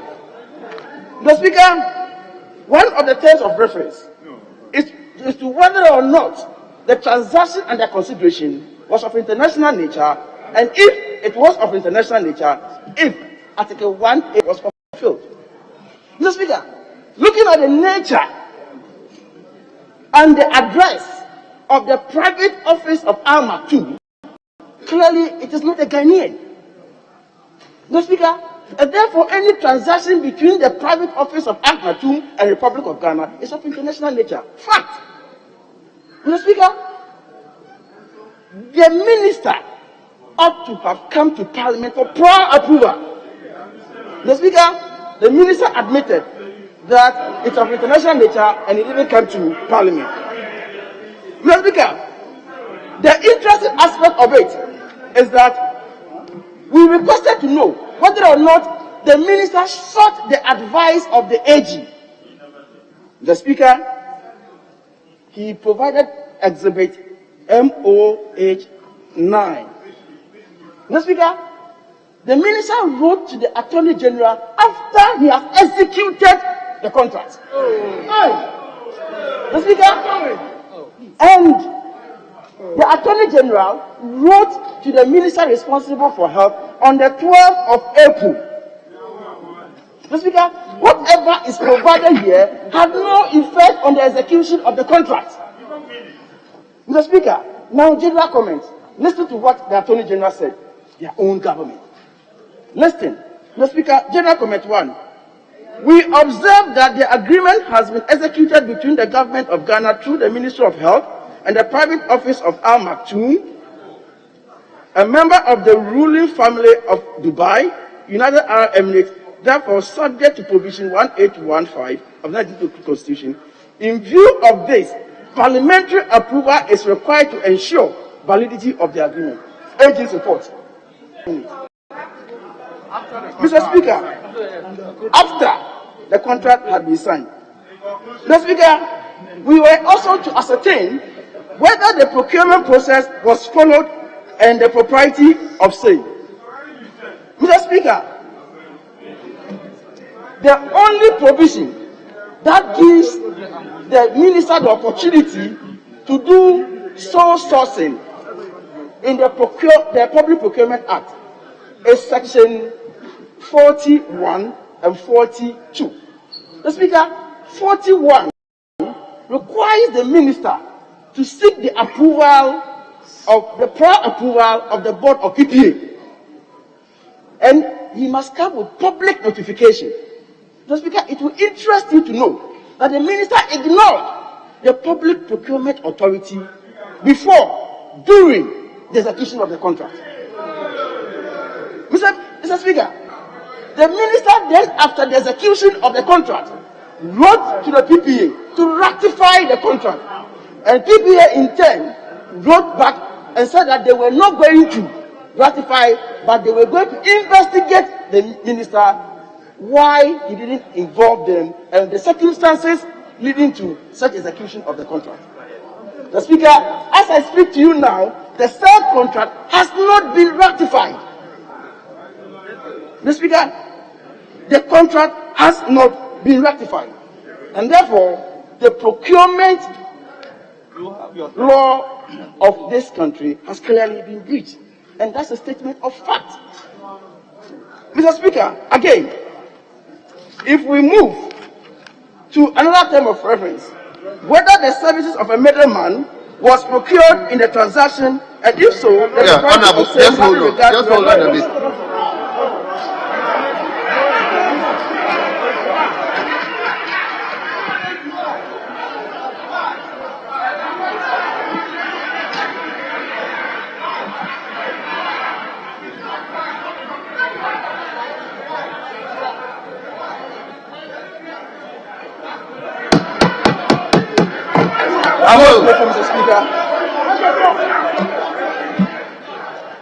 Yes, honorable member for Asante Achim Central.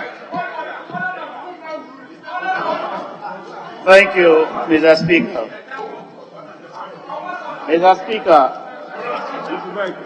the honorable member is actually trying to say, and he has said that the minister was in breach of the Act, in this case Act 663. Mr. Speaker, I refer the honorable member to page 24 of the report that he holds. As part of the same law, Mr. Speaker, it reads, the ministry, however...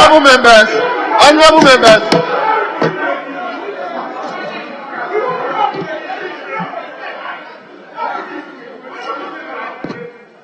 honorable members, please respect the chair. I have asked him to...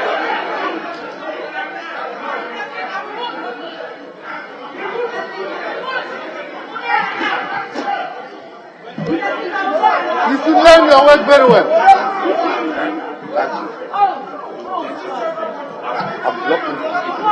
Yes, honorable member, just finish it up. Honorable member for Asante Achim Central. Because you wait for your turn. Honorable member for Asante Achim Central, please go on. Mr. Speaker, I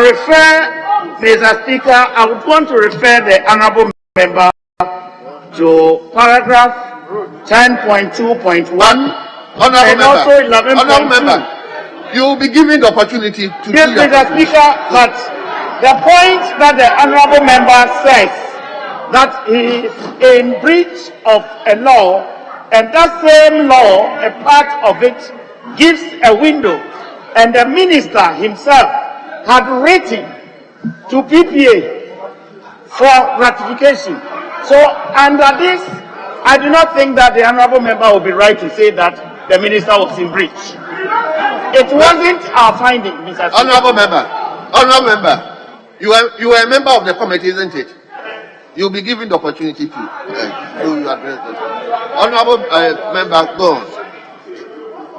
Thank you, Mr. Speaker. Mr. Speaker, whether the service of a middleman was procured in the transaction, and if so, the propriety of same having regard to the relevant laws. Mr. Speaker, a middleman.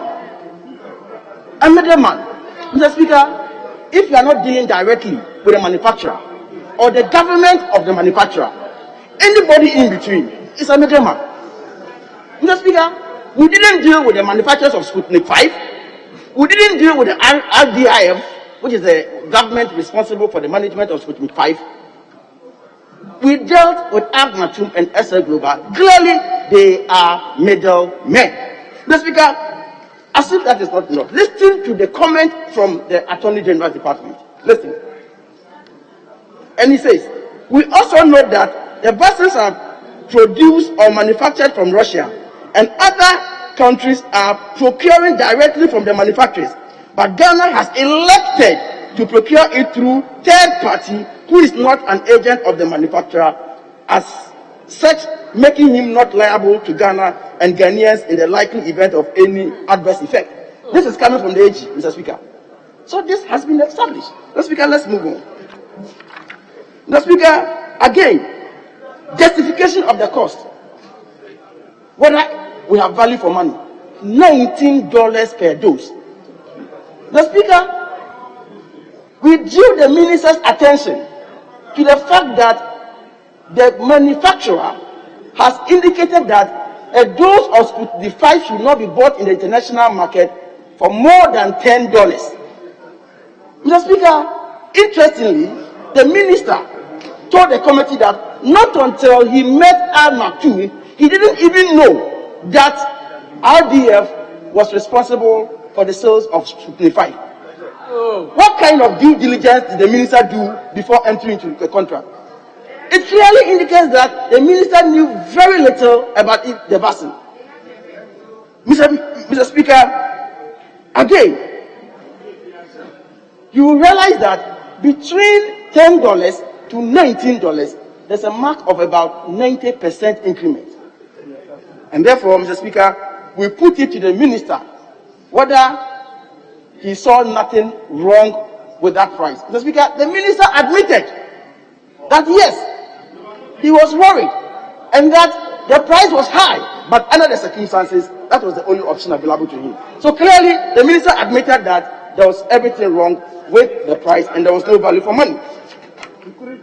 Mr. Speaker, whether any consideration had passed from the government of the Republic of Ghana to the middleman, the other person in respect of the transaction. This is a very interesting paragraph. Mr. Speaker, the minister before the committee indicated to us that as far as he is concerned, no payment has been made to the supplier.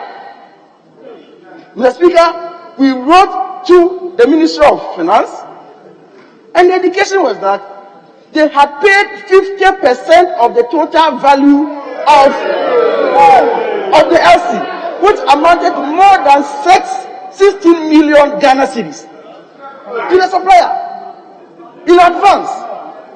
Mr. Speaker, before the committee, we all realized that yes, the contract didn't come to Parliament. There were questions about procurement procedure. So I asked myself, under what circumstances did the minister responsible for finance make this payment? So any minister gets up and goes to the Minister of Finance and say, I've engaged in some contracts, so pay. Then the Minister of Finance also goes ahead to do payment. Mr. Speaker, this is very, very worrying. Mr. Speaker, again, whether the Minister for Health misled Parliament during the consideration of the transaction for procurement of the vaccine. Mr. Speaker, the Minister appeared before Parliamentary Select Committee on Health to defend the budget for procurement and deployment for vaccines. The Minister, Mr. Speaker, he appeared on the 22nd and 23rd of March Before coming to the committee, he had already signed that contract on the 9th and the 16th. Mr. Speaker, the minister never mentioned these two contracts at the committee. Again, he made a specific statement and provided document to that effect that he was not going to buy a dose of vaccine more than $10. Mr. Speaker, at the committee, we gave back to him his own documents, whether or not he was familiar with those documents. Mr. Speaker, he admitted that those documents came from him. Mr. Speaker, I think that he could have taken the advantage to brief the House, and he didn't do so. Mr. Speaker, another very interesting scenario was that the motion was debated on the 8th of July. The committee was constituted on the 9th of July. The minister was appearing on the 15th of July. Then he brought a letter dated 14th of July that Al-Maktoum has withdrawn from the contract. Quite very close. Mr. Speaker, now all the developments were pointing to the fact that the actions and inactions of the minister were all an afterthought. Because, number one, Mr. Speaker, he signed the agreement or the contract before the AG's advice.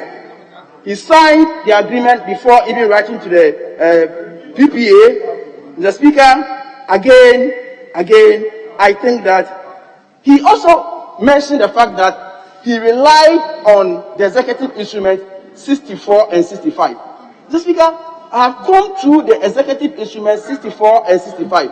There is no provision in that particular document that says that when the minister is dealing with, international transaction, he should sidestep Parliament or should breach the Public Procurement Act. Nowhere.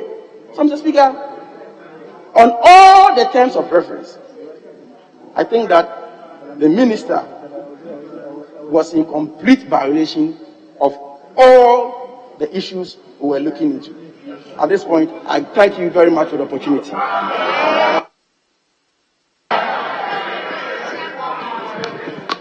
Yes. Honorable members, the motion has been moved. The motion has been seconded. It is for the consideration of this House. The way this particular matter is generating interest.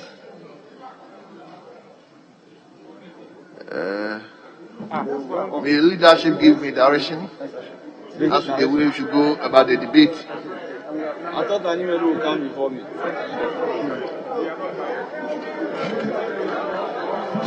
Okay, so Animedu will come.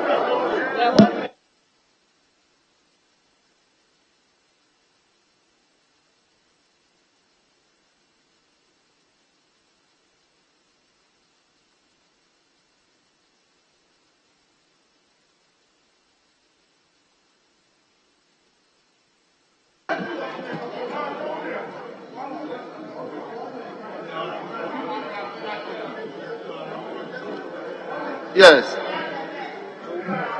Leadership, may I get any directions as to how the debate should go? Mr. Speaker, I've listened to the chairman of the committee and the vice chairman, even though I was not in the chamber. I think that given where we are, I'm talking about the time really, we will allow one more from either side before the leaders come to conclude. So one more contributor from either side. Mr. Speaker, so we'll do 1 plus the leaders 2. I was consulting with the majority leader what to do. So from this side, Honorable Bernard Ahiafo may speak. Then the Honorable Muntaka will conclude for our leadership. Thank you. Very well. So, Honorable Member for Asante Achim Central, I believe you wanted to speak, and this is the time. Thank you, Mr. Speaker. Mr. Speaker, I was privileged to be a member of the committee, and I sat through all the public hearing and the consideration by the committee. Mr. Speaker, at all times material, the minister, when he appeared before the committee, was very consistent on the fact that he acted because he was in an emergency situation. The report captures the summary of the evidence of the health minister, and in the report at page 8 and page 9, Mr. Speaker, with your leave, I would want to read an excerpt of the report. It reads,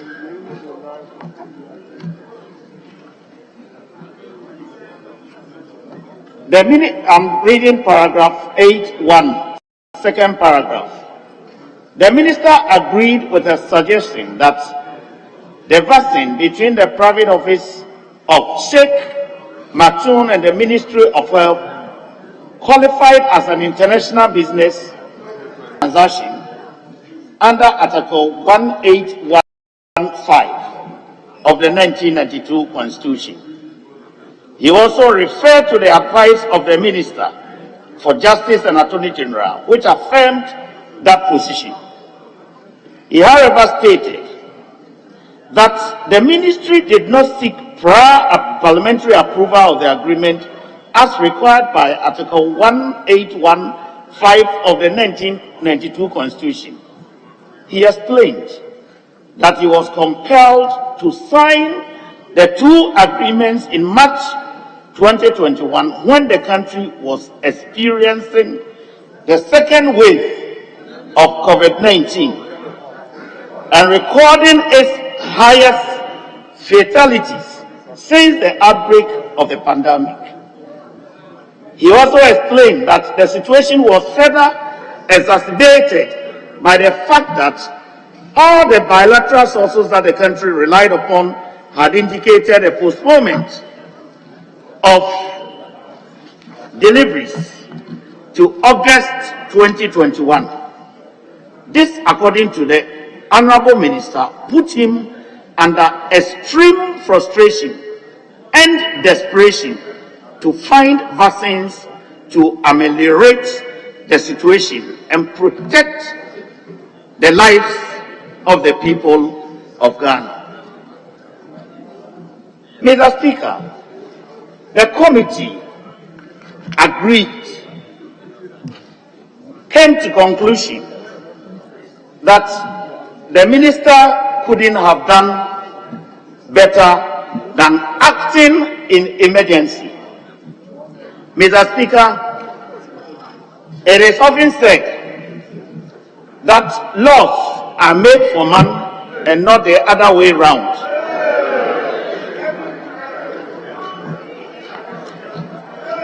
Since the minister needed to act to save lives, Mr. Speaker, there couldn't be anything higher than such an emergency to save life.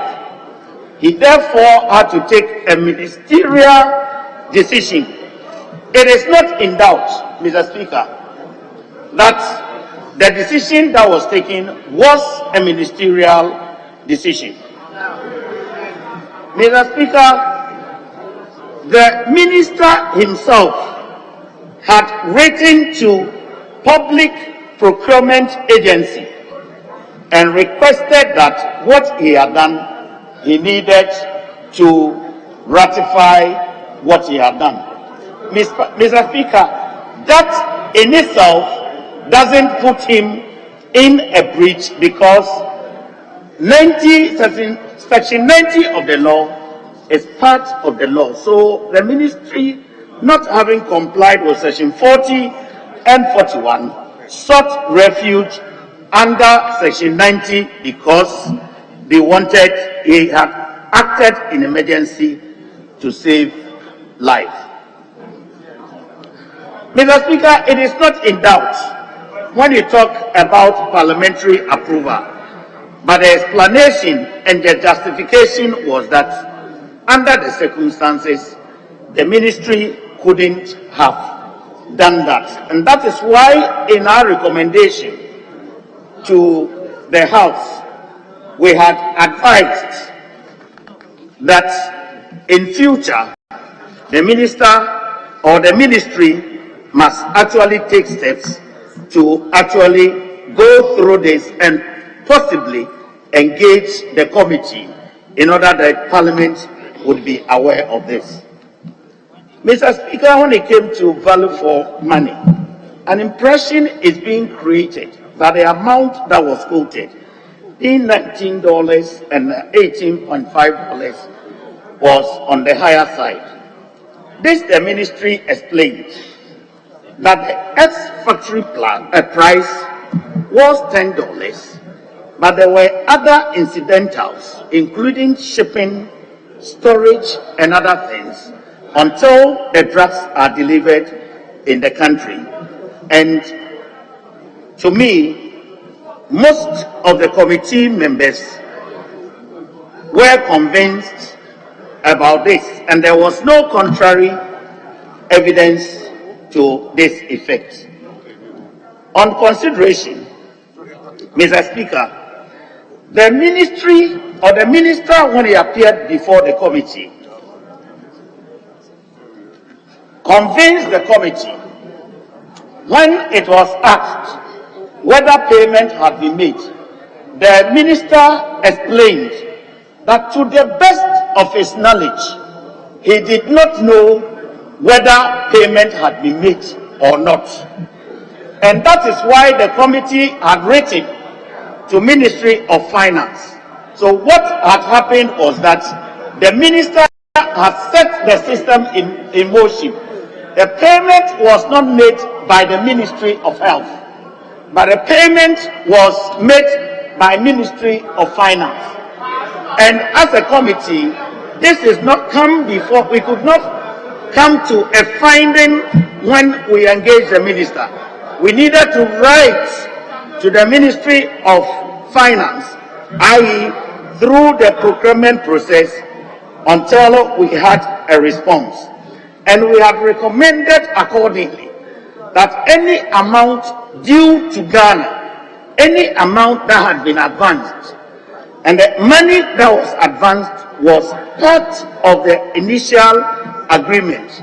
It was 50% of the intended purchase that the ministry was to make. Because the contract had been terminated, the recommendation had been that any amount due the country must be refunded to Ghana. Mr. Speaker, the contract that we are talking about, that is the two contracts between Maktoum and SF Global, Mr. Speaker, one of the contracts had been terminated, especially with the and the others, they are not able to supply what had been requested for.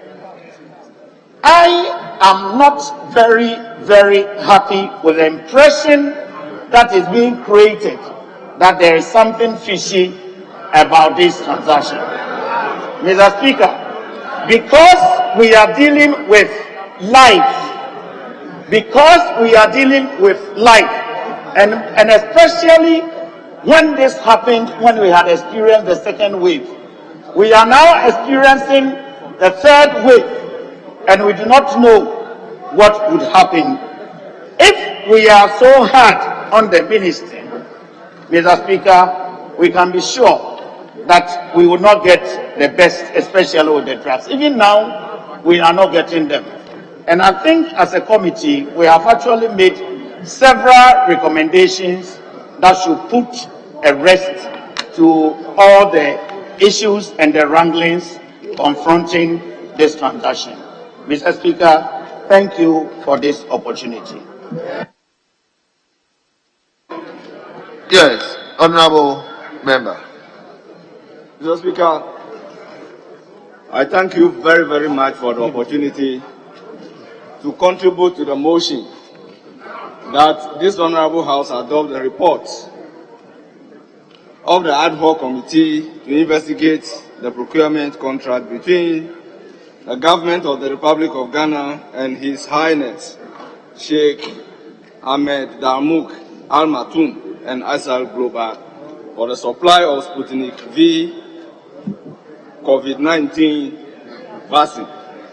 Mr. Speaker, I would want to first of all clarify some issues raised, then I proceed to my substantive point. But the first point, Mr. Speaker, the first point is that the minister has no choice appearing before the ad hoc committee set up by the Parliament of the Republic of Ghana. It is not a choice. Mr. Speaker, the issue of failure of a direct or government-to-government source resulting into a contract being entered with the private entities is neither here nor there. Mr. Speaker, the truth is always one. Honesty is the best policy, and it is the truth that will make all of us free. Mr. Speaker, the minister himself submitted 2 documents to us. Mr. Speaker, the first document is Exhibit 10. Exhibit 10 is dated 23rd day of March 2021. And this is a letter written to the Russian Minister of Trade in connection with the supply of Sputnik V. The second one is Exhibit 11 and is dated 28th April 2021. And this is a letter to the Foreign Affairs Minister of Russia. When the contract in issue was entered on the 9th day of March 2021 with Al Maktoum, and then the SL Global was 16th day of March 2021. Therefore, it does not accord with common sense and reason to state that government-to-government source failed. That is why the minister resorts to entering into contract with a private source.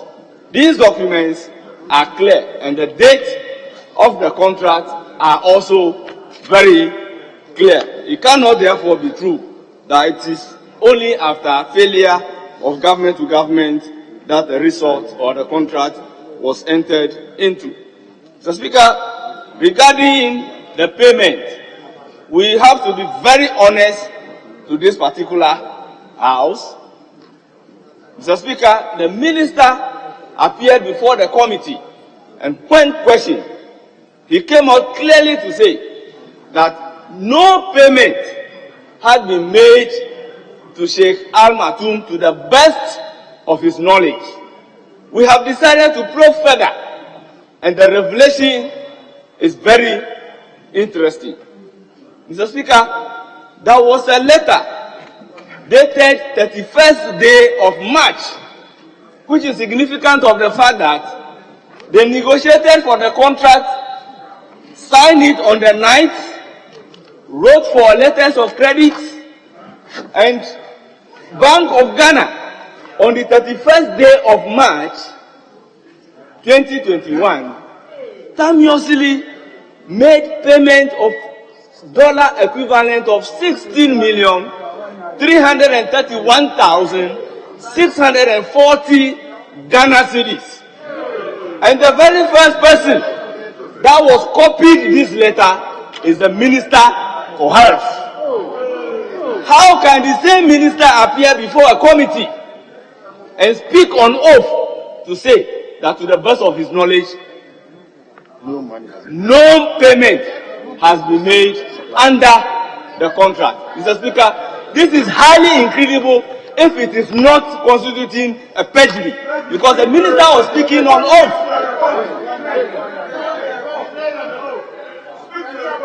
They are all in the report. Mr. Speaker, to say that regarding payment, the minister was candid to the committee. I beg to differ. The fact is only one. I am inclined to say that as at the time the minister was claiming before the committee he had no knowledge of payment, this letter was copied to the ministry. Go ahead. Mr. Speaker, I know the Minister for Health very well, and in discussing the report, we need to take into consideration the background of the minister. Mr. Speaker, the minister is a chartered management accountant. He was a former deputy minister for trade, interior, finance, communication. Mr. Speaker, he was acting chief executive for National Health Insurance Authority. Mr. Speaker, he was a deputy chairman for Public Accounts Committee and became the chairman for Public Accounts Committee. Mr. Speaker, that is not all. The minister was recognized. He was recognized in the region as an executive member of West Africa Association of Public Accounts Committee, WAPAC, the Commonwealth Association of Public Accounts Committee, CAPAC, and the African Region Public Accounts Committee, AFROPAC. The minister is an astute member of Parliament. He is one of us. The pedigree of the minister cannot be whistled down. And in the circumstances, I am inclined to say that the minister may be under pressure from above to have acted the way he did. Because having regard to the pedigree of the minister, all that has happened. Opinion. They are like noses. Yes. Mr. Speaker. Mr. Speaker, the report. Honorable member, hold on. Yes, majority whip.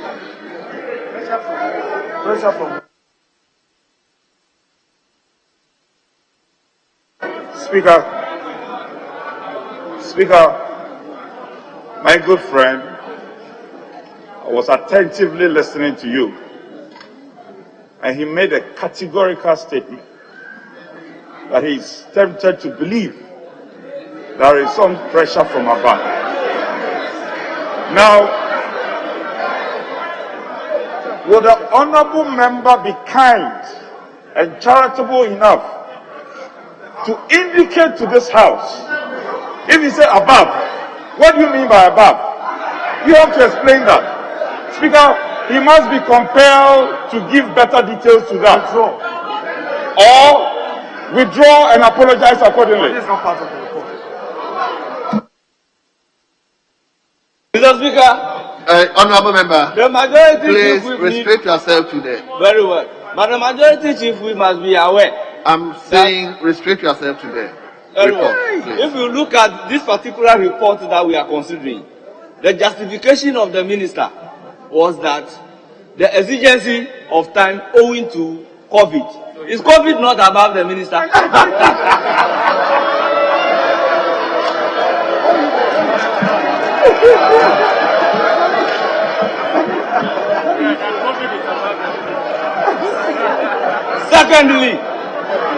Secondly, the President of the Republic of Ghana constituted a task force working with the Ministry of Health in matters relating to COVID. If ministerial decision had been taken, can the president claim not to be aware of it? So if I am talking about pressures from above, I know what I'm talking about.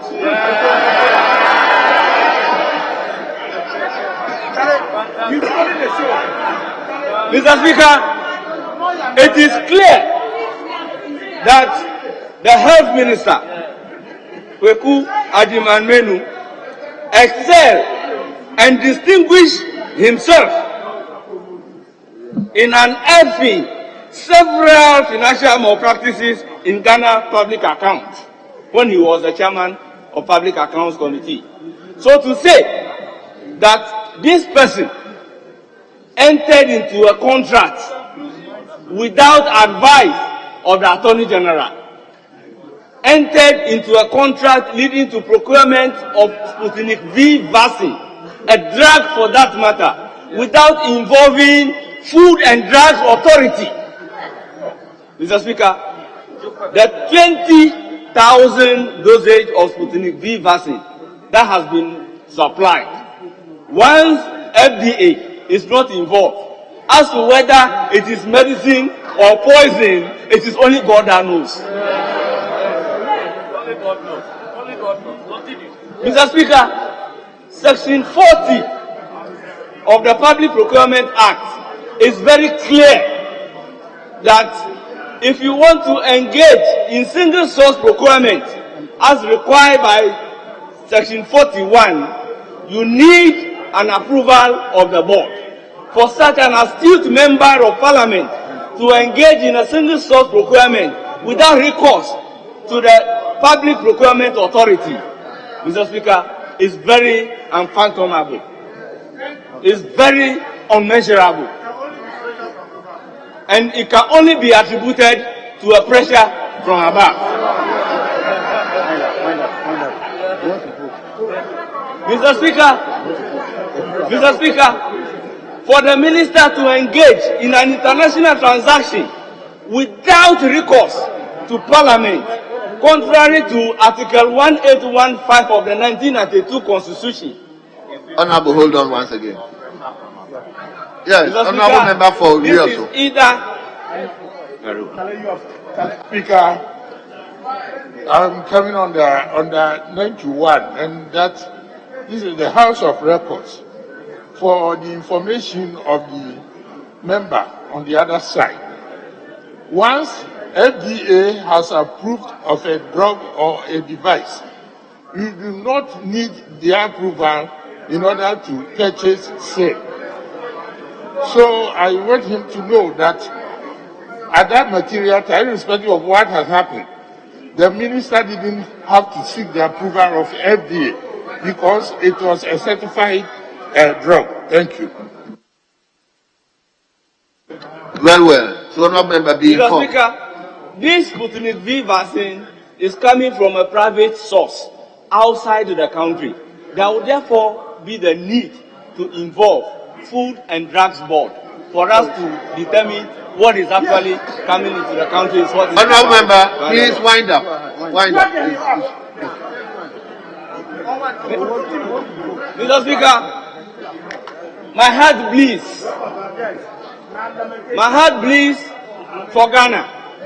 Mr. Speaker, beget this particular country.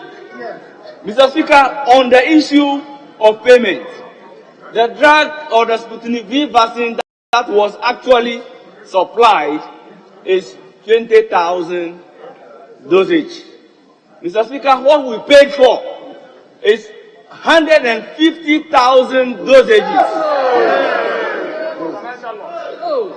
Mr. Speaker, if you do the calculation, there is a heaping amount of over 14 million Ghana cedis value of vaccines that ought to have been supplied. The contract is terminated. Honorable member, and steps must be taken to recover this amount of money for our dear country. And Mr. Speaker, Mr. Speaker, wind up, please. Mr. Speaker, if coming to Parliament to seek approval for work contracts can amount to a crime, then posterity will be a judge as to issues relating to The future is pregnant. Sputnik V vaccine. Mr. Speaker, we must not engage in selective justice, since justice must not only be done, but it must manifestly and undoubtedly be seen to be done to all manner of people without any political discrimination. Mr. Speaker, to err is human, to forgive is divine, but sometimes to forgive can be diabolical. I rest my case.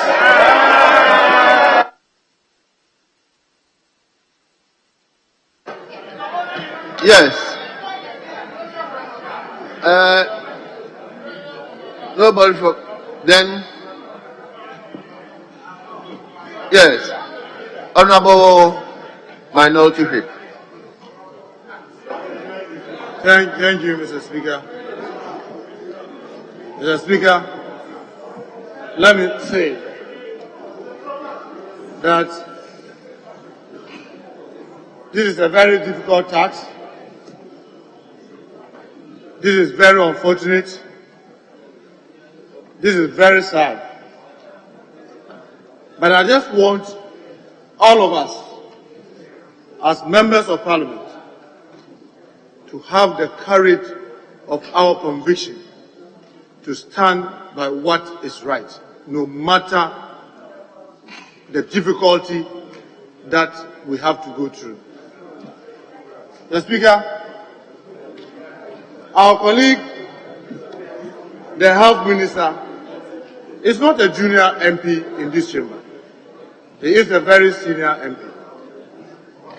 He has represented the people of his constituency for some time now in this chamber. He has contributed enormously to this House, the committees of this House. But Mr. Speaker, to start from where my colleague just ended, who is our colleague, the Health Minister? Accountant, as was mentioned, former Deputy Minister in several ministries, former Chair of the Public Accounts Committee. Mr. Speaker, the reason why I'm repeating this is to drive home that this is someone who is very conversant with every issue that we are talking about here. He's not someone that you can just push around on these issues. He's very, very conversant on every single issue that we are talking about here. This is someone who has queried public officials for breaching the Public Procurement Act. He has sanctioned people. He has caused people to refund money. He has caused people to do so many other things as chair of the Public Accounts Committee. And therefore, very experienced. The Speaker, the most worrying thing I must say is that when if you've had the opportunity to view the proceedings of this committee and you take the report of the committee, I'm sorry to say, Mr. Speaker, a lot have been left out of the committee's report. The public that watched the proceedings, the questions that were asked, and the answers that were provided are public records. If they take it, if anybody takes the video of the proceedings and try to match it with the findings and the recommendations, you will clearly see a lot more has been left out. And Mr. Speaker, it is the reasons that I'm thinking that, Mr. Speaker, a lot more have been left out. Because, Mr. Speaker, one of the basic things, clearly, is that they had terms of reference. Honorable, hold on. Yes. Mr. Speaker, it is about our integrity as members of this committee. It's about our reputation. The member on his feet, a senior member, has his right, far right, to disagree. But to the extent that you submit that a lot have been left out, what inference are you making? I beg to differ. And you must get that out of your submission. Mr. Speaker, direct him to withdraw.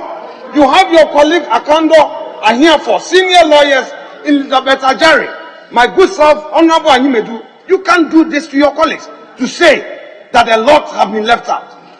It must not come from you, Honorable Muntaka. It must not come from you. This is a report by consensus. And there was extensive consultation, which you yourself you are aware. So you can't come and say that a lot was left out. Leave that out of your submission. You can say all you want to say, but on this call, I think it's personal, and I take it personal, and I believe my colleagues must rise up and speak to it, and also direct you to do the needful. We did the work together. And herefore, and Akando, you are expected to do that which is right, not because it's your colleague on that side. Mr. Speaker. Honorable Whip, please restrict yourself to the report. Mr. Speaker, a clear example is what happened when the chair of this committee was to present the report of the committee. We all saw what he did. He left the committee's report and was speaking his mind. That was clearly against the rules of this house. He abandoned the committee's report and was speaking his mind. Mr. Speaker, I have known for the past 2 weeks the hell members of this committee were going through with the chairperson, trying to get the things that truly happened properly captured.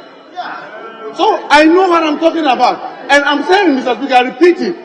Anybody who picks this report and picks the video of the proceedings will agree with me a lot more needed to have been captured here. And Mr. Speaker, I proceed to provide details of why I think so. Mr. Speaker, for example, there were terms of reference that were given. When this house asked them to go to work, we gave them terms of reference. And Mr. Speaker, the expectation will have been each of the terms of reference will be picked. Honorable Whip, hold on. Mr. Speaker,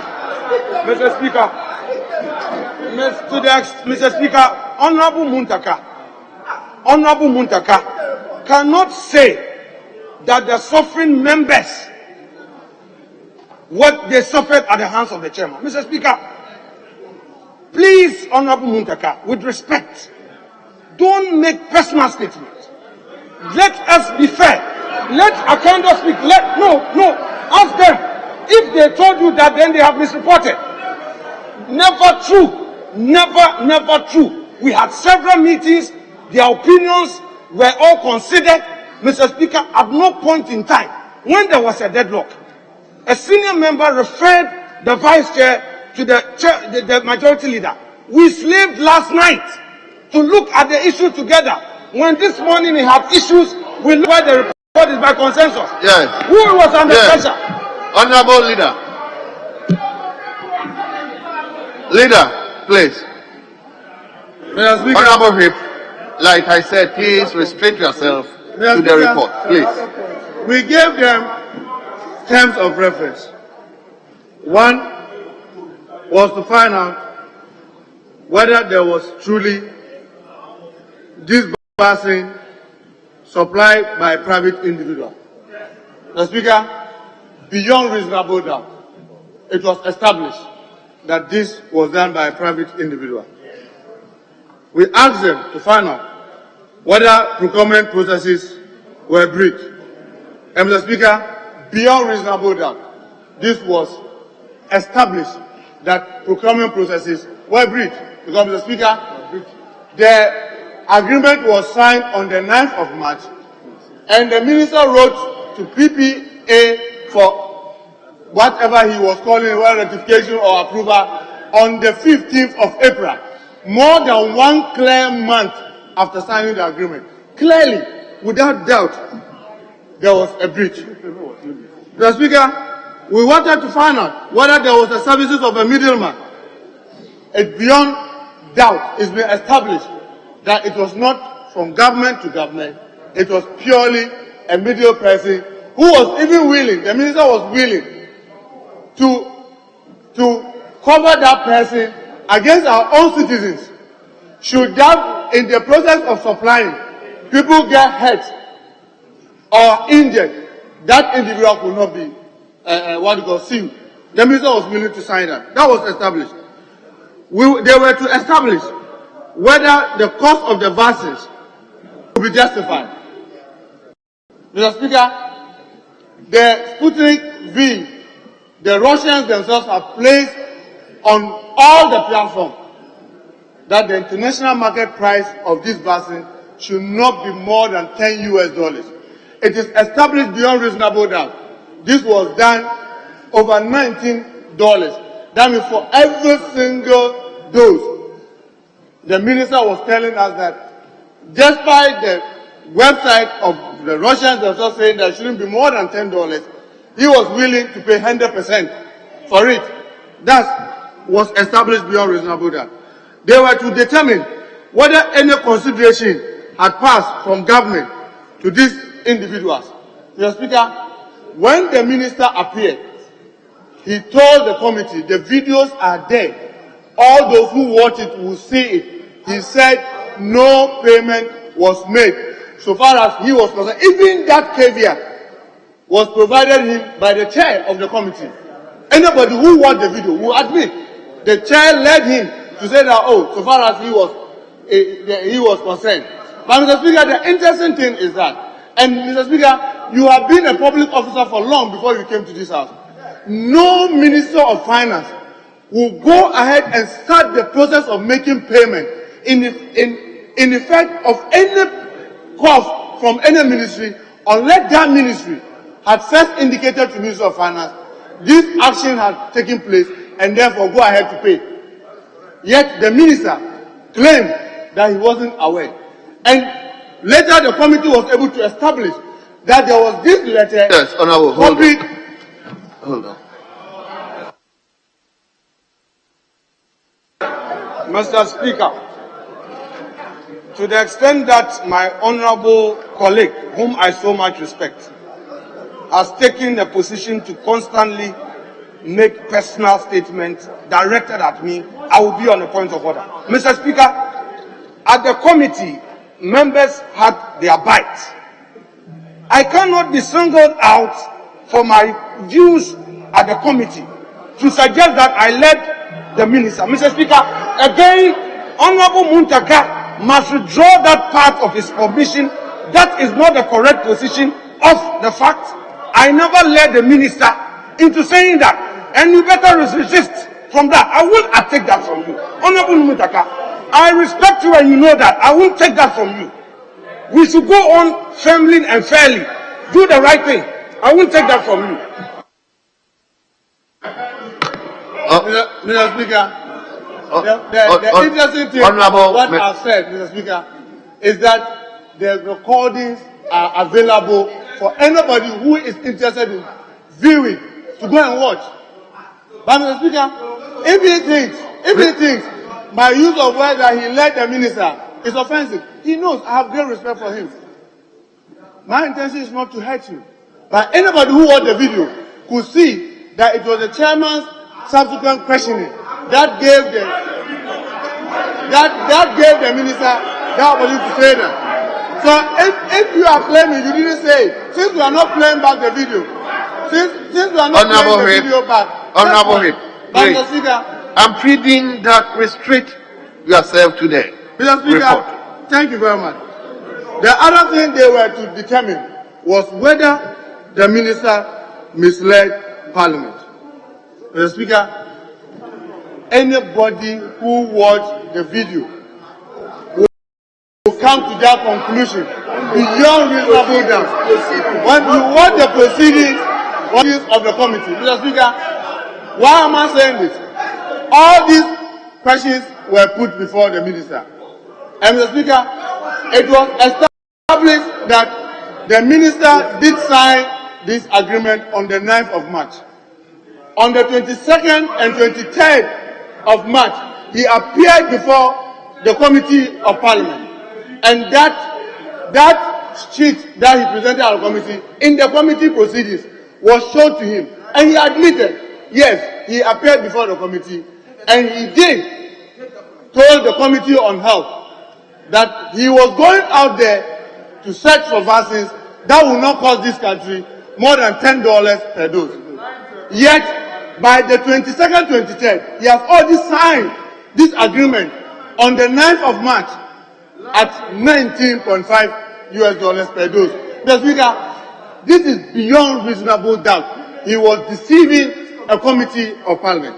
Mr. Speaker, I've heard people argue that, oh, the minister was speaking because of emergency. He said that the exigency of the time made him to do what he did. Mr. Speaker, for those of us who have been in this house a little longer, will tell that we had to be summoned as a house to come and vet a deputy minister and get him approved by this house because he had to get to the ministry.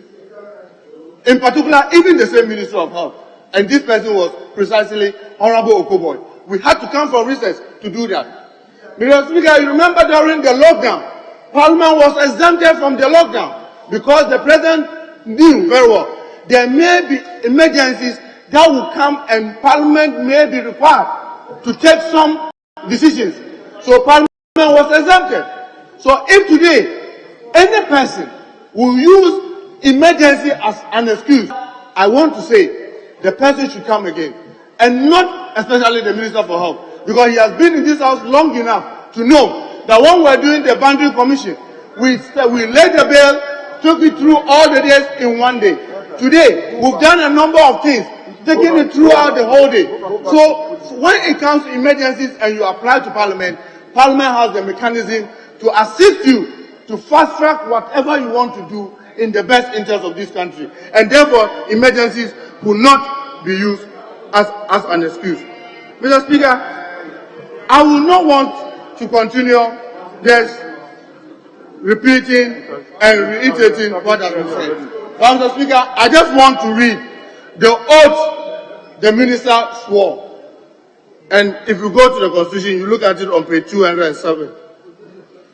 I, having been appointed Minister of State of the Republic of Ghana, and I quote, Mr. Speaker, sorry, I, having been appointed Minister of State of the Republic of Ghana, do in the name of Almighty God swear, solemnly affirm, that I will at all times well and truly serve the Republic of Ghana in the office of the Minister of State, that I will uphold, preserve, protect, and defend the Constitution of the Republic of Ghana as by law established, and that I will, to the best of my judgment, at all times, when required, freely give my counsel and advice for the good management of the public affairs of the Republic of Ghana, and that I will not directly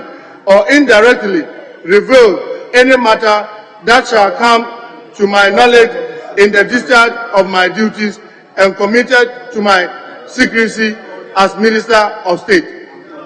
Unquote. Mr. Speaker, if you take this oath, it is beyond reasonable doubt, Mr. Speaker, to say the minister did betray the oath of his office. The minister betrayed the oath of his office, and he failed to uphold the Constitution and the laws of our country. Mr. Speaker, for me, I must say the minister must be sanctioned. The minister must be removed by the president. He does not fit to occupy this office anymore. The Speaker, in affirming this, in order with Order 78D and Order 83, I want to beg and move an amendment to this motion, the report of the committee, to include on paragraph 12.4, now have paragraph 12.5 to include that the minister, and I add, Mr. Speaker, adding this paragraph, that the minister, not having lived up to his oath of office, he is not fit to occupy the office of the Minister of State and must therefore be removed from office henceforth, failing which this House must pass a vote of censure on the minister. Mr. Speaker, I so move, and we on this side of this House are voting. We are calling for vote of no confidence on this minister. He does not fit to occupy this office, having betrayed the trust that the people of this country has mandated him with, having broken the constitution of our country, having broken the laws of our country. The Minister of Health does not fit to occupy this office. I therefore move for this amendment, and Mr. Speaker, in line with our Order 78D and 83, I beg that you put the question on this for it to be part of the report of this committee. I so move. Thank you very much, Mr. Speaker.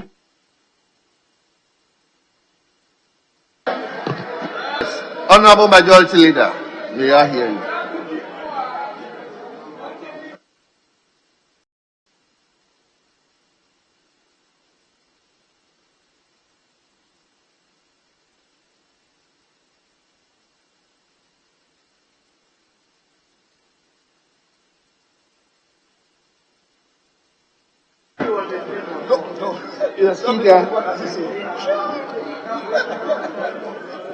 Mr. Speaker, the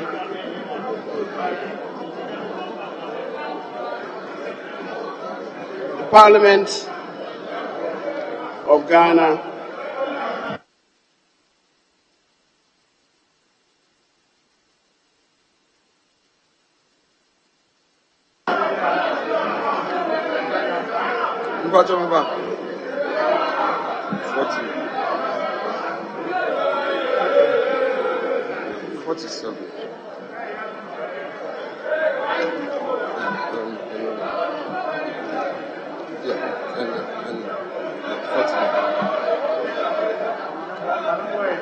Mr. Speaker,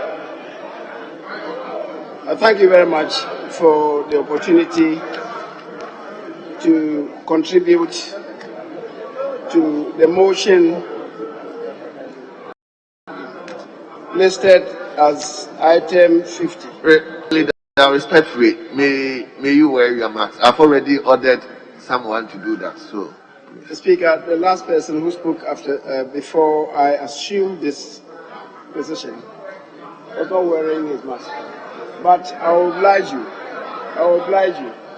But the person who just spoke was not wearing his mask as a matter of record. Mr. Speaker, the motion before us is that this Honourable House adopts the report of the ad hoc committee to investigate the procurement contract between the government of the Republic of Ghana and His Highness Sheikh Ahmed Dalmouk Al Maktoum and SL Global for the supply of Sputnik V COVID-19 vaccines. Mr. Speaker, this is the motion before us. Mr. Speaker, just listening to the majority chief whip, he got up to move a motion. He says he's moving another motion. The Speaker, he knows that motion cannot be entertained at this stage because any such motion requires notice that must be filed and the Speaker would have to admit same. The Speaker, that is what is provided. Mr. Speaker, apply yourself to the standing orders. You just quoted the standing orders. Read it. Mr. Speaker, you will have to move a motion for the motion to be admitted by the Speaker. That is it. So the motion that you try to move is of no consequence and of no moment. But Speaker, let's come to the substance of the matter. And I believe that we should not attempt to dilute what Parliament is trying to do. The Speaker, Parliament set up this committee. We set up this committee in pursuance of our oversight responsibilities. And we should not renege on that. The Speaker, we should, as a House, be seen as a collective to be exercising this responsibility and be exercising this responsibility responsibly. Mr. Speaker, unfortunately, I couldn't have time to be at the committee hearing. Unfortunately, again, honestly, I could not watch the unfolding of events on the television screens. All that I have tried to do is to apply myself to the report before us. And I'm trying hard to follow the report. Mr. Speaker, reading the report clearly, one sees that at various places, the committee is indicating to us that there are one or two breaches. What do we do as a House in respect of what the committee is telling us? The Minister, in response to those breaches, informs that he acted to save lives. The Minister says he was minded to come to Parliament upon advice of the Attorney General. The Minister, as a matter, is yet to come to Parliament after the advice proffered by the Attorney General. Mr. Speaker, the Minister says that he has sought PPA approval for 2 agreements. The PPA is yet to respond, and if indeed they have responded, we have no communication on the PPA as to what their recommendation is in respect of the application of the Minister to PPA for approval. So the matter is still hanging. Mr. Speaker,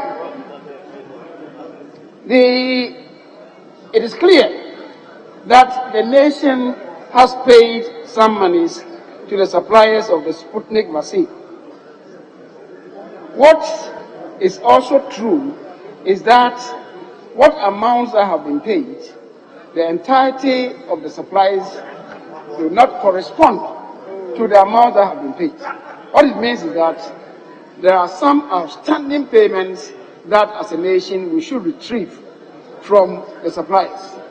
The Ministry of Finance is to do that. Mr. Speaker, the cost of the vaccines is also another subject matter. We are told it is $19 when the ex-factory price is not above $10. The justification given for the variation attributable to packaging, storage, transportation, handling, among other factors.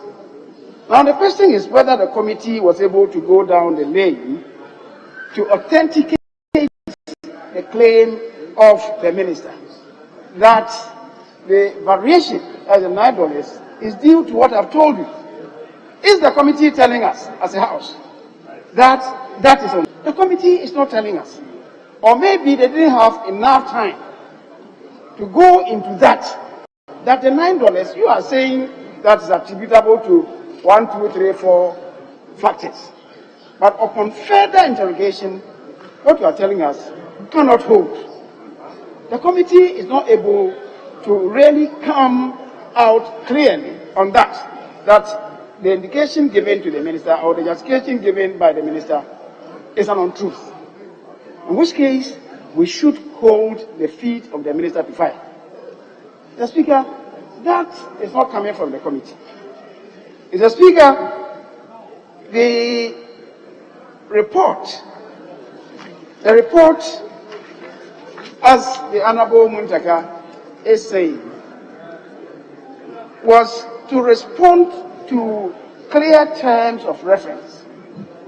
The first one is whether to investigate whether the transaction qualifies as international business or economic transaction under Article 181 of the Constitution, and if so, whether it was subjected to prior approval of Parliament. This we have established. One part is subject to Article 181, another part is not. Was the part that is subject to Article 181 brought to Parliament? The Minister admits that it has not yet been done, but he was minded, given the exigencies of the time, to come to Parliament. As I said, he hasn't come to Parliament yet. That's a matter of truth. The Speaker, the other matter is they were to determine the procurement processes and whether or not they could establish any clear case of impropriety. The committee has not come out clearly on that to us. Mr. Speaker, the third matter is that they were to determine whether the services of middleman were procured in the transaction. That has come out, that the services of middleman was procured. Mr. Speaker, did it amount to impropriety? The committee was to determine and report to us. Unfortunately, we are left hanging as to whether that transaction was a clear impropriety. No such thing is contained in the committee's report.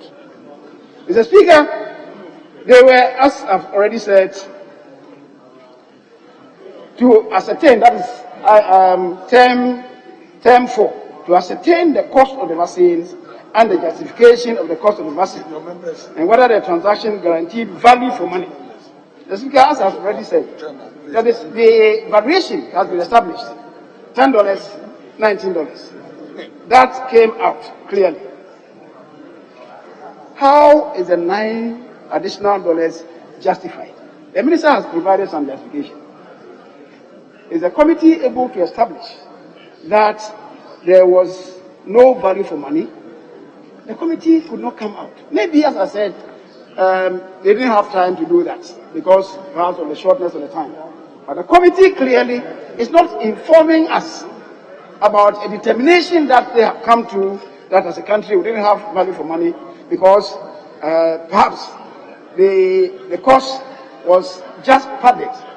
No such thing has been made. Mr. Speaker, point number 5. The committee was to determine whether any consideration has passed from government of the Republic of Ghana to the middleman and the suppliers or any other person in respect of that transaction. Yes, that has been established. Is there any impropriety involved? Has the country been shortchanged unduly? Mr. Speaker, again, no such thing has been established. Mr. Speaker, finally, they were to determine whether the Honourable Minister for Health misled Parliament during the consideration of the transaction for the procurement of the vaccine. Mr. Speaker, one day came to me and I saw the phraseology on that aspect.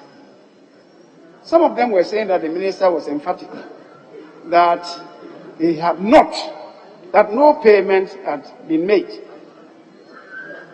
No consideration of the transaction has taken place. No payments have been made. Some were emphatic on that. Others were saying that no, that was not the emphatic statement from the minister. The minister had said, he had qualified that statement, that to the best of his knowledge, no such thing had happened. So I asked the recorders what indeed had transpired. The recorders said they would want to consult the recording and what had been captured in the Hansard. They came back, and in the presence of the chairman and the vice chairman, the matter was settled. The recorders insisted that the minister had made the statement that to the best of his knowledge, no such monies had been paid. Mr. Speaker, that being the case, could we again on that score, and I'm reading from the report, hold the minister's feet to fire Mr. Speaker, so I'm left in some state of confusion. The terms of reference that were given to the committee, they were to make findings on these terms and recommend to the House A, B, C, D in accordance with the terms of reference. The Speaker, the recommendations coming from the committee is not in consonance with the terms of reference that we give to them. And the conclusions, if anybody reads the conclusions, they are not suggesting to us that these were terms of reference and this should be the course of action by Parliament. So in that regard, the Speaker, what do we do? This is the report, and the motion just says that this House adopts the report of the ad hoc committee to investigate the procurement contract between Government of the Republic of Ghana and His Highness Sheikh Ahmed Amu and Al Maktoum and SL Global for the supply of Sputnik V COVID-19 vaccines. If that is the report, and the motion is for us to adopt the report, what are we required to do? Mr. Speaker, that is the uncertainty that this report indeed proposes to us. Whilst I would say that we should adopt the report, I think that what exactly Parliament is required to do is not clearly spelled out in the committee's report, unfortunately. And anything that anybody will suggest will be extraneous to the recommendations and indeed the conclusions of the report. Mr. Speaker, I have tried to sanitize it so that we have a clear direction. It was difficult. So I left it to them that what you deem appropriate, do it. And here we are. So what do we do? The motion just says that we should adopt the report. So we are going to adopt the report. But then, where do we go from there? The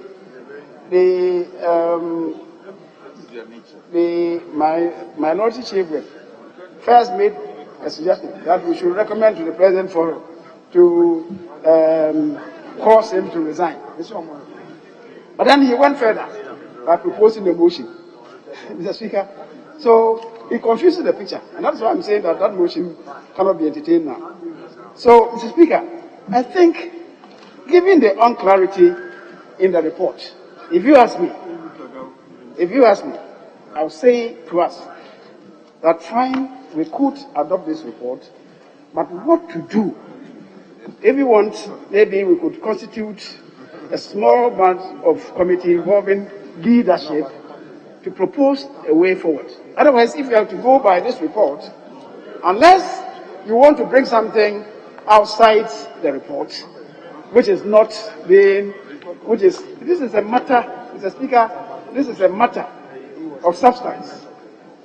This is a matter of material substance that nobody can, on the spur of the moment, say that, okay, I've read the report is not making any succinct recommendations in any particular direction, and that I'm suggesting that we do this outside the committee's report. Mr. Speaker, that really would not be in consonance with our practice.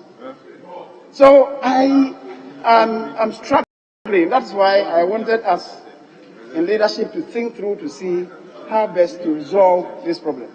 Otherwise, Mr. Speaker, we may not be doing justice to the House for having established this committee. But if we're not careful, we'll also not be doing justice to the minister, because perhaps we are importing something into the report. That is the difficulty that I find myself in. And I don't know, maybe, Mr. Speaker, if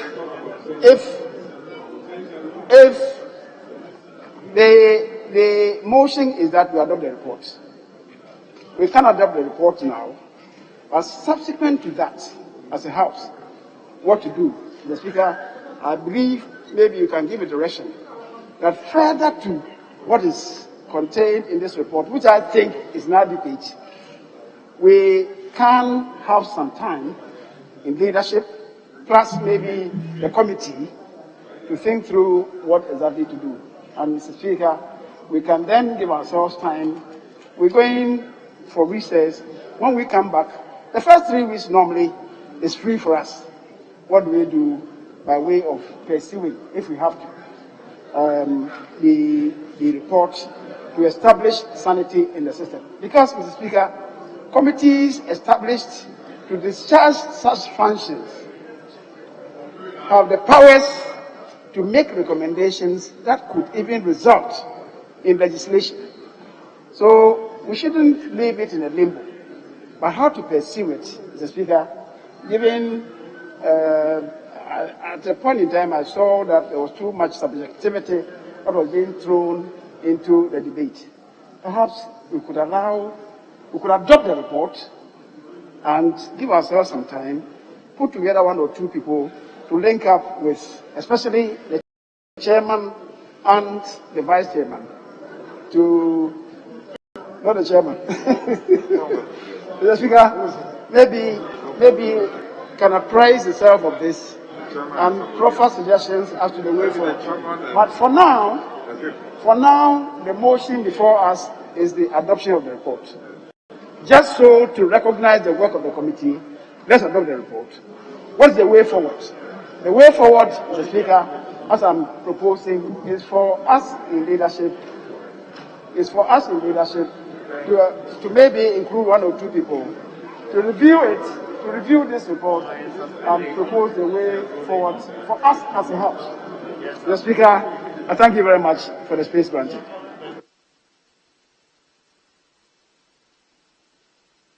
Yes, I thought you finished your side. Mr. Speaker.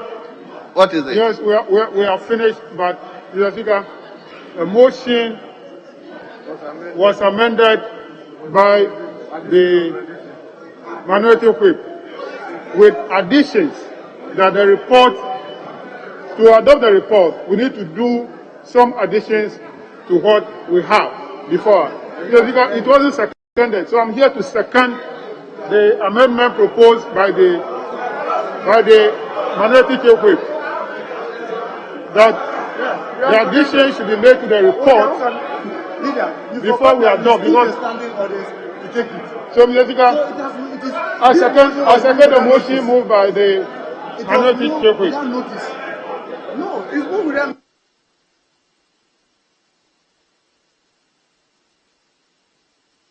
Mr. Speaker, as I said, this is a matter that involves the status of a member who is a minister, for which we have appointed a committee.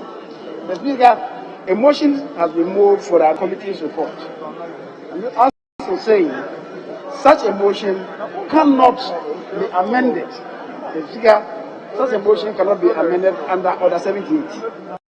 With respect. Yes. Mr. Speaker, honorable members, I want to draw the leader's attention. Honorable members, the 78D. The 78D is the one talking. You are taking his advice. Mr. Speaker, the majority there is saying that it has to come with notice. And I'm saying no, you should read 78D. This is one of the under the circumstances that you can amend a motion without a notice. Well, Mr. Speaker, remember, we had to take 49 to stand down the orders so that we will do this without notice. That's what we did, without notice. So it qualifies under 78D before the 83 to enable you to move it. Because you also stood out the orders so that you can do it without notice. Yes. Leader. Mr. Speaker, clearly that is not the import of standing down the order. It's not the import. It does not nullify it. What he's saying is incongruous. And it doesn't sit with our orders. Honorable members, the motion has been moved, it has been seconded, it has been debated. However, I'm unable to put the question. I defer the question.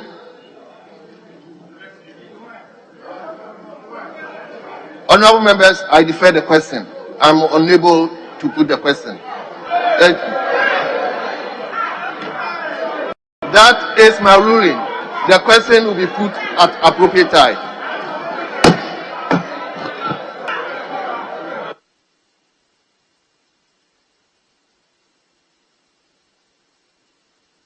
Adopt the report. Mr. Speaker, we are raising silly day today.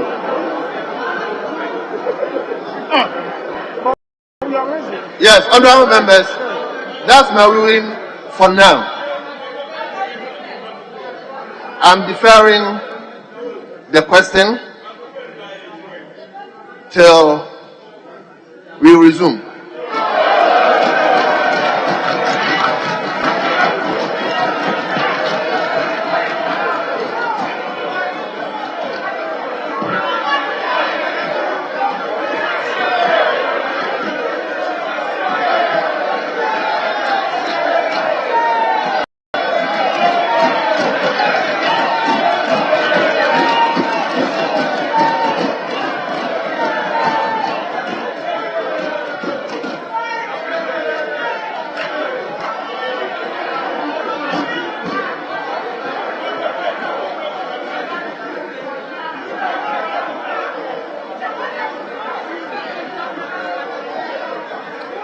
Yes, Majority Leader, any indication? Mr. Speaker,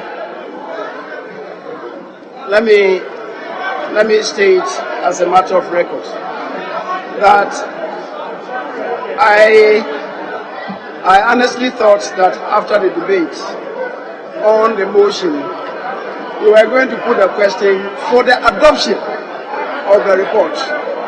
But, Mr. Speaker, you have given your ruling, and I cannot challenge that ruling. Where we are, Mr.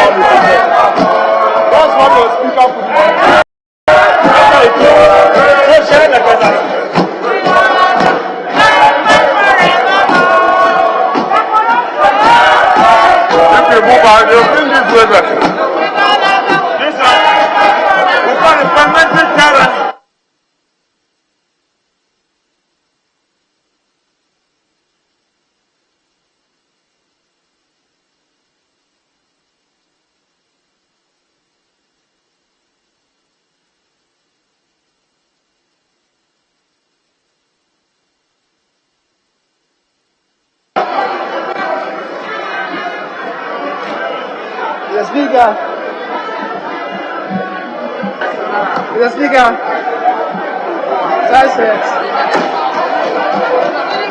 Tell us the reason. One reason why you could not allow us to say that. One reason. Tell us one. Oh no, but no. If the speaker still like that, no. I'm saying if he still that, no. What's that? Spare this moral lesson.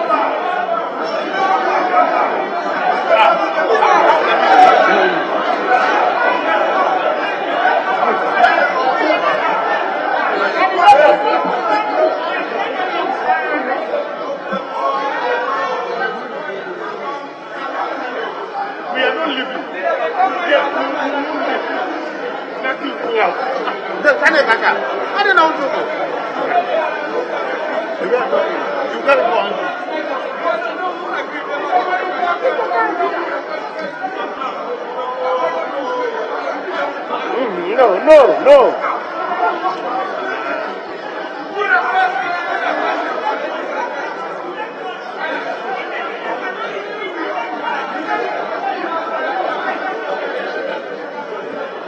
Mr. Speaker, as I was saying,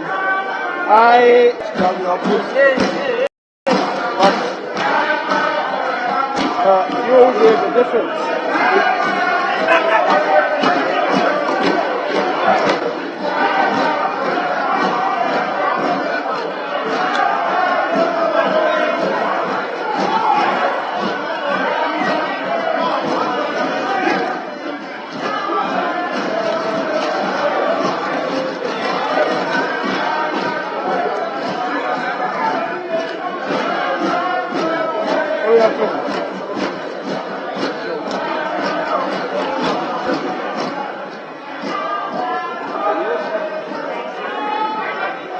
The Speaker, as I was saying,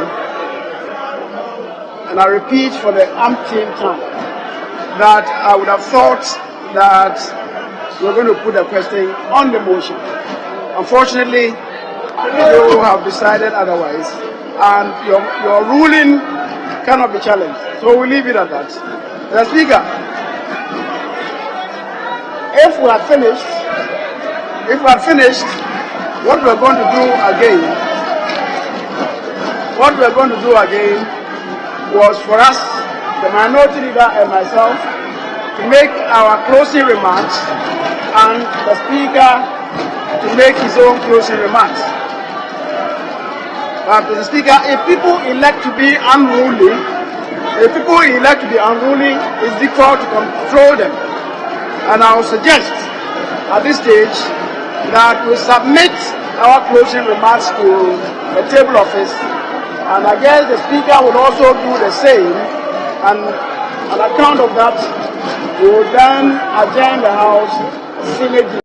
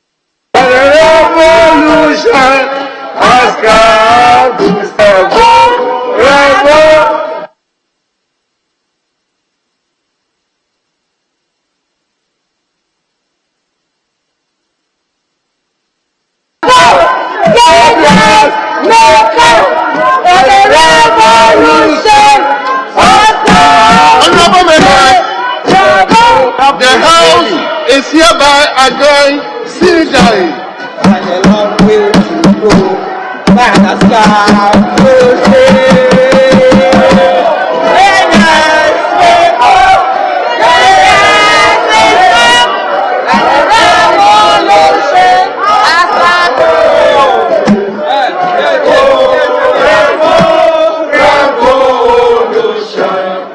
a long way to go.